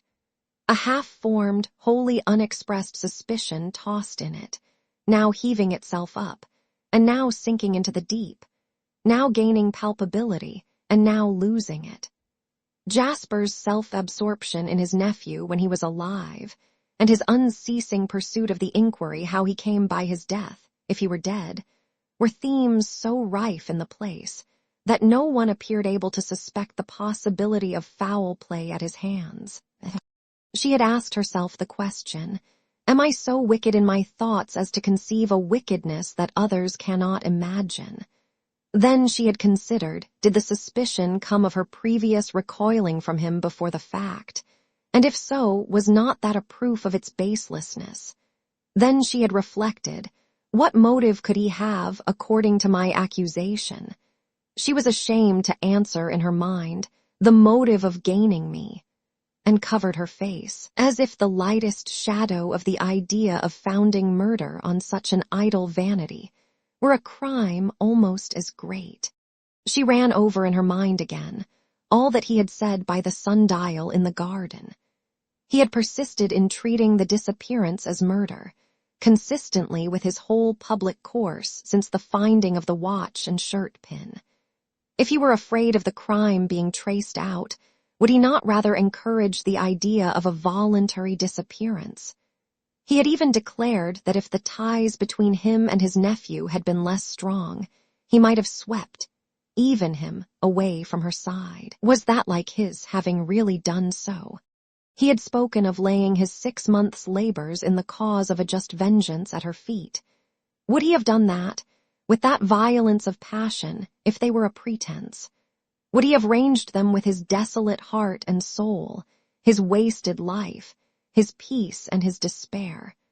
The very first sacrifice that he represented himself as making for her was his fidelity to his dear boy after death. Surely these facts were strong against a fancy that scarcely dared to hint itself, and yet he was so terrible a man. In short, the poor girl, for what could she know of the criminal intellect, which its own professed students perpetually misread, because they persist in trying to reconcile it with the average intellect of average men, instead of identifying it as a horrible wonder apart, could get by no road to any other conclusion than that he was a terrible man and must be fled from. She had been Helena's stay and comfort during the whole time. She had constantly assured her of her full belief in her brother's innocence and of her sympathy with him in his misery. But she had never seen him since the disappearance, nor had Helena ever spoken one word of his avowal to Mr. Crisparkle in regard of Rosa, though as a part of the interest of the case it was well known far and wide. He was Helena's unfortunate brother, to her, and nothing more. The assurance she had given her odious suitor was strictly true, though it would have been better, she considered now, if she could have restrained herself from so giving it. Afraid of him as the bright and delicate little creature was, her spirit swelled at the thought of his knowing it from her own lips. But where was she to go? Anywhere beyond his reach was no reply to the question. Somewhere must be thought of. She determined to go to her guardian and to go immediately. The feeling she had imparted to Helena on the night of their first confidence was so strong upon her, the feeling of not being safe from him, and of the solid walls of the old convent being powerless to keep out his ghostly following of her, that no reasoning of her own could calm her terrors. The fascination of repulsion had been upon her so long, and now culminated so darkly, that she felt as if he had power to bind her by a spell. Glancing out at window, even now, as she rose to dress, the sight of the sundial on which he had leaned when he declared himself turned her cold and made her shrink from it as though he had invested it with some awful quality from his own nature. She wrote a hurried note to Miss Twinkleton, saying that she had sudden reason for wishing to see her guardian promptly, and had gone to him, also entreating the good lady not to be uneasy, for all was well with her. She hurried a few quite useless articles into a very little bag, left the note in a conspicuous place, and went out, softly closing the gate after her. It was the first time she had ever been even in Cloisterham High Street alone. But knowing all its ways and windings very well, she hurried straight to the corner from which the omnibus departed. It was, at that very moment, going off. "Stop and take me, if you please, Joe. I am obliged to go to London." In less than another minute she was on her road to the railway, under Joe's protection. Joe waited on her when she got there, put her safely into the railway carriage, and handed in the very little bag after her, as though it were some enormous trunk, hundredweights heavy, which she must on no account endeavor to lift. "Can you go round when you get back, and tell Miss Twinkleton that you saw me safely off, Joe?" "It shall be done, miss." "With my love, please, Joe." "Yes, miss, and I wouldn't mind having it myself." But Joe did not articulate the last clause, only thought it. Now that she was whirling away for London in real earnest, Rosa was at leisure to resume the thoughts which her personal hurry had checked. The indignant thought that his declaration of love soiled her, that she could only be cleansed from the stain of its impurity by appealing to the honest and true, supported her for a time against her fears, and confirmed her in her hasty resolution. But as the evening grew darker and darker, and the great city impended nearer and nearer, the doubts usual in such cases began to arise. Whether this was not a wild proceeding, after all, how Mr. Grewgious might regard it, whether she should find him at the journey's end, how she would act if he were absent, what might become of her, alone, in a place so strange and crowded, how if she had but waited and taken counsel first, whether if she could now go back, she would not do it thankfully. A multitude of such uneasy speculations disturbed her, more and more as they accumulated. At length the train came into London over the housetops, and down below lay the gritty streets with their yet unneeded lamps aglow, on a hot, light summer night. Hiram Grewgious, Esquire, Staple Inn, London. This was all Rosa knew of her destination, but it was enough to send her rattling away again in a cab, through deserts of gritty streets, where many people crowded at the corner of courts and byways to get some air, and where many other people walked with a miserably monotonous noise of shuffling of feet on hot paving stones, and where all the people and all their surroundings were so gritty and so shabby. There was music playing here and there, but it did not enliven the case. No barrel organ mended the matter, and no big drum beat dull care away. Like the chapel bells that were also going here and there, they only seemed to evoke echoes from brick surfaces and dust from everything. As to the flat wind instruments, they seemed to have cracked their hearts and souls in pining for the country. Her jingling conveyance stopped at last at a fast-closed gateway, which appeared to belong to somebody who had gone to bed very early, and was much afraid of housebreakers. Rosa, discharging her conveyance, timidly knocked at this gateway, and was let in, very little bag and all, by a watchman. "Does Mr. Grewgious live here?" "Mr. Grewgious lives there, miss," said the watchman, pointing further in. So Rosa went further in, and when the clocks were striking 10, stood on P.J.T.'s doorsteps, wondering what P.J.T. had done with his street door. Guided by the painted name of Mr. Grewgious, she went upstairs and softly tapped and tapped several times. But no one answering, and Mr. Grewgious's door-handle yielding to her touch, she went in, and saw her guardian sitting on a window seat at an open window, with a shaded lamp placed far from him on a table in a corner. Rosa drew nearer to him in the twilight of the room. He saw her, and he said in an undertone, "Good heaven." Rosa fell upon his neck with tears, and then he said, returning her embrace, my child, I thought you were your mother. But what, he added soothingly, has happened? My dear, what has brought you here? Who has brought you here?" "No one. I came alone." "Lord bless me," ejaculated Mr. Grewgious. "Came alone? Why didn't you write to me to come and fetch you?" "I had no time. I took a sudden resolution. Poor Eddie. Ah, poor fellow, poor fellow. His uncle has made love to me.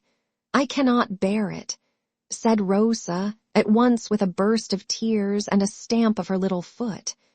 "I shudder with horror of him, and I have come to you to protect me and all of us from him, if you will."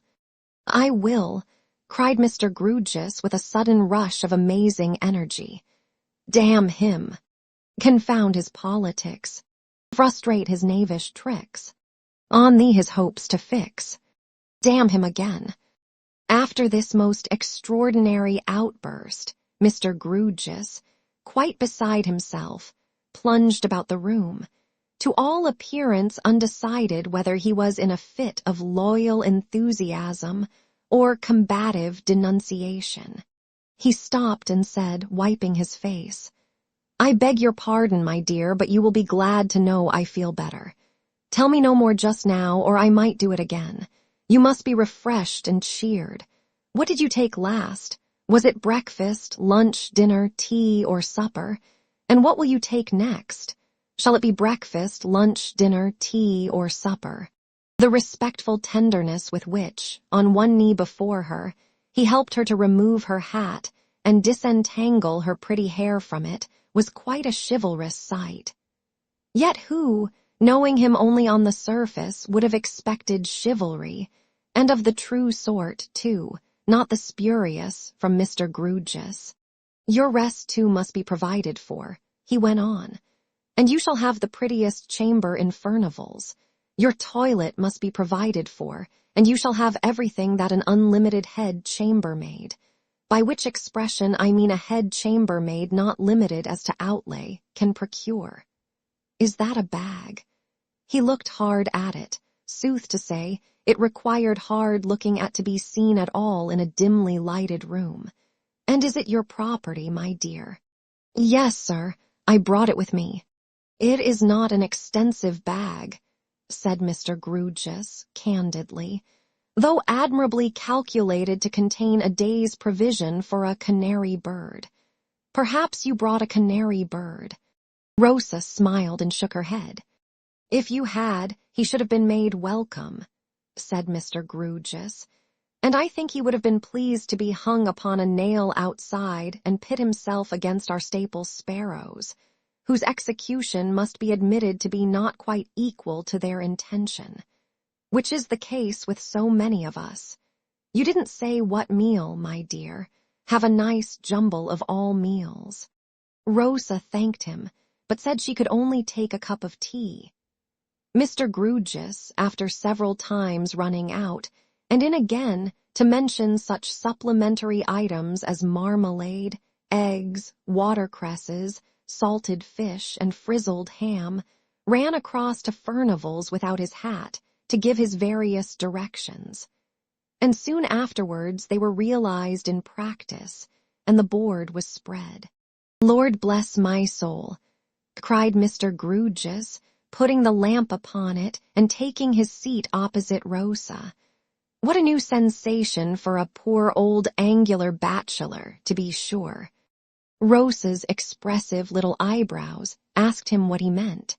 "The sensation of having a sweet young presence in the place that whitewashes it, paints it, papers it, decorates it with gilding, and makes it glorious," said Mr. Grewgious.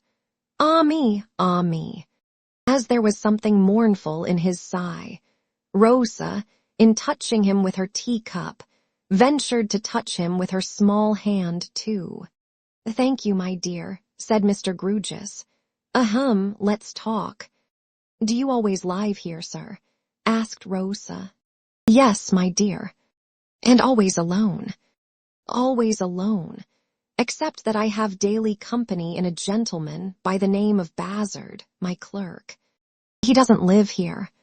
"No, he goes his way after office hours. In fact, he is off duty here altogether just at present, and a firm downstairs with which I have business relations lend me a substitute. But it would be extremely difficult to replace Mr. Bazzard. He must be very fond of you, said Rosa. He bears up against it with commendable fortitude if he is, returned Mr. Grewgious after considering the matter. But I doubt if he is, not particularly so. You see, he is discontented, poor fellow. Why isn't he contented? Was the natural inquiry. Misplaced, said Mr. Grewgious with great mystery. Rosa's eyebrows resumed their inquisitive and perplexed expression. So misplaced, Mr. Grewgious went on, that I feel constantly apologetic towards him, and he feels, though he doesn't mention it, that I have reason to be. Mr. Grewgious had by this time grown so very mysterious that Rosa did not know how to go on. While she was thinking about it, Mr. Grewgious suddenly jerked out of himself for the second time. Let's talk. We were speaking of Mr. Bazzard. It's a secret, and moreover it is Mr. Bazzard's secret. But the sweet presence at my table makes me so unusually expansive that I feel I must impart it in inviolable confidence. What do you think Mr. Bazzard has done? Oh dear, cried Rosa, drawing her chair a little nearer and her mind reverting to Jasper. Nothing dreadful, I hope. He has written a play, said Mr. Grewgious in a solemn whisper. A tragedy. Rosa seemed much relieved. And nobody, pursued Mr. Grewgious in the same tone, will hear, on any account whatever, of bringing it out.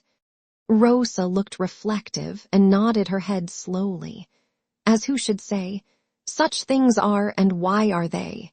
Now, you know, said Mr. Grewgious, I couldn't write a play. Not a bad one, sir, said Rosa, innocently, with her eyebrows again in action. No, if I was under sentence of decapitation and was about to be instantly decapitated, and an express arrived with a pardon for the condemned convict Grewgious if he wrote a play, I should be under the necessity of resuming the block, and begging the executioner to proceed to extremities.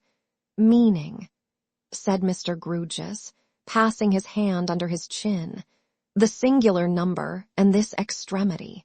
Rosa appeared to consider what she would do if the awkward supposititious case were hers. Consequently, said Mr. Grewgious, Mr. Bazzard would have a sense of my inferiority to himself under any circumstances. But when I am his master, you know, the case is greatly aggravated. Mr. Grewgious shook his head seriously, as if he felt the offense to be a little too much, though of his own committing. How came you to be his master, sir? Asked Rosa. A question that naturally follows, said Mr. Grewgious. Let's talk. Mr. Bazzard's father, being a Norfolk farmer, would have furiously laid about him with a flail, a pitchfork, and every agricultural implement available for assaulting purposes, on the slightest hint of his son's having written a play. So the son, bringing to me the father's rent, which I receive, imparted his secret, and pointed out that he was determined to pursue his genius, and that it would put him in peril of starvation, and that he was not formed for it. For pursuing his genius, sir. No, my dear, said Mr. Grewgious, for starvation. It was impossible to deny the position that Mr. Bazzard was not formed to be starved, and Mr. Bazzard then pointed out that it was desirable that I should stand between him and a fate so perfectly unsuited to his formation. In that way Mr. Bazzard became my clerk, and he feels it very much. I am glad he is grateful, said Rosa. I didn't quite mean that, my dear. I mean that he feels the degradation. There are some other geniuses that Mr. Bazzard has become acquainted with, who have also written tragedies, which likewise nobody will on any account whatever hear of bringing out, and these choice spirits dedicate their plays to one another in a highly panegyrical manner. Mr. Bazzard has been the subject of one of these dedications. Now, you know, I never had a play dedicated to me.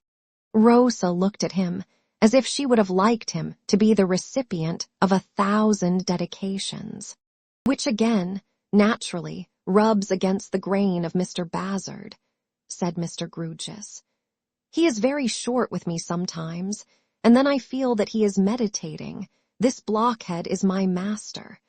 A fellow who couldn't write a tragedy on pain of death, and who will never have one dedicated to him with the most complimentary congratulations on the high position he has taken in the eyes of posterity. Very trying, very trying. However, in giving him directions, I reflect beforehand, perhaps he may not like this, or he might take it ill if I asked that, and so we get on very well. Indeed, better than I could have expected. Is the tragedy named, sir? Asked Rosa. Strictly between ourselves, answered Mr. Grewgious. It has a dreadfully appropriate name. It is called The Thorn of Anxiety, but Mr. Bazzard hopes, and I hope, that it will come out at last. It was not hard to divine that Mr. Grewgious had related the Bazzard history thus fully, at least quite as much for the recreation of his ward's mind from the subject that had driven her there, as for the gratification of his own tendency to be social and communicative. And now, my dear, he said at this point, if you are not too tired to tell me more of what passed today, but only if you feel quite able, I should be glad to hear it. I may digest it the better if I sleep on it tonight. Rosa, composed now, gave him a faithful account of the interview. Mr. Grewgious often smoothed his head while it was in progress, and begged to be told a second time those parts which bore on Helena and Neville. When Rosa had finished, he sat grave, silent, and meditative for a while. Clearly narrated was his only remark at last, and I hope clearly put away here, smoothing his head again. See, my dear, taking her to the open window where they live, the dark windows over yonder. I may go to Helena tomorrow, asked Rosa. I should like to sleep on that question tonight, he answered doubtfully. But let me take you to your own rest, for you must need it. With that, Mr. Grewgious helped her to get her hat on again, and hung upon his arm the very little bag that was of no earthly use, and led her by the hand, with a certain stately awkwardness, as if he were going to walk a minuet across Holborn and into Furnival's Inn. At the hotel door, he confided her to the unlimited head chambermaid, and said that while she went up to see her room, he would remain below, in case she should wish it exchanged for another, or should find that there was anything she wanted. Rosa's room was airy, clean, comfortable, almost gay. The unlimited had laid in everything omitted from the very little bag, that is to say, everything she could possibly need, and Rosa tripped down the great many stairs again to thank her guardian for his thoughtful and affectionate care of her. Not at all, my dear, said Mr. Grewgious, infinitely gratified. It is I who thank you for your charming confidence and for your charming company. Your breakfast will be provided for you in a neat, compact, and graceful little sitting room, appropriate to your figure, and I will come to you at 10 o'clock in the morning. I hope you don't feel very strange indeed in this strange place. Oh no, I feel so safe. Yes, you may be sure that the stairs are fireproof, said Mr. Grewgious, and that any outbreak of the devouring element would be perceived and suppressed by the watchman. I did not mean that, Rosa replied. I mean I feel so safe from him. There is a stout gate of iron bars to keep him out, said Mr. Grewgious, smiling, and Furnival's is fireproof and specially watched and lighted, and I live over the way. In the stoutness of his knight-errantry, he seemed to think the last-named protection all sufficient. In the same spirit, he said to the gate-porter as he went out, "If someone staying in the hotel should wish to send across the road to me in the night, a crown will be ready for the messenger." In the same spirit, he walked up and down outside the iron gate for the best part of an hour, with some solicitude, occasionally looking in between the bars, as if he had laid a dove in a high roost in a cage of lions, and had it on his mind that she might tumble out. Chapter 21. A Recognition. Nothing occurred in the night to flutter the tired dove, and the dove arose refreshed. With Mr. Grewgious, when the clock struck 10 in the morning, came Mr. Crisparkle, who had come at one plunge out of the river at Cloisterham. Miss Twinkleton was so uneasy, Miss Rosa, he explained to her, and came round to Ma and me with your note, in such a state of wonder that, to quiet her, I volunteered on this service by the very first train to be caught in the morning. I wished at the time that you had come to me, but now I think it best that you did as you did, and came to your guardian. I did think of you, Rosa told him, but Minor Canon Corner was so near him. I understand. It was quite natural. I have told Mr. Crisparkle, said Mr. Grewgious, all that you told me last night, my dear. Of course I should have written it to him immediately, but his coming was most opportune. And it was particularly kind of him to come, for he had but just gone. Have you settled? Asked Rosa, appealing to them both. What is to be done for Helena and her brother? Why, really, said Mr. Crisparkle, I am in great perplexity. If even Mr. Grewgious, whose head is much longer than mine, and who is a whole night's cogitation in advance of me, is undecided, what must I be? The Unlimited here put her head in at the door, after having rapped, and been authorized to present herself, announcing that a gentleman wished for a word with another gentleman named Crisparkle, if any such gentleman were there. If no such gentleman were there, he begged pardon for being mistaken. Such a gentleman is here, said Mr. Crisparkle, but is engaged just now. Is it a dark gentleman? Interposed Rosa, retreating on her guardian. No, miss, more of a brown gentleman. You are sure not with black hair? Asked Rosa, taking courage. Quite sure of that, miss. Brown hair and blue eyes. Perhaps, hinted Mr. Grewgious with habitual caution. It might be well to see him, reverend sir, if you don't object. When one is in a difficulty or at a loss, one never knows in what direction a way out may chance to open. It is a business principle of mine, in such a case, not to close up any direction, but to keep an eye on every direction that may present itself. I could relate an anecdote in point, but that it would be premature. If Miss Rosa will allow me, then, let the gentleman come in, said Mr. Crisparkle. The gentleman came in, apologized with a frank but modest grace for not finding Mr. Crisparkle alone, turned to Mr. Crisparkle and smilingly asked the unexpected question. Who am I? You are the gentleman I saw smoking under the trees in Staple Inn, a few minutes ago. True, there I saw you. Who else am I? Mr. Crisparkle concentrated his attention on a handsome face, much sunburnt, and the ghost of some departed boy seemed to rise, gradually and dimly, in the room. The gentleman saw a struggling recollection lighten up the minor canon's features, and smiling again, said, What will you have for breakfast this morning? You are out of jam. Wait a moment, cried Mr. Crisparkle, raising his right hand. Give me another instant, Tartar. The two shook hands with the greatest heartiness, and then went the wonderful length, for Englishmen, of laying their hands each on the other's shoulders and looking joyfully each into the other's face. "My old fag," said Mr. Crisparkle. "My old master," said Mr. Tartar.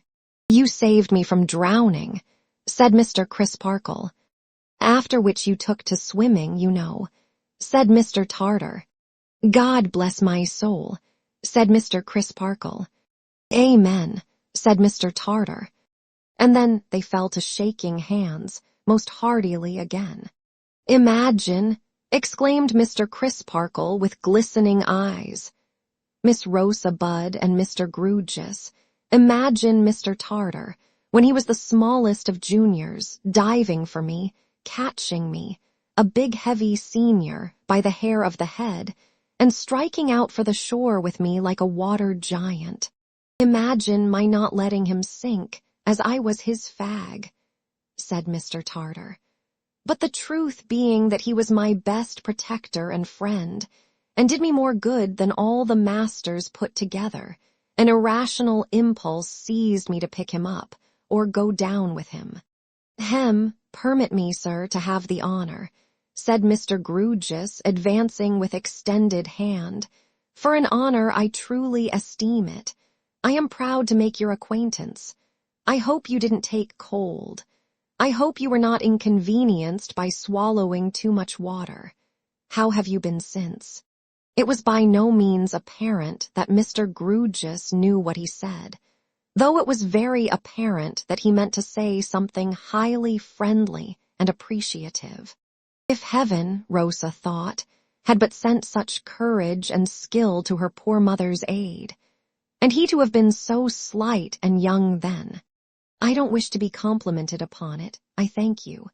But I think I have an idea," Mr. Grewgious announced, after taking a jog-trot or two across the room, so unexpected and unaccountable that they all stared at him, doubtful whether he was choking or had the cramp. "I think I have an idea. I believe I have had the pleasure of seeing Mr. Tartar's name as tenant of the top set in the house next the top set in the corner." "Yes, sir," returned Mr. Tartar. "You are right so far." "I am right so far," said Mr. Grewgious. "Tick that off," which he did with his right thumb on his left. "Might you happen to know the name of your neighbor in the top set on the other side of the party wall?" Coming very close to Mr. Tartar to lose nothing of his face in his shortness of sight. "Landless." "Tick that off," said Mr. Grewgious, taking another trot and then coming back. "No personal knowledge, I suppose, sir." "Slight, but some." "Tick that off," said Mr. Grewgious, taking another trot and again coming back. "Nature of knowledge, Mr. Tartar." I thought he seemed to be a young fellow in a poor way, and I asked his leave, only within a day or so, to share my flowers up there with him. That is to say, to extend my flower garden to his windows. "Would you have the kindness to take seats?" said Mr. Grewgious. "I have an idea." They complied, Mr. Tartar none the less readily, for being all abroad, and Mr. Grewgious, seated in the center, with his hands upon his knees, thus stated his idea, with his usual manner of having got the statement by heart. "I cannot as yet make up my mind whether it is prudent to hold open communication under present circumstances, and on the part of the fair member of the present company, with Mr. Neville or Miss Helena. I have reason to know that a local friend of ours, on whom I beg to bestow a passing but a hearty malediction, with the kind permission of my reverend friend, sneaks to and fro, and dodges up and down. When not doing so himself, he may have some informant skulking about, in the person of a watchman, porter, or such like hanger-on of staple. On the other hand, Miss Rosa very naturally wishes to see her friend Miss Helena, and it would seem important that at least Miss Helena, if not her brother too, through her, should privately know from Miss Rosa's lips what has occurred and what has been threatened. Am I agreed with generally in the views I take? I entirely coincide with them, said Mr. Crisparkle, who had been very attentive. As I have no doubt I should, added Mr. Tartar, smiling, if I understood them. Fair and softly, sir, said Mr. Grewgious. We shall fully confide in you directly if you will favor us with your permission. Now, if our local friend should have any informant on the spot, it is tolerably clear that such informant can only be set to watch the chambers in the occupation of Mr. Neville. He reporting to our local friend, who comes and goes there, our local friend would supply for himself, from his own previous knowledge, the identity of the parties. Nobody can be set to watch all Staple, or to concern himself with comers and goers to other sets of chambers, unless, indeed, mine. I begin to understand to what you tend, said Mr. Crisparkle, and highly approve of your caution. I needn't repeat that I know nothing yet of the why and wherefore, said Mr. Tartar, but I also understand to what you tend, so let me say at once that my chambers are freely at your disposal. There, cried Mr. Grewgious, smoothing his head triumphantly, now we have all got the idea. You have it, my dear. I think I have, said Rosa, blushing a little as Mr. Tartar looked quickly towards her. You see, you go over to Staple with Mr. Crisparkle and Mr. Tartar, said Mr. Grewgious. I going in and out and in alone in my usual way. You go up with those gentlemen to Mr. Tartar's rooms. You look into Mr. Tartar's flower garden. You wait for Miss Helena's appearance there, or you signify to Miss Helena that you are close by, and you communicate with her freely, and no spy can be the wiser. I am very much afraid I shall be. Be what, my dear? Asked Mr. Grewgious as she hesitated. Not frightened. No, not that, said Rosa shyly. In Mr. Tartar's way, we seem to be appropriating Mr. Tartar's residence so very coolly. I protest to you, returned that gentleman, that I shall think the better of it for evermore if your voice sounds in it only once. Rosa, not quite knowing what to say about that, cast down her eyes, and turning to Mr. Grewgious, dutifully asked if she should put her hat on. Mr. Grewgious being of opinion that she could not do better, she withdrew for the purpose. Mr. Crisparkle took the opportunity of giving Mr. Tartar a summary of the distresses of Neville and his sister. The opportunity was quite long enough, as the hat happened to require a little extra fitting on.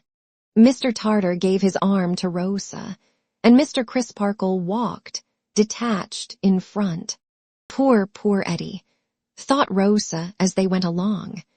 Mr. Tartar waved his right hand as he bent his head down over Rosa, talking in an animated way. It was not so powerful or so sun-browned when it saved Mr. Crisparkle, thought Rosa, glancing at it, but it must have been very steady and determined even then. Mr. Tartar told her he had been a sailor, roving everywhere for years and years. When are you going to sea again? Asked Rosa. And never. Rosa wondered what the girls would say if they could see her crossing the wide street on the sailor's arm. And she fancied that the passers-by must think her very little and very helpless, contrasted with the strong figure that could have caught her up and carried her out of any danger, miles and miles without resting.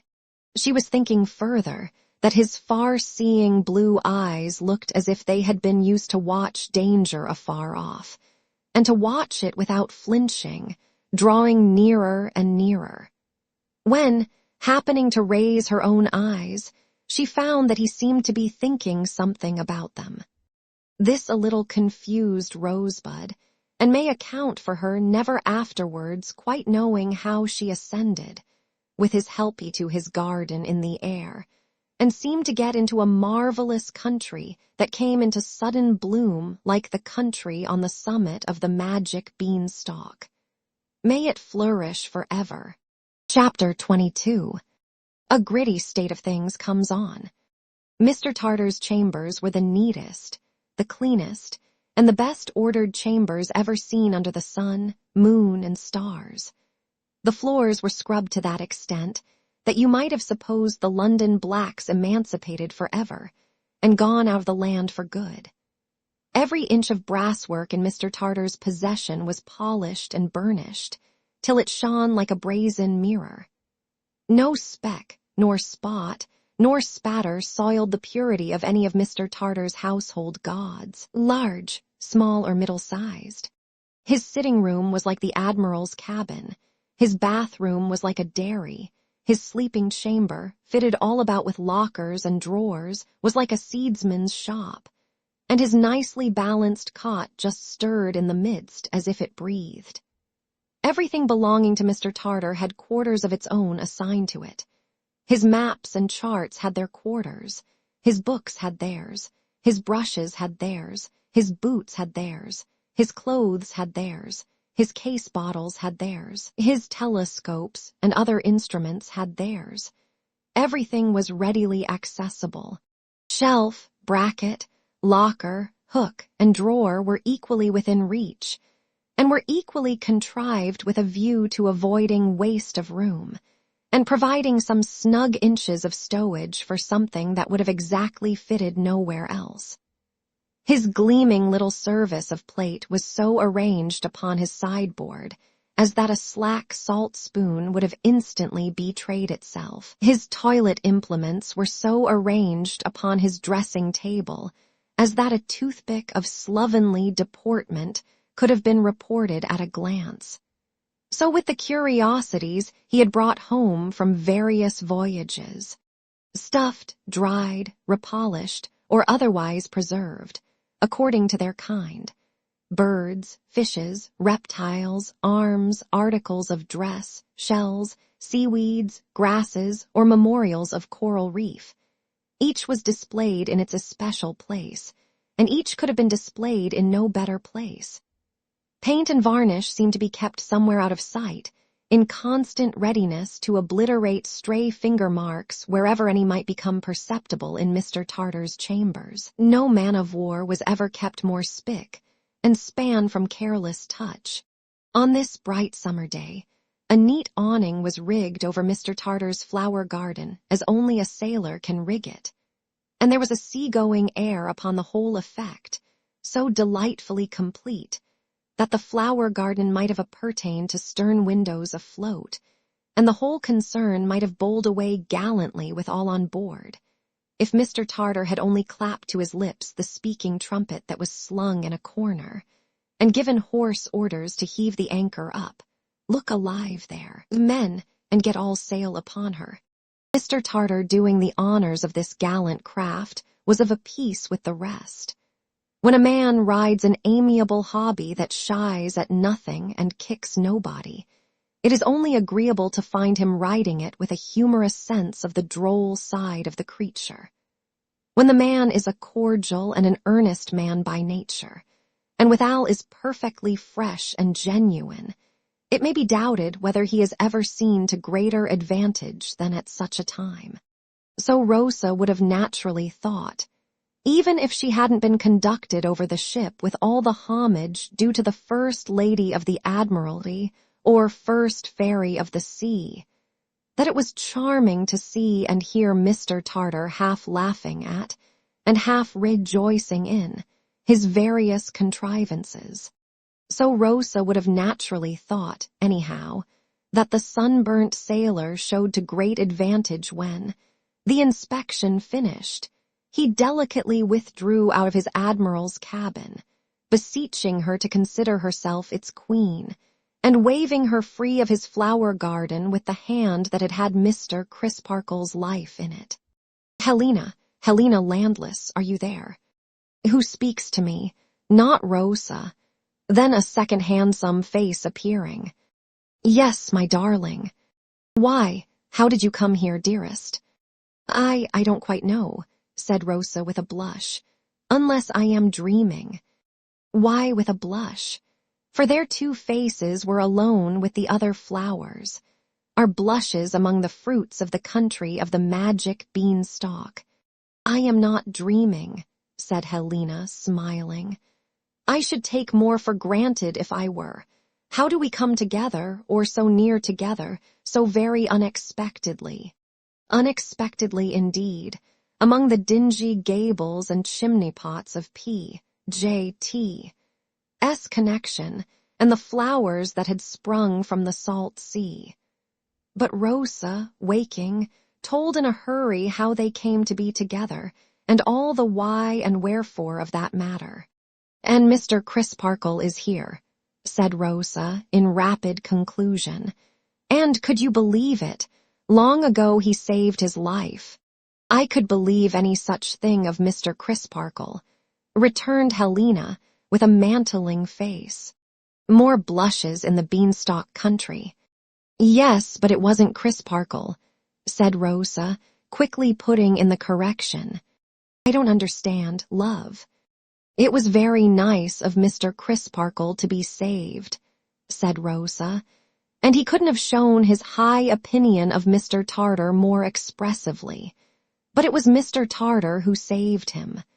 Helena's dark eyes looked very earnestly at the bright face among the leaves, and she asked, in a slower and more thoughtful tone, Is Mr. Tartar with you now, dear? No, because he has given up his rooms to me. To us, I mean. It is such a beautiful place. Is it? It is like the inside of the most exquisite ship that ever sailed. It is like a dream, suggested Helena. Rosa answered with a little nod, and smelled the flowers. Helena resumed, after a short pause of silence, during which she seemed, or it was Rosa's fancy, to compassionate somebody. My poor Neville is reading in his own room, the sun being so very bright on this side just now. I think he had better not know that you are so near. Oh, I think so too, cried Rosa very readily. I suppose, pursued Helena doubtfully, that he must know by and by all you have told me, but I am not sure. Ask Mr. Crisparkle's advice, my darling. Ask him whether I may tell Neville as much or as little of what you have told me as I think best. Rosa subsided into her state cabin and propounded the question. The minor canon was for the free exercise of Helena's judgment. I thank him very much, said Helena, when Rosa emerged again with her report. Ask him whether it would be best to wait until any more maligning and pursuing of Neville on the part of this wretch shall disclose itself, or to try to anticipate it. I mean, so far as to find out whether any such goes on darkly about us. The minor canon found this point so difficult to give a confident opinion on, that, after 2 or 3 attempts and failures, he suggested a reference to Mr. Grewgious. Helena acquiescing, he betook himself, with a most unsuccessful assumption of lounging indifference, across the quadrangle to P.J.T.'s and stated it. Mr. Grewgious held decidedly to the general principle that if you could steal a march upon a brigand or a wild beast, you had better do it. And he also held decidedly to the special case, that John Jasper was a brigand and a wild beast in combination. Thus advised, Mr. Crisparkle came back again and reported to Rosa, who in her turn reported to Helena. She now steadily pursuing her train of thought at her window, considered thereupon. We may count on Mr. Tartar's readiness to help us, Rosa. She inquired. Oh yes, Rosa shyly thought so. Oh yes, Rosa shyly believed she could almost answer for it. But should she ask Mr. Crisparkle? I think your authority on the point as good as his, my dear, said Helena sedately, and you needn't disappear again for that. Odd of Helena. You see, Neville, Helena pursued after more reflection, knows no one else here.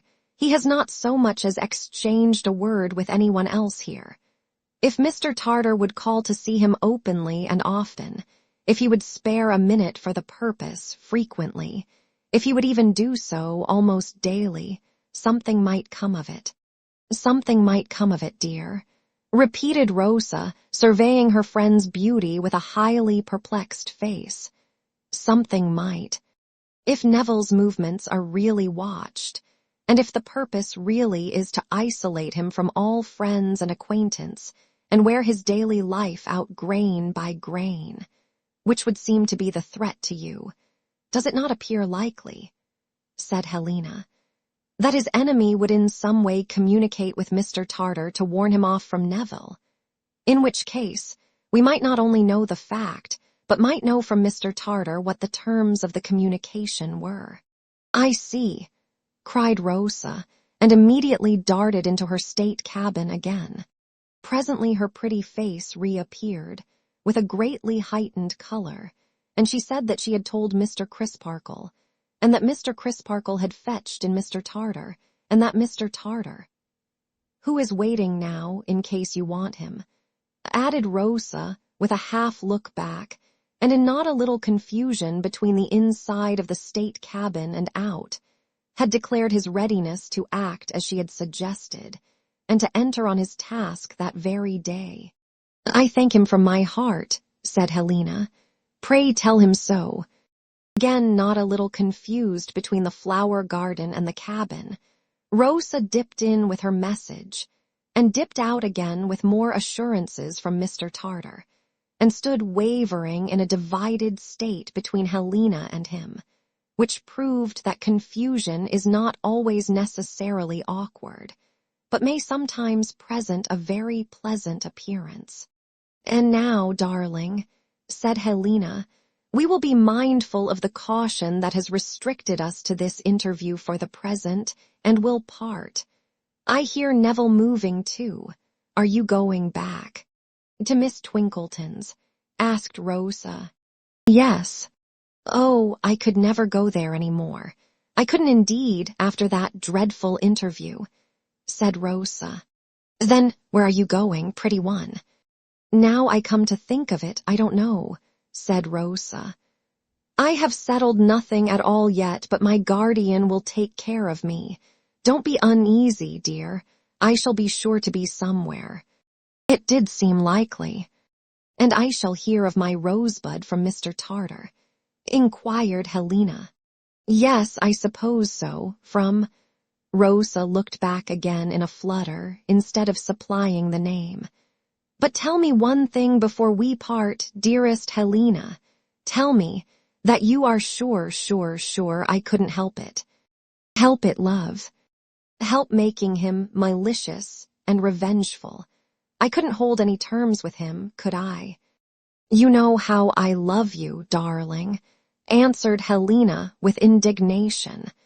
But I would sooner see you dead at his wicked feet. That's a great comfort to me. And you will tell your poor brother so, won't you? And you will give him my remembrance and my sympathy. And you will ask him not to hate me. With a mournful shake of the head, as if that would be quite a superfluous entreaty, Helena lovingly kissed her 2 hands to her friend, and her friend's 2 hands were kissed to her.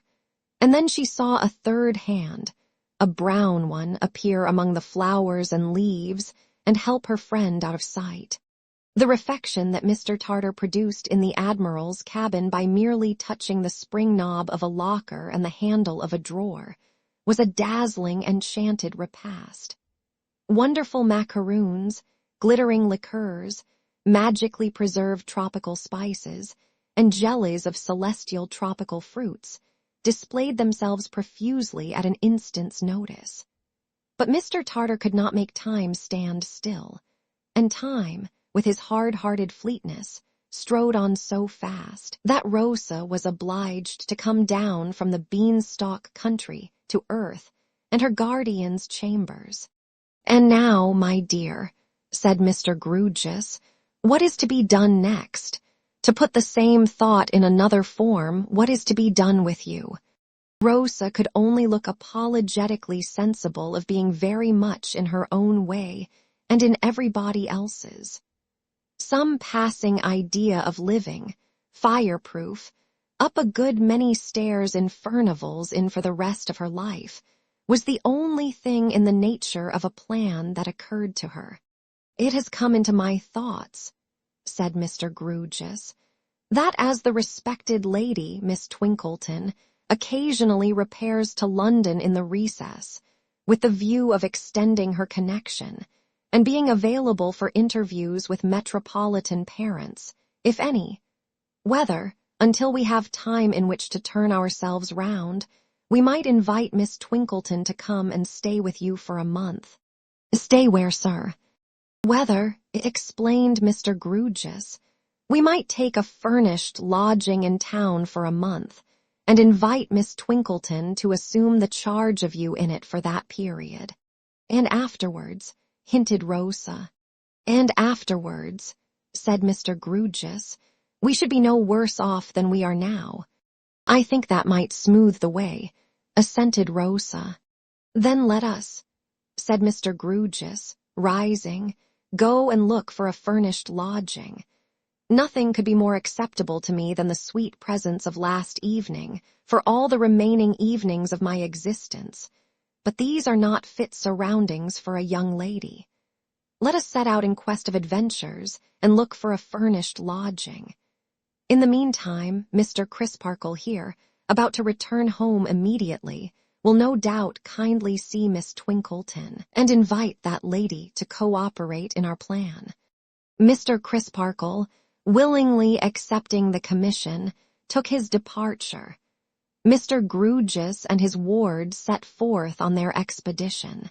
As Mr. Grewgious's idea of looking at a furnished lodging was to get on the opposite side of the street to a house with a suitable bill in the window, and stare at it, and then work his way tortuously to the back of the house, and stare at that, and then not go in, but make similar trials of another house, with the same result, their progress was but slow. At length he bethought himself of a widowed cousin, divers times removed, of Mr. Bazzard's, who had once solicited his influence in the lodger world, and who lived in Southampton Street, Bloomsbury Square. This lady's name, stated in uncompromising capitals of considerable size on a brass door plate, and yet not lucidly as to sex or condition, was Billiken. Personal faintness and an overpowering personal candor were the distinguishing features of Mrs. Billiken's organization. She came languishing out of her own exclusive back parlor, with the air of having been expressly brought to for the purpose, from an accumulation of several swoons. "I hope I see you well, sir," said Mrs. Billiken, recognizing her visitor with a bend. "Thank you, quite well. And you, ma'am?" returned Mr. Grewgious.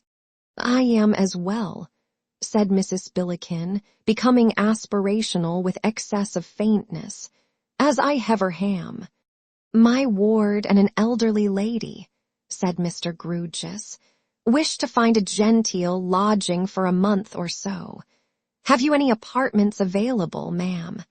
"Mr. Grewgious," returned Mrs. Billiken, "I will not deceive you, far from it. I have apartments available." This with the air of adding, "Convey me to the stake, if you will, but while I live, I will be candid."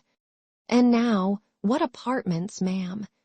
asked Mr. Grewgious cozily, to tame a certain severity apparent on the part of Mrs. Billiken.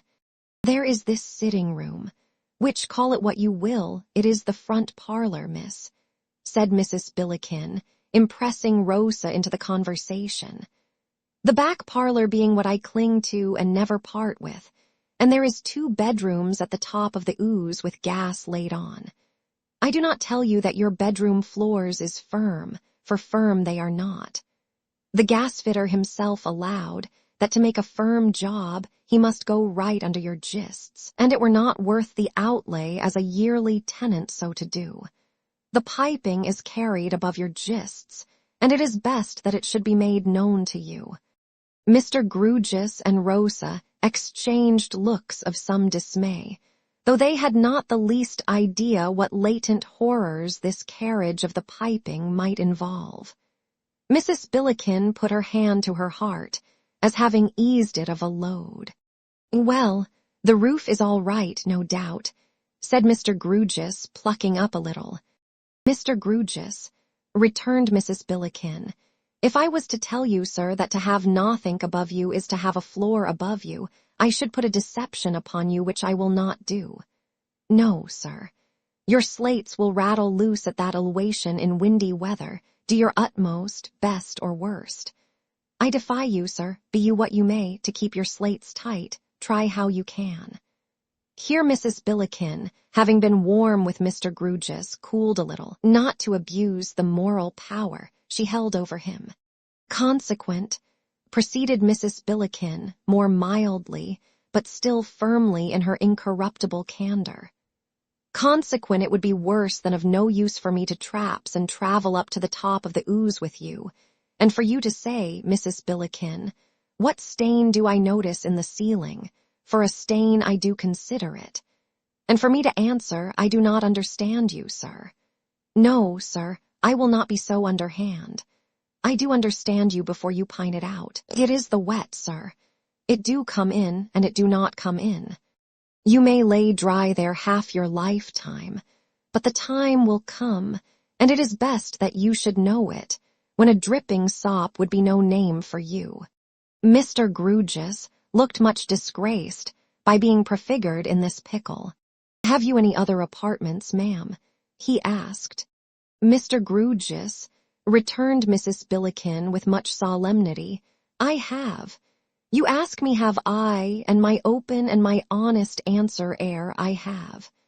The first and second floors is wackant and sweet rooms." "Come, come, there's nothing against them," said Mr. Grewgious, comforting himself. "Mr. Grewgious," replied Mrs. Billiken, "pardon me, there is the stairs. Unless your mind is prepared for the stairs, it will lead to inevitable disappointment. You cannot, miss," said Mrs. Billiken, addressing Rosa reproachfully, "place a first floor, and far less a second, on the level footing of a parlor. No, you cannot do it, miss. It is beyond your power, and wherefore try." Mrs. Billiken put it very feelingly, as if Rosa had shown a headstrong determination to hold the untenable position. "Can we see these rooms, ma'am?" inquired her guardian. "Mr. Grewgious," returned Mrs. Billiken, "you can. I will not disguise it from you, sir, you can."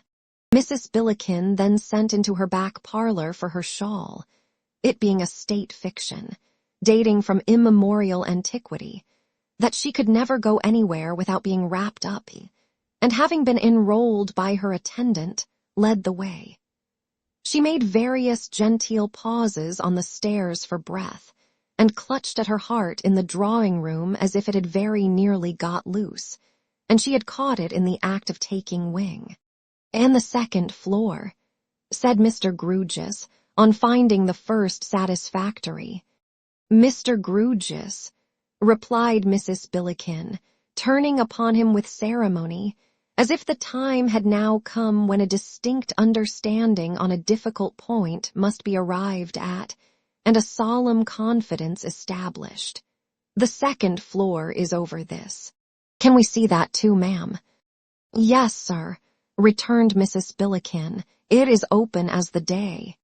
That also proving satisfactory, Mr. Grewgious retired into a window with Rosa for a few words of consultation, and then asking for pen and ink, sketched out a line or two of agreement.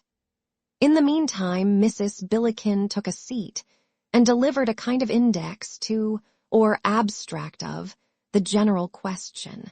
45 shillings per week by the month certain at the time of year, said Mrs. Billiken, is only reasonable to both parties.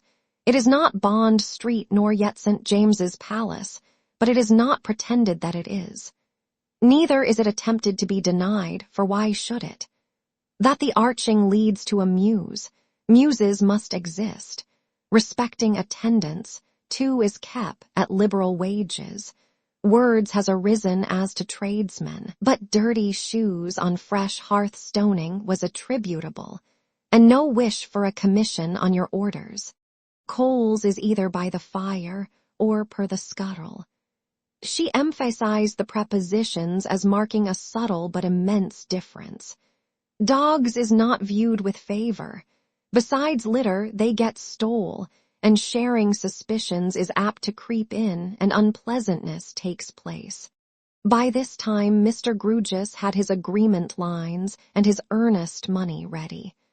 "I have signed it for the ladies, ma'am," he said, "and you'll have the goodness to sign it for yourself, Christian and surname, there, if you please." "Mr. Grewgious," said Mrs. Billiken in a new burst of candor. "No, sir, you must excuse the Christian name." Mr. Grewgious stared at her. "The door plate is used as a protection," said Mrs. Billiken, "and acts as such, and go from it I will not." Mr. Grewgious stared at Rosa. "No, Mr. Grewgious, you must excuse me. So long as this ooze is known indefinite as Billikens, and so long as it is a doubt with the riffraff where Billiken may be hidden, near the street door or down the alley, and what his weight and size, so long I feel safe. But commit myself to a solitary female statement, no, miss. Nor would you for a moment wish," said Mrs. Billiken with a strong sense of injury, "to take that advantage of your sex, if you were not brought to it by inconsiderate example." Rosa, reddening as if she had made some most disgraceful attempt to overreach the good lady, besought Mr. Grewgious to rest content with any signature. And accordingly, in a baronial way, the sign manual Billiken got appended to the document. Details were then settled for taking possession on the next day but one, when Miss Twinkleton might be reasonably expected, and Rosa went back to Furnival's Inn on her guardian's arm. Behold Mr. Tartar walking up and down Furnival's Inn, checking himself when he saw them coming, and advancing towards them. "It occurred to me," hinted Mr. Tartar, "that we might go up the river, the weather being so delicious and the tide serving. I have a boat of my own at the Temple stairs." "I have not been up the river for this many a day," said Mr. Grewgious, tempted. "I was never up the river," added Rosa. Within half an hour they were setting this matter right by going up the river. The tide was running with them, the afternoon was charming. Mr. Tartar's boat was perfect. Mr. Tartar and Lobley, Mr. Tartar's man, pulled a pair of oars. Mr. Tartar had a yacht, it seemed, lying somewhere down by Greenhithe, and Mr. Tartar's man had charge of this yacht and was detached upon his present service. He was a jolly favored man, with tawny hair and whiskers and a big red face. He was the dead image of the sun in old woodcuts, his hair and whiskers answering for rays all around him. Resplendent in the bow of the boat, he was a shining sight, with a man-of-war's man's shirt on or off, according to opinion, and his arms and breast tattooed all sorts of patterns. Lobley seemed to take it easily, and so did Mr. Tartar, yet their oars bent as they pulled, and the boat bounded under them. Mr. Tartar talked as if he were doing nothing, to Rosa, who was really doing nothing, and to Mr. Grewgious, who was doing this much that he steered all wrong.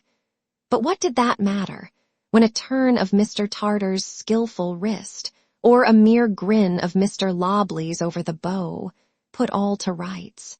The tide bore them on in the gayest and most sparkling manner, until they stopped to dine in some everlastingly green garden, needing no matter-of-fact identification here.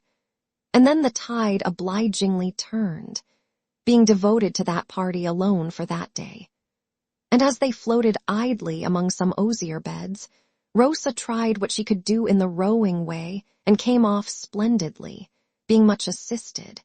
And Mr. Grewgious tried what he could do and came off on his back, doubled up with an oar under his chin, being not assisted at all. Then there was an interval of rest under boughs, such rest.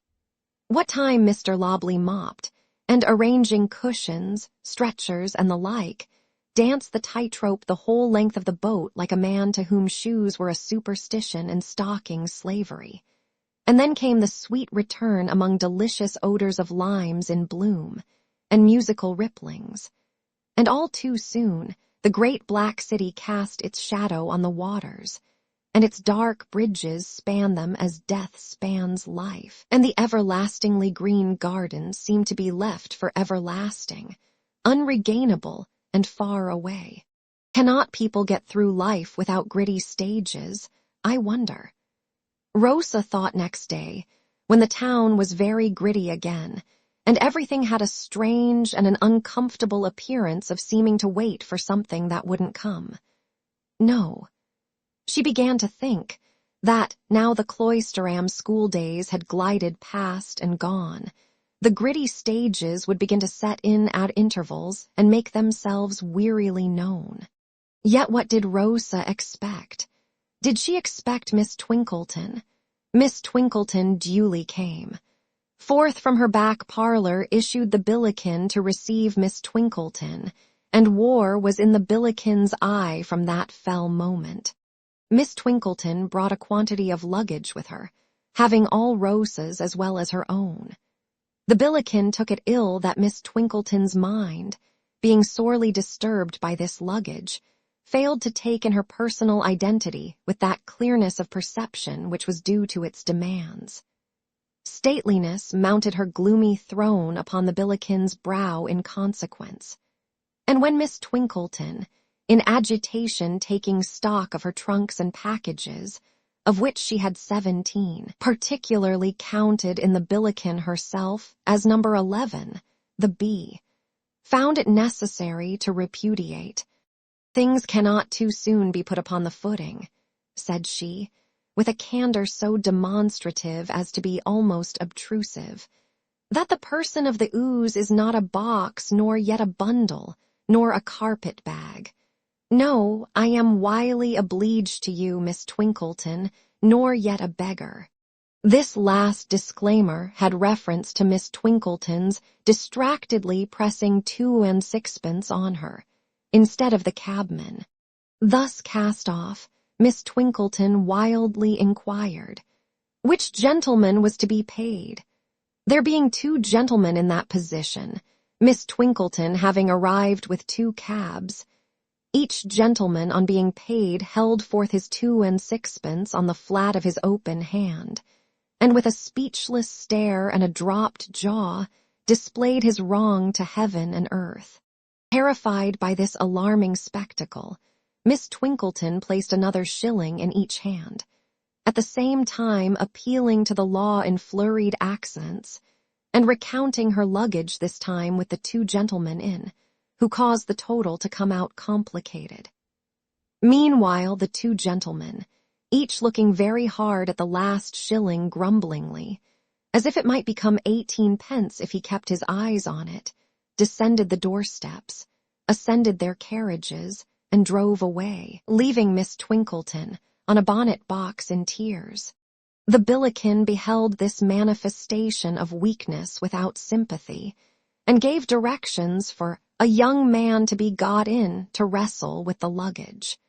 When that gladiator had disappeared from the arena, peace ensued, and the new lodgers dined. But the Billiken had somehow come to the knowledge that Miss Twinkleton kept a school. The leap from that knowledge to the inference that Miss Twinkleton set herself to teach her something was easy. "But you don't do it," soliloquized the Billiken. "I am not your pupil, whatever she," meaning Rosa, "may be, poor thing." Miss Twinkleton, on the other hand, having changed her dress and recovered her spirits, was animated by a bland desire to improve the occasion in all ways, and to be as serene a model as possible. In a happy compromise between her 2 states of existence, she had already become, with her work-basket before her, the equably vivacious companion with a slight judicious flavoring of information, when the Billiken announced herself. "I will not hide from you, ladies," said the bee, "enveloped in the shawl of state, for it is not my character to hide neither my motives nor my actions, that I take the liberty to look in upon you to express a hope that your dinner was to your liking. Though not professed but plain, still her wages should be a sufficient object to her to stimulate to soar above mere roast and biled." "We dined very well indeed," said Rosa. "Thank you." "Accustomed," said Miss Twinkleton with a gracious air, which to the jealous ears of the Billiken seemed to add, "my good woman." "Accustomed to a liberal and nutritious, yet plain and salutary diet, we have found no reason to bemoan our absence from the ancient city, and the methodical household, in which the quiet routine of our lot has been hitherto cast.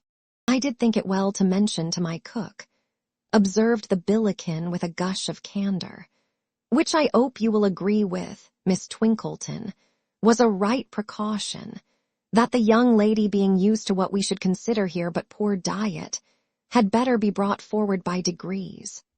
For a rush from scanty feeding to generous feeding, and from what you may call messing to what you may call method, do require a power of constitution which is not often found in youth, particular when undermined by boarding school."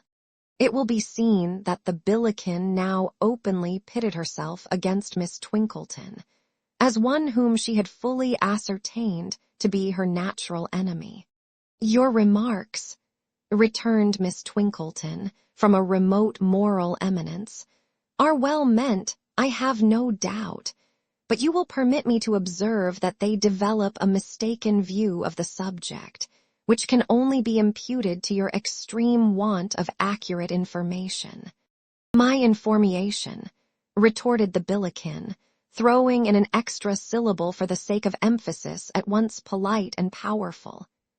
"My information, Miss Twinkleton, were my own experience, which I believe is usually considered to be good guidance.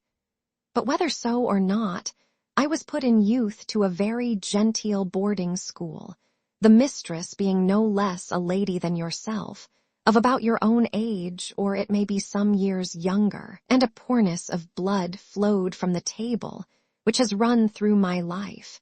"Very likely," said Miss Twinkleton, still from her distant eminence, "and very much to be deplored. Rosa, my dear, how are you getting on with your work?" "Miss Twinkleton," resumed the Billiken in a courtly manner, "before retiring on the int, as a lady should, I wish to ask of yourself, as a lady, whether I am to consider that my words is doubted. I am not aware on what ground you cherish such a supposition," began Miss Twinkleton, when the Billiken neatly stopped her. "Do not, if you please, put suppositions betwixt my lips where none such have been imparted by myself. Your flow of words is great, Miss Twinkleton, and no doubt is expected from you by your pupils, and no doubt is considered worth the money. No doubt, I am sure, but not paying for flows of words, and not asking to be favored with them here, I wish to repeat my question. If you refer to the poverty of your circulation," began Miss Twinkleton, when again the Billiken neatly stopped her. "I have used no such expressions. If you refer, then, to the poorness of your blood, brought upon me," stipulated the Billiken expressly, "at a boarding school, then," resumed Miss Twinkleton, "all I can say is that I am bound to believe on your asseveration that it is very poor indeed. I cannot forbear adding that if that unfortunate circumstance influences your conversation, it is much to be lamented, and it is eminently desirable that your blood were richer. Rosa, my dear, how are you getting on with your work?" "Hem, before retiring, miss," proclaimed the Billiken to Rosa, loftily cancelling Miss Twinkleton, "I should wish it to be understood between yourself and me that my transactions in future is with you alone. I know no elderly lady here, miss, none older than yourself. A highly desirable arrangement, Rosa, my dear, observed Miss Twinkleton.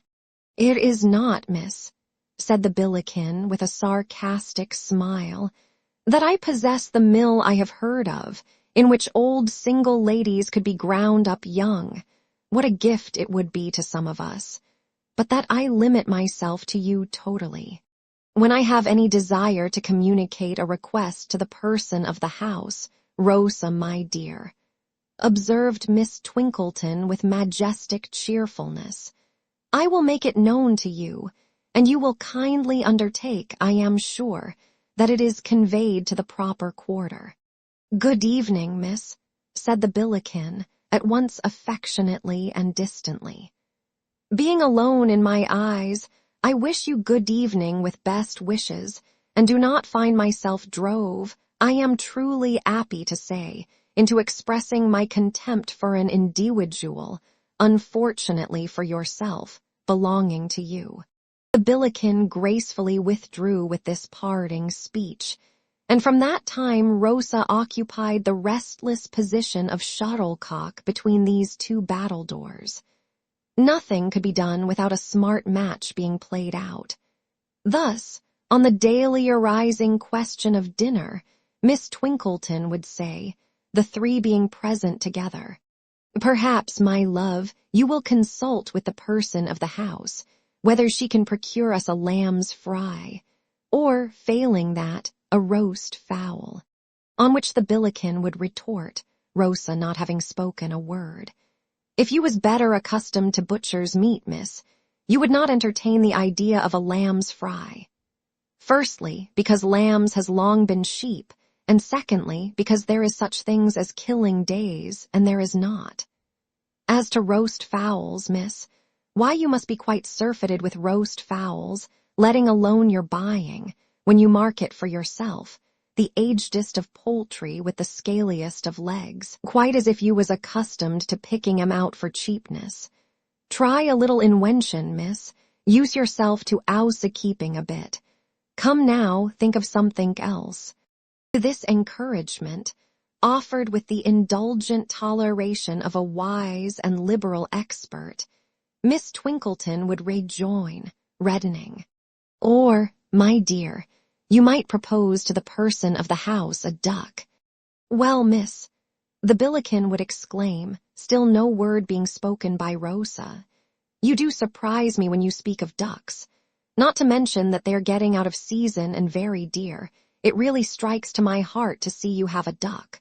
For the breast, which is the only delicate cuts in a duck, always goes in a direction which I cannot imagine where, and your own plate comes down so miserably skin and bony. Try again, miss. Think more of yourself and less of others. A dish of sweetbreads now, or a bit of mutton, something at which you can get your equal chance. Occasionally the game would wax very brisk indeed, and would be kept up with a smartness rendering such an encounter as this quite tame. But the Billiken almost invariably made by far the higher score, and would come in with side hits of the most unexpected and extraordinary description, when she seemed without a chance.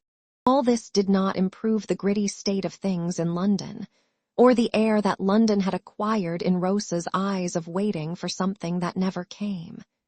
Tired of working, and conversing with Miss Twinkleton, she suggested working and reading, to which Miss Twinkleton readily assented, as an admirable reader of tried powers. But Rosa soon made the discovery that Miss Twinkleton didn't read fairly. She cut the love scenes, interpolated passages in praise of female celibacy, and was guilty of other glaring pious frauds. As an instance in point, take the glowing passage. Ever dearest and best adored, said Edward, clasping the dear head to his breast and drawing the silken hair through his caressing fingers, from which he suffered it to fall like golden rain. Ever dearest and best adored, let us fly from the unsympathetic world and the sterile coldness of the stony-hearted. to the rich, warm paradise of trust and love. Miss Twinkleton's fraudulent version tamely ran thus: "Ever engaged to me with the consent of our parents on both sides, and the approbation of the silver-haired rector of the district," said Edward, respectfully raising to his lips the taper fingers so skillful in embroidery, tambour, crochet, and other truly feminine arts. "Let me call on thy papa ere tomorrow's dawn has sunk into the west, and propose a suburban establishment, lowly it may be, but within our means, where he will be always welcome as an evening guest, and where every arrangement shall invest economy and constant interchange of scholastic acquirements with the attributes of the ministering angel to domestic bliss."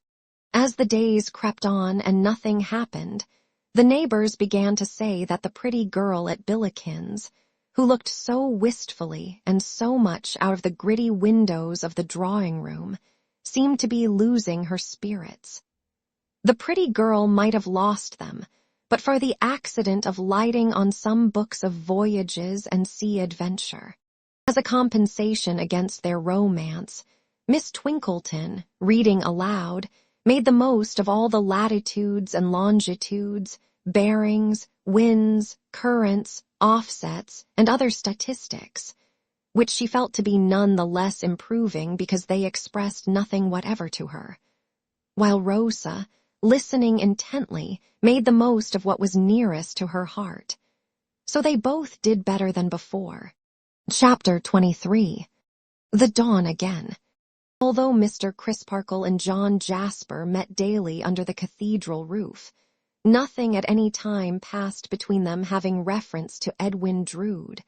After the time, more than half a year gone by, when Jasper mutely showed the minor canon the conclusion and the resolution entered in his diary. It is not likely that they ever met, though so often, without the thoughts of each reverting to the subject. It is not likely that they ever met, though so often, without a sensation, on the part of each that the other was a perplexing secret to him. Jasper as the denouncer and pursuer of Neville Landless, and Mr. Crisparkle as his consistent advocate and protector, must at least have stood sufficiently in opposition to have speculated with keen interest on the steadiness and next direction of the other's designs. But neither ever broached the theme.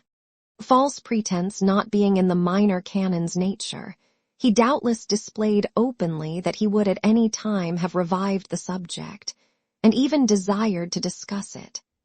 The determined reticence of Jasper, however, was not to be so approached. Impassive, moody, solitary, resolute, so concentrated on one idea, and on its attendant fixed purpose, that he would share it with no fellow creature, he lived apart from human life, constantly exercising an art which brought him into mechanical harmony with others, and which could not have been pursued unless he and they had been in the nicest mechanical relations and unison. It is curious to consider that the spirit of the man was in moral accordance or interchange with nothing around him. This, indeed, he had confided to his lost nephew, before the occasion for his present inflexibility arose. That he must know of Rosa's abrupt departure, and that he must divine its cause, was not to be doubted. Did he suppose that he had terrified her into silence? Or did he suppose that she had imparted to anyone, to Mr. Crisparkle himself, for instance, the particulars of his last interview with her? Mr. Crisparkle could not determine this in his mind. He could not but admit, however, as a just man, that it was not, of itself, a crime to fall in love with Rosa, any more than it was a crime to offer to set love above revenge. The dreadful suspicion of Jasper, which Rosa was so shocked to have received into her imagination, appeared to have no harbor in Mr. Crisparkle's. If it ever haunted Helena's thoughts or Neville's, neither gave it one spoken word of utterance. Mr. Grewgious took no pains to conceal his implacable dislike of Jasper, yet he never referred it, however distantly, to such a source. But he was a reticent as well as an eccentric man, and he made no mention of a certain evening when he warmed his hands at the gatehouse fire and looked steadily down upon a certain heap of torn and miry clothes upon the floor. Drowsy Cloisterham, whenever it awoke to a passing reconsideration of a story above 6 months old and dismissed by the bench of magistrates, was pretty equally divided in opinion whether John Jasper's beloved nephew had been killed by his treacherously passionate rival, or in an open struggle, or had, for his own purposes, spirited himself away. It then lifted up its head, to notice that the bereaved Jasper was still ever devoted to discovery and revenge, and then dozed off again. This was the condition of matters all round at the period to which the present history has now attained. The cathedral doors have closed for the night, and the choir master, on a short leave of absence for 2 or 3 services, sets his face towards London. He travels thither by the means by which Rosa travelled, and arrives, as Rosa arrived, on a hot, dusty evening. His travelling baggage is easily carried in his hand, and he repairs with it on foot to a hybrid hotel in a little square behind Aldersgate Street, near the General Post Office. It is hotel, boarding house, or lodging house at its visitor's option. It announces itself in the new railway advertisers as a novel enterprise, timidly beginning to spring up. It bashfully, almost apologetically, gives the traveler to understand that it does not expect him, on the good old constitutional hotel plan, to order a pint of sweet blacking for his drinking and throw it away, but insinuates that he may have his boots blacked instead of his stomach, and maybe also have bed, breakfast, attendance, and a porter up all night, for a certain fixed charge. From these and similar premises, many true Britons in the lowest spirits deduce that the times are levelling times, except in the article of high roads, of which there will shortly be not one in England. He eats without appetite, and soon goes forth again. Eastward and still eastward through the stale streets he takes his way, until he reaches his destination, a miserable court, specially miserable among many such. He ascends a broken staircase, opens a door, looks into a dark, stifling room, and says, "Are you alone here?" "Alone, dearie, worse luck for me and better for you," replies a croaking voice. Come in, whoever you be. I can't see you till I light a match, yet I seem to know the sound of your speaking. I'm acquainted with you, ain't I? Light your match and try." "So I will, dearie, so I will, but my hand that shakes, as I can't lay it on a match all in a moment. And I cough so that, put my matches where I may, I never find 'em there. They jump and start as I cough and cough like live things. Are you off a voyage, dearie?" "And no, not seafaring." "No." "Well, there's land customers and there's water customers. I'm a mother to both. Different from Jack Chinaman t'other side the court. He ain't a father to neither. It ain't in him. And he ain't got the true secret of mixing, though he charges as much as me that has, and more if he can get it. Here's a match, and now where's the candle? If my cough takes me, I shall cough out 20 matches afore I gets a light." But she finds the candle, and lights it before the cough comes on. It seizes her in the moment of success, and she sits down rocking herself to and fro and gasping at intervals. "Oh, my lungs is awful bad. My lungs is wore away to cabbage nets," until the fit is over. During its continuance she has had no power of sight or any other power not absorbed in the struggle, but as it leaves her, she begins to strain her eyes, and as soon as she is able to articulate, she cries, staring, "Why, it's you. Are you so surprised to see me? I thought I never should have seen you again, dearie.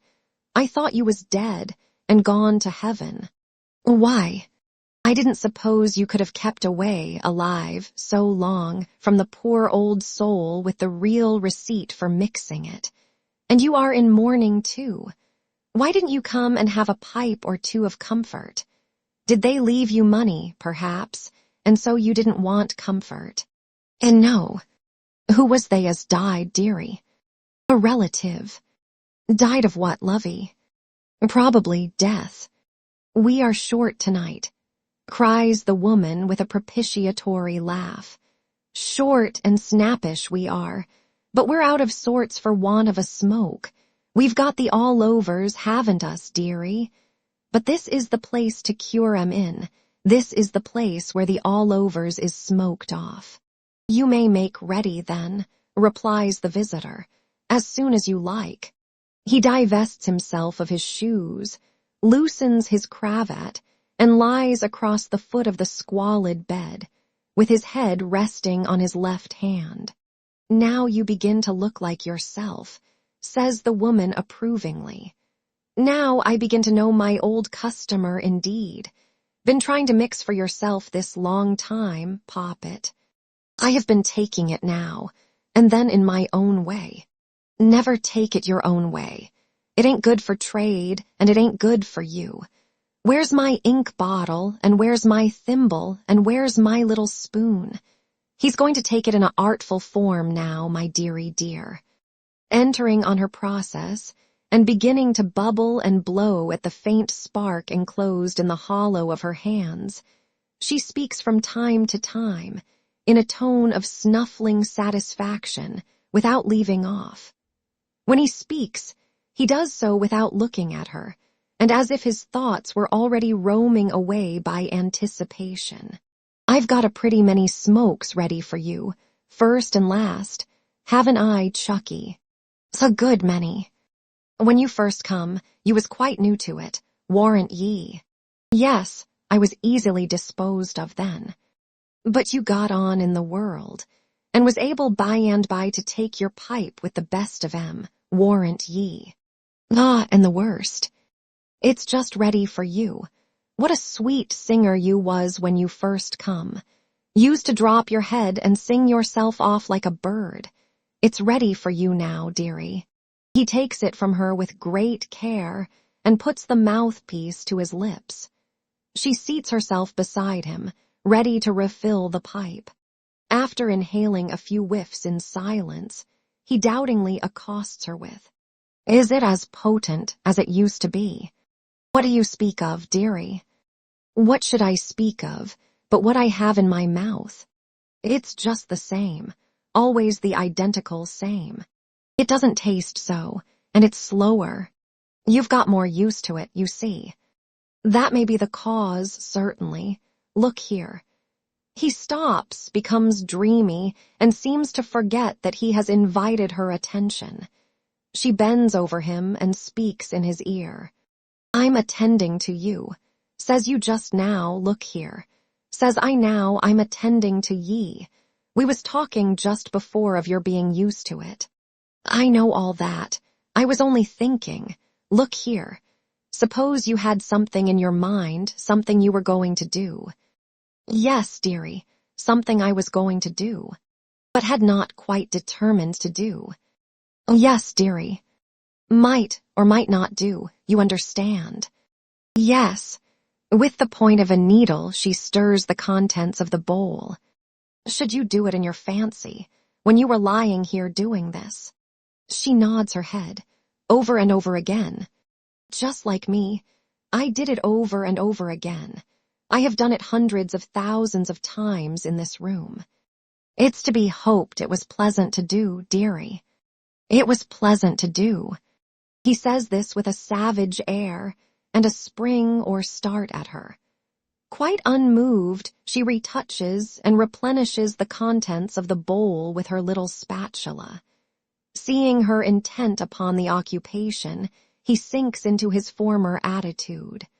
It was a journey, a difficult and dangerous journey.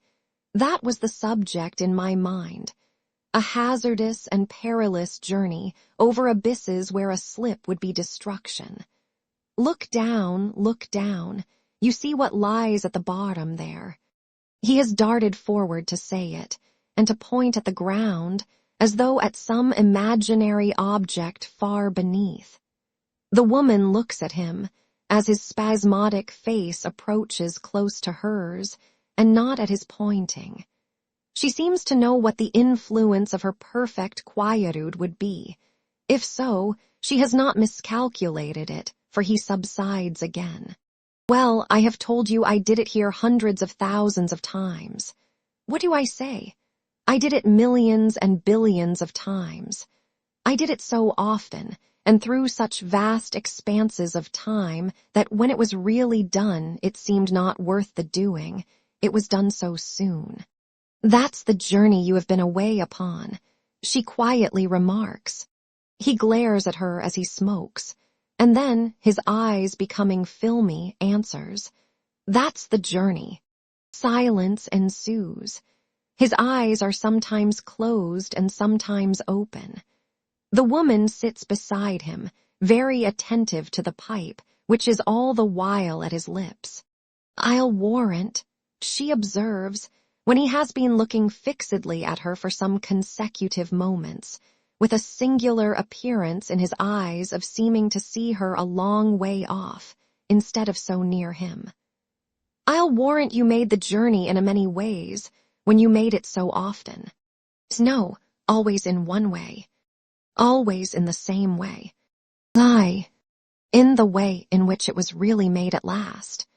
Lie. And always took the same pleasure in harping on it. Lie. For the time he appears unequal to any other reply than this lazy monosyllabic assent. Probably to assure herself that it is not the assent of a mere automaton, she reverses the form of her next sentence. Did you never get tired of it, dearie, and try to call up something else for a change? He struggles into a sitting posture and retorts upon her. What do you mean? What did I want? What did I come for? She gently lays him back again, and before returning him the instrument he has dropped, revives the fire in it with her own breath, then says to him, coaxingly, Sure, sure, sure. Yes, yes, yes. Now I go along with you. You was too quick for me. I see now. You come o' purpose to take the journey. Why, I might have known it through its standing by you so. He answers first with a laugh, and then with a passionate setting of his teeth. Yes, I came on purpose. When I could not bear my life, I came to get the relief, and I got it. It was won. It was won. This repetition with extraordinary vehemence and the snarl of a wolf. She observes him very cautiously, as though mentally feeling her way to her next remark. It is. There was a fellow traveler, dearie. Ha, ha, ha. He breaks into a ringing laugh, or rather yell. To think, he cries, how often fellow traveler, and yet not know it. To think how many times he went the journey and never saw the road. The woman kneels upon the floor, with her arms crossed on the coverlet of the bed, close by him, and her chin upon them. In this crouching attitude she watches him. The pipe is falling from his mouth. She puts it back, and laying her hand upon his chest, moves him slightly from side to side. Upon that he speaks, as if she had spoken. Yes, I always made the journey first, before the changes of colors and the great landscapes and glittering processions began. They couldn't begin till it was off my mind. I had no room till then for anything else. Once more he lapses into silence. Once more she lays her hand upon his chest and moves him slightly to and fro, as a cat might stimulate a half-slain mouse. Once more he speaks, as if she had spoken. What? I told you so. When it comes to be real at last, it is so short that it seems unreal for the first time. Hark. Yes, dearie, I'm listening. Time and place are both at hand. He is on his feet, speaking in a whisper, and as if in the dark. Time, place, and fellow traveler. She suggests, adopting his tone and holding him softly by the arm. How could the time be at hand unless the fellow traveler was? Hush, the journey's made, it's over. So soon. That's what I said to you, so soon. Wait a little. This is a vision, I shall sleep it off. It has been too short and easy. I must have a better vision than this. This is the poorest of all. No struggle, no consciousness of peril, no entreaty, and yet I never saw that before. With a start. Saw what, dearie? Look at it.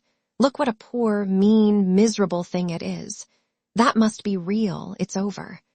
He has accompanied this incoherence with some wild, unmeaning gestures.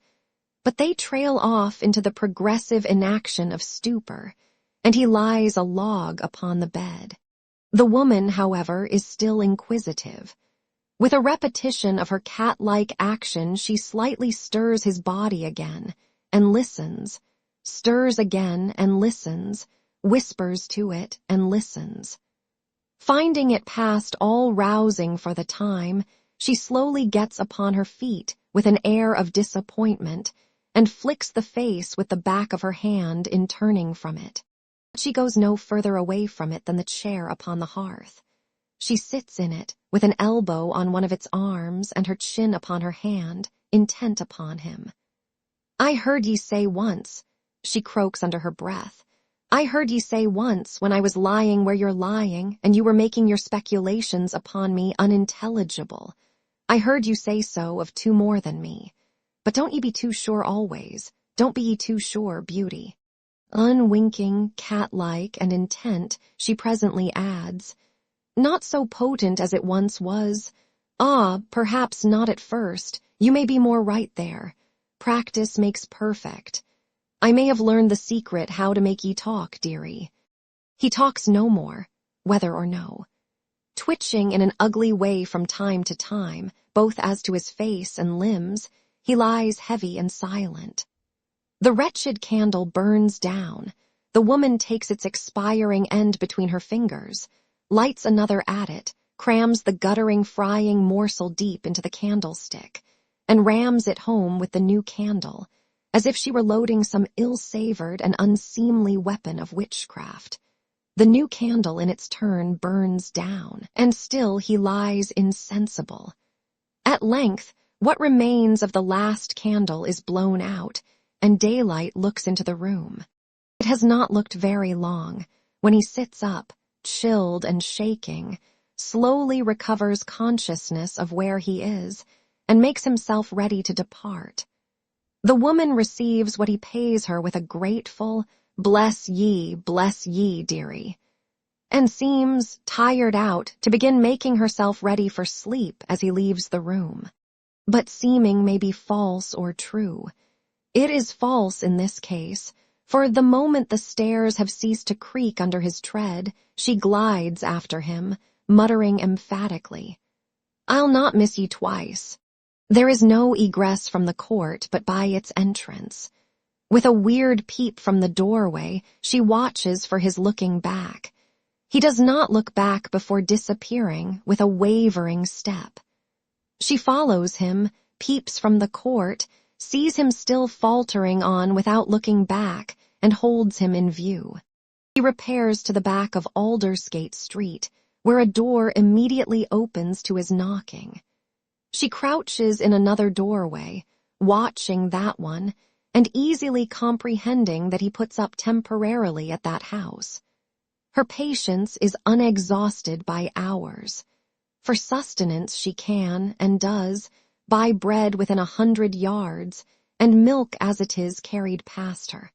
He comes forth again at noon, having changed his dress, but carrying nothing in his hand, and having nothing carried for him. He is not going back into the country, therefore, just yet. She follows him a little way, hesitates, instantaneously turns confidently, and goes straight into the house he has quitted. Is the gentleman from Cloisterham indoors? Just gone out. Unlucky. When does the gentleman return to Cloisterham? At 6 this evening. Bless ye and thank ye. May the Lord prosper a business where a civil question, even from a poor soul, is so civilly answered. I'll not miss ye twice, repeats the poor soul in the street, and not so civilly. I lost ye last, where that omnibus you got into nigh your journey's end plied betwixt the station and the place. I wasn't so much as certain that you even went right on to the place. Now I know ye did. My gentleman from Cloisterham, I'll be there before ye and bide your coming. I've swore my oath that I'll not miss ye twice. Accordingly, that same evening the poor soul stands in Cloisterham High Street, looking at the many quaint gables of the nun's house, and getting through the time as she best can until 9 o'clock, at which hour she has reason to suppose that the arriving omnibus passengers may have some interest for her. The friendly darkness, at that hour, renders it easy for her to ascertain whether this be so or not, and it is so, for the passenger not to be missed twice arrives among the rest. And now let me see what becomes of you. Go on. An observation addressed to the air, and yet it might be addressed to the passenger. So compliantly does he go on along the high street until he comes to an arched gateway, at which he unexpectedly vanishes. The poor soul quickens her pace, is swift, and close upon him entering under the gateway, but only sees a postern staircase on one side of it, and on the other side an ancient vaulted room, in which a large-headed, gray-haired gentleman is riding, under the odd circumstances of sitting open to the thoroughfare and eyeing all who pass, as if he were toll-taker of the gateway, though the way is free. Halloa! He cries in a low voice, seeing her brought to a standstill. Who are you looking for? There was a gentleman passed in here this minute, sir. Of course there was. What do you want with him? Where do he live, dearie? Live, up that staircase. Bless ye, whisper, what's his name, dearie? Surname Jasper, Christian name John, Mr. John Jasper. Has he a calling, good gentleman? Calling, yes, sings in the choir. In the spire. Choir. What's that? Mr. Datchery rises from his papers and comes to his doorstep. Do you know what a cathedral is? He asks jocosely. The woman nods. What is it? She looks puzzled, casting about in her mind to find a definition, when it occurs to her that it is easier to point out the substantial object itself, massive against the dark blue sky and the early stars. That's the answer. Go in there at 7 tomorrow morning, and you may see Mr. John Jasper, and hear him too. Thank ye, thank ye. The burst of triumph in which she thanks him does not escape the notice of the single buffer of an easy temper living idly on his means. He glances at her, clasps his hands behind him, as the wont of such buffers is, and lounges along the echoing precincts at her side. Or, he suggests, with a backward hitch of his head, you can go up at once to Mr. Jasper's rooms there. The woman eyes him with a cunning smile, and shakes her head. Oh, you don't want to speak to him.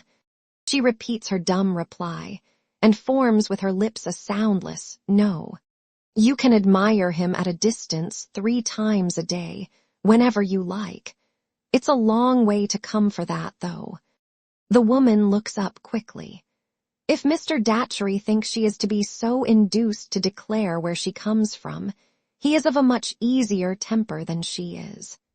But she acquits him of such an artful thought, as he lounges along, like the chartered boor of the city, with his uncovered gray hair blowing about, and his purposeless hands rattling the loose money in the pockets of his trousers.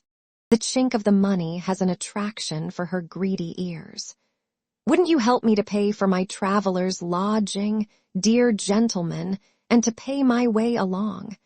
I am a poor soul, I am indeed and troubled with a grievous cough. You know the traveller's lodging, I perceive, and are making directly for it. Is Mr. Datchery's bland comment still rattling his loose money? Been here often, my good woman. Once in all my life. Aye.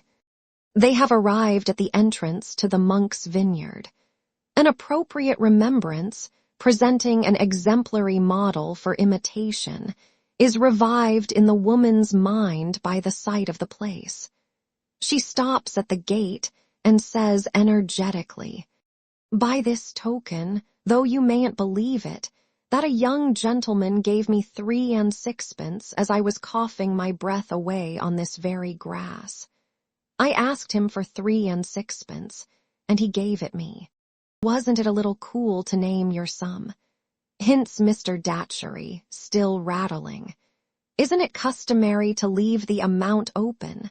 Mightn't it have had the appearance to the young gentleman, only the appearance, that he was rather dictated to? Look-ye here, dearie," she replies in a confidential and persuasive tone. "I wanted the money to lay it out on a medicine as does me good, and as I deal in. I told the young gentleman so, and he gave it me, and I laid it out honest to the last brass farden. I want to lay out the same sum in the same way now, and if you'll give it me, I'll lay it out honest to the last brass farden again, upon my soul. What's the medicine? I'll be honest with you beforehand, as well as after. It's opium." Mr. Datchery, with a sudden change of countenance, gives her a sudden look. "It's opium, dearie, neither more nor less. And it's like a human creature so far that you always hear what can be said against it, but seldom what can be said in its praise." Mr. Datchery begins very slowly to count out the sum demanded of him. Greedily watching his hands, she continues to hold forth on the great example set him. "It was last Christmas Eve, just arter dark, the once that I was here afore, when the young gentleman gave me the 3 and 6. Mr. Datchery stops in his counting, finds he has counted wrong, shakes his money together, and begins again. "And the young gentleman's name," she adds, "was Edwin." Mr. Datchery drops some money, stoops to pick it up, and reddens with the exertion as he asks, "How do you know the young gentleman's name?" "I asked him for it, and he told it me. I only asked him the 2 questions, what was his christened name, and whether he'd a sweetheart. And he answered, Edwin, and he hadn't." Mr. Datchery pauses with the selected coins in his hand, rather as if he were falling into a brown study of their value, and couldn't bear to part with them. The woman looks at him distrustfully, and with her anger brewing for the event of his thinking better of the gift. But he bestows it on her as if he were abstracting his mind from the sacrifice, and with many servile thanks she goes her way. John Jasper's lamp is kindled, and his lighthouse is shining when Mr. Datchery returns alone towards it. As mariners on a dangerous voyage, approaching an iron-bound coast, may look along the beams of the warning light to the haven lying beyond it that may never be reached, so Mr. Datchery's wistful gaze is directed to this beacon, and beyond. His object in now revisiting his lodging is merely to put on the hat which seems so superfluous an article in his wardrobe. It is 10:30 by the cathedral clock when he walks out into the precincts again. He lingers and looks about him, as though, the enchanted hour when Mr. Durdles may be stoned home having struck, he had some expectation of seeing the imp who is appointed to the mission of stoning him. In effect, that power of evil is abroad. Having nothing living to stone at the moment, he is discovered by Mr. Datchery in the unholy office of stoning the dead, through the railings of the churchyard. The imp finds this a relishing and piquing pursuit, firstly, because their resting place is announced to be sacred, and secondly, because the tall headstones are sufficiently like themselves, on their beat in the dark, to justify the delicious fancy that they are hurt when hit. Mr. Datchery hails with him. Halloa, Winks. He acknowledges the hail with, Halloa, Dick, their acquaintance seemingly having been established on a familiar footing. But I say, he remonstrates, don't yer go making my name public. I never means to plead to no name, mind yer. When they says to me in the lock-up, going to put me down in the book, what's your name? I says to them, find out. Likewise when they says, what's your religion? I says, find out. Which, it may be observed in passing, it would be immensely difficult for the state, however statistical, to do. Asides which, adds the boy, there ain't no family of Winkses. I think there must be. Yer lie, there ain't. The travellers give me the name on account of my getting no settled sleep and being knocked up all night, whereby I gets one eye roused open afore I've shut the other. That's what Winks means. Deputy's the nighest name to indict me by, but yer wouldn't catch me pleading to that neither. Deputy be it always then. We two are good friends, deputy. Jolly good. I forgave you the debt you owed me when we first became acquainted, and many of my sixpences have come your way since. Deputy. Ah, and what's more, yer ain't no friend o' Jarsper's. What did he go histing me off my legs for? What indeed? But never mind him now. A shilling of mine is going your way tonight, deputy. You have just taken in a lodger I have been speaking to, an infirm woman with a cough. Puffer, assents deputy, with a shrewd leer of recognition, and smoking an imaginary pipe, with his head very much on one side and his eyes very much out of their places. Hopium Puffer. What is her name? Her Royal Highness the Princess Puffer. She has some other name than that. Where does she live? Up in London, among the Jacks. The sailors. I said so, Jacks and chainer men and other knifers. I should like to know, through you, exactly where she lives. All right, give us old. A shilling passes. And in that spirit of confidence which should pervade all business transactions between principles of honor, this piece of business is considered done. But here's a lark, cries deputy. Where did yer think Royal Highness is goin' to tomorrow morning? Blessed if she ain't goin' to the Kin Friederel. He greatly prolongs the word in his ecstasy and smites his leg, and doubles himself up in a fit of shrill laughter. How do you know that, deputy? 'Cause she told me so just now. She said she must be hup and hout o' purpose. She says, deputy, I must ave a early wash and make myself as swell as I can, for I'm goin' to take a turn at the Kin Friederel. He separates the syllables with his former zest, and not finding his sense of the ludicrous sufficiently relieved by stamping about on the pavement, breaks into a slow and stately dance, perhaps supposed to be performed by the Dean. Mr. Datchery receives the communication with a well-satisfied though pondering face, and breaks up the conference. Returning to his quaint lodging, and sitting long over the supper of bread and cheese and salad and ale which Mrs. Tope has left prepared for him, he still sits when his supper is finished. At length he rises, throws open the door of a corner cupboard, and refers to a few uncouth chalked strokes on its inner side. I like, says Mr. Datchery, the old tavern way of keeping scores, illegible except to the scorer. The scorer not committed, the score debited with what is against him.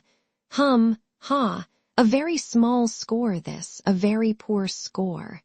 He sighs over the contemplation of its poverty, takes a bit of chalk from one of the cupboard shelves, and pauses with it in his hand, uncertain what addition to make to the account. I think a moderate stroke, he concludes, is all I am justified in scoring up. So, suits the action to the word, closes the cupboard, and goes to bed. A brilliant morning shines on the old city. Its antiquities and ruins are surpassingly beautiful, with a lusty ivy gleaming in the sun, and the rich trees waving in the balmy air. Changes of glorious light from moving boughs, songs of birds, scents from gardens, woods, and fields, or rather, from the one great garden of the whole cultivated island in its yielding time, penetrate into the cathedral, subdue its earthy odor, and preach the resurrection and the life. The cold stone tombs of centuries ago grow warm, and flecks of brightness dart into the sternest marble corners of the building, fluttering there like wings. Comes Mr. Tope with his large keys, and yawningly unlocks and sets open. Come Mrs. Tope and attendant sweeping sprites. Come, in due time, organist and bellows boy, peeping down from the red curtains in the loft, fearlessly flapping dust from books up at that remote elevation, and whisking it from stops and pedals. Come sundry rooks, from various quarters of the sky, back to the great tower, who may be presumed to enjoy vibration, and to know that bell and organ are going to give it them. Come a very small and straggling congregation indeed, chiefly from Minor Canon Corner and the precincts. Come Mr. Crisparkle, fresh and bright, and his ministering brethren, not quite so fresh and bright. Come the choir in a hurry, always in a hurry, and struggling into their nightgowns at the last moment, like children shirking bed, and comes John Jasper leading their line. Last of all comes Mr. Datchery into a stall, one of a choice, empty collection, very much at his service, and glancing about him for Her Royal Highness, the Princess Puffer. The service is pretty well advanced before Mr. Datchery can discern Her Royal Highness, but by that time he has made her out in the shade. She is behind a pillar, carefully withdrawn from the choir master's view, but regards him with the closest attention. All unconscious of her presence, he chants and sings. She grins when he is most musically fervid, and yes, Mr. Datchery sees her do it. Shakes her fist at him behind the pillar's friendly shelter. Mr. Datchery looks again, to convince himself. Yes, again. As ugly and withered as one of the fantastic carvings on the under brackets of the stall seats, as malignant as the evil one, as hard as the big brass eagle holding the sacred books upon his wings, and according to the sculptor's representation of his ferocious attributes, not at all converted by them. She hugs herself in her lean arms, and then shakes both fists at the leader of the choir. And at that moment, outside the grated door of the choir, having eluded the vigilance of Mr. Tope by shifty resources in which he is an adept, Deputy peeps, sharp-eyed, through the bars, and stares astounded from the threatener to the threatened. The service comes to an end, and the servitors disperse to breakfast. Mr. Datchery accosts his last new acquaintance outside, when the choir, as much in a hurry to get their bedgowns off, as they were but now to get them on, have scuffled away. "Well, mistress, good morning, you have seen him." "I've seen him, dearie, I've seen him." "And you know him?" "Know him. Better far than all the reverend parsons put together know him. Mrs. Tope's care has spread a very neat, clean breakfast ready for her lodger. Before sitting down to it, he opens his corner cupboard door, takes his bit of chalk from its shelf, adds one thick line to the score, extending from the top of the cupboard door to the bottom, and then falls to with an appetite. Appendix, fragment of the Mystery of Edwin Drood. When Forster was just finishing his biography of Dickens, he found among the leaves of one of the novelist's other manuscripts certain loose slips in his writing, on paper only half the size of that used for the tale, so cramped, interlined, and blotted as to be nearly illegible. These proved, upon examination, to contain a suggested chapter for Edwin Drood, in which Sapsy, the auctioneer, appears as the principal figure, surrounded by a group of characters new to the story. That chapter, being among the last things Dickens wrote, seems to contain so much of interest that it may be well to reprint it here. Ed. How Mr. Sapsy ceased to be a member of the 8 Club. Told by himself. Wishing to take the air, I proceeded by a circuitous route to the club, it being our weekly night of meeting. I found that we mustered our full strength. We were enrolled under the denomination of the 8 Club. We were 8 in number. We met at 8 o'clock during 8 months of the year. We played 8 games of 4-handed cribbage at 8p the game. Our frugal supper was composed of 8 rolls, 8 mutton chops, 8 pork sausages, 8 baked potatoes, 8 marrow bones, with 8 toasts and 8 bottles of ale. There may, or may not, be a certain harmony of color in the ruling idea of this, to adopt a phrase of our lively neighbors, reunion. It was a little idea of mine. A somewhat popular member of the 8 Club was a member by the name of Kimber. By profession, a dancing master. A commonplace, hopeful sort of man, wholly destitute of dignity or knowledge of the world. As I entered the clubroom, Kimber was making the remark, and he still half believes him to be very high in the church. In the act of hanging up my hat on the 8th peg by the door, I caught Kimber's visual ray. He lowered it and passed a remark on the next change of the moon. I did not take particular notice of this at the moment, because the world was often pleased to be a little shy of ecclesiastical topics in my presence. For I felt that I was picked out, though perhaps only through a coincidence, to a certain extent to represent what I call our glorious constitution in church and state. The phrase may be objected to by cautious minds, but I own to it as mine. I threw it off in argument some little time back. I said, our glorious constitution in church and state. Another member of the 8 Club was Peartree, also member of the Royal College of Surgeons. Mr. Peartree is not accountable to me for his opinions, and I say no more of them here than that he attends the poor gratis whenever they want him, and is not the parish doctor.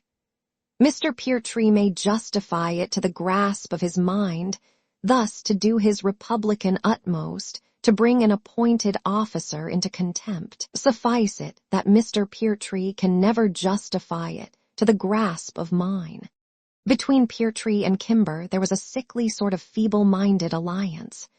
It came under my particular notice when I sold off Kimber by auction. Goods taken in execution. He was a widower in a white under-waistcoat and slight shoes with bows, and had 2 daughters not ill-looking. Indeed, the reverse. Both daughters taught dancing in scholastic establishments for young ladies, had done so at Mrs. Sapsy's, nay, Twinkleton's, and both, in giving lessons, presented the unwomanly spectacle of having little fiddles tucked under their chins, in spite of which the younger one might, if I am correctly informed, I will raise the veil so far as to say I know she might, have soared for life from this degrading taint, but for having the class of mind allotted to what I call the common herd, and being so incredibly devoid of veneration as to become painfully ludicrous. When I sold off Kimber without reserve, Peartree, as poor as he can hold together, had several prime household lots knocked down to him. I am not to be blinded, and of course it was as plain to me what he was going to do with them, as it was that he was a brown, hulking sort of revolutionary subject who had been in India with the soldiers, and ought, for the sake of society, to have his neck broke. I saw the lots shortly afterwards in Kimber's lodgings, through the window, and I easily made out that there had been a sneaking pretense of lending them till better times. A man with a smaller knowledge of the world than myself might have been led to suspect that Kimber had held back money from his creditors and fraudulently bought the goods. But besides that I knew for certain he had no money, I knew that this would involve a species of forethought not to be made compatible with the frivolity of a caperer, inoculating other people with capering for his bread. As it was the first time I had seen either of those two since the sale, I kept myself in what I call abeyance. When selling him up, I had delivered a few remarks, shall I say a little homily, concerning Kimber, which the world did regard as more than usually worth notice. I had come up into my pulpit, it was said, uncommonly like, and a murmur of recognition had repeated his, I will not name whose, title before I spoke. I had then gone on to say that all present would find, in the first page of the catalogue that was lying before them, in the last paragraph before the first lot, the following words, sold in pursuance of a writ of execution issued by a creditor. I had then proceeded to remind my friends that, however frivolous, not to say contemptible, the business by which a man got his goods together, still his goods were as dear to him, and as cheap to society, if sold without reserve, as though his pursuits had been of a character that would bear serious contemplation. I had then divided my text, if I may be allowed so to call it, into 3 heads. Firstly, sold. Secondly, in pursuance of a writ of execution. Thirdly, issued by a creditor, with a few moral reflections on each, and winding up with, now to the first lot in a manner that was complimented when I afterwards mingled with my hearers. So, not being certain on what terms I and Kimber stood, I was grave, I was chilling. Kimber, however, moving to me, I moved to Kimber. I was the creditor who had issued the writ, not that it matters. I was alluding, Mr. Sapsea, said Kimber, to a stranger who entered into conversation with me in the street as I came to the club. He had been speaking to you just before, it seemed, by the churchyard, and though you had told him who you were, I could hardly persuade him that you were not high in the church. Idiot, said Peertree. Ass, said Kimber. Idiot and ass, said the other 5 members. Idiot and ass, gentlemen, I remonstrated, looking around me, are strong expressions to apply to a young man of good appearance and address. My generosity was roused, I own it. You'll admit that he must be a fool, said Peertree. You can't deny that he must be a blockhead, said Kimber. Their tone of disgust amounted to being offensive. Why should the young man be so calumniated? What had he done? He had only made an innocent and natural mistake.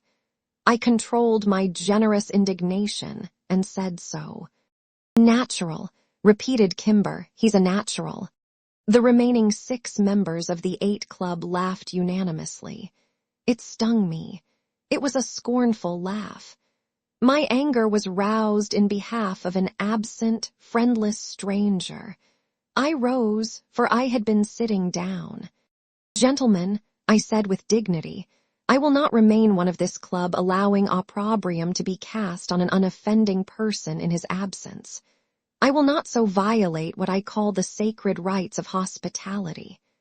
Gentlemen, until you know how to behave yourselves better, I leave you. Gentlemen, until then I withdraw from this place of meeting whatever personal qualifications I may have brought into it. Gentlemen, until then you cease to be the 8 club, and must make the best you can of becoming the 7. I put on my hat and retired. As I went downstairs, I distinctly heard them give a suppressed cheer. Such is the power of demeanor and knowledge of mankind. I had forced it out of them. Chapter 2. Whom should I meet in the street, within a few yards of the door of the inn where the club was held? but the self-same young man whose cause I had felt it my duty so warmly, and I will add so disinterestedly, to take up. "Is it Mr. Sapsea?" he said doubtfully, "or is it?" "It is Mr. Sapsea," I replied. "Pardon me, Mr. Sapsea, you appear warm, sir." "I have been warm," I said, "and on your account." Having stated the circumstances at some length, my generosity almost overpowered him. I asked him his name. "Mr. Sapsea," he answered, looking down, "your penetration is so acute, your glance into the souls of your fellow men is so penetrating, that if I was hardly enough to deny that my name is Poker, what would it avail me? I don't know that I had quite exactly made out to a fraction that his name was Poker, but I dare say I had been pretty near doing it.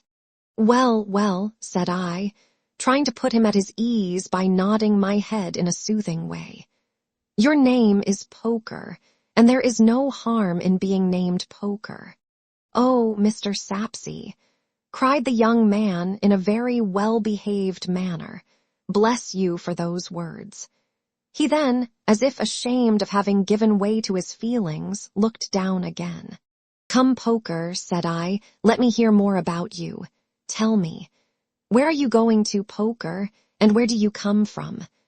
"Ah, Mr. Sapsea," exclaimed the young man, "disguise from you is impossible. You know already that I come from somewhere and am going somewhere else. If I was to deny it, what would it avail me?" "Then don't deny it," was my remark. "Or," pursued Poker, in a kind of despondent rapture, "or if I was to deny that I came to this town to see and hear you, sir, what would it avail me?